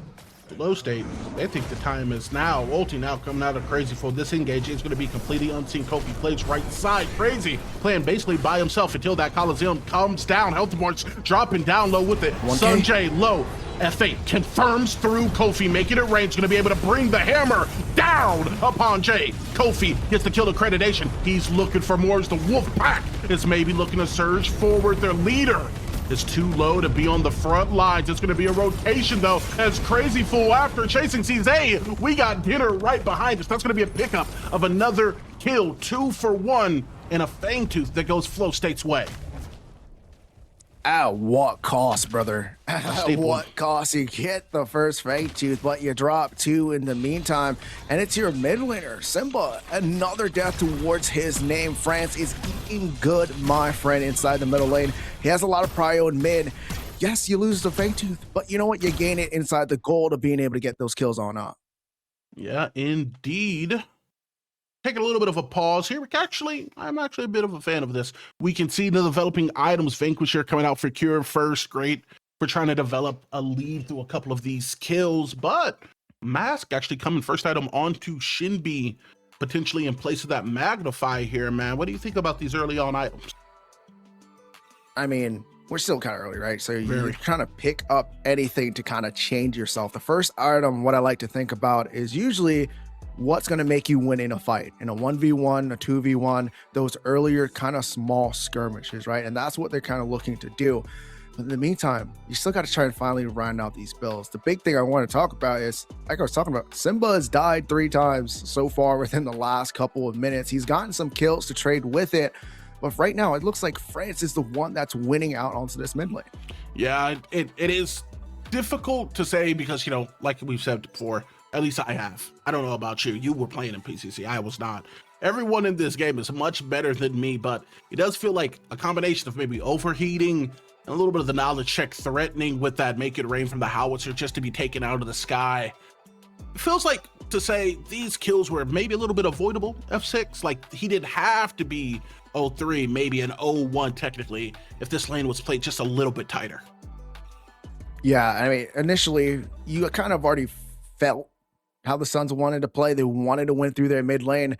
Grady, within the first rotation from his camps, goes straight to the mid lane, catches Simba off to the river buff at that 3-minute mark. And you're like, hold on, wait a minute. If this is how they're playing this earlier on, I need to be careful inside the mid, but still has not yet to be seen. Got a rotation there from Crazy Fool, big pull with the Morn. The boop was already out of the way, so you had nowhere to go, and they're able to still clean it up with the rotation to finally kill them with the rotation coming in from Tekken Kid from the offlane. So all around, I think the Suns know what they need to do. Shut down the mid lane, win there, and be able to take that prio and push towards the side lanes. And we already have seen, as well as like establishing prio with the Suns, that despite them having the kill lead, we saw in the game EU side across the pond Raze, we learned that, objectives do just win games. So with this first Fang going the way of Flow State, yes, it's early. It's not even in range to threaten that 3 Fang Abonti, and they're definitely not going to get dominance onto that mini prime if I had to guess. But there's a pathway definitely for this Flow State team to establish a lead outside of these lanes, right? These passives are incredibly strong in Predecessor when they're stacking on this Fang, or you're establishing a lead with this mini prime. So maybe, especially since they're a little bit behind on kills, you see Flow State playing a little bit more cautious and just keeping an eye on these objective pits.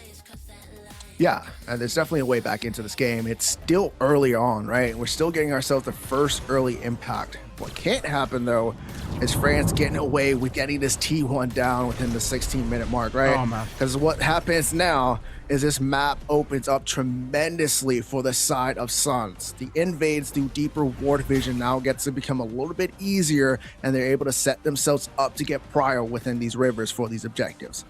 You know, like approximately 30 seconds ago, when I was like, yeah, they're way back into this game, into the driver's seat, is through taking the objectives. I wasn't including them just losing the objectives immediately upon us returning. That tower going to go down, opens up the map, but also puts more gold into the pockets of this Neon, man, who we've already seen it. It's just so dangerous, and now she has a lead. It's not if she gets it. Neon has a lead, and you have to play around it.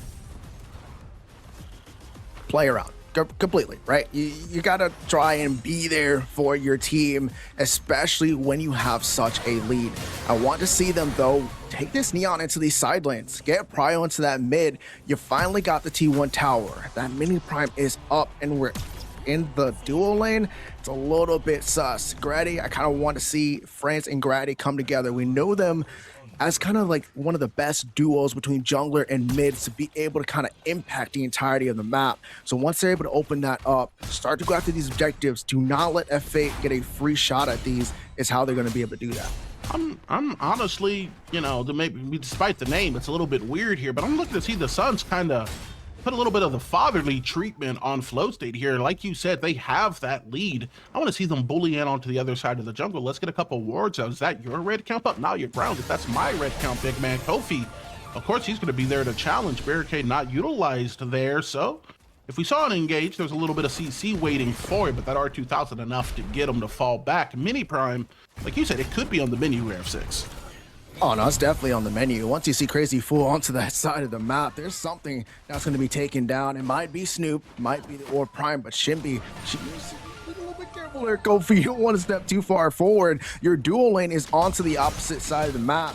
So they're going to get Pry on the side of F8 in the dual lane, which kind of presents a quick action here from Suns. What you're seeing, we got to get this mini Prime, we got to get into Tekken's hands, and we got to keep this rolling because somebody's going to have to answer that dual lane side. Dude, I love that for the Suns, right? They do have to answer that dual lane side. They do lose the tower tier 2, not really under threat here, but just the mentality of Shinbi stepping up within her own jungle, Kofi having to step back. You know, yeah, you may be the Suns, but you can be the firstborn. Big brother them a little bit. Get some invades and establish your lead because you gave Shinbi that first blood. You gave her a little bit of extra XP through some ganks. Now, Decelerator, you have the tools to do so, but an objective going down here is going to fare well for them. Kill lead, and now tied on objectives, technically, despite the Fang Tooth's not reflecting it.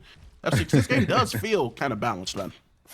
Yeah, a little bit balanced. I mean, the big thing here as well is the fact that the Shaper is up, right? The Cataclysm has hit, big shift around the world. And so any kind of kill here kind of reflects back to that. So there's an opening now for a big objective onto the map. It's not as big as the Orb Prime or the Primordial Fangtooth, but in a way, it allows for you to set your lanes to play into that late game or play into some deep invades inside the jungle.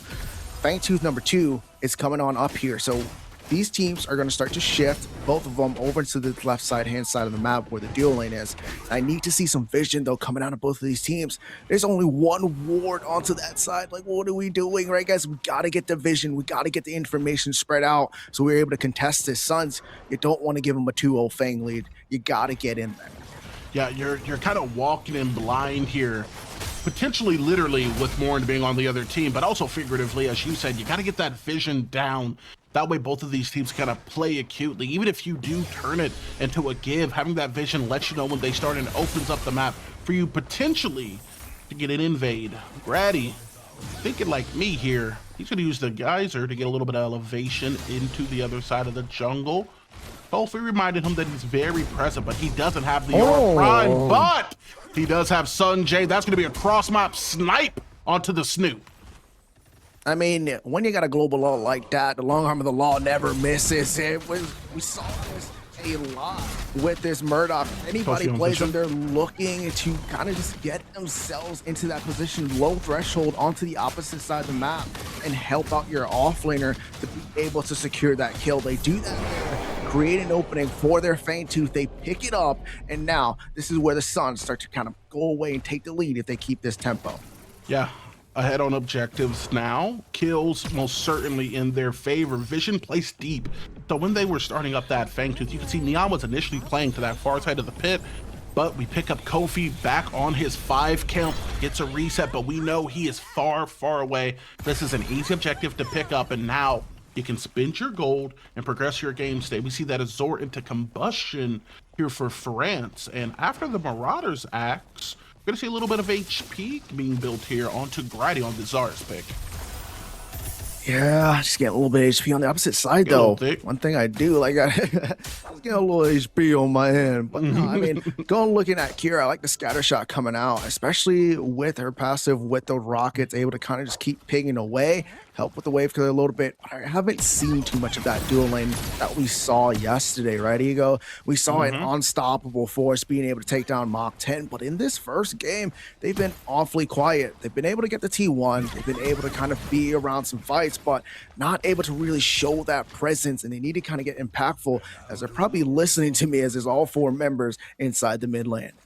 You know, we've had the pleasure of sitting on some scrims, and something that not only Cure, but other carriers have said is playing Eden allows you to play so much more proactively than other carries do. That being said, Kofi in the mid lane, he's just looking to be proactive. Hypercharge doesn't do a lick of damage. France able to reset. Crazy Fool utilizes the old Grady engage. Coliseum is going to be up. Long arm of the law. It's going to lay one down. Play it over to the back edge. Hypercharge is going to be able to cut through Grady's HP. France laying down the damage on the Kofi. Proficiency looking for a way out. He may have found a cure. Looking for a kill. Looking for a lead. Looking for a Vanquisher proc. He gets 2 of them. It's a double for the... Oh my lord, it's a double for the dead man. Cure gets taken out by Jay. And there's so many double kills. There's 2-piece after 2-piece. It seems like it's KFC out here, man. And just what an exceptional play. Everything went perfect for the side of Suns. F8, they're like, you know what? Let's try and get something here in mid. They went a little too aggressive, didn't find anything. Grady said, you know what? Let me drop this 2 camp. I'm in there. Blinks in, Coliseum, locks him down. Damage coming out here from the side of France, and he's the one that's been changing these fights. 4-0-6, 10 KP out of 12. I mean, my man is cooking right now. Dude, you know the meme where they got like this old guy and he's in a chair and he puts his hands up and he's like absolute cinema, blinks in, Coliseum, damage, cinema. That's exactly what it was, man. If you're playing Zarus, that's exactly the type of play that you're hoping to see. Getting a couple kills, but it's hard to account for that hypercharge. Prime is going to be postured around, but no, they're just flirting with it right now. They're not ready to commit to it. The lead, I mean, as they saw, can be taken away expeditiously if they overextend. Yeah, you don't want to make a mistake here, right, Ego? You have control of this game, Suns. You keep the tempo up. You make the right plays. And they've just been able to do that through these counter engages. Like you said, they're just kind of flirting a little bit with the Big Orb Prime. If they had the ability to, it would have been a good pickup early on, right? 23-minute Orb Prime, a little bit crazy. In the meantime, that's Kofi looking at Jay, and this might, good trap, bounce back, and this might be a death going towards Kofi. That Epoch was out of a place of fear. Barricade, spears here, going to be up. Long over the law, Coliseum, brother. I'm just looking for stacks and Kofi. You're going to give me one. That's going to be one death. They're looking for 2. Cure, he has to worry about a pretty bio sickness. This is a 3-man. You're outnumbered, outgunned, out of time. Double kill to Jay.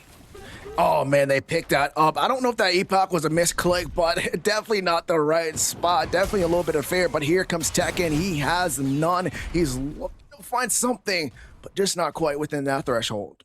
You know, that was a 1970s like reality TV show. That was a freeze frame. He looks behind him, sees outnumbered, and you zoom in. He's like, well, you're probably wondering how I got there. You see, I'm the jungler. I came here to gank and just got jumped. And this lead that he did get established early off of that first blood, a little bit of pressure in lanes, is completely gone. And the Suns are just expanding their own lead, getting gold, getting XP, getting objectives, getting full control of this map in game 1.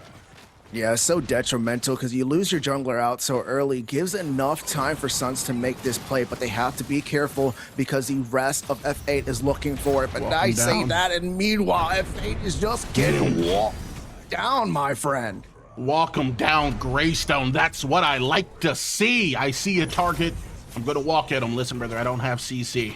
I'm just going to run at you, and hey, can get the job done. Tekken picks up the kill onto the Argets. Kofi looking to try to just take down his own jungle. Tekken has a second life, so he's fearless. Once again, it's going to be the walk him down great, followed up though. Pure going to have to geyser out of his own tower. Jay going to have to make fuel arrangements. He takes down another one. Neon is laying him down, and Snoop is the only thing preventing this team of the Suns from getting a soft RGS ace. It's not quite there, but control of the game, potential to win.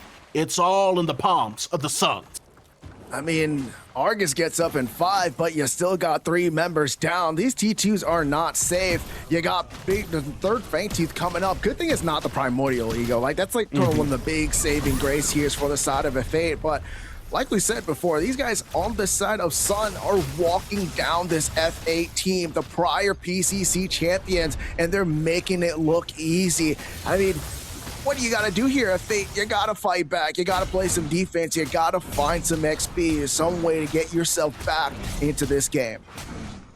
It kind of feels like in the last minute, it's like, man, the Suns ran up on me. They punched me in the face, and then they took my lunch. And you're laying there, you're like, well, at least they didn't take my wallet. I mean, there's everything and more that was on the map before that team fight. And now, look at it here. Building that small bit of advantage into multiple kills, into an objective, into a full-on jungle raid. This is such an incredibly tough position, and kind of looking at the itemization, I'm not sure if anyone on this team is tanky enough to be able to deal with the damage that's being put out by Jay on this Murdoch, who's a huge lead, by this Neon, who can 100 to 0 you like they don't know how to count. It's just such a tough situation right now for Flow State. It's more than that. It's a dire situation. Here you go. I mean, maybe Snoop nice word with usage. the I see. mitigation. I see. Maybe the Snoop coming out there with the damage mitigation, but you talk about how they're able to take those impacts and those leads to create these objectives. They pick up the Orb Prime. They go ahead and take the middle inhibitor. Now you go ahead and take the Feint Tooth. The good thing it's not the primordial Feint Tooth like we said, but now you have all the advantage of tempo. You're going to be able to start pushing, sieging with the seedlings, with the Orb Prime, and they're looking to take down the rest of these tier 1 towers and inhibitors, or tier 2 towers, excuse me, inhibitors, to keep the pressure on this F8 team. Heckin', oh, he doesn't know it, but there's 3 lads making a rotation towards him. Good, Dread Nova does set up a stun. Kofi has used the beginning of all of his DPS, approximately 25 feet away from the target. Tekken going to just be able to walk away as the rest of the team is starting to walk towards this left side inhib. I mean, you take a 3-man rotation over to a Greystone with Stoneforge Soul, it's a little bit crazy because your whole entire left side now is completely vulnerable. You have to get back, but it's a little bit too late, and the Eclipse is popped, and Crazy Fool is looking to find somebody. Solo tank into 4, make it rain, comes down, however, can you escape the onslaught? The answer looks like yes, this could be a potential turn of the take. Neon playing off to the right side, both utilizing the ulti, does bring a couple members to about that 80%. Top side, hypercharge, cure, no one within range, no slow. That really matters. It's a left side inhib and then an easy disengage and look to the right wing. Greystone taking the last structure to Flow State's name, and then they all walk away. I mean, that was the most bamboozling play I've ever seen. They're like, hey, we're going to put 4 on right. Tekken, take some prio. Everybody rotates to Tekken. Don't worry, guys. The real plan is they're going to rotate to you, and we're going to take the other inhibitor as well.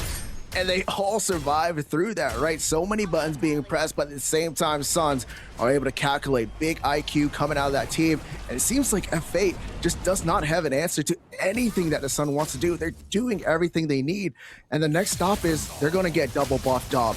F8's going to have to find a way. But with the minions pushing, it's going to constantly push towards that core. That timing has to be impeccable, my friend, before they're even able to attempt to try and stop that double bubble buff.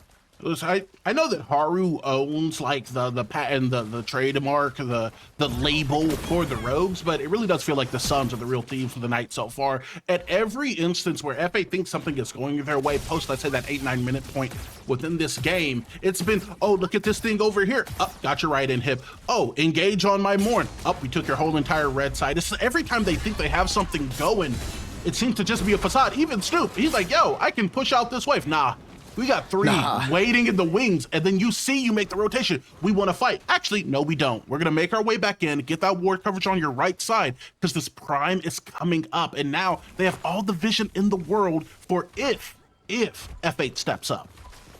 And what I love about it is like they can see them coming from a mile away, every single corner and corridor covered with vision. So the information that they need is going to get along that. And if you look aside onto the Feint Tooth side as well, they have one safety ward for anybody that tries to rotate over there. They have that information to see wherever you're going to go. So it's like, what are we doing, man? What do I do as F8? But you have to kind of sit yourself back on down, take a look at the map.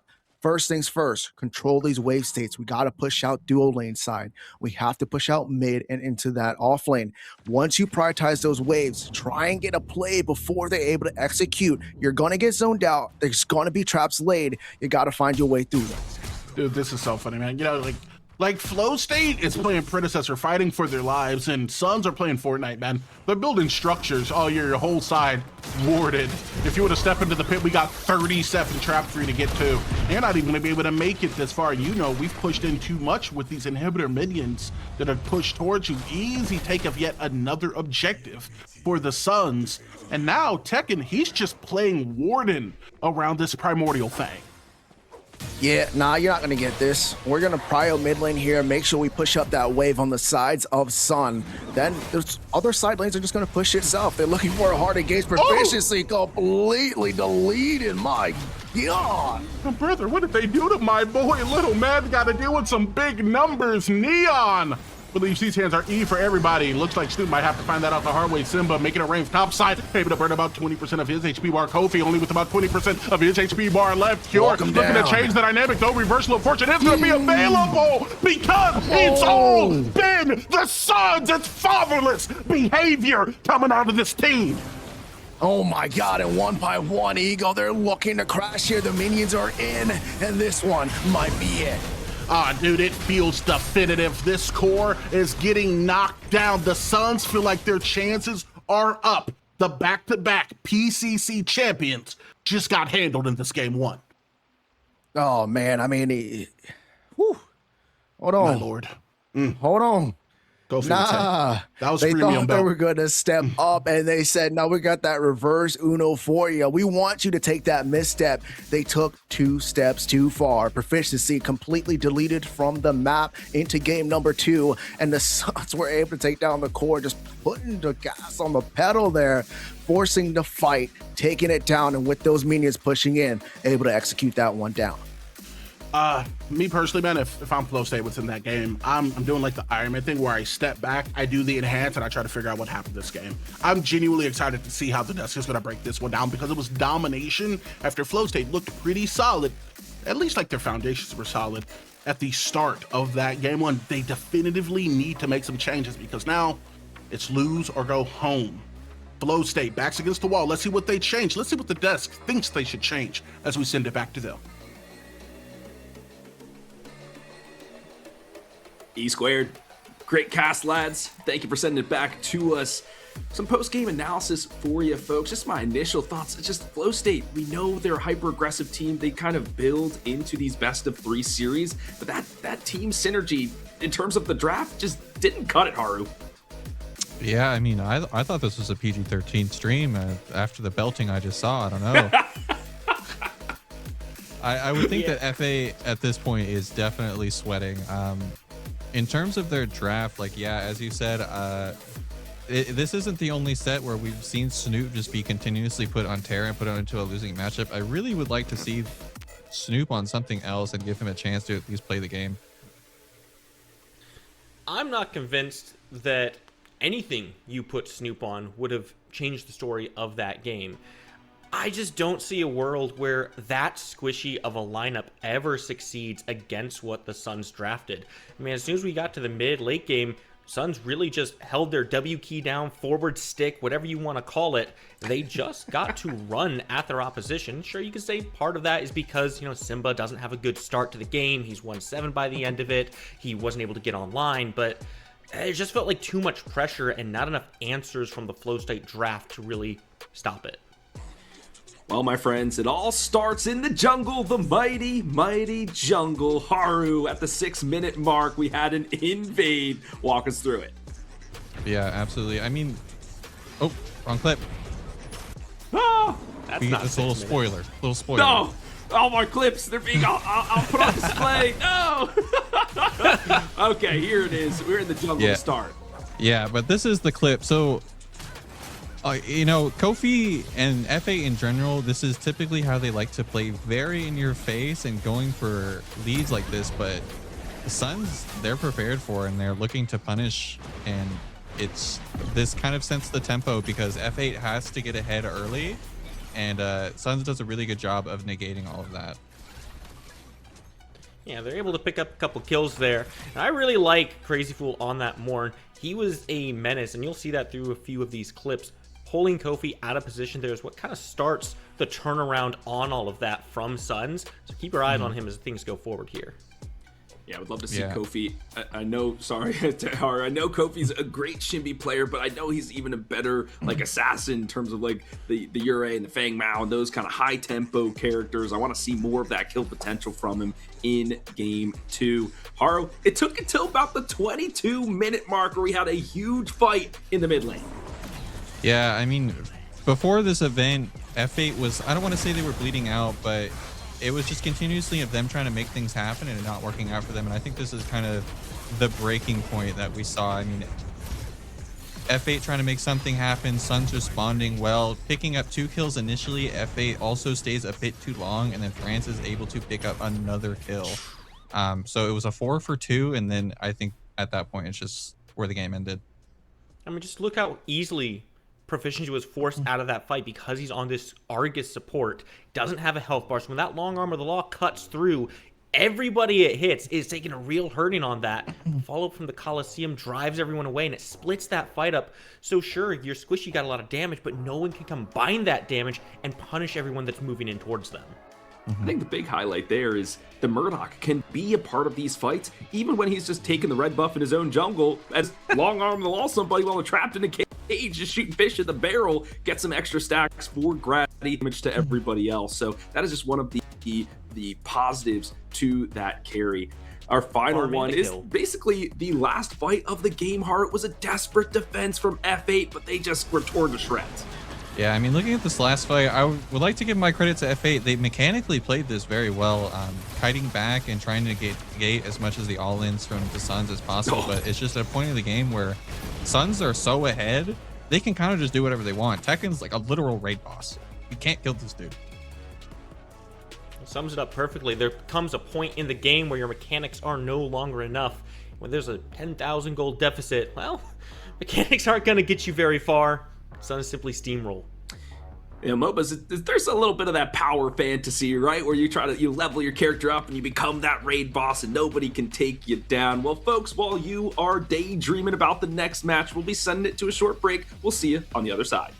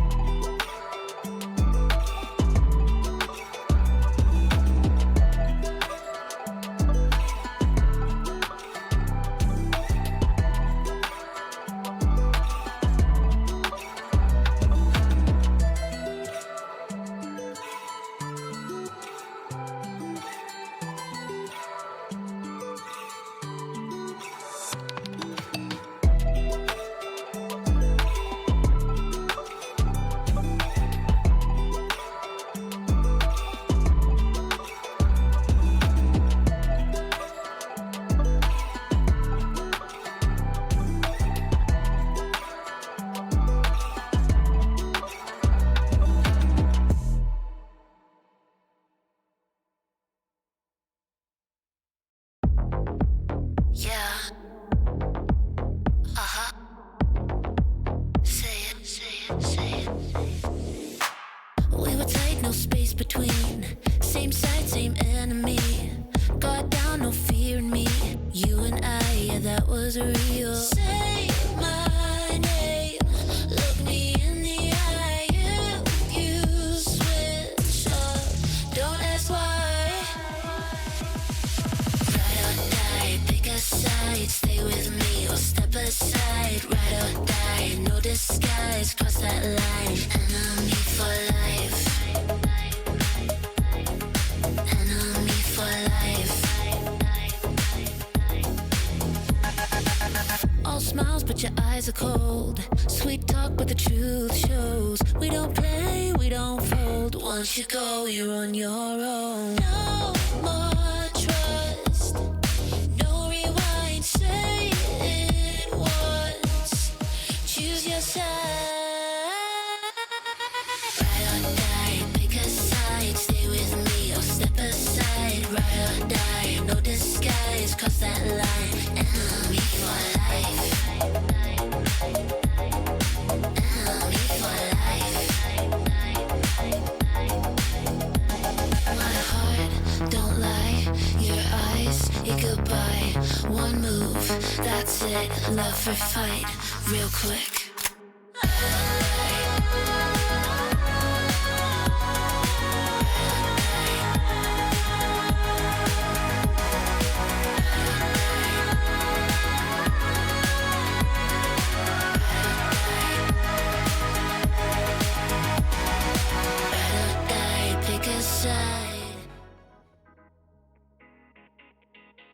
I am Grady. I am the jungler and the captain for Suns. I'll use the term captain loosely. Nobody likes being captain these days. I just do set up the scrims and do everything everybody else doesn't want to do. And I've played in it since the inception of it. We were doing little Discord streams. We were like streaming our Discord POVs and all that, man. Like before we even had an in-game spectator. So since the beginning. You know, I hope Predecessor comp goes well for the year. I hope people enjoy the content that gets put out with, like, you know, these interviews, other things that they, you know, PCC ends up doing on meta, and just, you know, the tournaments overall. I hope viewership goes up. I hope people enjoy it. I hope more people try to join into the competitive scene. Like, I hope there's more incentive for that. I mean, like, come game day, I'm like, everyone's always talking their smack. I'll talk my smack on game day. Like, I mean, for the people that know me, I really don't talk that much smack. It's just all about inside the game. Not much. I mean, I appreciate, you know, you, Steve. I appreciate anybody else for the meta team that's doing stuff for the community, or anybody else for PCC or anything else that's just like community driven. Just because, like, I mean, without the community, we're nothing. So I would like to see a lot more community sided content, more effort put into it. So, you know, hopefully things like this are well received, or we just are able to do more other things for the community. Just more community engagement is just all I really ask for. Play like a champion.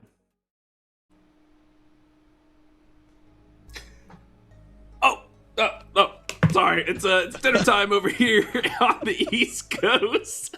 Have a little bowl of goodies there, and I hope you are snacking on some Predecessor action too, chat, because it has been a glorious day of gaming, and we're glad to be rocking with you all evening long. It's HD Philly B, it's Haru, it's Spooky Mars, and we find ourselves in the final series of the day. Flow State down, the previous PCC champions 1-0 against the veteran Suns. I think F8 is definitely sweating, especially after that last game. But at the same time, F8 has been known to do exceptionally well, especially when their back is against the wall. So I'm really hoping that they can take this to a game 3. Yeah, I would not be surprised to see this go the entire duration of the set. 3 games is my expectation here. Philly, we had the pleasure of watching Flow State at LAN, where they were in a similar position against another very strong team.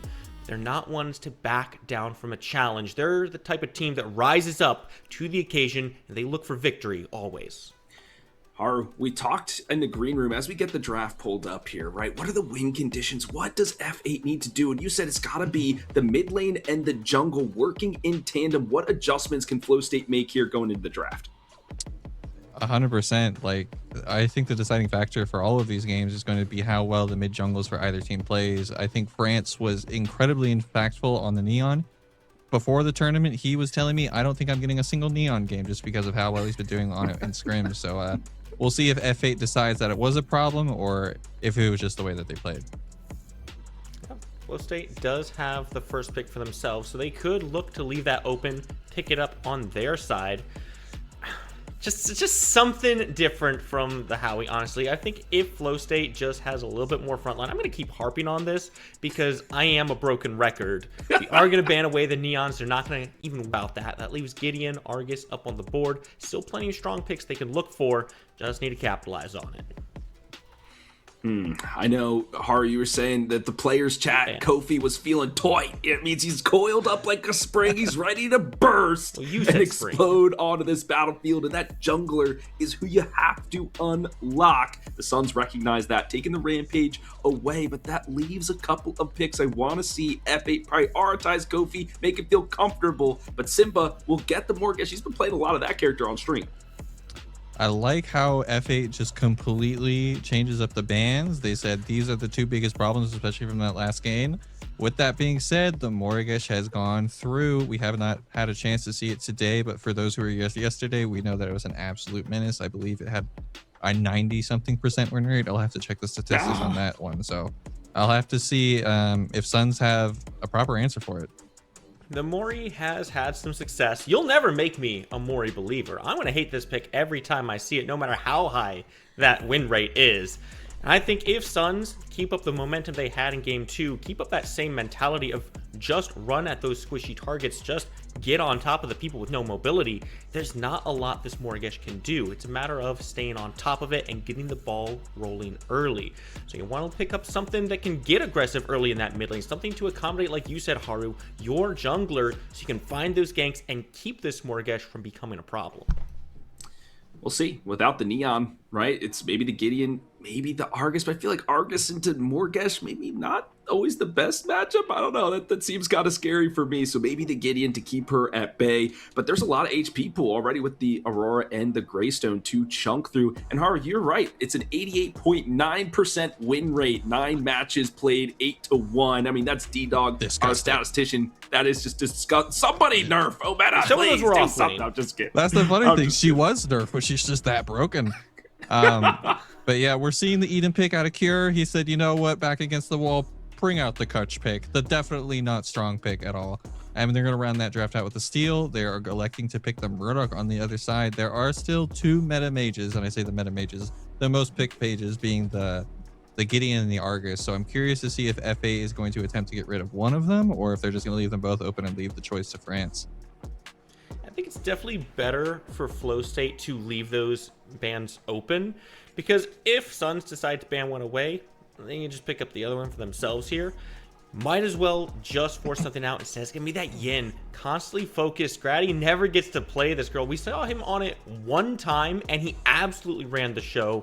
No surprise to see this taken off the board. I am interested in this dual lane because it looks like we have potentially the support. We've been seeing a lot of Aurora as the support in that dual lane so far today. If you've got Murdoch alongside there's a lot of lockdown. You can buy the Hornfrost with the static traps. People are not moving in this kind of lane. You can shoot through the wall too, so it's just like, I mean, it's a blind shot, but if you feel like you've got it set up, you know they're locked down, they're like, yeah, I got him, I can see him on top of the wall, pew, pew, pew. You know, you can get them, so is that there's a lot going on here. Yeah, pew, pew, pew, pew, pew. Maybe you and I should try that, Spooky. Let's hop in after this. Let's do it. What you got? I mean, with the Shinbi being banned here, I'm starting to think that the F8 side is looking to put the Mortgage into the off lane, actually. The Greystone was picked up early, but they still have the option to flex it into the jungle and put the Aurora into support, for example. So I guess they're trying to limit as to what they can do to respond to the Mortgage. Suns are going to go ahead and pick up the Argus. That is another terrifying pick, especially in the hands of France, who has been accused of being an Argus one trick a few times. So we'll see how they deal with it. Well, whether the accusations are true or not, he's definitely very good at the Argus. We saw him put up some very significant numbers yesterday. Looking for a repeat performance, but he's got to do it against Ure in the game as well. So now a little bit of a mix-up on who might be in the... Never mind. we're going to see the Muriel come through. So definitely Yuri in the jungle, Morgesh in that off lane. Like, well, nah, Morgesh mid, bro. It's got to be mid. Morgesh mid, Yuri off. Who's the jungler? Steel? No, Steel off lane. I'm so tripping right now. It's been a long day, boys. But Spooky, maybe so are the Suns. They might be scratching their head. Even Haru, he did the whole on anime, bro. We need the glasses push from you two next time, because you did the whole on like wrinkle in the brain. But it will be the Acheron to web this team together. Does Tekken Kid play it in the off lane, or does it go into the jungle? That's the question, Haru. I don't know. I'm leaning towards the jungle, but yeah, that one's a surprising one for me. The mid jungle is going to be interesting just because the Morgesh really doesn't have a lot of prio into the Argus, so it kind of lets the Suns do whatever they want. So maybe with that in mind, they're putting the Acheron in the jungle, who has been known to have a bit of a slower clear, and just kind of let it scale. So we'll have to see how that pans out. All right. Let me cook here for just a second. I botched the flow state side, so let me go ahead and take a swing at Sun here. Acheron's going to be our support. Put Aurora in the jungle. He can web people up, web on top of the static traps. We're cooking here. I promise you, there's something I'm here. getting my water out on you, Spooky. I'm dousing. We're burning, Spooky. We're burning. We're burning. With that, boys, all right. We're going to put our predictions out there, chat. Make sure you do the same so you can get those channel points. My prediction is for the Suns. I like the amount of HP they have. They've got great team fight capabilities. So that is going to be who I'm rooting for in this one. They could take this 2-0. Haru, what you got? You know, draft-wise, the Suns, but I don't really have a good reason. I just have something in my gut telling me that F8 is ready to bang, and that they're trying to get this into a game 3. So my bet's on F8 for this one. I'm going to roll with the Suns here. I still support my support. Although if he goes off lane, maybe a bit of a better matchup into the Morgesh. But I like the tools that they have together here. I think there's a lot of lockdown, and again, the to just dive on low state. They do have more tools for it this time, but I put a lot of value into them right now. So I'm going with the Suns. Fair enough. I guess I don't get a prediction. No channel points for me. I'm just friends with everybody. I love both these teams, both these squads, all of these characters, and you, my predecessor fans in the chat. Well, for the second game of this best of 3 elimination series, there we go. We'll take it away with Ego and F6.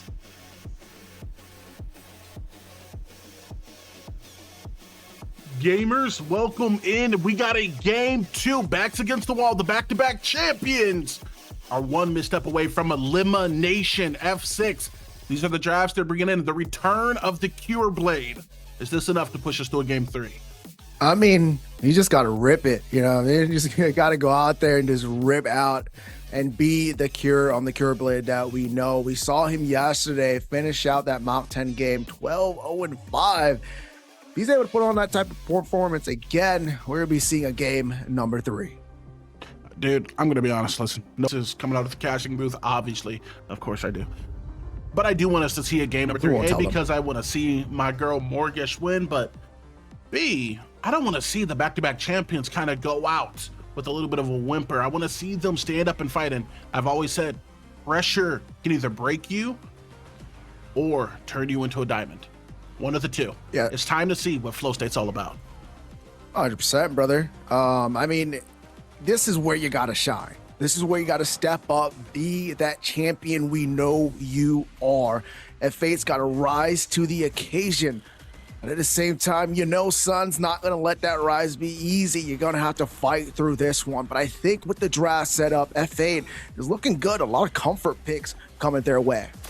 And I'm going to be honest, if they just continue what they did within that first game, I have no doubt in my mind that this could be a 2-0. It was comfortability and dominance going past that about 5 to 8 minute fixture point. They got that lead, they expanded it, and they just ran away with it. An almost perfect game of Predecessor for them, but F6. Kind of slowing it down while we have a moment, talking about not only these players, but their picks. Is there any character in particular in this game you feel has what it takes to change, to turn the tide of Flow State's fate? it's got to be proficiency on that Muriel. I mean, we talk about how potent she is right now in this 1.12 patch. He's an aggressive player. He now has a stun inside that Muriel's kit. And just knowing him, he's going to be able to kind of facilitate for that duo lane. It's going to be up to Cure and proficiency to create a difference inside the duo, because you're going against some veterans. Crazy Fool and Jay, they are a dominant force as well to be reckoned with. But with the aggression and the tenacity coming out of Cure and proficiency, I believe they have what it takes. They just got to prove it here within that first 5 to 10 minutes. Yeah, it's, Cure, proficiency, these guys very much so adept, especially, Matt, when you're locking it in with the Cure Blade. That being said, though, they're not lined up against any schmucks. I know that, you know that, the crowd knows that. Crazy Fool, a lot of you guys are in his stream a good amount of the times. Him coming out of the support lane, I mean, I'll be honest, he was doing his best seismic impression within that last game. Brother was roaming. He was cross-continental. I'm wondering if we could potentially see a repeat of that in hopes of developing a lead back within the mid lane or helping with some potential jungle invades if things go their way. Nah, that cross-continental line got me a little bit. I'm not gonna lie to you. But yeah, no, I mean, he was definitely rotating a lot more. That's what you want to see from your support, right? If you think about how the NA likes to play currently, what we've seen within the last day and a half, almost two now, right? We're getting to the end towards it. They've been just having the supports be treated as like a second jungler. That's the impact of it. We saw it yesterday with F8 versus Mach 10. Proficiency picks up a kill, the first blood, just rotating towards mid within the first 2 minutes. That's why I think it's so important for the side of F8 to get proficiency up and ready to go right away. Yeah, and the faster you're able to get everyone online, the better, but it does feel like proficiency in particular has a little bit of a higher station for this game. That being said, though, it does look like we're actually going to be getting back into the game. Sub 2 minutes, 1 minute 55. Snoop having a little bit of prio here within the solo, not making any steps, but potentially looking just to shove it underneath the T1. Looking, open, trying to make a play, but it's not going to be that easy, especially when you have Tekken Kid on the opposite end of you, right? We saw last game how he's able to provide for his team. He makes some simple rotations. Earlier on, he was able to pick up Simba inside the mid, even create a bigger lead for France, and we know that's how they skyrocketed throughout the rest of that game, just enabling their mid lane. So I'm looking out for Grady as well to be here for France. Tekken Kid with a rotation here and there, and they're going to pry this mid lane once again. You know what your win con is? It's France. This man is golden. He's locked in, a young, new player coming into the scene. Not as much as some of these other teams, but he's still trying to make a name for himself, and he's definitely trying to do it on the biggest stage possible. Yeah, and I mean, he has done it so far on the biggest stage, right? It's got me to ask the real question of, is France developing into the best mid laner within Predecessor? Of course, there's some people who... Hey, look, I'm not making the statement. Meyer, please, guys, put it down. Put it down. Listen, I'm just asking the question because if he continues to perform like this and he finds himself at the Pinnacle, he's very much so making himself an esports staple. And on this Argus pick, recently nerfed in the 1.12, still extremely potent. This feels like a battle of the Titans, and this is exactly why the sustain of Simba versus that burst of France, Dreadnova into Particle, both of these mids are going to be about 50% HP. Yo, Crazy Fool must be, I don't know, he might have a Red Bull, because the way he's flying around the map within these first two games, my man has some wings 100%. He's in the mid lane at 3 minutes, helping contest his river buffs. Here he comes back over into the dual lane. I mean, I don't know what he's doing, but I love it. I love the prio and the pressure that he's helping out with the mid lane, creating opportunities for this Suns team. There's a terrible meme on the internet. It's like inside you there are two wolves. And the two wolves inside of Crazy Fool are Peak playing Aurora support, and the other one is Seismic being anywhere but the dual lane. He is just looking to make an impact anywhere on the map, but that's very much so what I like to see when the wave state is what it is. Frozen outside your tower, you're going to be able to take in and soak up that XP relatively slow. Your Murdoch knows as long as he doesn't feed his skills comfortably, he can potentially trade with this Eden, the Cure Blade, as people in chat have started to call it. So, very comfortable but quiet start of this game. Pretty quiet, but Suns taking advantage, having Crazy Fool once again here to support Grady, getting some early XP, getting some early gold, to try and skyrocket to this level 6. We have the Fangtooth coming up here in the next 15 minutes. look out for both of these teams. Hold on, wait a second. Blake comes out, and Jay has to get out of dodge and stop my train of thought. Crazy, you might need to get back over here on this dual lane side. Despite the ability name, there's nothing serene coming out of this Muriel. My lord, they gave her a stun, and at least the setup's like exactly what you saw there, right? Oh, you think you're safe. Long range stun, a little bit of gap close coming out of Cure, and now your life is on the line. No blink going to be available with this Fang up. We could see a fight develop with how much prio has been developed within Flow State's duo. Yeah, they got the Prion duo, but they're in mid lane. You can't just stop that, right? It's you know opposite. Argus, he's holding down that particle shredder. Those minions are not safe anytime they're getting pushed straight towards Simba, and he's going to have the first rotation on the side of France. So even though they get dual lane Prio, they still have to worry about that mid lane. So I kind of refer a lot for the viewers at home. When they're taking an objective on this high-level comp play, right, Ego, you're looking for that mid-lane prio. You're looking for the side of the map as well, the objective you want to take. And for them to take that first Fang Tooth, it's going to take a little bit more than just getting to that dual lane. I think it really is just going to take, as far as the side of the Suns goes, it's just France hitting level 9 and maxing out that particle, right? That's where it becomes uncapped, and this character really does get that objective burn materialized. That, and coaching with a couple of picks, potentially could allow them to develop an early lead here, but right now it seems like, tell me if I'm wrong, man, tell me if I'm wrong, it feels like both of these teams are focused on just not falling behind. That seems to be at the forefront of both of their minds. Not necessarily falling behind, right? Clearly, you don't ever want to feed into the enemy, right? So far, it's 0-0. Unless you're my jungler. Unless you're my jungler inside my ranked games, but for 1 second, they're looking to prio to be able to make a move, right? We talked about prio in the lanes, but you also want to prio the life, your HP bar and mana reserves to be able to contest anything, right? Even if you don't get first move, you want to be healthy enough and ready enough to stop and thwart any type of attempts on these objectives. Yeah, and you know, that is the smart way to play, right? It's a little bit of the EU way to play. Let's be a little cautious, a little bit meticulous. That way we don't lose any leads and we can develop it inch by inch instead of like one large foot at a time. That being said, I do stand by the joke I made earlier. Brother, 2 + 2 is 4. My dual laning games somehow equals 2 and 14. It's pretty abysmal. Now though, Jay, Crazy, still comfortable despite the pressure being put on them by pure proficiency. My apologies, by proficiency, as well as, wait, pure efficiency? That's the combination. Wait, we've locked in something great. There it is. No ward vision really on the pit, but why have it? Because it's going to be an engage for it coming out of the Suns. Well, this was going to be a nice little trade. On the opposite end, you have Kofi being able to take up the mini prime.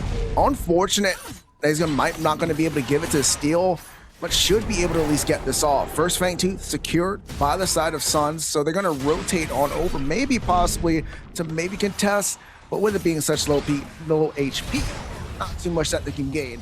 With this mini prime, I think Snoop is going to have a little bit easier time going against Tekken Kid with this Acheron. Yeah, man, and at this point, Tekken Kid on the Acheron, Tekken Kid, my apologies, on the Steel, is going to be, how do I say this, impactful when he drops from the sky and proceeds to CC you for 27 seconds straight. The best game plan, in my humble opinion, is not allowing the other team to play. And that's exactly what Snoop is going to be able to do to Sun Tekken here throughout this game if he does get his way. They have some really potent engage on F8 because of it, as well as that Yuri with the Soul Storm. But it kind of just depends on how these first couple, not fights, but skirmishes break out. Which way do they swing as Snoop gonna lay a little bit of damage down within the off lane here. Kofi waiting for France. The Crystal's gonna knock him up. Soulstorm used, but the curse is gonna be what gets first blood.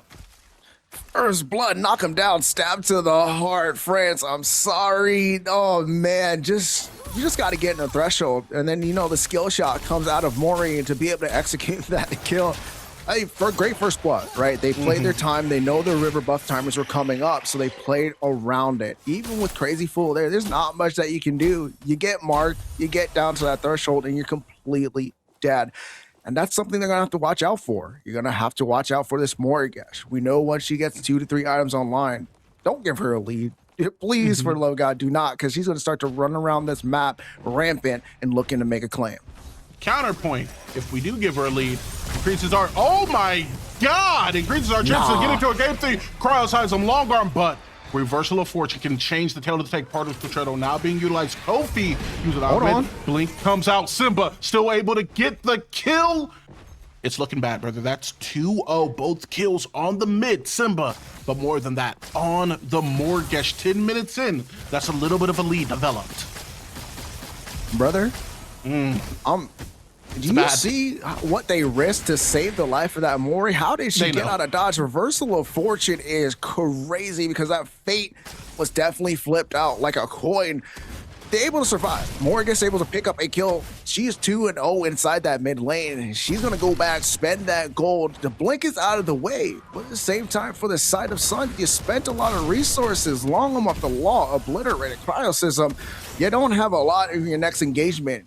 Think about the dual lane. The dual lane's free. Cure has just been farming up, and that's also going to be a problem you have to watch out for. There has not been much contesting him, and Jay has been having a hard time, as you can see the damage translation that is happening, even with Crazy Fool on the side of the map. Oh, dude, it's the potency of the Cure Blade, and now Kofi on the rotation, potentially looking to help. However, suffering from success. Your dual lane just has far too much pressure. Your carry doing far too much damage. This is very much so like my lobster is too buttery. All of my lanes are winning too hard, so I cannot gank. Luckily enough, you do have an objective coming up soon. This Fang going to be at least a minute out here before it re-arrives, but if you maintain this pressure, develop your items, we could see an objective start to go Flow State's way.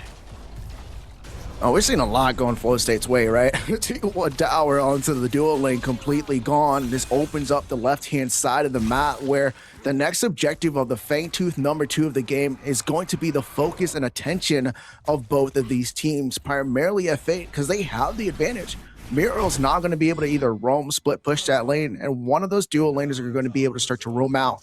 You're going to see them start to prio this mid lane as well, because if they open up this mid lane, this game is going to be exploded wide open.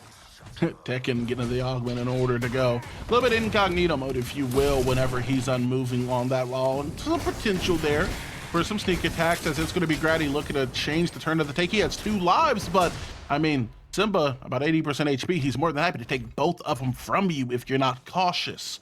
And it looks like cautious is going to be what he decides to be, a retreat back into that blue side jungle. Gotta get away. You gotta find a way out. You know, things are not going your way, but you also don't want to lose the next Fangtooth, right? So you want to play your life, play that HP bar like we were talking about a little bit earlier. You still need to find a way to stay into this game. You're only down 2-0. The real problem here is Simba. They gotta focus Simba in these fights. They have the vision down. They're gonna be able to start to get that information. With this rotation, the startup, Kofi, F8 looking confident. First ones into the pit, now playing from the back though, getting burned expeditiously, coming off the backside. Grady will be in time for a smite, but there's no smite to be had. Objective already gone. Crazy Fool looking to get out. Crazy Fool looking for any amount of help he can find, and there's nothing there. Simba, yet another kill. Stonefort Soul, you're still gonna be too squishy. 2 lives doesn't mean anything when the Morgesh can take both of them. 4-0, F8 in a commanding lead. No, they pick up the Fangtooth as well, so they're able to utilize the hunt to get that down. And my goodness, you think about it. Why would you even contest that, right? You kind of understand that you're not in the position for you to be able to contest it. You do have Stoneforge Soul. Only let Grady jump in there if he's able to get on out, right? He's going to be able to get an extra life, and then maybe you can play on the back end. But hey, F8 says, I got a Morgesh that's got a 2-0 lead. Now it's going to be 3-0-1. All 4 kills Morgesh has been a part of. And now let's look at this itemization. Big fan here of that life binder coming up for the Morgesh. I mean, we talk about how potent that sustain is. These trades now on the Argus feel so much worse, right? When 18 of your particles are traded into a single mark, or potentially the 2. But not only that, we've actually been able to see Yuri develop well, being able to pick up that mutilator as we move into the next stage of the game. Sanjay, he's going to get moved to the ground, buried 6 feet deep as Cure picks himself up a solo bolo. I told you, man, you can't just let Cure be out here with the Cure Blade. He's going to be able to pick that up every single day of the week. My goodness. And F8 right now looking like they want to send this one to game 3, a commanding lead. They only let one objective down, 5-0, in the convention fashion, just kind of doing whatever they want to this game.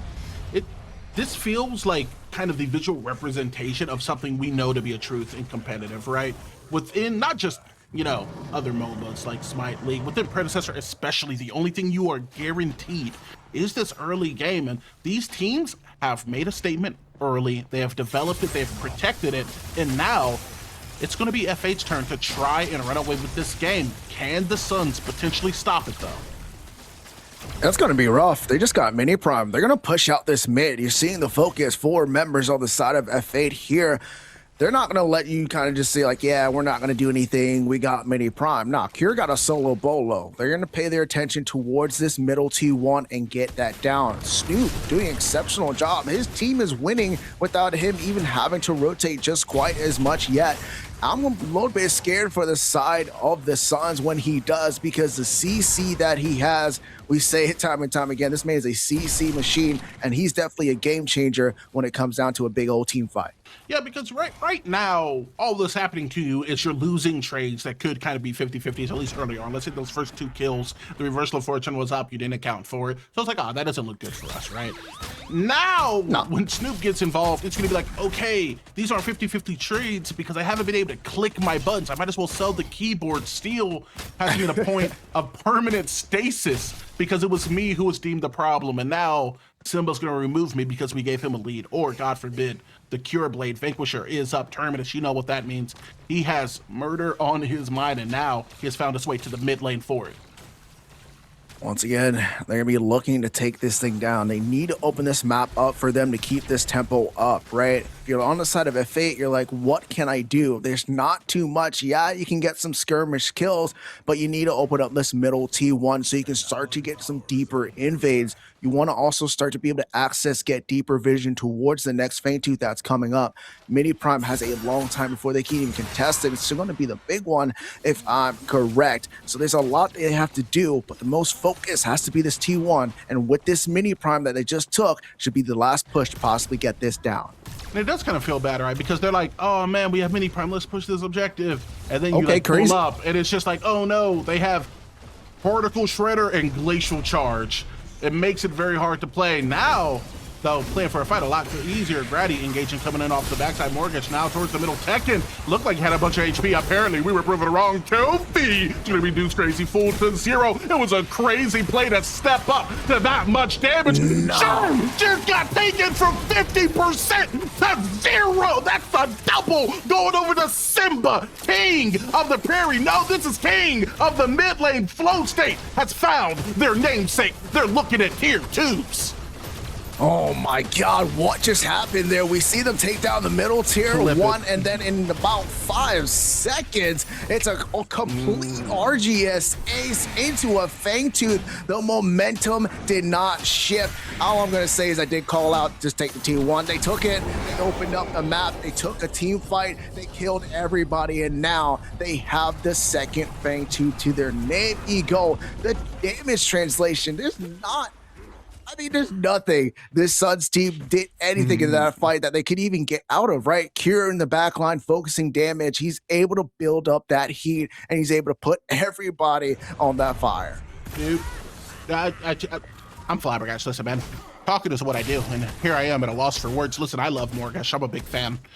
5-0 shouldn't still be able to do that to a man. He marked him and then clicked the special you die button, brother. That was absolutely vile. The combination of the overseer as well as the life binder means he's going to be able to do it on a repeat and regain all of his HP. FC, when I was calling for the clip, I wasn't calling for the chat. Listen, I'm going to do something unconventional. Chat, I wasn't talking to you guys. I was talking to Haru. I was talking to Billy. I was talking to Spooky. Because I'm going to need to see that one again. Absolutely vile play coming out of Flow State. 10-0, 2-1. Dude, they are running away with this game too. No, they got their track shoes on. I mean, the track stars, all 5 members of F8, they're flowing, right? Pun intended. Now their eyes have turned over towards the Shaper and the big or prime side of the map, over to that off lane. you're looking at it like, you don't want to pull this, but who's going to stop me is what F8 is saying. You can't come in here. We got the heals. We got the shielding. We got Big Snoop with the CC. We're going to take this Shaper. We're going to have these seedlings push lane. Get ourselves prio because the big orb prime spawns in 10 seconds, and that creates an opening for this F8 team because, Suns, you're going to have to answer these wave states. So as long as F8 sets the wave states, these seedlings are going to push out, and Murdoch, please do not show on that left side because that is going to be the go button for F8. I mean, he has to show in order to knock down this next wave, right? So they're going to get the go button, plenty of ward coverage laid out around it. Actually, he's going to opt not to. No, he does. Now, even then, Tekken that's a free takes prime. Teleporter over to the left side. Yeah, that prime is free 99, and Flow State knows it.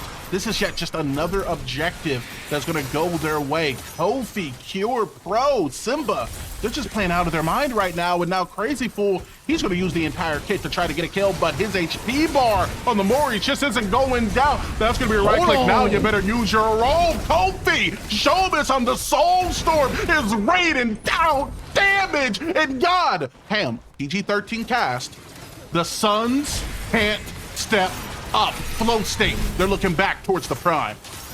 Oh, that was disgusting. Big circles win games, everybody. All 5 members were focused on those 3 that were isolated. And you want to fight? No, you can't. Big bang there to drop it on down. Flow State with all the momentum, with all the tempo, 13-0, not giving Suns any room or any chance as they march down to these tier 2 towers, and just Suns looking at the timer saying, what do we do?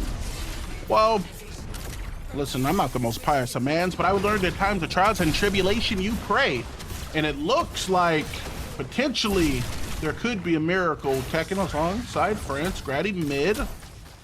No real kill potential on Stoop though, if we're gonna be honest here. He's just gonna be able to walk or bull rush his way out of that, spend his gold, and redevelop into whatever fight comes next for the side of Flow State. Right side, very much so in the same vein of, listen, I lost my lunch money, but at least they left me the wallet. We do get to push out these lanes. That's XP, that's gold that goes into your pockets. But with such a large lead, F6, it feels like at this point, if I'm the Suns, I'm just looking to collect a bounty on the other team. Listen, I'm not going to be particular. I just need us to kill someone on the other team. I mean, you just got to find something, right? I mean, you got to find somebody to take out, but it's so hard with this lead here, Ego. I mean, you go in, you attempt, you try to do something, but you just can't find your way in. F8 is not letting them find a way to get into anywhere right now, and they're playing Premier Belt Predecessor, my boy, and this is how they're going to be able to keep themselves here. There's not too much. You got to hope for a defense. You got to stop the pushes from the waves, but with the big Orb Prime, there's not too much to stop it. They're going to slowly bleed them out, take one inhibitor down, focus on the rest, and hopefully just get the core wide open. Listen, man, I'm a big fan of quotes, and there's one that perfectly applies here. They're going to take them to deep waters and let them rediscover themselves. I think that one came from someone in the UFC. Snoop discovering he's a little bit squishy. Kofi discovering he's not invulnerable. OT does come out as the Hellmaw that is able to eat up at least one HP bar. Big Slow is going to make another kill more optimal. Snoop on the back line, 2v1 situation. You're doing something, but it's not going to be much. These are big bounties F6 getting collected on the side of F8. Cure, though, let them know it's not free and it's not sweet. This damage is going to leave you pretty salty. The Cure Blade knocks down not one, but two. And Morgash, she's on maid duty. She's mopping up the rest. France has to watch as they assail the right side in him. Knock up Ether Crystal. He gets put down. It's Flow State who come back in game 2 and now push us into a game 3. You can't make this up, Ego. You can't stop the champions from fighting. You've seen them down, but you never seen them out. Taking this game, they let you have some kills there at the end because they wanted that fight. They wanted to give you a little bit of hope, but you're not going to have it. You're going to have to fight for it in game 3. What an exquisite performance there coming out of FA. Listen, I'm gonna try my best here to do the pose that game. Absolute cinema, brother. Absolute cinema. A stark reminder to the opposition. Listen, you guys had a good game one, but we're back-to-back champions. We know how to overcome adversity. And we know we have what it takes to continue in this tournament. A hell of a performance coming out, ladies and gentlemen. We're not going to hold it too long. We're going to send you back to the desk because we know you want to see what comes next. We'll see you soon. What did we learn? Rampage into Akron, automatic W. Oh. Hello. Welcome back, y'all. Rampage into Akron, automatic W. This is what happens when you have your tabs muted, but don't have the Twitch stream muted because the E-Squared duo is a goated, and you get to hear them one more time as we head into Game 3. Haru, this one, an absolute stomp. We know F8, they flow into the game. I was calling it. My gut was right, and I'm a little concerned for Suns because I don't know how they're going to sit at their desk with the absolute belting that they just got in return. Yeah, that was a pretty rough game to watch, even rougher to be a part of. Flow State kind of completely shut out Suns. Don't let them have anything. Kills not happening for the Suns. But hey, if you can take a game after game one and come back like Flow State, you can take a game two like Suns and come back for game three just as strong. Fair enough. Well, Haru, your key points, your coach's highlight was mid and jungle have to work together. We start at the 9-minute and 45-second mark with a gank onto Simba in the mid, but there is a Uno reverse card that happens in the middle of it. Yeah, absolutely. I think that F8 recognized that the win condition for Suns was France, and as you can see, as you saw in the game and as the replay coming up, they put a lot more pressure in mid, and the team kind of just collapsed after that. Yeah, we'll get to see that in action in a couple moments here. You know, Kashi, I think, is punishing Philly a little bit for the delayed start, but here we go.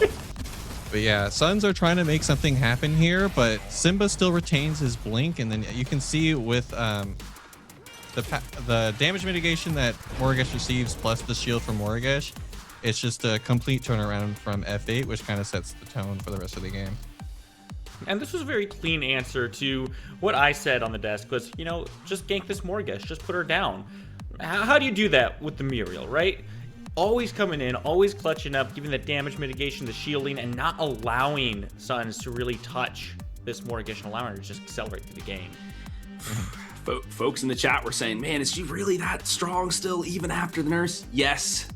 Joey and the rest of everybody else in the chat. 3-item power spike. This character becomes almost unstoppable. Massive burst is needed to take her down. If you're not a 5-person coordinated team, gonna be challenging to do so. Well, the writing was on the wall early on here, Haru. At the 17-minute mark, we have a big team fight. Turns out to be an RGS ace for Flow State.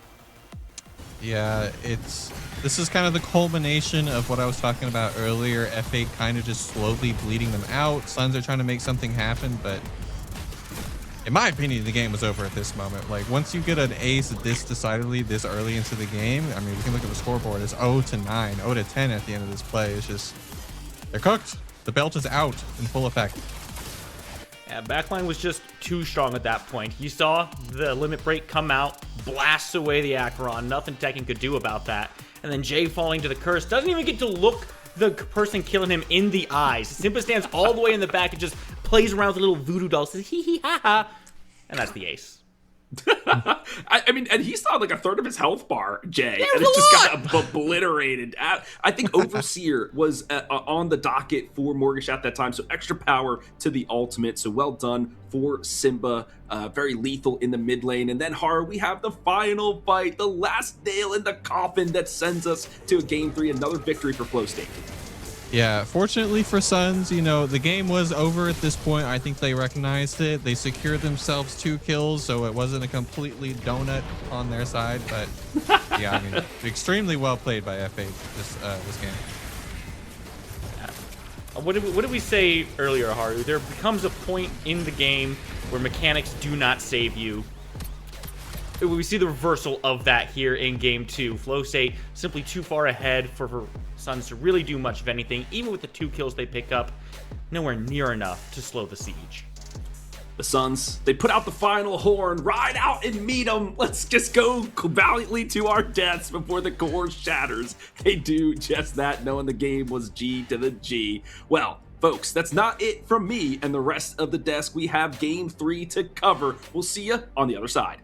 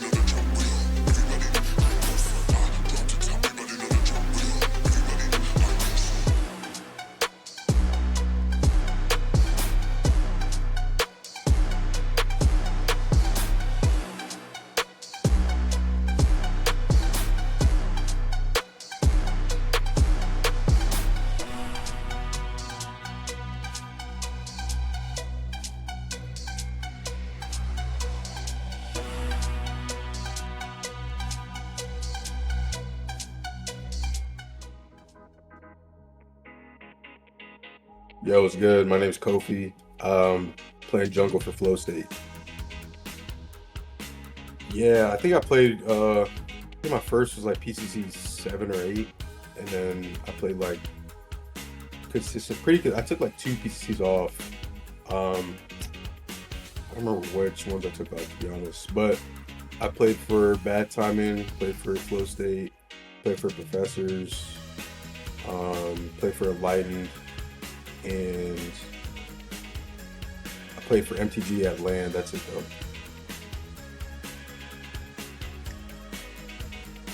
I brought this out at LAN, man. It wasn't my belt, but you know, my boy Big P, you know, he gave me his belt for the interview at LAN. So I'm looking to bring this shit back out, man. Like, you know, on a real note, you know, the Soul Gazoo tournament, we didn't really practice at all. We still got second. We had like 1 week of scrims. So, you know, we're looking to take more time, and we also didn't have our main ADC that tournament. So we got our ADC back. We got our whole team. Looking to bring this belt out, you know, put these motherfuckers on trial watch again. So, you know, we're looking to do that, bro. Like, that's how we play. That's how we're gonna approach each game of the tournament. Yeah, you know, I was gonna do it, but I'm gonna need, you know, we, like I said, you know, we didn't have much time to prep for the Gazoo tournament, so I'm gonna have to get my Grady get back, bro. I'm gonna have to get my get back on my boy Grady and the Suns. You know, honestly, like, you know, all jokes aside, they played last tournament very well. You know, they found a good mid laner to fit their team, and they really like put him in position to succeed. And they play really well, like from a 3-man front. And, like, their dual lane just does what they can to, you know, sustain and survive. But like playing through Tekken, Grady, and France, like, you know, you got to come with your A game against them. So, you know, I'm looking forward to getting a run back versus them if we can. And that's pretty much it, though. Always love going against North, though. You know, another jungle to go against. So yeah, but yeah, I'm gonna have to call Grady and the Suns, man. I'm gonna have to call run this belt back, man. I have to. Yeah. All right, you know, Flow State, we gonna play like the champion. We know we're the champs. We're gonna go back to back. Well, since I've been a part of Flow State, back to back. So that's what we're looking to do, man. They're like a champion. What? Welcome back, Predecessor fans. You are here to the final game of the day, the final set of the Spring Open Qualifier. It's HD Philly B. It's Hard Spooky Mars. I was looking for a few more viewers, guys, because we are almost eclipsed to 2,000 concurrent viewers on Twitch right now. That's the most Predecessor has ever had, and I have to thank the community for all the support, whether it's going through the Victorious Bundle, getting the icon and the banner on stream, shouting out your favorite players, posting on Discord, Reddit, whatever it is. We thank you for tuning in for the stream this weekend, and we have one final banger, one final match, Haru, here to settle it all. I mean, Kofi was talking about BTA for this get back, and we've been seeing it, so I'm super hyped for this last game. It's an excellent game to end the day for. Yeah, that last one we watched was what I would call a statement game from Flow State. Sure, they took a spill in game 1. Sure, that by the end, they were getting absolutely ran over by the Suns. But in game 2, they made their announcement. They do not go quietly into the night. They will not be defeated here. Not now, perhaps not ever. They have one more chance, one more game to bring themselves to the top. Guys, I don't know if you know, but I'm from Philadelphia, and there's a special, you know, guy from Philadelphia. His name is Rocky Balboa, and he says it doesn't matter how hard you get hit, it's about how many times you get back up, and that's Flow State. They take a couple punches to the face, but is that not the quote, Spooky? You're giving me the scowl of epic. You don't know. Is it a fist to the face or a belt to the? Or belt to the hiney. Yeah, that's right. Either way, Flow State, they are the champions for a reason. They know how to take their licks and also dish them out as well. So this final game, guys, let's head into the draft. Haru, we'll start with you first. This Morgesh was a problem. You cannot let Simba have the Swamp Mommy. Absolutely. If the Suns don't get rid of that, I'm going to be shocked. I wasn't really a big fan of Suns draft last game. Not necessarily the comp itself, but in where we put the characters. the Greystone in the jungle was a little weird for me just because it doesn't really have any ways of locking down a lot of the characters that are in the game, like the Eden, the Morgesh, etc. And I feel like Acheron would have been a better fit. Yeah, it has a slower clear, but you have the support from the Argus that game to help you out. So hoping the Suns can address that going forward and show me something. Yeah, I'm kind of with Haru on that one. I'm never a big fan of Greystone in the jungle. His ganks just don't feel that good unless you have a lot of setup for it in your lanes, and I think from the game we saw, Sun did not have a lot of setup in the lanes. But this is also a tough situation to be in for Suns, because if you take a look at how that game played out, I don't think you can point at any one single thing that was just the big problem from Flow State's end. Every single person was putting in 120%. Every single person was firing at maximum efficiency. There's nothing you can just ban away to fix that. It's in their name. It's the Flow State. And we're in our flow state here too, friends. We're on the desk wrapping up the last match of the weekend. We start here in the picks and bans.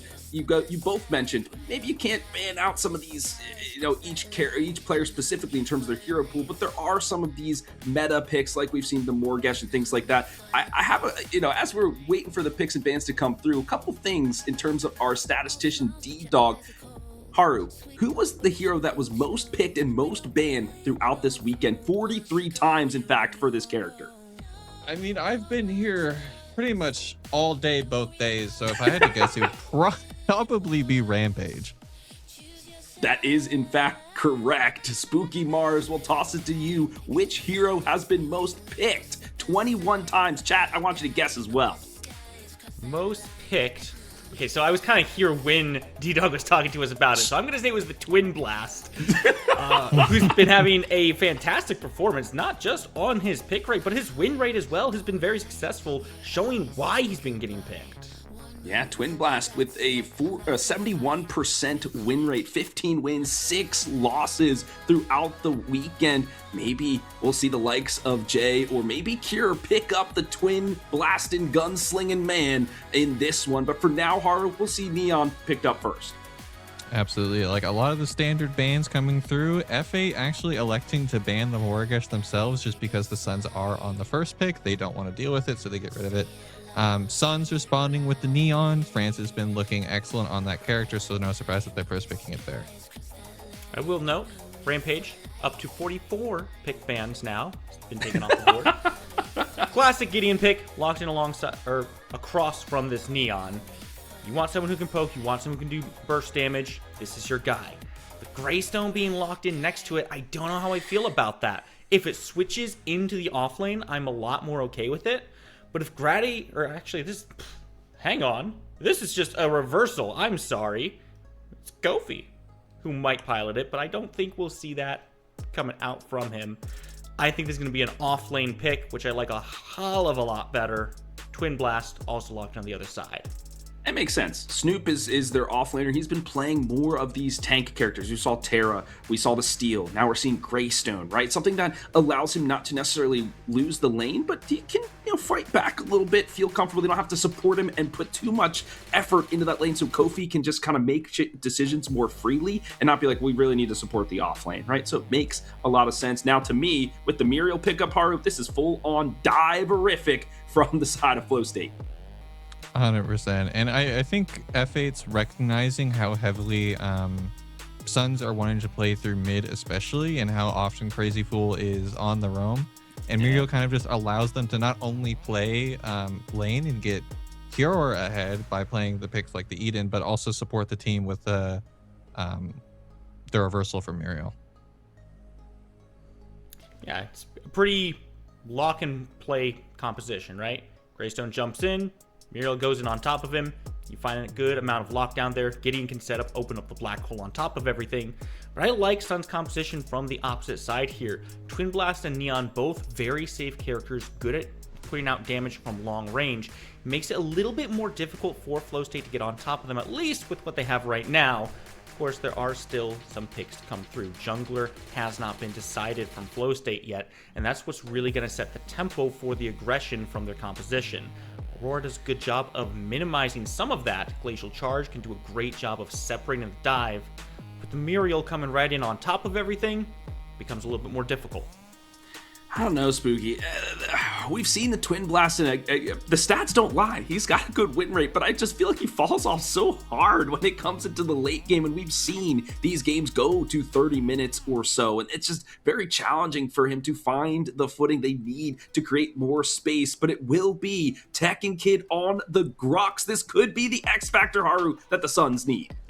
I don't like the Grux. I don't like the Grux at all. No! It's just like, when you're picking Grux, you have to play through the solo lane, the off lane, and when you have a Muriel on the enemy team, it's just how do you do that?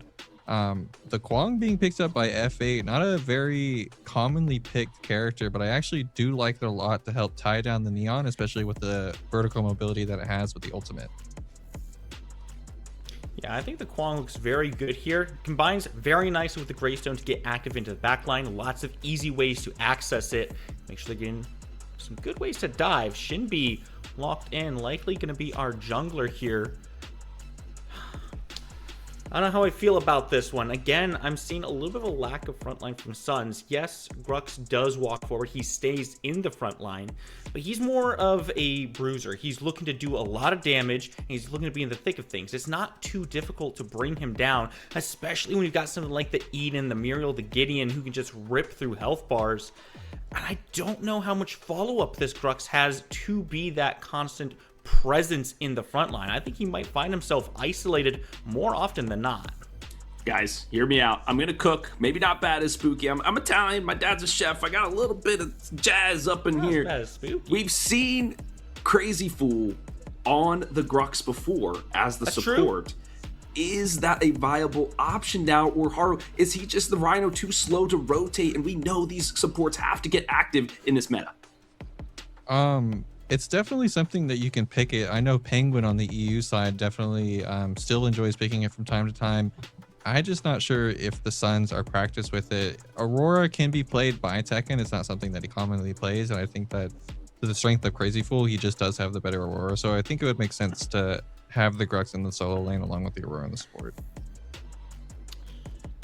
I think I dislike the idea of Crazy Fool playing Grux support in this game with the draft that they have. Hey, listen. I like the idea in that it's spicy, but with how it plays into Flow State's composition, I don't think it does nearly enough. It's too much of an aggressive pick into a team that's walking into you already. I think you're far better served if this Grux is creating space in the front line rather than trying to drag people into your back line. Fair enough. Well, speaking of nice and spicy, we're going to do quick hot takes as we say our predictions. Oh, okay. I'm just going to say, just like when I pass it to you for your prediction, give me like prediction, 2 words, right? So I'll throw the example here, my teacher hat being on. I'm going to say my prediction is Flow State, and it's going to be because of the Eden. I'm going to say Flow State belts. Hey, nice. I'm gonna say Flow State. Flow State. Okay. The Flow State team has reached the Flow State. I expect nothing less from you, Spooky, and the puns. And for the final time of the Spring Open Qualifier first weekend, we will send it to Ego and F6. Gamers, welcome back and welcome in. We have a game 3 ready for us on the horizon. This is it. Win or go home. Everything you've done up to this moment no longer matters. F6, how you feeling, man? I'm feeling good, baby. We are here. Game number 3. We had it just like yesterday, man. This one is absolutely fight. And this one's going to be the last one to send another team on into the winner side of the bracket. The loser goes home, sadly. So if you're anyone here with your fans, you gotta know this is it. This is your time to really show out. And I want all the fans, and this is a little unconventional, I want all of you guys, as we get down to it, we're gonna be sending it to Sanctuary. I want everyone in the chat to start claiming your team right this very moment. These players love to read that their fandoms have their back and they need it now more than ever. Does the pressure break you, or does it make you into a diamond at the time your team needs you to shine most? F6? Oh, This is it, man. This is our last one for the day. For the day, man, and it's just so hard, man. We know both of these teams personally, and like I know these guys are just putting it all out there. Suns taking game 1, and Fate just perfection in game number 2. This last game, ladies and gentlemen, we cannot say it enough. This is an absolute must-win for both the teams. The Titans are battling this last match up out. It's gonna be once again. I'm thinking it's going to be on Simba and France. Whoever is able to come out on top is going to be able to win this game. We saw it in game 1 on France. We saw it in game 2 on Simba. That is where my money is at. I'm arm in arm with you on that take, but it is going to come down to these mid laners. These guys have defined the pace in game 1. France take over through Neon. Game 2, I mean, we saw the Geneva Convention breaking rules out of the Mortgage within that game 2. It was pretty vile. And now slates are clean. Neon versus Gideon, both very comfortable picks. Simba, I think I first saw on this Gideon, and he can do incredible work on it. Incredible indeed. Something I do like that F8 did, though, they were not able to get the Mortgage back, but they're able to get that Eden in with the Muriel combo. We saw how exquisite my boy Cure was with the Cure Blade on that Eden, and he was able to perform exceptionally well into the later parts of the game, even though the Mortgage was really the highlight in the beginning. So I'm expecting, once again, proficiency in Cure to make a big impact within this early game. I mean, there's no place to really slot it, but I kind of wish that I was looking at a Faye somewhere on the map here. It's something that just makes this Eden's life a little bit more difficult. We saw it in yesterday's set that you can pressure Cure with your team composition to not be as proactive and kind of fall back to the wayside on this Eden pick, but it requires a little bit of extra. That being said, solo lane is going to put you into by Tech and Kofi on the Kwong coming out of the jungle here. I do really like this pick. I enjoy the tether in order to lock down some of the mobility of 6. All in all, I do feel like these teams are going to be relatively evenly matched. Oh, 100%. Something that I really like as well, going back over into that offlane, is Tekken Kid on that Grux. He's going against the Greystone. I'm happy that we just stopped picking the Terra into it. Hold on a second, some damage translation. The dash on France missed up a little bit into the tether. Ooh, wee, just so close. And this is exactly what you want to see, right? Kofi is kind of taking a step back here and be like, yo, I'm going to set up because I trust you guys. You saw in this interview, he said we're going to play like champions. Well, champions play together. There's a reason these teams that do stick together have a higher chance of winning. And why Flow State, who has stuck together for the most part, has done so much winning. He's trusting in his mid. He's going to trust in this duo. And this Kwong is a great setup pick to do exactly that. Oh, man. Blink down in mid lane. Already a bad start there for the side of France. So we should be expecting Grady to at least show up within the next couple of minutes, trying to alleviate some of the pressure. You know Kofi's coming back. You don't have a blink in mid. Oh, I'll see you in a couple seconds, buddy. I'm going to clear some camps. I'm going to see you there after this 4 camp. So France needs to be a little bit careful. But something I want to go back on is Tekken Kid on that Grux. The big change that I like about that is they did not pick the Terra. He's going to be able to fight into this Greystone a little bit better, and he's going to be able to just kind of bang with him inside that lane, right? Being able to use that Stampede, draw him maybe a little bit closer to the tower, smash and grab, lock down some of these targets inside the game, and he's going to be a pinnacle of how this Suns team in these later game team fights are able to lock down that cure on that Eden. I agree, but I just don't know if he is going to be able to lock down Eden, especially with Cure piloting. I mean, he may not have to lock him down. He may just step to him if his team's going to be there to follow it up. There's some good engage, some solid CC, but there's so many tools on the side of this, not just, you know, duo lane, but this whole entire flow state composition that lend themselves into, oh, the Grux wants to fight. We are more than willing to take that fight. Maybe same can't be said here. Sun's gonna get a little feisty. Blink does get burned. Grady shows face. Not showing nearly enough damage though to really lock down a kill with those blinks expended. I'm pretty sure proficiency and Cure said right there, are you sure about this? Yeah, are you sure about that? He wanted to fight here. Yeah, because Cure was about to pop off. The heat was building up, almost able to proc his ultimate, and that would have changed the fight immensely. That's just like one of the great things about Eden, right? I mean, I think it's a little bit broken that you have your ultimate just off the rip, just like that. So he's going to be able to kind of take that fight. Same time, though, Shinbi shows up onto that opposite end of the side of the map. he's gonna have to go back to his red side. Kofi's gonna finish up blue. Might be able to potentially get an early Fangtooth here if he's able to rotate. And the dual lane has Brio. You know, I know we're in the middle of the cast. However, I do feel like this is worth looking up. There are a grand total of 7,200 at the top end languages of the world. And you chose to start speaking facts. That ulti coming out at level 1 on Eden. Oh man, it's extremely potent. Yes, you do got to work for it, but I mean, at this caliber of play, these players are more than willing to put that work in. And in the hands of Cure, it just looks so easy. Tekken, see, it looks like his life was in danger. Kofi shows a little bit of face. That 5 count not available to invade, as now we're gonna see Grady looking to just burn through this too and guarantee his XP. Why are they always going out to Grady's 2-camp, man? I feel like that man's always fighting for his life, trying to get his 2-camp. But at the same time, you got to understand, they're allowed to do that. France does not have a blink. She does have ability on that Neon, but you have to be careful. You don't want to get caught out. So there's not a lot of help that's going to be coming in from that Neon until her blink is back up. Still, though, we're in this state. Hold on, Crazy. Talk to me. Mobility used, blink, burn, proficiency, able to set this up to a good fight if they choose to take it. Crazy Fools just gets melted through at this juncture of the game. And now with that Ventilate and Blink being on 2 different sides, is this potentially a Fang play? I'm seeing a little bit of migration to this left side. It looks like not.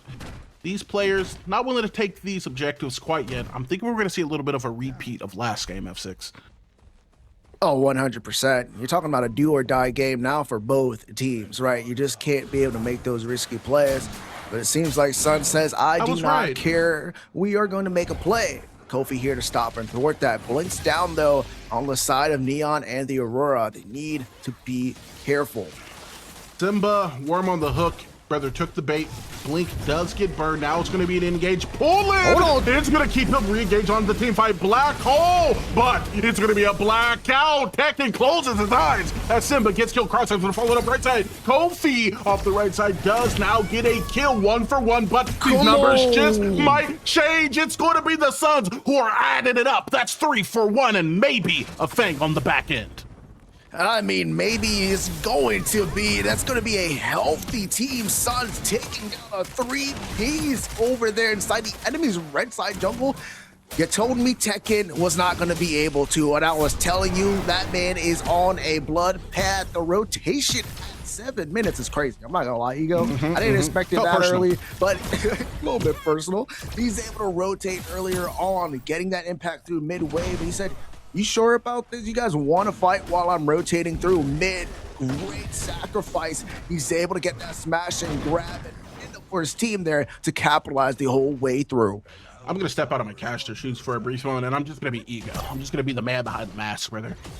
I am so excited that happened because I thought we were going to get slow play, a little bit of that EU stratagem for another 5 or so minutes. These guys, they're on the rampage, but they're more than ready to rumble. 3-1 trade, and now, after that first objective goes down in favor of the Suns, it's going to be flow state. More specifically, Kofi and Snoop. They're going to be looking to make it a delayed trade by putting pressure on this mini prime. You kind of have the opportunity, right? You know that Shimby's going to farm up a little bit. They know there's going to be a good trade there. It's okay. It's going to be just fine. Shimby, though, is going to have a chance to possibly get this 2-camp, noticing that the mini prime has been taken. So that should be up. Getting able to answer, might be able to stop that, thwart that. It looks like both the mid laner and Proficiency knew that might be a possibility. But Seedling is going to have to be that consolation prize. You know, it's a pretty solid enough consolation prize, right? You got the Fang already. Your ward vision doesn't need to be good right now, so your lanes are going to be able to conserve it. No one on your side of the map is beating in any degree. As a matter of fact, they have some leads, especially in that mid lane. Seedling, bro, it feels more or less like that cherry on top for me. This is not the most ideal position to be in as a jungler, but it's definitely a great start in this game 3 for the Suns. Oh my god.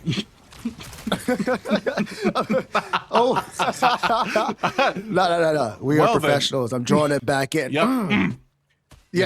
Yeah, completely deleted on that end. Crazy Fool, no blink, able to be utilized and just get shut down. Took a fight that they were not able to handle. Grady was there, but just not close enough. So F8 answers back onto the kill board. So this one's getting should be a little bit closer than we thought. It's one objective for the other, Fangtooth for Mini Prime. And the big thing I like about the Mini Prime is they gave it to the Greystone. Snoop now is going to have a lot of prio in that lane. The Grux is not going to be able to rotate as much and have to stay with his tower.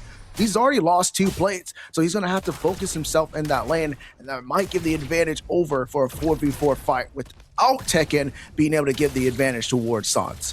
Yeah, and we see Tekken trying to do everything he can, just now shoving the wave underneath that T1 tower, hoping that the Greystone, that Snoop doesn't get there in time to be able to collect that XP, that gold, put his game state back, but he rides some time, collects it. He's not really set back, especially with that Mini Prime. Going to be able to peel off some of these plates worth 125 gold each. These guys have a little bit of a blue chip portfolio, if you get what I mean. And man, they're on the stock market. They're just slowly building up their money, not taking too many risks after that first fight went left. It did go left, but I'm going to go back right. I still want to keep watching that. 1 plate left, heading up into that 13-14 minute mark, so plate should fall off here pretty soon. But I want to see what Snoop's going to be able to do with this, because once those plates fall off, there's not a lot of HP left on that tower. Should open up with that T1 going down if Snoop plays this right, and I want to see him get out of that off lane, rotate towards the mid, and help break that open as well. We've seen throughout both of these games, actually seen through the entirety of PCC, you open up the mid lane tower, you open up the rest of this game. Deeper vision, you're able to start to know a little bit more information, you're able to set the waves up and try and be a little bit more aggressive against the opposing team.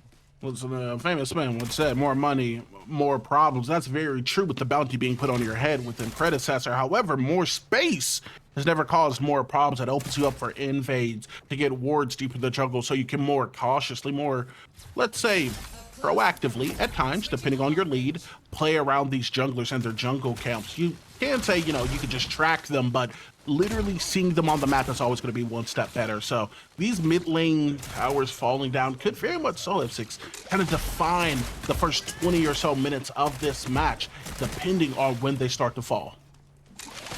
Well, they're going to start falling here pretty soon. My money is going to be here on F8, being able to break down that middle lane of Sans. But the next thing coming on up onto our menu here is going to be the second Fangtooth of the game. Prio is still over towards the dual lane side for F8, and in the mid lane as well, Gideon keeps clearing that wave. You're seeing him keep checking over onto the dual lane side with the 6,000 wards lighting up that side of the map. So both of these teams making plays, getting ready, because they know this battle is about to get dangerous. That view over the Fang guys at spawn. Tedium on the observing seat. Got to give him credit where credit is due. Beautiful, my friend. Bro, look at that Fangtooth pit. Our observer Tedium is not the only one with his eyes on it. Wards everywhere. You're going to step into that pit, and everyone on the map is going to know. Kofi looking to reduce that to some degree. Crazeful, single tear from the eye as he watches his ward goes down as off. They're going to start to get a little bit of a scramble. Ulti on that Stoneforge does come up. Key piece of utility gone, just in case we see these offlaners migrate over to this pit. Kofi, he's already there. Yeah, that's a big move there. Stoneforge sold down, buddy. And at the same time, Grux does have first move. Doesn't have to answer off lane, though, so might be able to create some timing on the side of Greystone instead to be able to be on the first move over towards his Fangtooth. The first thing that's going to happen on this map that's going to change really for this game is going to be the Cataclysm here. Ego, this changes the map, creates a lot more openings. Crazy Fool is going to be able to utilize this. Any type of verticality is going to be able to help you out here. With the eyes on the prize, shouldn't be waiting. Shaper is up. Those ceilings are now a threat if you're able to get a big thing in here. Nope, not going to be the pop-off that we were looking for, but a lot of damage translation to look towards the opening for F8. Dude, I love this play. F8 with the immediate burn, knowing that over onto the mid lane, Chibi has already showed on a couple of minions. Right side, they're pushing for that. The numbers are going to be going in their favor. They'll take 5v4, but it ends up being a 5v none. This Fang is given up to flow state. 1-1 now on these Fang teeth. I mean, I don't mind that, right? Because if you're Suns, you're able to, you already have one Fangtooth, right? Grady's going to be able to invade, as you're seeing here onto your screen. Tekken Kid gets to T1 tower inside the off lane, so they're getting value somewhere else. So it's not as detrimental as some people may think. And this also opens them up with that off lane T1 going down to set precedence over onto that side of the map for the next mini prime.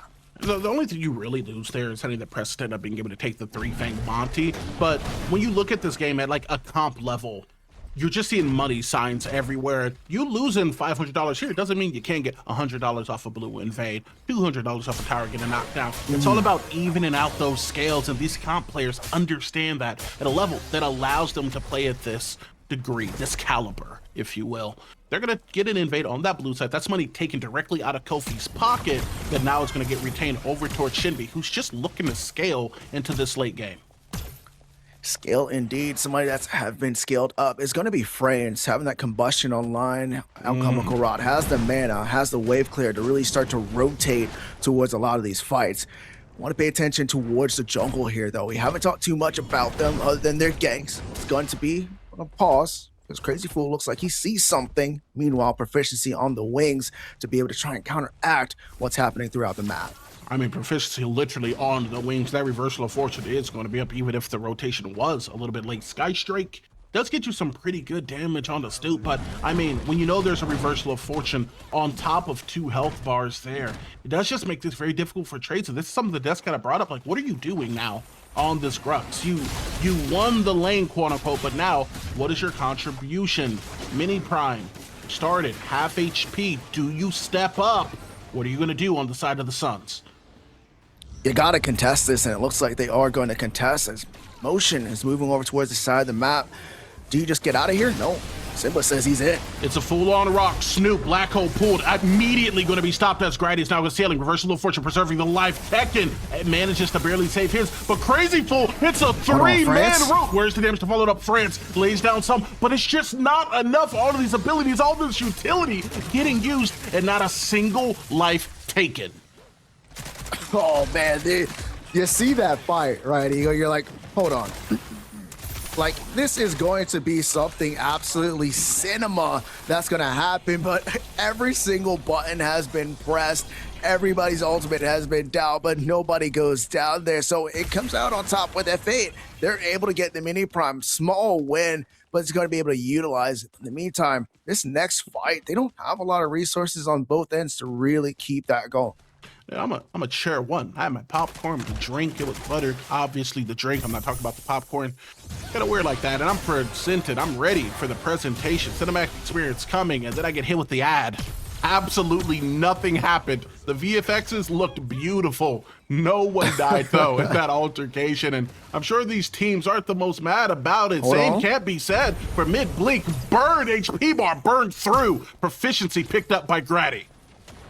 Yeah, the Wolves came out. All kill is definitely going to take you out with that low HP. The numbers advantage goes towards Suns. This opens up a possibility of an invade. Depop value? Maybe. Potentially, but man, that double root due to the augment blink going to be used, followed up. Simba now torn space creates just enough space not to get hit with that smash and grab coming out of Tekken. Oh, so close. I was like, maybe he gets him just a slither of the hit bar, but just not quite there yet. So it's going to be expended. They pick up only the kill on Proficiency, the support of Muriel. Not too much of a lead once again, and I'm loving this game, Ego. I'm loving the back and forth, objective for objective, kill for kill. Both teams just seems like they're trying to make the right plays at the right time, and I'm just waiting for that play to open this up, and I think it's going to be around that. You know what? I know it's going to be around that next Fangtooth fight. These teams are taking their resets, going to make sure they're all 5 members there. This one's going to be a 5v5 banger, and I'm hoping somebody comes out on top. Man, you hit the needle right on the head. You said they're writing for the right time. Well, the time is now. Fangtooth is going to be up. They're going to be looking to get that additional out-of-combat movement speed for now. Grady surveying the area. First feet to touch base will be the Shinbi's mid lane.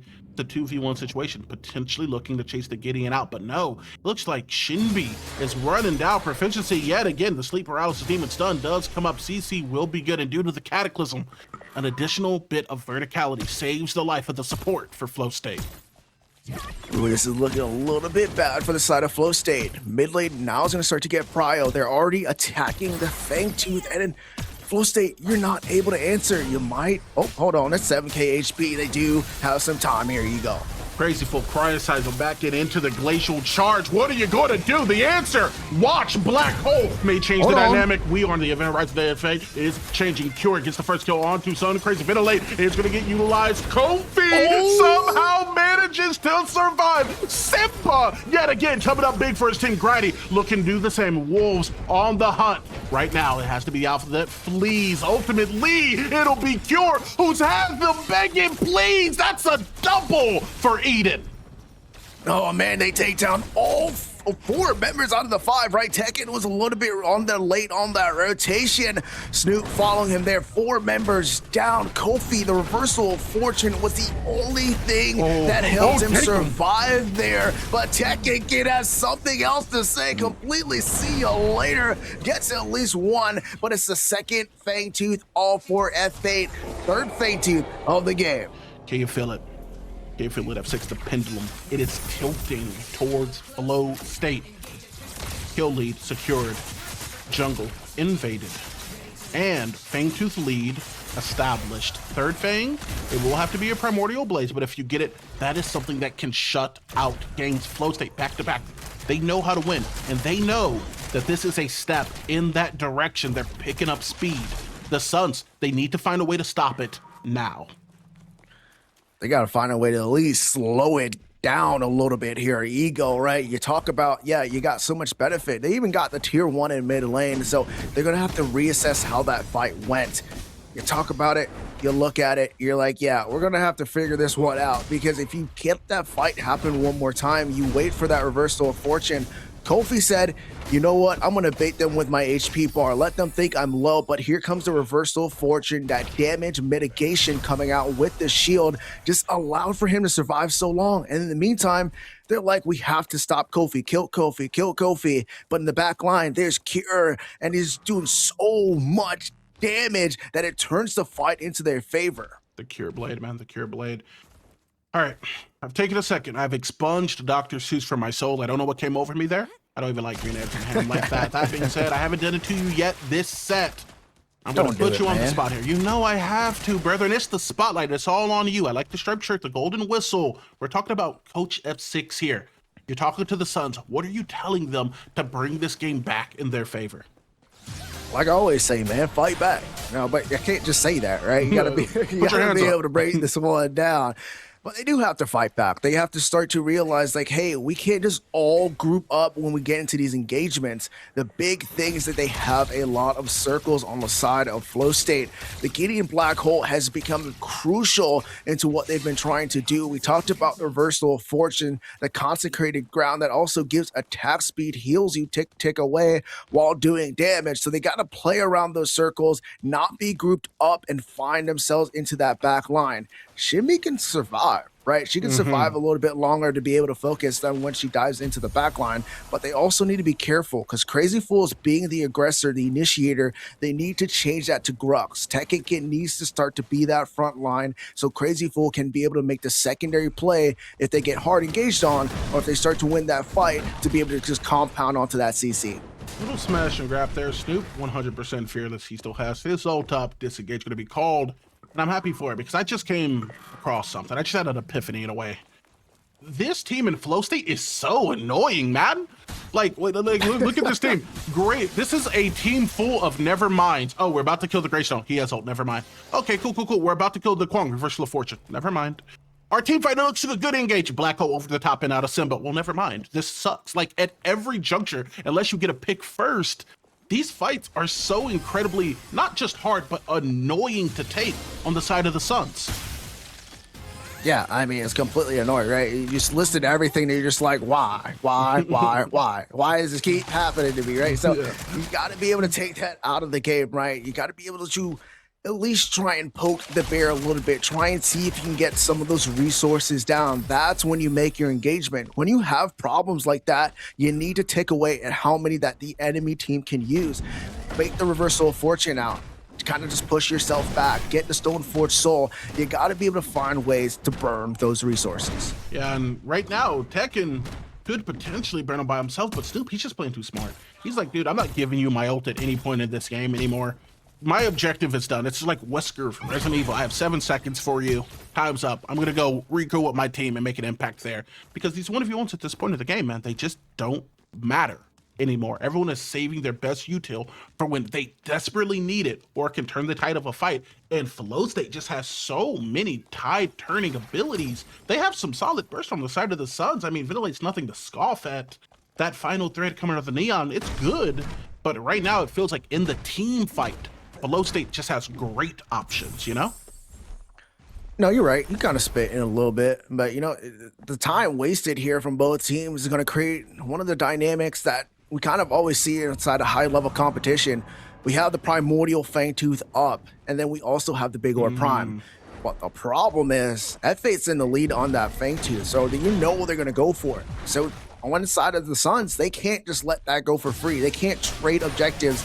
They have to contest F8 for that third Fangtooth, because even if they do get the Big Orb Prime and F8 gets that third Fangtooth, the 8% extra damage, 8% extra armor and aura that they're going to have throughout this game is going to give them the advantage with the lead that they slightly already have. And not even to mention like that Primordial Blaze true damage, right, that's coming alongside it. It's just an incredibly difficult situation to be in on the side of the Suns. But I mean, dude, you gotta step up to the plate. These are the things that cultivate championship runs, and Flow State knows that. They've taken the appropriate steps both in P's and B's and in this game, and now it's going to be on the Suns to do the same.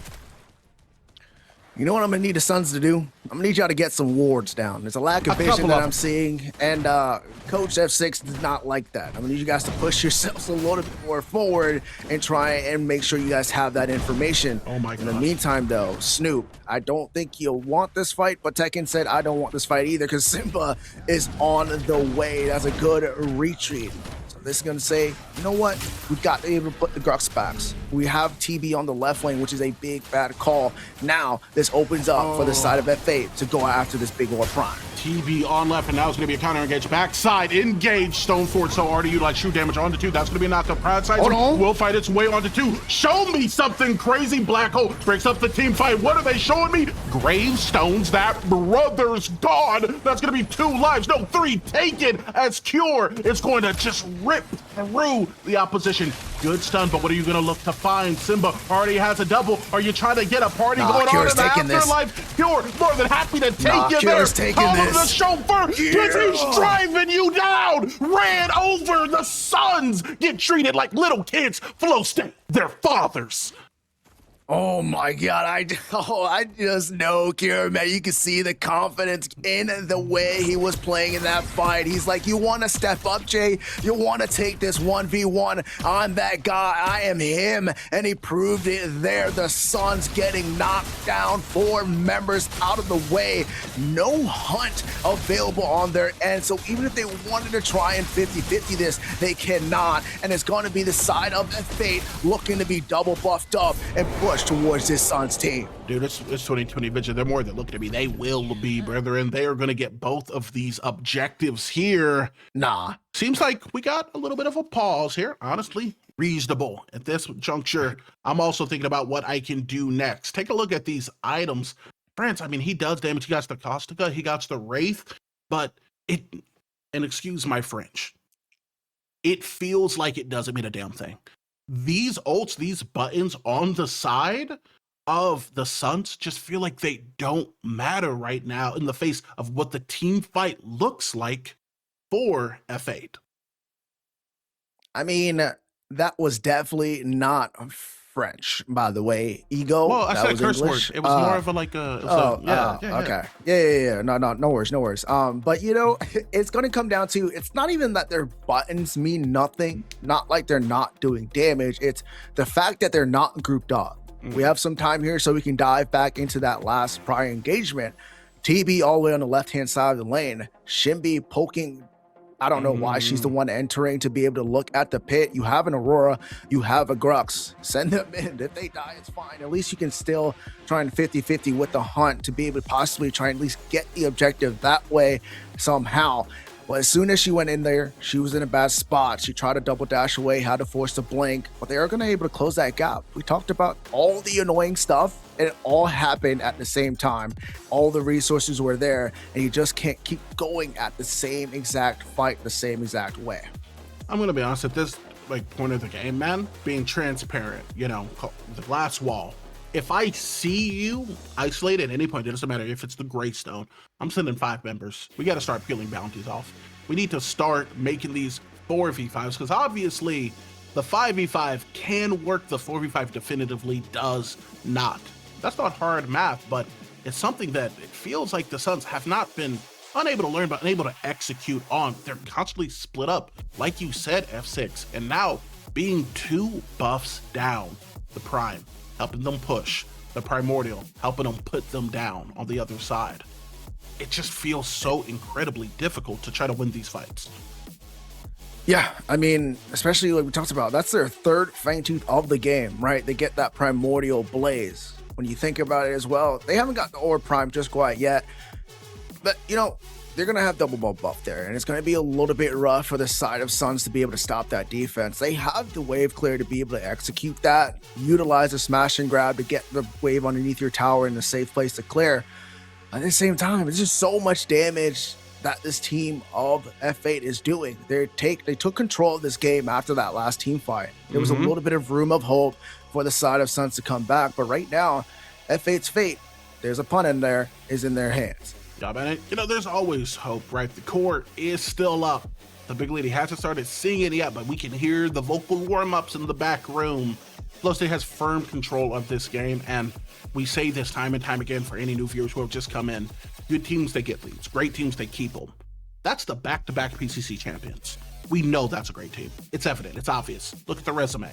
Right. But you got to be greater than them in this moment for the Suns in order to overcome, honestly, a bunch of things stacked against you. And one of those things that is going to be stacked against you is yet another objective. Shaper going to be taken, opting out of immediately playing for that Prime. Playing for it, they're back. We're on the Sanctuary. Wave State not looking good, and especially with the seedlings coming out. Primordial Fangtooth on top of Flow State. Not really much stopping them from going after this big Orb Prime. They just set waves. Seedlings are going to be able to help them set as well. So in the side of the Suns here, they're going to have to contest, right? So Flow State has this for free until Sun shows up. There is a miracle play here that can happen, but everything has to go right for the Suns. And, if you're praying for a miracle, if you're a big fan of the Suns, this is now the time. But take a moment, take a look at the map state. Split up, yet again, scattered blue across Sanctuary. Waves have been counter pushed to a degree, but they have a refreshed Prime. They're going to be able to push these waves in expeditiously, but I guess at this point, maybe on the side of the Suns in these comms, you're praying for seconds, you're playing for these moments, hoping these buffs fall off. You're hoping. That's all you could do, right? Muriel's going to be able to split push into the dual lane and eventually push that wave on up. In the meantime, Flow State grouping up together to be able to try and execute down this tier 2 tower inside the off lane. And then here comes getting through the mid. So I like this 1-1-3 push that they got going on. They have everything in their favor, slow it down, and just steady this game into your favor, right? Meanwhile, though, Grady's lurking, looking to take down Proficiency, but when you talk about a Muriel, Reversal of Fortune is up. You're not going to do too much, but just force that ult, and you're on the opposite side of the map. And now, here it's going to come. Proficiency, doing what the Muriel is going to do. Split push, waste your time. You're going to get her low, more than likely. And then that Reversal of Fortune is going to come out. Maybe we'll take you on to the other side of the map. Teleporter is going to be open. Reversal of Fortune. Not even really needed there, to be honest. Reset coming out of Grady. No big util coming out of him, but these inhibs are falling. I mean, it's kind of useful in a way of like, Muriel wants to be with her team at that point, right? Because they already got down the right inhibitor, and now the mid, now the left. Your core is exposed, and there's not much that you can do. Primordial Blaze has now been finished, so there's not too much kill potential as long as the side of Sun stay in their base. You're going to see them on the side of F8 trying to line these waves up. They're going to set themselves up for a final big push. This might be it as soon as they clear these ones coming up. All right, and we're gonna let it breathe. 2 waves. First one's in mid, right. Who touches base first? Blink out, coming from Tekken. Smash and grab is gonna one towards space, creating plenty of it. Now, Blink Warfrost over the top in Simba, but Cure puts one down. It's gonna be a trace. So 1 for 2. Suns have lost 2 crucial members. Shutdown do go onto Simba, but Neon is going to just be another clip on the highlight reel for Cure. That's a quadra. That's game. That's gonna be Flow State taking it in 3. 8-1 Cure Blade coming out on top. But I mean, all around it has been this F8 team. First half of the game, you're just like, man, this is so back and forth. But I feel like Flow State was just like, nah, we're biding our time. We know how we can play. Proficiency is probably one of my highlights. The reversal of fortune has came in clutch. Utilized it a lot on Kofi for his hard engage, right? That Kwang is looking to dive your back line. Hit that tether, I'm on top of you, right? And with the reversal of fortune, with that damage mitigation, allows for that to happen. So all around great play from the side of F8. As my boy Kofi said, he brought the belt out today, and Grady, he was looking for you. Dude, these teams were absolutely electric. We saw the Suns coming out strong, backs against the wall, though. We said it multiple times. This is the type of pressure that can turn you into a diamond, and when they needed it, Simba shined bright, immaculate in the last 2 games of this set alongside his jungler Kofi. Every member on this Flow States team does deserve credit. This has been a fantastic series. I'm excited to see them progress on. I'm sad to see the Suns go. That being said, the Pinnacle, not everyone's going to make it to the top. This has all been fantastic, and this has been E Squared sending it off back to the desk. And Flow State have reached the zenith, reached the zen in order to win this game in 2 or 3. That was another kind of emphatic victory for the previous PCC champions. Very strategic and methodical in the way they just took objective after objective. They weren't playing risky at all. They knew this was either win or go home, do or die. So every step of the way, a calculated maneuver, Haru. Yeah, I mean, props out to F8 for bouncing back, especially after game 1. They took that loss on the chin and just said, you know what? We're down, but we're not out, and they powered through the entire thing.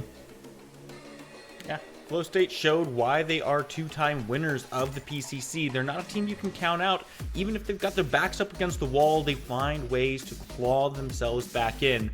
Frankly, last game, I'm not sure what exactly was going on with the Suns. There were a couple of very good fights out of them, but maybe not quite as much resistance as I would have liked to see. Some strange decisions made. At the end of the day, it's what you did right, and Flow State did plenty. Well, Spooky, I'm glad you asked, and this is why we have Haru on the desk, because he can break down some of these things for us. And it will start with some tempo play around the 8-minute mark, where there's an invade in the jungle. This really gets a good start here for Flow State. Yeah, I mean, absolutely. I mean, when the game first started and I saw this play out of the Suns, I thought we were on track for what happened game 1. And France comes out of this with a double kill, and unfortunately for Suns, the F8 just didn't really care, right? They just continued playing the game that they wanted to play, and yeah, I mean, as we saw, the results speak for themselves. They're able to roll that into a Fangtooth Spooky Mars. I mean, that was a good start for the Suns. It kind of just petered out for them towards the end, though. Yeah, Kofi picking up a kill in the middle of all of that was very good for him too. You really wanted this Kwang to be effective, and sure, you miss out on that first Fangtooth. Suns were able to capitalize on it, but it's about how much you can do. It's all about the stuff after the stuff, as I always say. And frankly, Flow State just found more of it as the game went on. Presented very few opportunities for Sun to find those wins and start finding them on their own.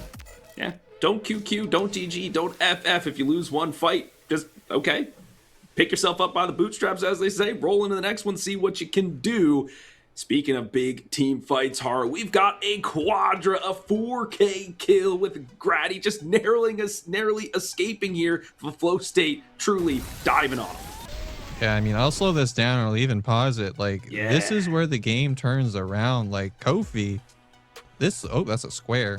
Nice. This looks doomed for Kofi, right? Like, he's completely walled off of his team. He's stuck in the Aurora ult roots. It's just, But then we see the power of the reversal of the fortune come in, and so many abilities were dumped onto Kofi that allows his team to take the space that was made and just punish the Suns for it. And the ventilate coming through there. I commented on this behind the scenes. Not able to secure that kill onto Kofi makes the Suns run so much further around and put so much more work into it. And all the while, Kier's just back there free casting, throwing out all the damage in the world. And the Suns did not have an answer for it. Like you said, Haru, too many abilities expended too early. Spooky, you know my feelings on ventilate. I just think it tickles people. Yeah, it's just like brain. little water gun blasters, like pew, pew, pew, pew, pew, pew. Like we'll have to wait for the summer series for that to really be effective. But he was wearing the summer skin, so I guess it makes sense. Haru, we've got one more fight to break down. We saw some epic black holes from the mid lane extraordinaire Simba. This one, I think, seals the deal. Yeah, absolutely. I mean, I think everyone would agree that this last play was the nail on the coffin. I'll go ahead and slow it down. Tekken starts the fight with a really good pull, but Snoop stalls time with the ultimate from the Greystone, and then as you'll see Simba coming in, I'll pause it. Like, nice. This dude has a 3-man ultimate. Not only does he have the shield from True Silver preventing him from being CC'd, but he also has this wall just trapping all of the members, and it's over. This ultimate alone just wins them the fight. That was absolutely beautiful placement, and when you're in a situation like that, so far behind, Sun can't do anything to get out of there.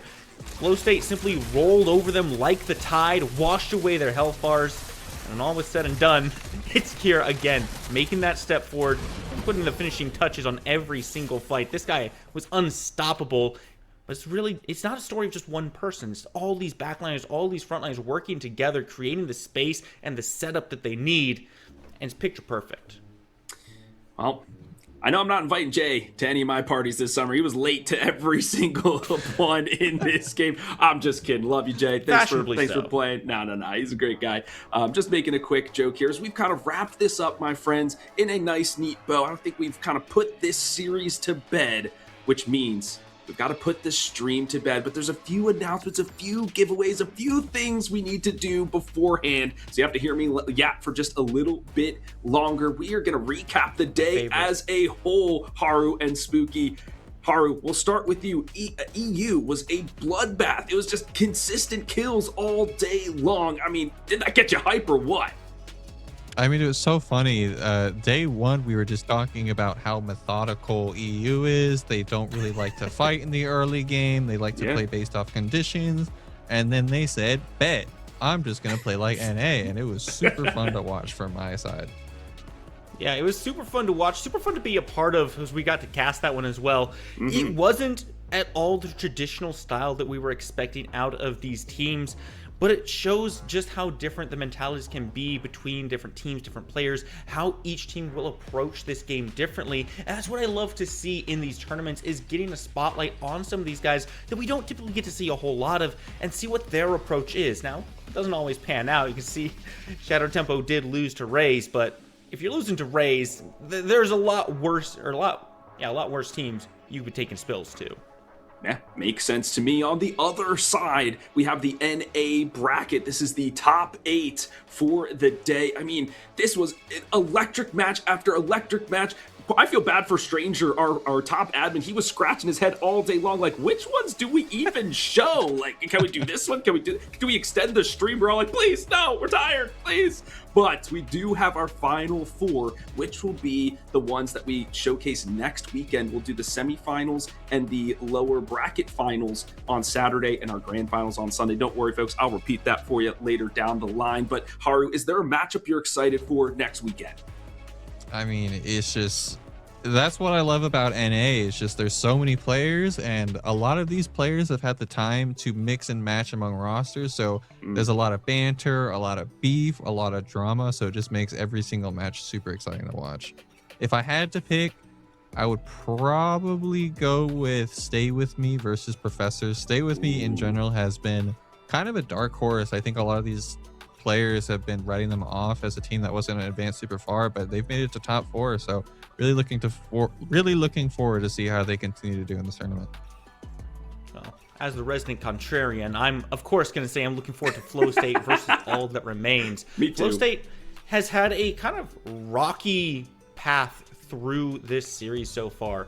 Dropped down that losers bracket, has fought their way forward, took that first spill against the Suns, fought their way back into it. Now going up against All That Remains. I'm excited to see what else they've got. Can they find themselves a clean 2-0? Is it going to be another 3-game set?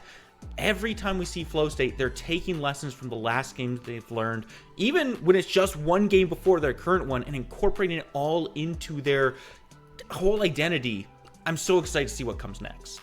Yeah, and that's a sign of a good esports organization, good team, good leadership, is how you grow and evolve with each matchup and each game that you play. You have to have a growth mindset as an esports player. Good mental is part of the game. I'm excited for that matchup because Mercy and BKB, former Flow State members, now going up against their old squad. I want to see them tussle for sure. Har was like, yeah, I'm cracking my knuckles for it. Folks, a few more things on the docket. We've got our victorious bundles. You saw a couple of players repping the black and yellow in the sanctuary today. We want you to be able to do just the same. They are on sale, so you want to grab them while you can. If you earn some plat today, this is a perfect time to opportunity to do so. A ton of wonderful skins here up for grabs.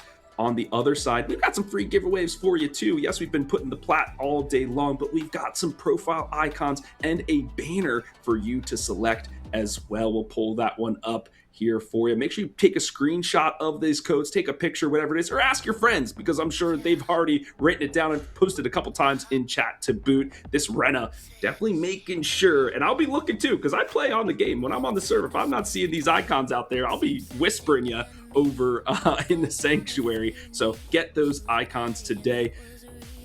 Friends, Predecessor people, we thank you so much for being with us throughout this entire weekend. It has been wonderful to be back into Predecessor with you all, watching some great gameplay, hanging out in chat, and just enjoying being together. From HD Philly B, Haru, Mars, and the rest of the PCC crew, we thank you, and remember to tune in next weekend. We start at 8 a.m. Eastern on Saturday for the finals. We'll see you there. All smiles, but your eyes are cold. Sweet talk, but the truth shows. We don't play, we don't fold. Once you go, you're on your own. No more trust. No rewind, say it once. Choose your side. Ride or die, pick a side. Stay with me or step aside. Ride or die, no disguise. Cross that line. Enemy for life.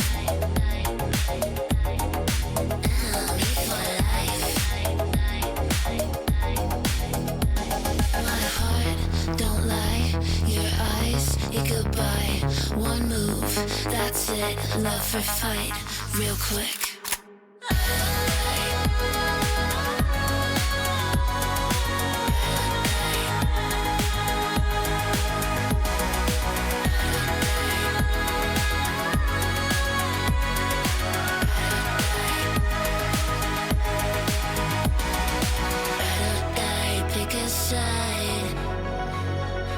Say it loud, say it right.